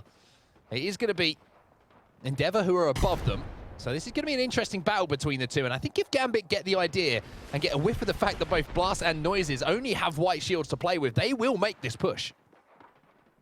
100% they'll make that push as well. Like all it takes is one crack of the shields, and we know what Gambit and especially Hardeki is capable of in a 1v3, let alone a straight 3v3. Elsewhere, underrated on Tree are laying down some suppressing fire on a team below them. Phoenix Legacy also involved. A couple of mid-game skirmishes happening now as people are getting deeper into their rotations down towards Fragment East or West, depending on where they want to gamble on.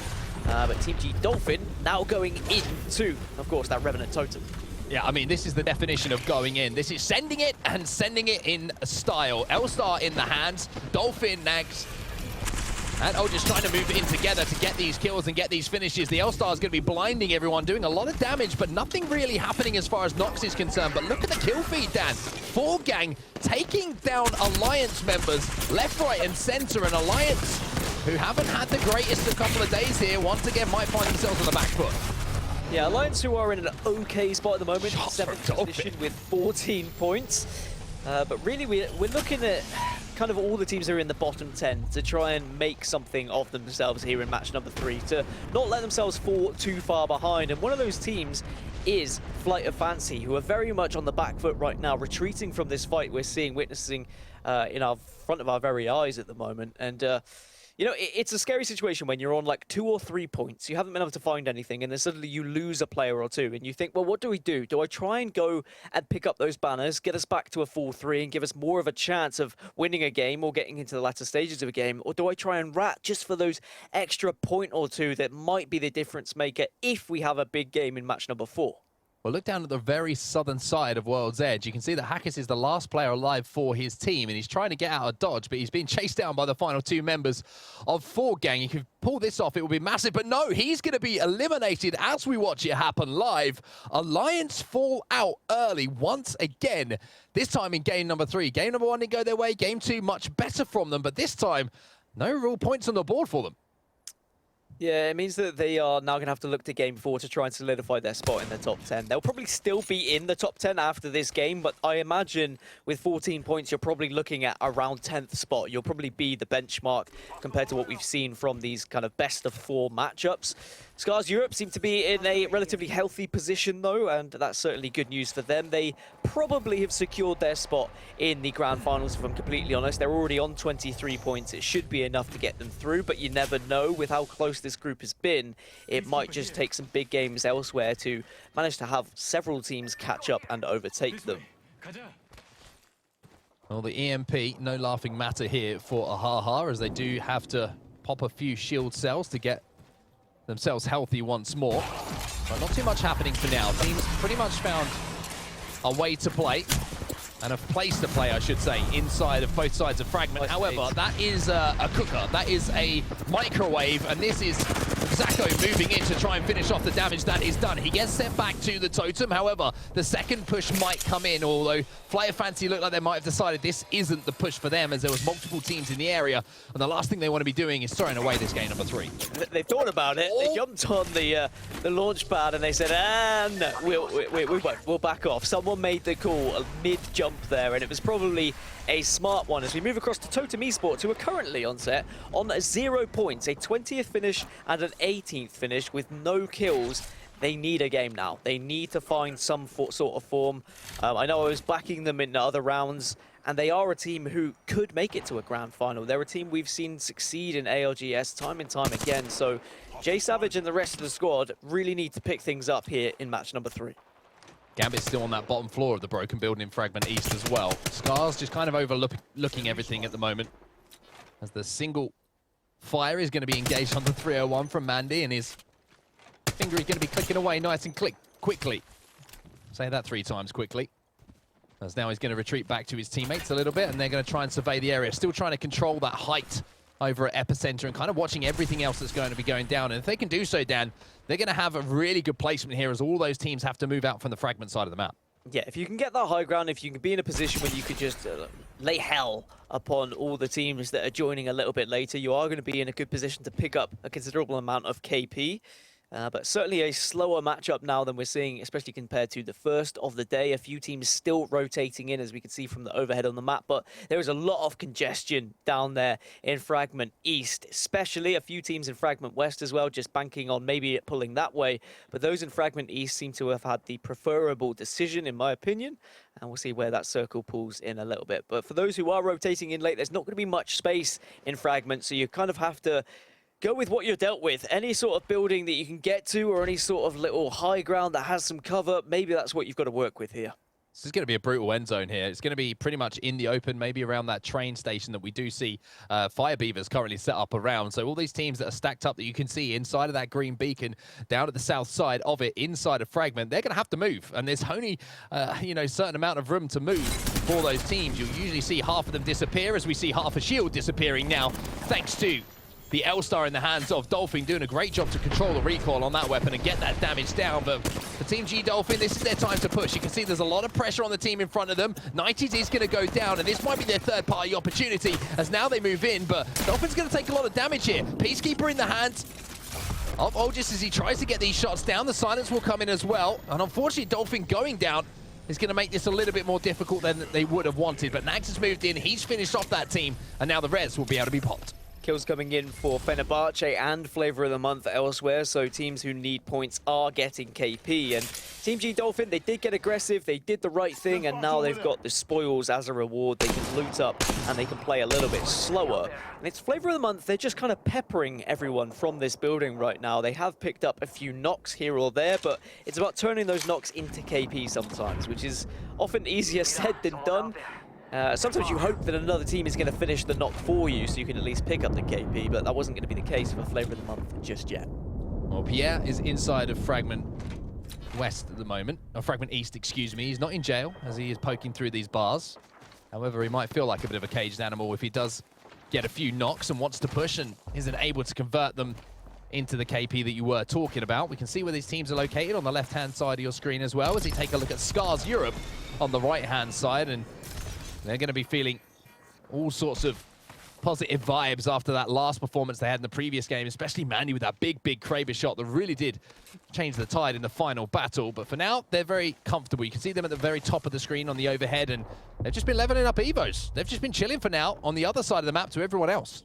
Gambit are picking up a decent amount of kills, which they need. They need to have one of those games that will bring them back into the competition, give them the belief that they can actually get into these grand finals. It really would be a shame to see some of these teams not make it, but at the same time, those who do get there thoroughly deserve it, because we've seen some fantastic performances across the weekend, across a various amount of games and maps, may I add. We've had to see teams transition onto Olympus and show us what they're made of, and we'll see what happens in the grand finals with map selection as well. For Maestro, they've switched up from the aggressive composition and they've gone to the kind of tried and tested and true composition, which is just more of a kind of staple in Apex Legends, something that you can hold down the fort a little bit more, and it seems to be that after securing some early points, they want to just play off that and try and solidify their spot in the grand finals. Well, Aqualix are trying to hold off. A Revenant push may be coming in very soon. You can see that Nasky has been silenced, and it's going to be Flight of Fancy, just a two-man team up on top of this multi-story building, the beacon building that is in Fragment West. Excuse me, not the beacon building, I am misspoken. As now they're trying to move in again. However, they're being held off by these grenades that keep coming in at the moment, and this has got to be a little bit frustrating, especially if it's going to be more frustrating if they lose this 2v3 to the Revenant team pushing them. A little bit of damage done initially. Zako going to try and move in, but Nighties will go down. That was the key to the ignition being hit now for Aqualix. They will get the finish, or hopefully get the finish here, as Nasky is going to pick up the reload, and that will be, unfortunately, another team eliminated from our lobby in game number 3. Fantastic recognition from Aqualix there to realize where they were being pushed from, where the death token was going to be, and just kind of baiting it in, waiting, and then deciding to make their move onto that totem. Flavor of the month also going down in 17th position. Legit Lolly getting the final kill in that particular engagement. And we did say, well, you did say that was another team, Flight of Fancy, going out, but I can see Asako is still there. He's managed to survive and will be the last remaining player of Flight of Fancy and their last chance, really, to pick up some extra placement points, as now round 3 is closing, and this is where we're going to start to see a few more squads being eliminated, or at least losing some players. As I say that, that's going to be Scars taken out of the game in 16th spot. Yeah, Scar's not looking good here. Unfortunately, they have gone down, and Underrated did the initial damage, but there's another team in the vicinity who managed to finish off that fight and pick up some KP. And that was AJS, Ascenti, the last player alive for them. So it wasn't without taking damage, even though he might have been just moving as a solo player behind after that damage had been done. So AJS not been at the standards we've seen from them so far. Not too surprising to see, considering they're such a new squad. But Succubus in the vicinity as well, looking to pick up any rats and any pieces they can find. But the Valkyrie going to disappear over the horizon as quickly as he gets spotted. And there are a lot of rats. We've got 15 squads left, but only 37 players. So we're 8 players short than we should be. So that means there's several teams of 2 or teams of 1 that are hovering around. And that is really good news for those who are still within Fragment, that do still have a full 3, because those teams who are rotating in late are probably going to be pretty weak and aren't really going to do much in terms of challenging your position. Oh, Seti, that's brave from you. Does manage to get into some sort of position, will be able to survive using the Valkyrie jets just to get into the middle of this bridge, but you got the feeling that if anyone sniffs out the fact that he is a solo, that he might have his game ended. The good news for him is the other player across from him is only a solo, so he might be able to survive for a little bit here. However, Rugby sneaking down that tunnel might have just spotted him out, and that might be the end, as Fenerbahce Esports also worked their way into Fragment East. Gambit still on this bottom floor of the broken building as well.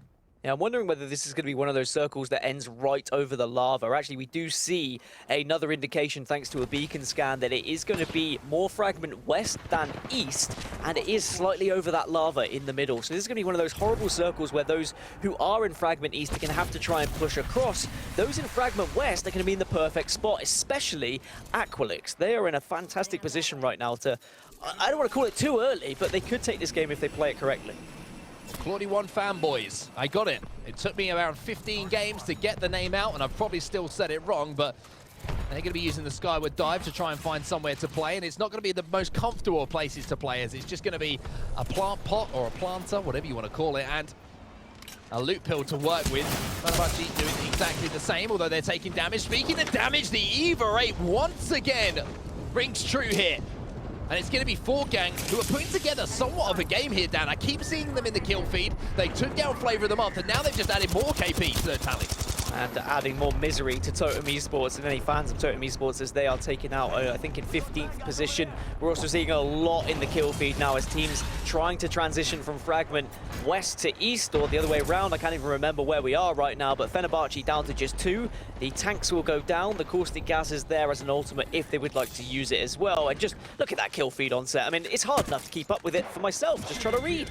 When Endeavor are alive, that's the most important thing for these 3 players. They found somewhere to play, and it's going to finish just outside of Market here, maybe on that broken house. So Maestro in a pretty good position, but not in a pretty good situation. As you can see, a lot of shields have been broken as the Bubble will be forced now as the grenades do come in. However, Gambit just below them. Artico and Hardeki taking a lot of damage, but not without it being exchanged, as Artico now trying to finish off some kills as the solo player alive now for Gambit. He manages to do so, and now Fenerbahce Esports actually took the opportunity to move up to the top. Artico's still alive, and I wonder if he's going to be able to get Hardeki back to his feet. Yes, he is. And it's going to be actually, Hardeki who has gone down. It will be Leogri who Artico gets back into the game. Well, Endeavor and Firebeavers are also in the area, peppering bullets across in this direction and really being a nuisance to the two teams who were originally in the skirmish. Endeavor only really have this truck to work with, but it's one of the best positions in terms of where this circle's actually going to be going. So if they can survive, if they can go a little bit unnoticed and not be pushed here, they can certainly be thinking about maybe a top 5, even a top 3 placement if played correctly. As Succubus look from across the way, this is going to be a really disgustingly difficult transition from one side to the other for Succubus. Well, Underrated are going to make it even more uncomfortable for one team here. As you can see that they've hit the death totem and they might be thinking about a jump pad into this battle to clean this team up. That's exactly what's happening. Dazzo is going to go in first. He'll be sent back. However, after wave 1 comes wave 2, and after wave 2 comes wave 3. And after that, you get wave 4 coming at you as well as they try and close that gap. Succubus trying to do what they can to hold off this push, but it's easier said than done. The scan is going to come in here from Harold as he pops the ult, but it looks like Underrated, they're kind of split. Do they want to hold this team out, or do they want to make a rotation? Dazzo's going to make that decision for them, and it is now all down to Tyler to try and survive, do what he can, but that will be the end for them. Underrated pick up all of the KP. Good from Underrated to recognize where they currently were in the game, where they would be able to position themselves, and the fact they had to take out that team to be able to survive on this side of the map. But only 4 squads have survived. We did see Gambit go down in 7th position. Fenerbahce have just been taken out by Aqualix as well. So down to our last 4. There are all 3 players up on every single team here, though. So this is going to be a strategical masterclass from whichever team can take this one home. So a little bit of silence here just before the game is decided. Ultimate Accelerant and a gold helmet being given over to Jazaz here, which is going to allow him to once again get that death totem ready, which could be the difference maker towards our end game here. Aqualix still inside the market, still trying to deal out some damage, and it's going to be Firebeavers who are trying to exchange that damage with them. The Arcstar's going to force back 2 players here, but on the cross, this is going to be a real opportunity for damage to be dealt, which will be taken here by Serdell. Another player trying to pop up behind them. That's going to be Endeavor just sticking their nose in, seeing if they can capitalize on any of this damage done. And that's going to be the story for the next few seconds, Dan. Exchanging damage between teams and seeing if there's an opportunity to clear one out. Crypto is going to be very important in this final fight, and so is the Revenant. We're going to see silences come across, you would imagine. The Death Totem will probably be popped prior to the round completely closing, or the circle completely closing. But also the EMP is going to do a lot to get rid of any Gibby bubbles that may be left here to try and give protection to those who maybe don't have much to work with. Well, here we go. Final round starts to close, and it's not good news for Yuki as he gets stuck and he gets decimated by Bryn with that flatline in his hands. Bryn now looking for the second. Underrated now making their push onto Endeavor, but Endeavor are holding off the push for now. Bryn manages to keep full shield. He'll hold off the push from Dazzo. He sends him back. Can they get the res off? Can Bryn get away here and find somewhere to play? As the damage has been done by Underrated. He's going to move it on Aqualix, though, and Bryn will decimate 1, and he'll be looking to decimate 2 as well. Bryn doing it all here in the endgame. So much decimation, to be completely honest, and I love that from him, recognizing there were weak players on Aqualix and trying to take advantage, but still, all 4 squads up right now. No squad has been wiped just yet. Sunset trying to do what he can. He'll take down Dell, but it'll be Underrated who look like they're in the best position to close this one out. The 301 from K Swinny might be the last laugh here for them to try and close it out, but no! He goes down, and now it's up to Jazaz and Dazzo, and here come Aqualix as well. They're still alive. Bryn, somehow he's still doing things as well. What is Bryn doing in this endgame here for Endeavor? Bryn is popping off, but Yuki is still alive and is going to be a massive nuisance here with the barrels. I don't think he'll go for the res. Instead, he's just going to try and survive, hope the other 2 teams re-engage, and then he tries to come from the death to maybe take this one away. Well, Noises is going to be taken down. That will be the end of everyone but Bryn. But Bryn still manages to pick up 1, but I don't think it's going to be enough for him to close this game out. But maybe he can. Oh my God! Bryn is an animal! What have I just seen? How has he just pulled that one off? Endeavor, champions, and one of the best solo plays I think I've seen in Apex Legends. Ridiculous.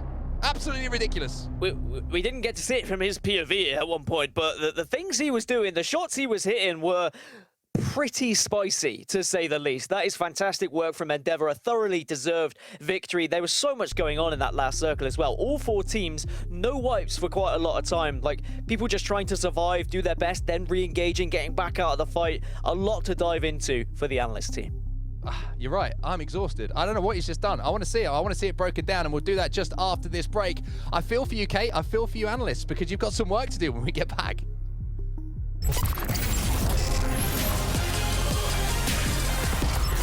I know K-Swinny would disagree with me, but I don't think that Rampart can be used for anything good.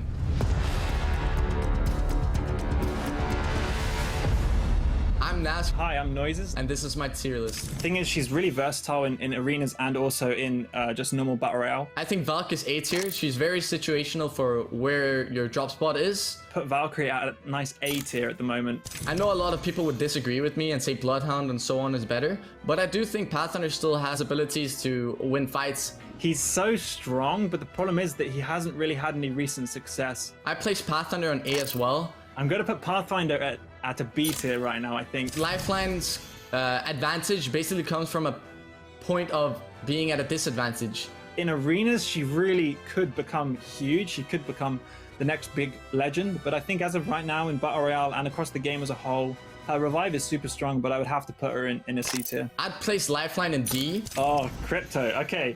I think Crypto is the best character by far. Yeah, Crypto's going straight in the S tier. I don't care what anyone says. I love this legend. I place Crypto in S tier. But in Battle Royale, he is essential. He's such a strong legend. His ultimate allows for very good rotations.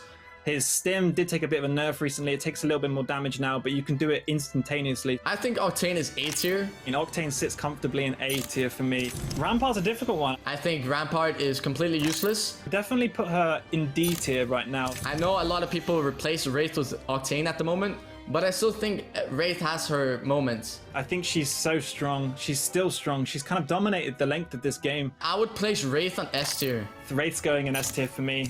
Caustic is a difficult one because he's kind of seesawed amongst different tiers. I think Caustic is great if utilized in the right environment. As of right now, the current state of the game, I'll put him comfortably in a B tier. I place Caustic on A tier.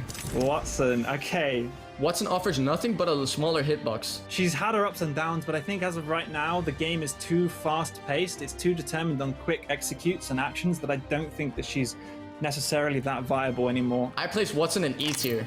Watson is going to go in C tier. The ability to press one key and find out where players are within 75 meters is just super strong. But I think Pathfinder just does Bloodhound's role better. I place Bloodhound in B tier. Bloodhound is definitely an A tier legend for me.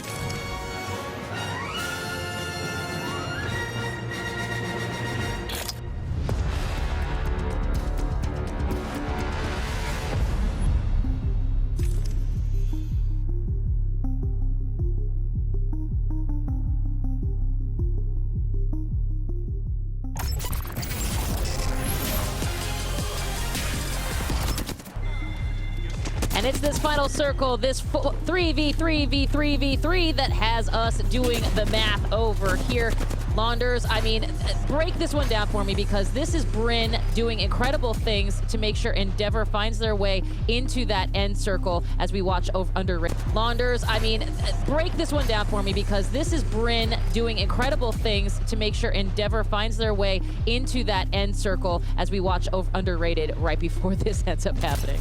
Yeah, this is one of the beautiful plays where he could just see through the interference and he was able to navigate so much chaos, keeping his head on his shoulders the entire time and just outputting so much effective damage while also staying alive. Like, the tracking was absolutely ridiculous, just him, but it's also his movements. Every single time he got to a new position, he always got the first shot off without taking any damage.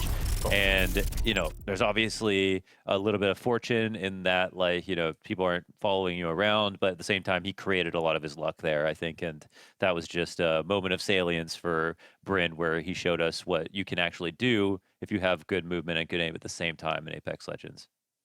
Well, and one of the things I love about our viewers is they like to take some of these learnings, right, and really apply to their own gameplay. And so, Scrawny, if we were to look at that final circle, what can we say that, and a fantastic job by Aqualix and Underrated for sure. Like, to be clear, they've done a great job. But I'm just curious, what do you think we can draw from their experience for those people looking to level up their gameplay? What did Aqualix do wrong or right or Underrated? And what primarily did Brynn do extra right?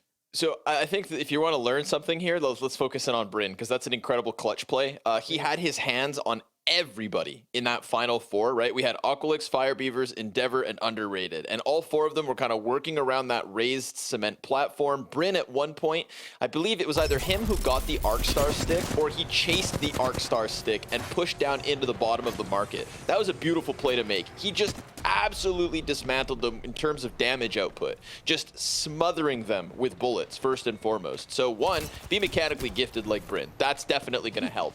And then secondly, it was just the mobility, and I think Launders hit it on the head.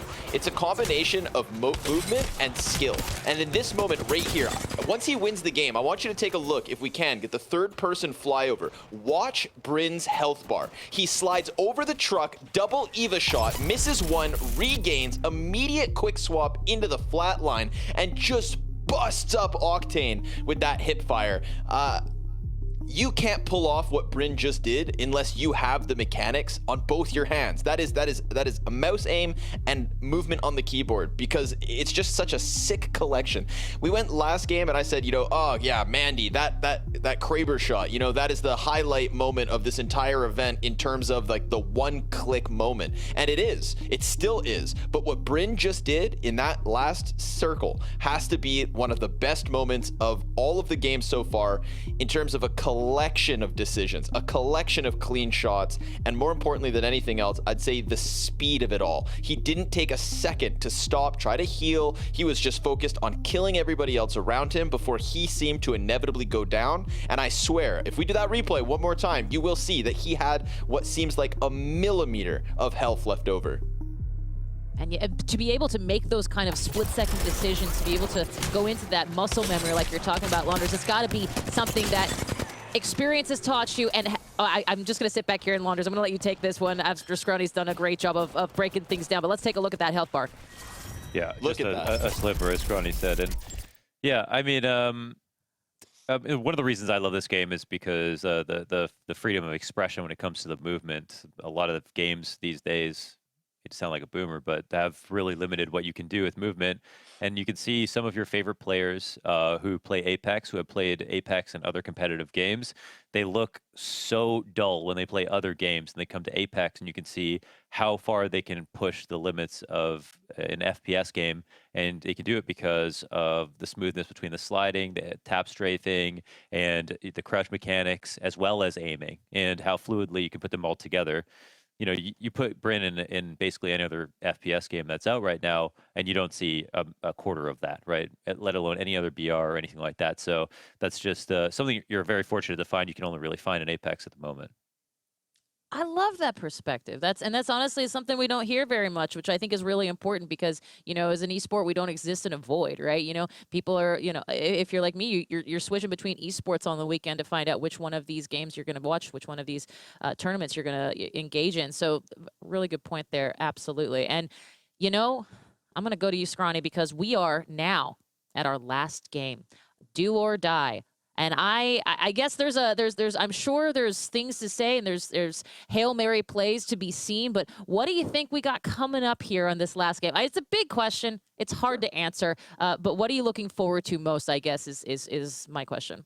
I think I'm looking forward to a little bit of creativity, right? If Launders is going to make this point about how it's an open-ended moment for Brynn to make that play, let's let every single player who's still in this server, who's still in this event, and now has their final chance to get into Grand Finals Sunday, let's let them be inspired by what Brynn just pulled off on an individual level. Endeavor were making good decisions as a team, but Brynn made that play to secure them as many points as he just did. And in that moment as well, let's not forget Underrated were in this top 4 situation. Aqualix, Fire Beavers, Endeavor, they've been having a great group here trying to get into the grand finals, but that was a moment for Underrated to climb the rankings out of the bottom 10 and give themselves a chance. So we have 2 examples that everybody needs to take away from as we go into this last one.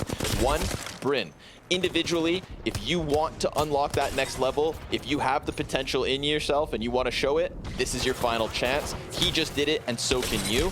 And secondly, on a team-based conversation, Underrated is also an example of just getting into that late game. Just this is the final push. You know, you don't have to be Brynn to still secure enough points to get yourself another chance tomorrow. Maybe that's when you get your pop-off. So if I hope to see anything here, Kate, it's just a little creativity and another highlight reel finish, because we got one from Mandy, we got one from Brynn, and now it's anybody's game. Oh, I love it. Yes. Everybody listen to what Scrawny was saying. Please highlight moments. We love those for sure. And speaking of highlights, these points and double digits certainly are some of that. Launders, I mean, 4Gang can't be out of this as well. I mean, look at those points. I mean, they're for this match 3, they had a pretty good match. They actually did have a very, you know, it's a shame that they didn't get a better placing to couple with how many kills they did a lot of work for other people to get free higher placings, basically, by eliminating that competition. But Forg had been struggling. They didn't look good today. Earlier, I think they had an unlucky situation, actually, with a player not being able to connect, which makes things a whole lot harder. And that we see the final standings. Of course, we're in a position where Forg are in 9th place, which is the best shape they've ever been, at least so far here at the tournament. And Endeavor are just, I mean, if Brynn didn't make that play, I mean, Endeavor should have basically lost that. Like, they should have been in the top 3, but not won that. But with that, they make themselves look even. They reinforce how good they were in these previous games as well. Almost 50 points already after match 3. Okay, well, yeah. Oops, sorry, go for it. I guess the only other thing is that, so now we've got, okay, Alliance are starting to get pushed down a little bit. Forg and Fenerbahce have shown that they can actually be better than some of the teams that you would expect more out of. And then on the other side of things, we have AJS and Gambit, who had such a great day outside of this side of it. Now we're in the lower bracket round 2. They absolutely have to perform well, and Flight of Fancy are right there as well. But again, I'd say in terms of one match threats, AJS, Gambit, Flight of Fancy could instantly flip the board. And so those are still the teams that Fenerbahce, Forg, Gang, and Alliance have to worry about. And I'd like to draw the comparison to this and with Maestro, with Kick Esports, who were tailing at the end of the board and got pushed down because they played too passively, too slowly, didn't go for enough KP, tried to prey on a higher placing, but couldn't get that, put all their eggs in that basket, and then were left in 11th place. So you can't have that kind of Apex being played today. Clearly, it's not the right way to do it, and we know that those teams aren't about that brand anyway. A cautionary tale, to be sure. Well, let's see what they do with this final game. Do or die. Will they be back tomorrow? This next game we'll find out. And to do that, we're going to send it over once again to Onset and Gaskin to cast our way through game number 4. Well, I've had to take a few seconds to compose myself after what we've just seen in that previous game, Dan Gaskin. Still not over it. Going to watch it back 1,000 more times once we're done here. One of the most insane players I think I've seen in the history of Apex Legends. And I tell you what, for some of those teams who are outside of the top 10 as we get into our final game, Dan, some of them are going to have to pull off something very similar if they want to fight their way in at the moment, because everyone just seems to be playing at an insane level now. Yeah, I put some question marks against a few teams that are in the bottom 10. Totem Esports, 1 point, not good enough, but still have the possibility, in my opinion, to break into that top 10 with one massive game. Team G Dolphin, I also think could do so. Gambit, we know they definitely should be doing so, but we're getting another circle very similarly to what we saw earlier, which is around Thermal Station, as Succubus and BCG are going at it once more. Neither team backing down here, neither team wanting to give up Geyser, and actually Succubus might be on the back foot right now. Yeah, Succubus might be on the back foot as we see this fight continue now. Shots are going to come in from Bambino. Bearclaw Gaming are trying to do what they can to clean this one up, and they will do it indeed. That's Succubus down, and Succubus were outside of the top 10 as well. So that will be the end of the tournament. Our Blast Titans 4. Succubus, unfortunately, and that was so vital for Bearclaw Gaming. They finally get the win. They're down in 19th, but that's going to be 3 points to them. And to just give you a little bit of a lay of the land as points to just remind you of what's going on right now. Totem Esports, who are down in 20th, they only have 1 point, but Alliance, who are in 10th place in that final qualification spot to our grand finals, they've only got 14. But the big thing for Alliance, that zone is right where they call home. Big thing for Totem Esports is they've already been knocked out as well. They were the first team to go during that little scuffle with Succubus. They fell, and it means Totem Esports will be finishing dead last in this lower bracket too. So no miraculous comeback from the death for them. A true shame, because we have seen them feature in so many broadcasts in the past, but today is not meant to be. So let's talk about the circle then. Thermal Station, when we saw this last time, Alliance, they held the middle of Thermal, got hard focused, had to transition all the way down to launch site to get their players back, and then they just got gate kept on the edge. They'll be looking for definitely a different game here, and especially when they're in 10th position, they really need to focus on how they want to approach this one. Well, Gambit are going for a quick rotation here. They're going to land above this train tunnel, and they're going to try and play some of this space that is available to them. Fenerbahce are going to have their eyes on them, and they're going to be looking at where they're going to be landing. And for Gambit Esports, they're currently in 14th place. They have 11 points. Alliance, a reminder, the benchmark on 14, so just 3 points behind. Just to quickly go back to Succubus versus Bearclaw Gaming as well. Bearclaw were on 4 points, down in 19th. They contested Succubus every single time, and Succubus usually came out on top. But the one game, Succubus just needed to get a few more points to finish in the top 10. Finally, Bearclaw Gaming then win the 3v3 engagement. So I don't know whether it's a kind of told you so moment to Succubus, and they're going to be pretty annoyed that they didn't back off. But it's the way that Bearclaw Gaming gave it up in a couple of games. Succubus probably thought they were okay. Anyway, here is Alliance, and here is Alliance getting aggressive as well, pushing a little bit out of Thermal and in towards this fight. That positioning from Hackis gave them the initial damage. However, it's going to be down to Vibes to really slow things down here, as Hackis has gone down, and there's a third party in the area. It's not just Fenerbahce. There's a couple of teams floating around tree, and Hackis is going to be left for now, although he's going to be brought back to his feet. And now it's going to be down to them to try and stabilize. However, they didn't get the finishes onto Fenerbahce. It looks like one player, actually, might have gone down from Fenerbahce. So not the cleanest of wipes there, even though that initial damage was done by Hackis up from height. The Alliance had to back off. They cannot afford to go down. There's the stick, and it's Gambit there coming into things here. This is a massive engagement for the grand scheme of things between these two teams. Alliance could knock Gambit out of the competition right here, right now. They could well do. The damage was done, and Gambit are going to have to do something special here. IPN will be sent back. Alliance are going to take their time here. They know it's Gambit. They can't overcommit. They can't get too aggressive because of how good a team-fighting team that Gambit are. There's also other teams in the area who might be looking for a third party. So massive, massive moments there. And looking at the kill feed, if we can go back to that fight, it's actually going to be Alliance who are on the back foot for now. It all falls down to Leogri in the 1v1 here against Hackis, and he'll go down. Gambit survive for now. At what cost? But will he be able to survive? No, he'll go down. Underrated. Not only play party spoiler in the fight, but have spoiled Gambit's day. Gambit will not be joining us in the grand finals of Blast Titans. And neither will Alliance. Alliance were 10th place. They were on 14 points. There is not a chance that those behind them do not find a couple of points here. I cannot see Alliance going through. Of course, mathematically, still possible that they could go through, but it's probably a 99% chance that they do not. Alliance and Gambit most likely out at this point. This is not what I expected in lower bracket round 2, especially considering the performances we've seen from those two teams in previous tournaments. Alas, now we've got to move on to the new boys. And one thing I will bring up about Bearclaw Gaming, they're in 19th spot, but you remember what happened yesterday? When they were down and out, they had a huge last game, and if they can do it again, maybe, just maybe, they can get into the grand finals. Bambino's going to have to back down here. It's Scars that they're facing. Taisheen with a wingman in his hands. We heard from the content created by the players and the Blast production team. Huge shout out to that. Loves the wingman in his hands, and he's going to love to crack some more skulls if he can.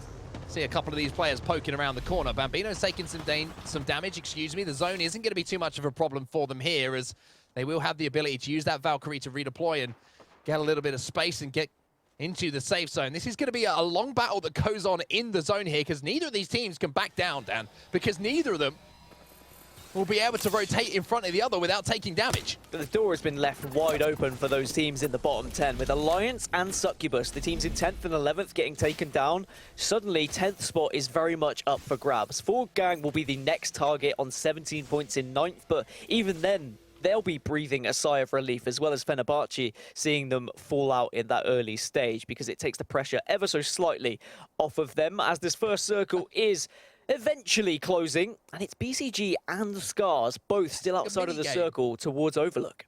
Yeah, it's like everything else is happening, and then Scars and BCG are playing arenas on the edge of it. I'm not quite sure that they're playing this one right. Arenas is going to be next weekend, friends, and Scars have decided that maybe it is time to move on from this. They don't want to be involved for much longer, as they're going to be taking a lot of damage and also going to have to be burning through those meds. And this is going to be a little bit frustrating, to be honest with you, for Scars to have that team at their back and really causing them a problem and slowing down their rotation. But for now, Bearclaw Gaming are going to slow things down. They're going to take their time and find another way towards zone, as we see a battle now breaking out as Maestro trying to hold the high ground in this building.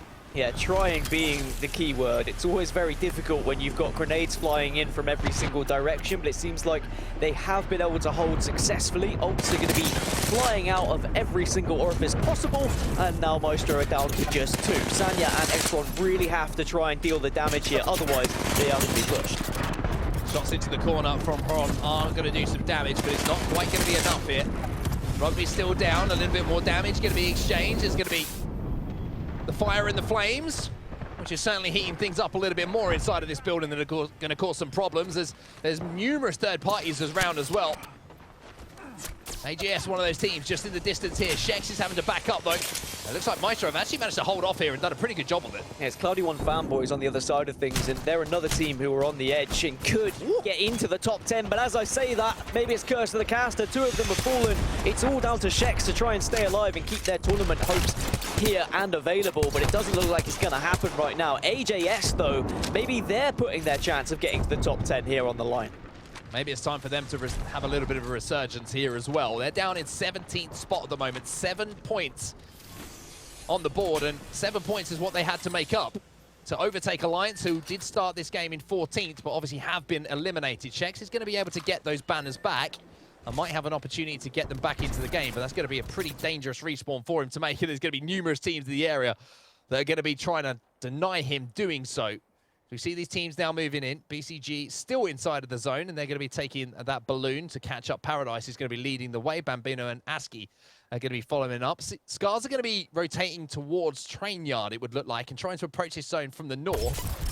Take the high ground and maybe shoot down on some of those teams that are coming in. But this is the replay of what we saw early on in this game, Dan. Underrated, getting involved almost immediately. Yeah, this was Totem Esports, their tournament hopes just being wiped out, and it just shows how aggressive these Revenant teams can be and what they can do to teams that are just a little bit vulnerable in the early stages of the game.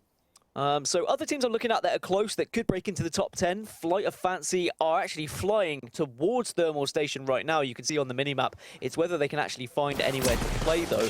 Yeah, as I say that, one of them's gone down, but elsewhere, Maestro are still in this engagement, and it is because Flight of Fancy just dropped on top of them, but 2 members of Flight of Fancy have gone down here. This might be their tournament over. I mean, I don't know what's happening here, but at the moment, there's been no shots fired. It's all about abilities. Maestro struggling to survive. There's a Caustic Ult, which is just chipping away at the HP, and it looks like when things get smelly, you head to the toilet and you try and reset. We've all been there. Just down to Nighties. Trying to get Syringe off, but it doesn't look like it's going to happen. And oh no, Flight of Fancy will be wiped. And that is their tournament hopes most likely eliminated. Unless they had a considerable amount of KP to overtake Alliance, you'd imagine they won't even be able to achieve 10th spot. So Alliance 10th, Succubus 11th, and Flight of Fancy 12th. All 3 of them out in the early stages of this game. Underrated still overlooking the carnage, and they were the team that really did play spoiler to Gambit Esports, and of course Alliance as well, even though it was Gambit who did the majority of the damage, and there's a combination of those 3 that mean we won't see Gambit and Alliance. But for Underrated, well, they need to change that name, because they have been one of the most consistent teams that we've seen across the last couple of days, and since they came together, to be honest with you, they really have mastered the Revenant meta that they've brought to the party, as we see a long rotation now. And I mean, how It's interesting to talk about how much ground Scars have taken since we last saw them. They were over at Overlook, inside of the zone, and now they find themselves on that respawn building just outside of Harvester. Well, they certainly got a wiggle on, but so did Bearclaw Gaming, who were involved in that skirmish with Scars. I wonder whether they were I shadowing want to see them fight again, Dan. Do you know what I mean? Just to see that carry on from earlier. Exactly, and it could be a tournament-defining moment for especially Bearclaw Gaming, who are only on 4 points and do realistically need a top 3 placement with KP if they're going to survive in this tournament. But we've seen them do it before, and maybe they'll do it again. But they have to get past a few teams here who are already holding down positions. This is do or die now for Bearclaw Gaming. The problem is Aski's taking damage on his way into this fight. Thermite going to go down. Isn't going to hit, though. And now it's going to be all about holding these angles. Ro's going to be the first player in. The bubble will go down from both teams, and it's a straight 3v3 gunfight. It's like a Western out here. Bearclaw Gaming, they're trying to do the damage and get the win here. Bambino and Paradise, last players alive to try and close this one out, but it doesn't look like either team has really got the advantage here. Phoenix is going to be last player alive. He's going to escape by jumping into the void and getting that battery off, and now it's going to be Paradise against Phoenix in a straight 1v1. He's going to go for the res, and if he gets that sound cue, then maybe Phoenix can come in and finish this one off. Well, at least got the knockdown shield. That's a huge res. Phoenix maybe didn't hear it, maybe was a little bit worried about third parties, and I think Flavor of the Month are coming from behind here, so both teams have to be careful, especially Bearclaw Gaming. Can they get back up to a full 3? Yes, they can. Is there armor swaps? And at least there's a portal. I love this quick thinking from Paradise, but it might be a little bit too late. Flavor of the Month definitely on the prowl. Flavor of the Month surveying the high ground, looking to pick up the pieces and pick away at the scraps that were left in front of them. No knocks yet, though, and it looks like Flavor of the Month actually decided that rotation is something they have to prioritize a little bit here. There's only 50 seconds left on this zone closing, and it's not like we saw earlier. That zone's going to start to hurt, as is Bryn, continuing his damage output, but for now it's going to be all up to his teammates to try and finish things off. It's not going to happen this game for Endeavor. AJS are going to move in and take control of the dome building within Thermal Station now, and this is always a good spot to hold down. Well, Endeavor go down, but it's okay. They were the leaders. They will comfortably be in the grand final, so they don't have to worry too much. The bigger question is, can we see a team like AJS or Bearclaw Gaming crawl and claw their way back into the top 10 to try and get to the grand finals themselves? Aqualix, who should also be pretty safe in third position on 29 points, are back up to a full 3. 12 squads remaining. Round 3 is about to start closing, and this is where we'll start to see, I think, more teams just drop, die, and their tournament's potentially being over. Naski's trying to scout out places to play here. There's loads and loads of loot for them to pick up. It is, of course, AJS who are going to be above them. And look at the rotation once again being highlighted here for Scars Europe. They found themselves inside a thermal station. They found themselves in a pretty good spot as well, below one of these platforms that kind of surround the bottom side of it. The AJS looking to pick up all the loot they need. Anvil on the flat line is certainly going to do some damage as well. Another team that could break through, or could have broke through at least, was Phoenix Legacy, but I've just seen D Getter go down in the kill feed, so that might be their hopes of a top 10 also flying out of the window. AGS doing some damage to those who were transitioning from one side of the map to the other through the air, hitting some good shots, and AJS actually picking up a really good position, as you say, on set for some KP. Shot's going to be landing, shot's going to be hitting hard as well. Ascenti doing the damage here with the flatline. And there's a portal going down as well. It looks like they want to try and capitalize on this damage being done as Yuri tries to reposition himself to get some of those kills finished off. And the kill feed just saw a knock in the hands of Maestro. And I'm pretty sure we might have just heard a Kraber whiff him by. Yes, indeed we do. This isn't the Kraber in the hands of Pierre, though. This is the baby Kraber, the Sentinel. Related only in the fact that it is that single shot weapon that can do some big damage. Does hit hard though, and certainly can win you fights if you can hit the headshots. As Flavor of the Month, Pierre will try to do so. We saw him hit shots on a Valkyrie that was soaring through the sky earlier, and that was certainly a more difficult shot sometimes than someone running from right to left. But Fire Beavers, we're seeing Flavor of the Month, we're seeing Aqualix, we're seeing Endeavor still alive. We're seeing a lot of the teams who are already pretty much through to the grand finals just accumulating points here, whether it be KP or whether it be placement. And I guess that's good news for those who are trying to get that 10th spot, because those points are being taken away from those who were kind of in 12th, 13th, 14th. So it leaves a fantastic chance for those who are really far down in the bottom 10 to actually break into the top 10 and get themselves into the grand finals. Bearclaw Gaming, they're still at it. They're still trying. They've still got this miracle possibility of getting to grand finals tomorrow. It's almost as if they're trolling us at this point. They wait till the final game and they try and pull off the miracle. They're going to have to make a little bit of a cross here, but they will have the bubble to work with if they need to get near to their teammate.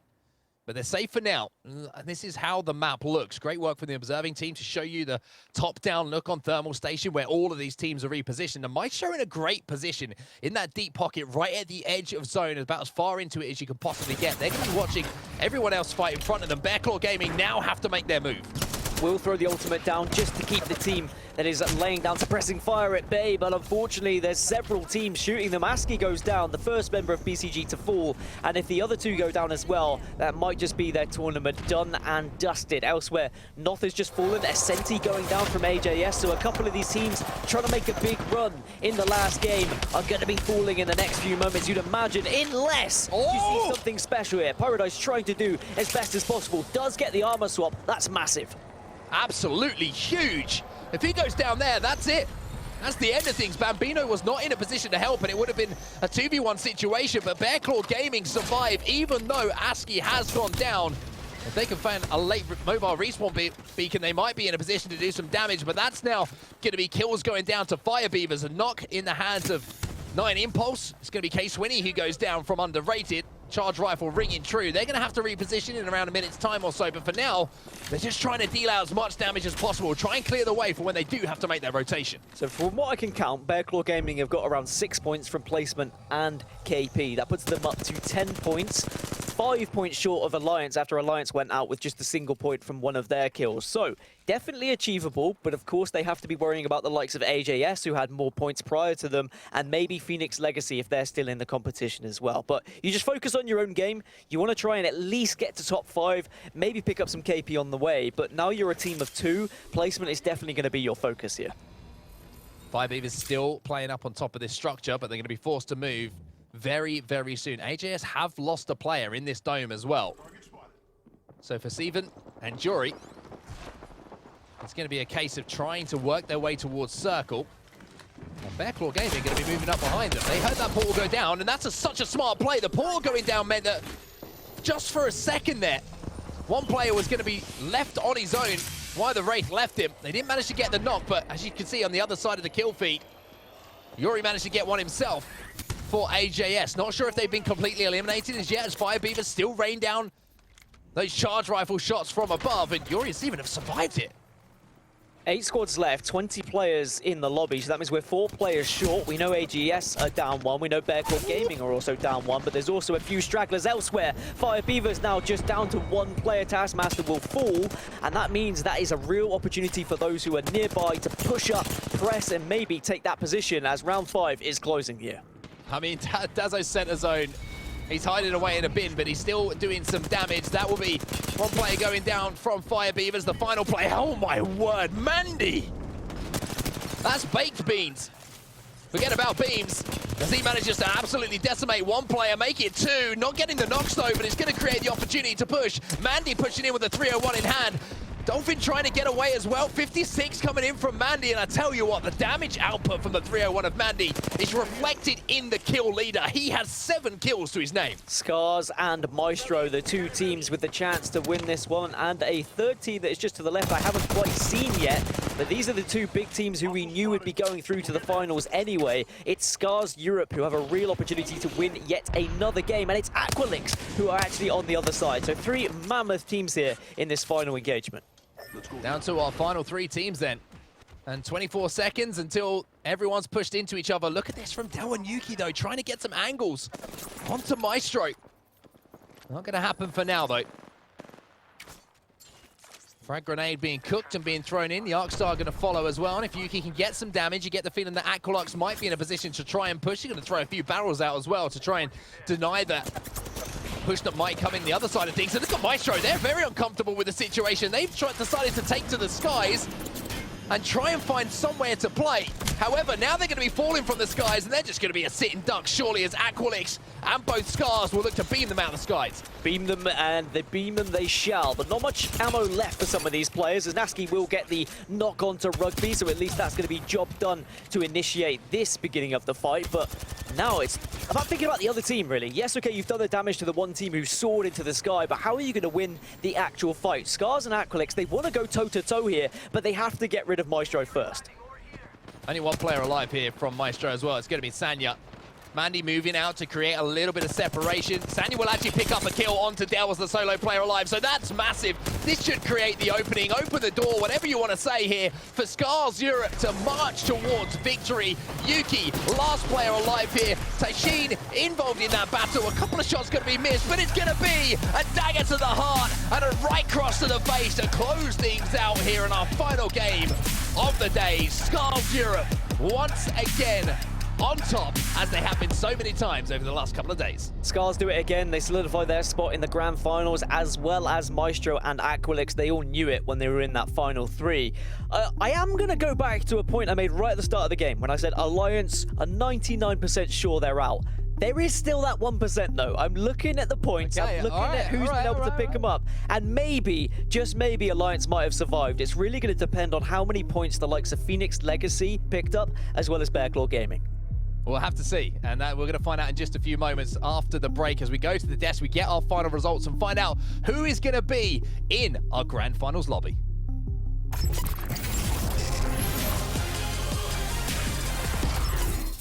Oh, I keep falling down! Ah! I can't!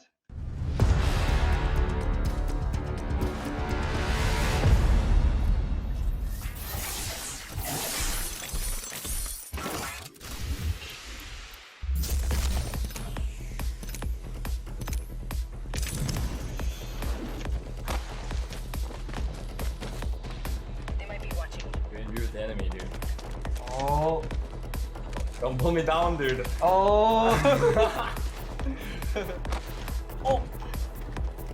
I kind of fell, I'm gonna lie. Oh no, Shiv! No, not like this. Shiv.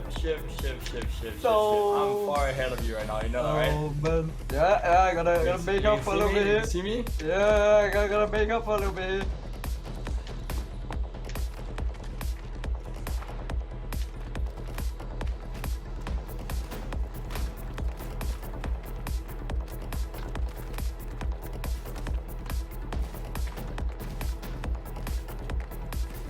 Shiv, come on, don't be nervous. Oh no! Oh no, here comes a climb! Oh no!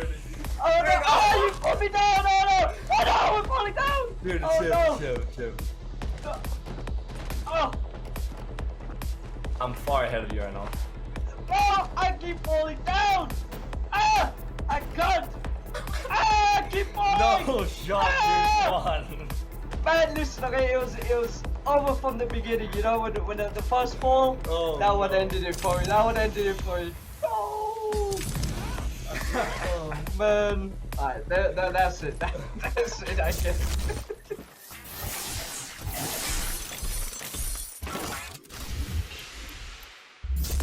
Yeah.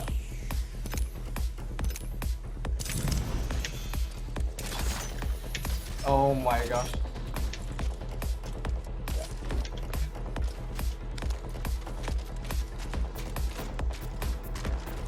Oh, I almost hit up, dude. Oh my gosh.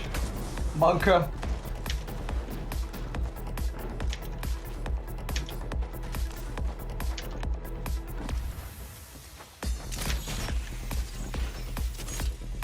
Oh no.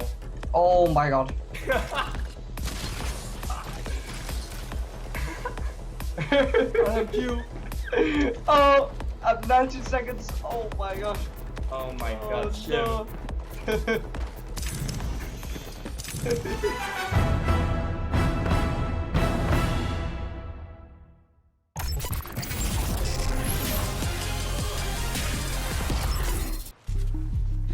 Wow, that is how the cookie crumbles. A huge congratulations to Scars Gaming. Scrawny, talk me through the majesty, the masterclass that we are witnessing here.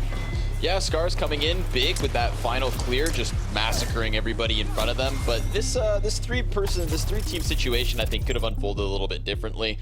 It seemed to me like maybe we were going to get another moment where Scars was in a straight-up 3 versus 3, but somehow Sanya manages to get it down after his 2 teammates die from that Valkyrie ultimate. He's just tucked away in the corner. Our casters mentioned it. They've got to deal with Sanya before they can get a straight-up 3v3, and they didn't deal with Sanya cleanly enough for that situation. So I think Aqualix are a victim of their own push versus Sanya, and then Scar is going to make the most of it, come in, sweep up some points, gobble it up, and get themselves even further up the leaderboards.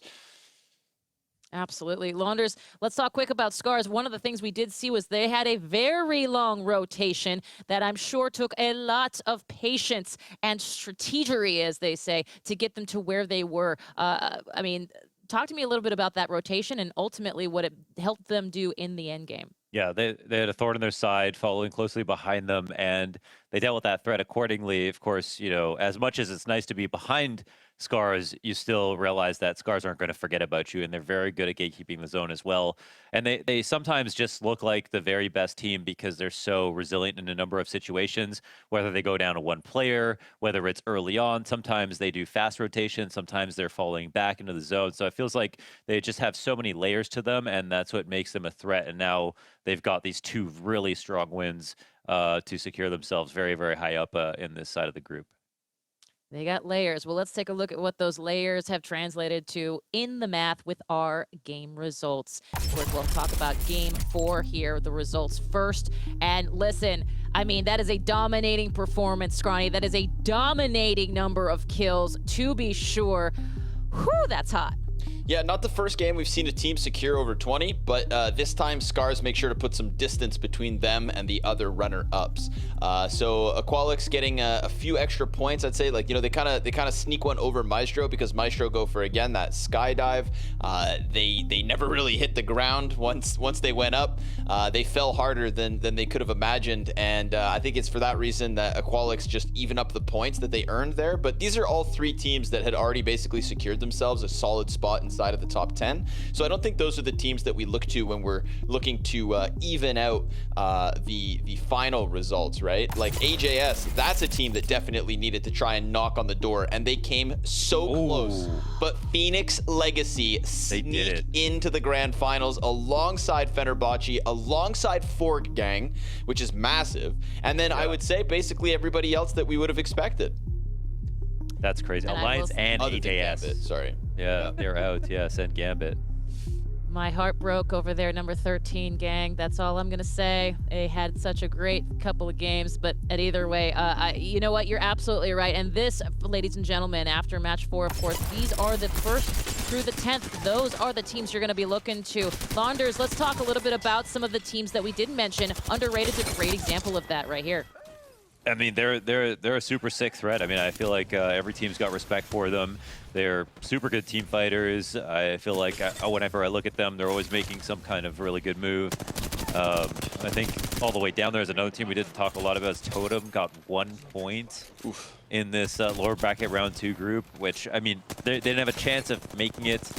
I mean, I guess if they had one really strong game, there was a chance they could have cracked top 10, but they didn't find their footing for 4 games in a row. Really disappointing performance over there, and I'm sure a lot of people, if you ask them, they wouldn't be too happy with themselves coming out and seeing these results. Well, what we've seen again and again is some punishing zones, and certainly a overall punishing lobby, to be sure. People out for blood, out for revenge, motivated by not making it that first day. But let's talk about somebody who's definitely been on the minds of our casters and our crew, of course. That would be our MVP of the match, brought to you by Razor. We know him, we love him. And of course, why wouldn't you? This is Brynn. Endeavor's Brynn. My gosh, he is, I mean, match number 4. That was that was last match. Yeah, I was like, well, is it Brynn again? Okay. I actually think we might see Brynn in a second, but we'll talk about that in a second. But no, Launders, keep going with me on this one. Mandy, I mean, the guy cannot be stopped. He might have the best tracking. I mean, I guess whenever we're watching him, it's just he's getting off like a full 1.5 seconds of damage every time he spots someone. And Apex is about engaging, disengaging, popping up, having a very short window of time to get as much damage in as possible. And Mandy you know, he goes to the buffet and he stacks his plate really high every single time, and then he cleans it off and he goes back for more.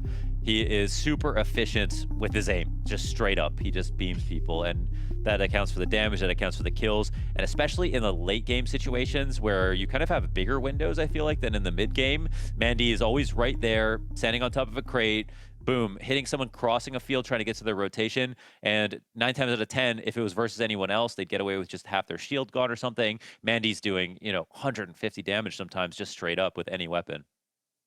Wow, Mandy, did you hear that? We are singing your praises left, right, and center, and for good gosh darn reason. Welcome. Thank you so much for joining us, Mandy. How you doing? Hello. I'm doing good. What's up?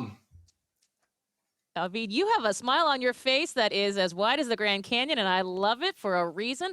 You know, first of all, well done, GG. Congratulations. Scars absolutely dominating so much of today's play. But I got one question to ask you. It's going to harken back to our earlier gameplay, and that is about Olympus. My question to you, because I know it's on the minds of so many, is what have you learned playing in this kind of a tournament on that map about playing that map and surviving? What have you guys learned? What have you taken away from this? Olympus is kind of weird because there's not a lot of places you can play behind cover and stuff. And I don't know how big of a fan people are of the map, but I think if with some small adjustments Apex makes, it's going to be a very good map for competitive. And what we learned is, dude, just stick together because there's so many Valk teams and Crypto and Octane Revenant players and like all that stuff, you know, like, so we gotta make sure we just like sticking together and playing as a team. Sticking together, playing as a team. I like it. Put that on a shirt, Mandy. I'll buy it. Let's go over to Scrawny. Any questions for our man Mandy here, MVP? Yeah, Mandy, listen, you had a couple of good games today. I think you had one of the sickest, like, one-click moments, and it had to have been at the end of round 2 in this most recent group, right? It's your team and Maestro both kind of stuck up inside the little train carts. You guys were, like, combining with one another. It looked like you had a gentleman's agreement to kill everybody else and then go down into the 3v3. And you made, like, the riskiest play that I think we've seen today. You sprinted out to try and go steal that Kraber, and I think everybody kind of held their breath for a second. You broke your shield, you were down to half health, you got out the hot swap, and you hit that killer shot, man.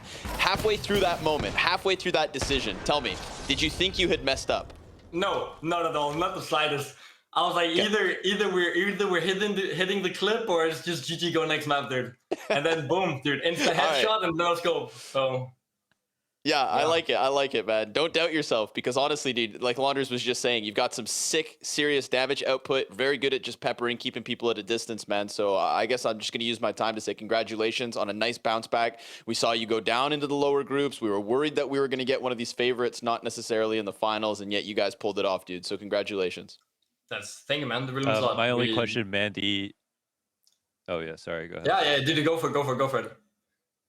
Okay. Yeah. My only question, Mandy, is it all about a good healthy breakfast, or is it about 2 hours of Kovacs in the morning? No, dude. It's all about completely ruining every single Rev Octane player's game, and then just not giving a fuck if you're going to finals or not, dude.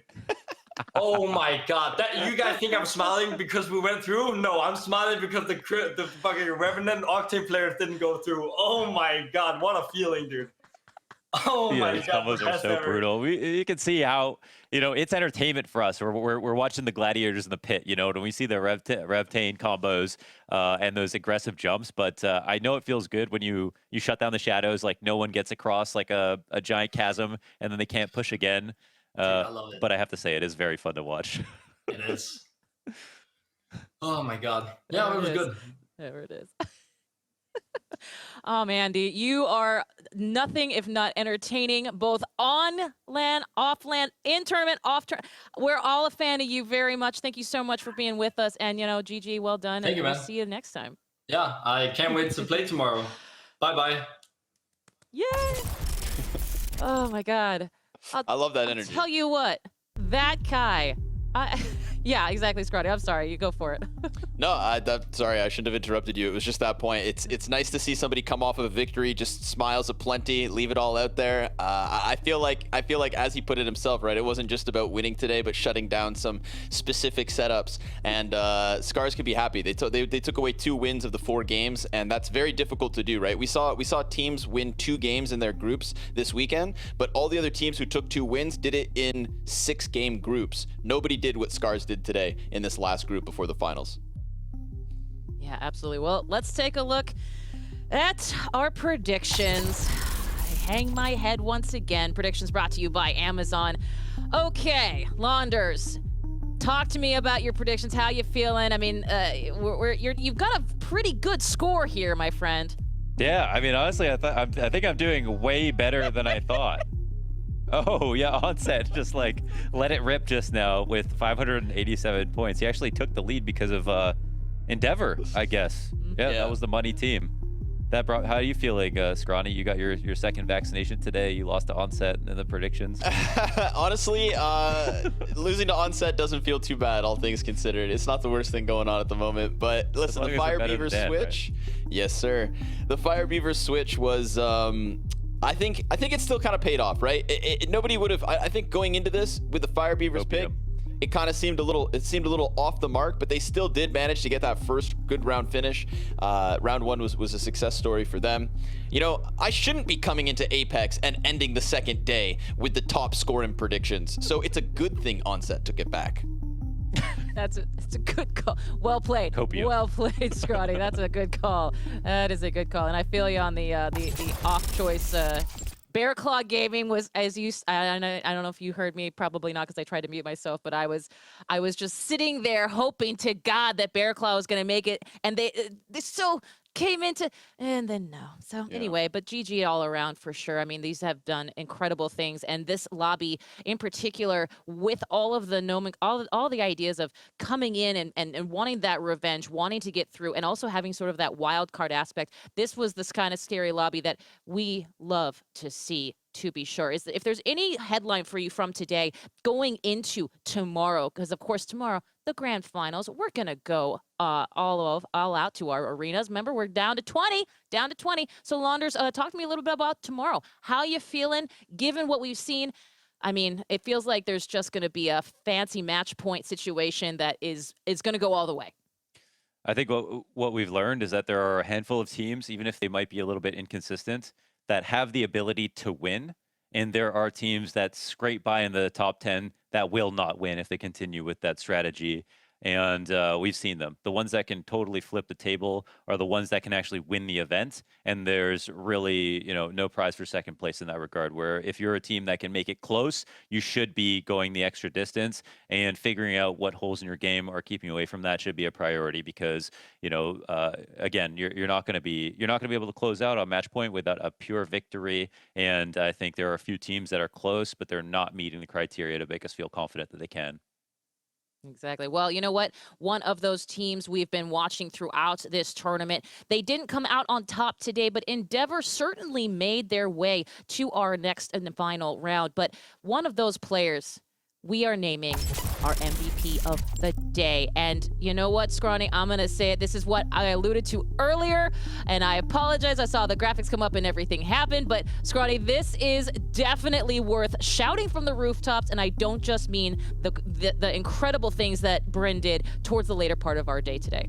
Yep, hands down. Brynn performed incredibly. I haven't watched as much Apex as Onset, but for him to come out and say that's one of the sickest things he's ever seen happen in competitive Apex, I'm not surprised, because I was sat there with a jaw drop as he pulled off that ridiculous round 3 victory. What felt like a single-handed win coming from him, and just, one of those amazing highlights from this moment. I think what's really cool about today's group, right, this last lower bracket group, the group that decides who we get to see tomorrow in the grand finals, and also, I think this is very important, who we get to see in the arenas next weekend, is that the quality of Apex competition in this final group was so much higher than the opening groups and the lower bracket, and obviously that's how it should be, right? We're just dealing with the best of the best now, and every single final circle seemed to have that like clean 3 versus 3 type situation. It just felt like a very wholesome type of Apex, and then with Brynn throwing in these sprinkles of spice, it was just so sick to watch. So he is very deserving of that day MVP. And I think, again, as I tried to like touch on before we went into that final round, that moment, that highlight, that clip should be the inspiration for all 60 players going tomorrow to just give them everything they've got trying to take this event. Well, let's take a look at those players, at those teams that we will see tomorrow in these grand finals, that 20 that will also make their way through to arenas. These are the people, these are the teams, and they have their names etched in this grand final. Launders, I gotta ask, I mean, at this point, we're seeing some incredible Battle Royale come out throughout today's lower brackets and upper bracket, but what does tomorrow mean? I see Congarn. I mean, these are all the best of the I don't see a weak link in this chain. I think there are, you know, a couple teams. There's so many teams that have just pulled out such insane matches that it's going to be hard to call like who. And we've seen so much inconsistency, honestly, which actually makes this more exciting because we don't know if Fire Beavers are going to be, you know, A1 Fire Beavers or if they're going to be Sleeper Fire Beavers, and that exact same logic can go for Endeavors, can go for Scars, can go for Congarna, can go for Na'Vi, can go for 789. There's literally so much parity at this level. Qualix, I mean, a lot of these rosters, and then for the rest of them, teams are getting better round by round. So there are just too many threats, I think, to call this one easily. Absolutely, and that is the kind of grand final we like to see. Let's talk about what it looks like on your schedule tomorrow. This is where you're going to take out your pocketbook or your calendar and mark it down, but just basically stick with us all day because it's just going to be fun all day long. And here's what we need to make sure you know. World's Edge, you see, that's the first two maps. Guess what the second two are there, Scrawny? That looks like Olympus to me. Yeah, we're going back just for a little bit, right? Match 3 and Match 4 shouldn't be a place where we're deciding our victors, so it's going to be cool to see if anybody can close that gap when we shift up maps. They've had 2 days now, assuming that they were coming from the winner's bracket today, to get a taste of Olympus, and even if they weren't playing it themselves necessarily in the back-to-back lower bracket run, you at least have a little bit of game tape out there to try to collect your thoughts and come up with strategies and really boil things down before you get into the action tomorrow. But I do appreciate the fact that we're going back to World's Edge for every game after number 4. You know, assuming that we don't have some crazy early victory, it is going to be World's Edge to decide it, and that means that the pros should be able to offer us their best because that's where they're most comfortable. Oh, man. Well, we are excited to see that tomorrow and excited to say thank you for witnessing this today. Until we see you tomorrow here, we thank you so much for joining us. For the casting crew here, this has been Blast Titans. We'll catch you tomorrow for our grand finals. Have a great day.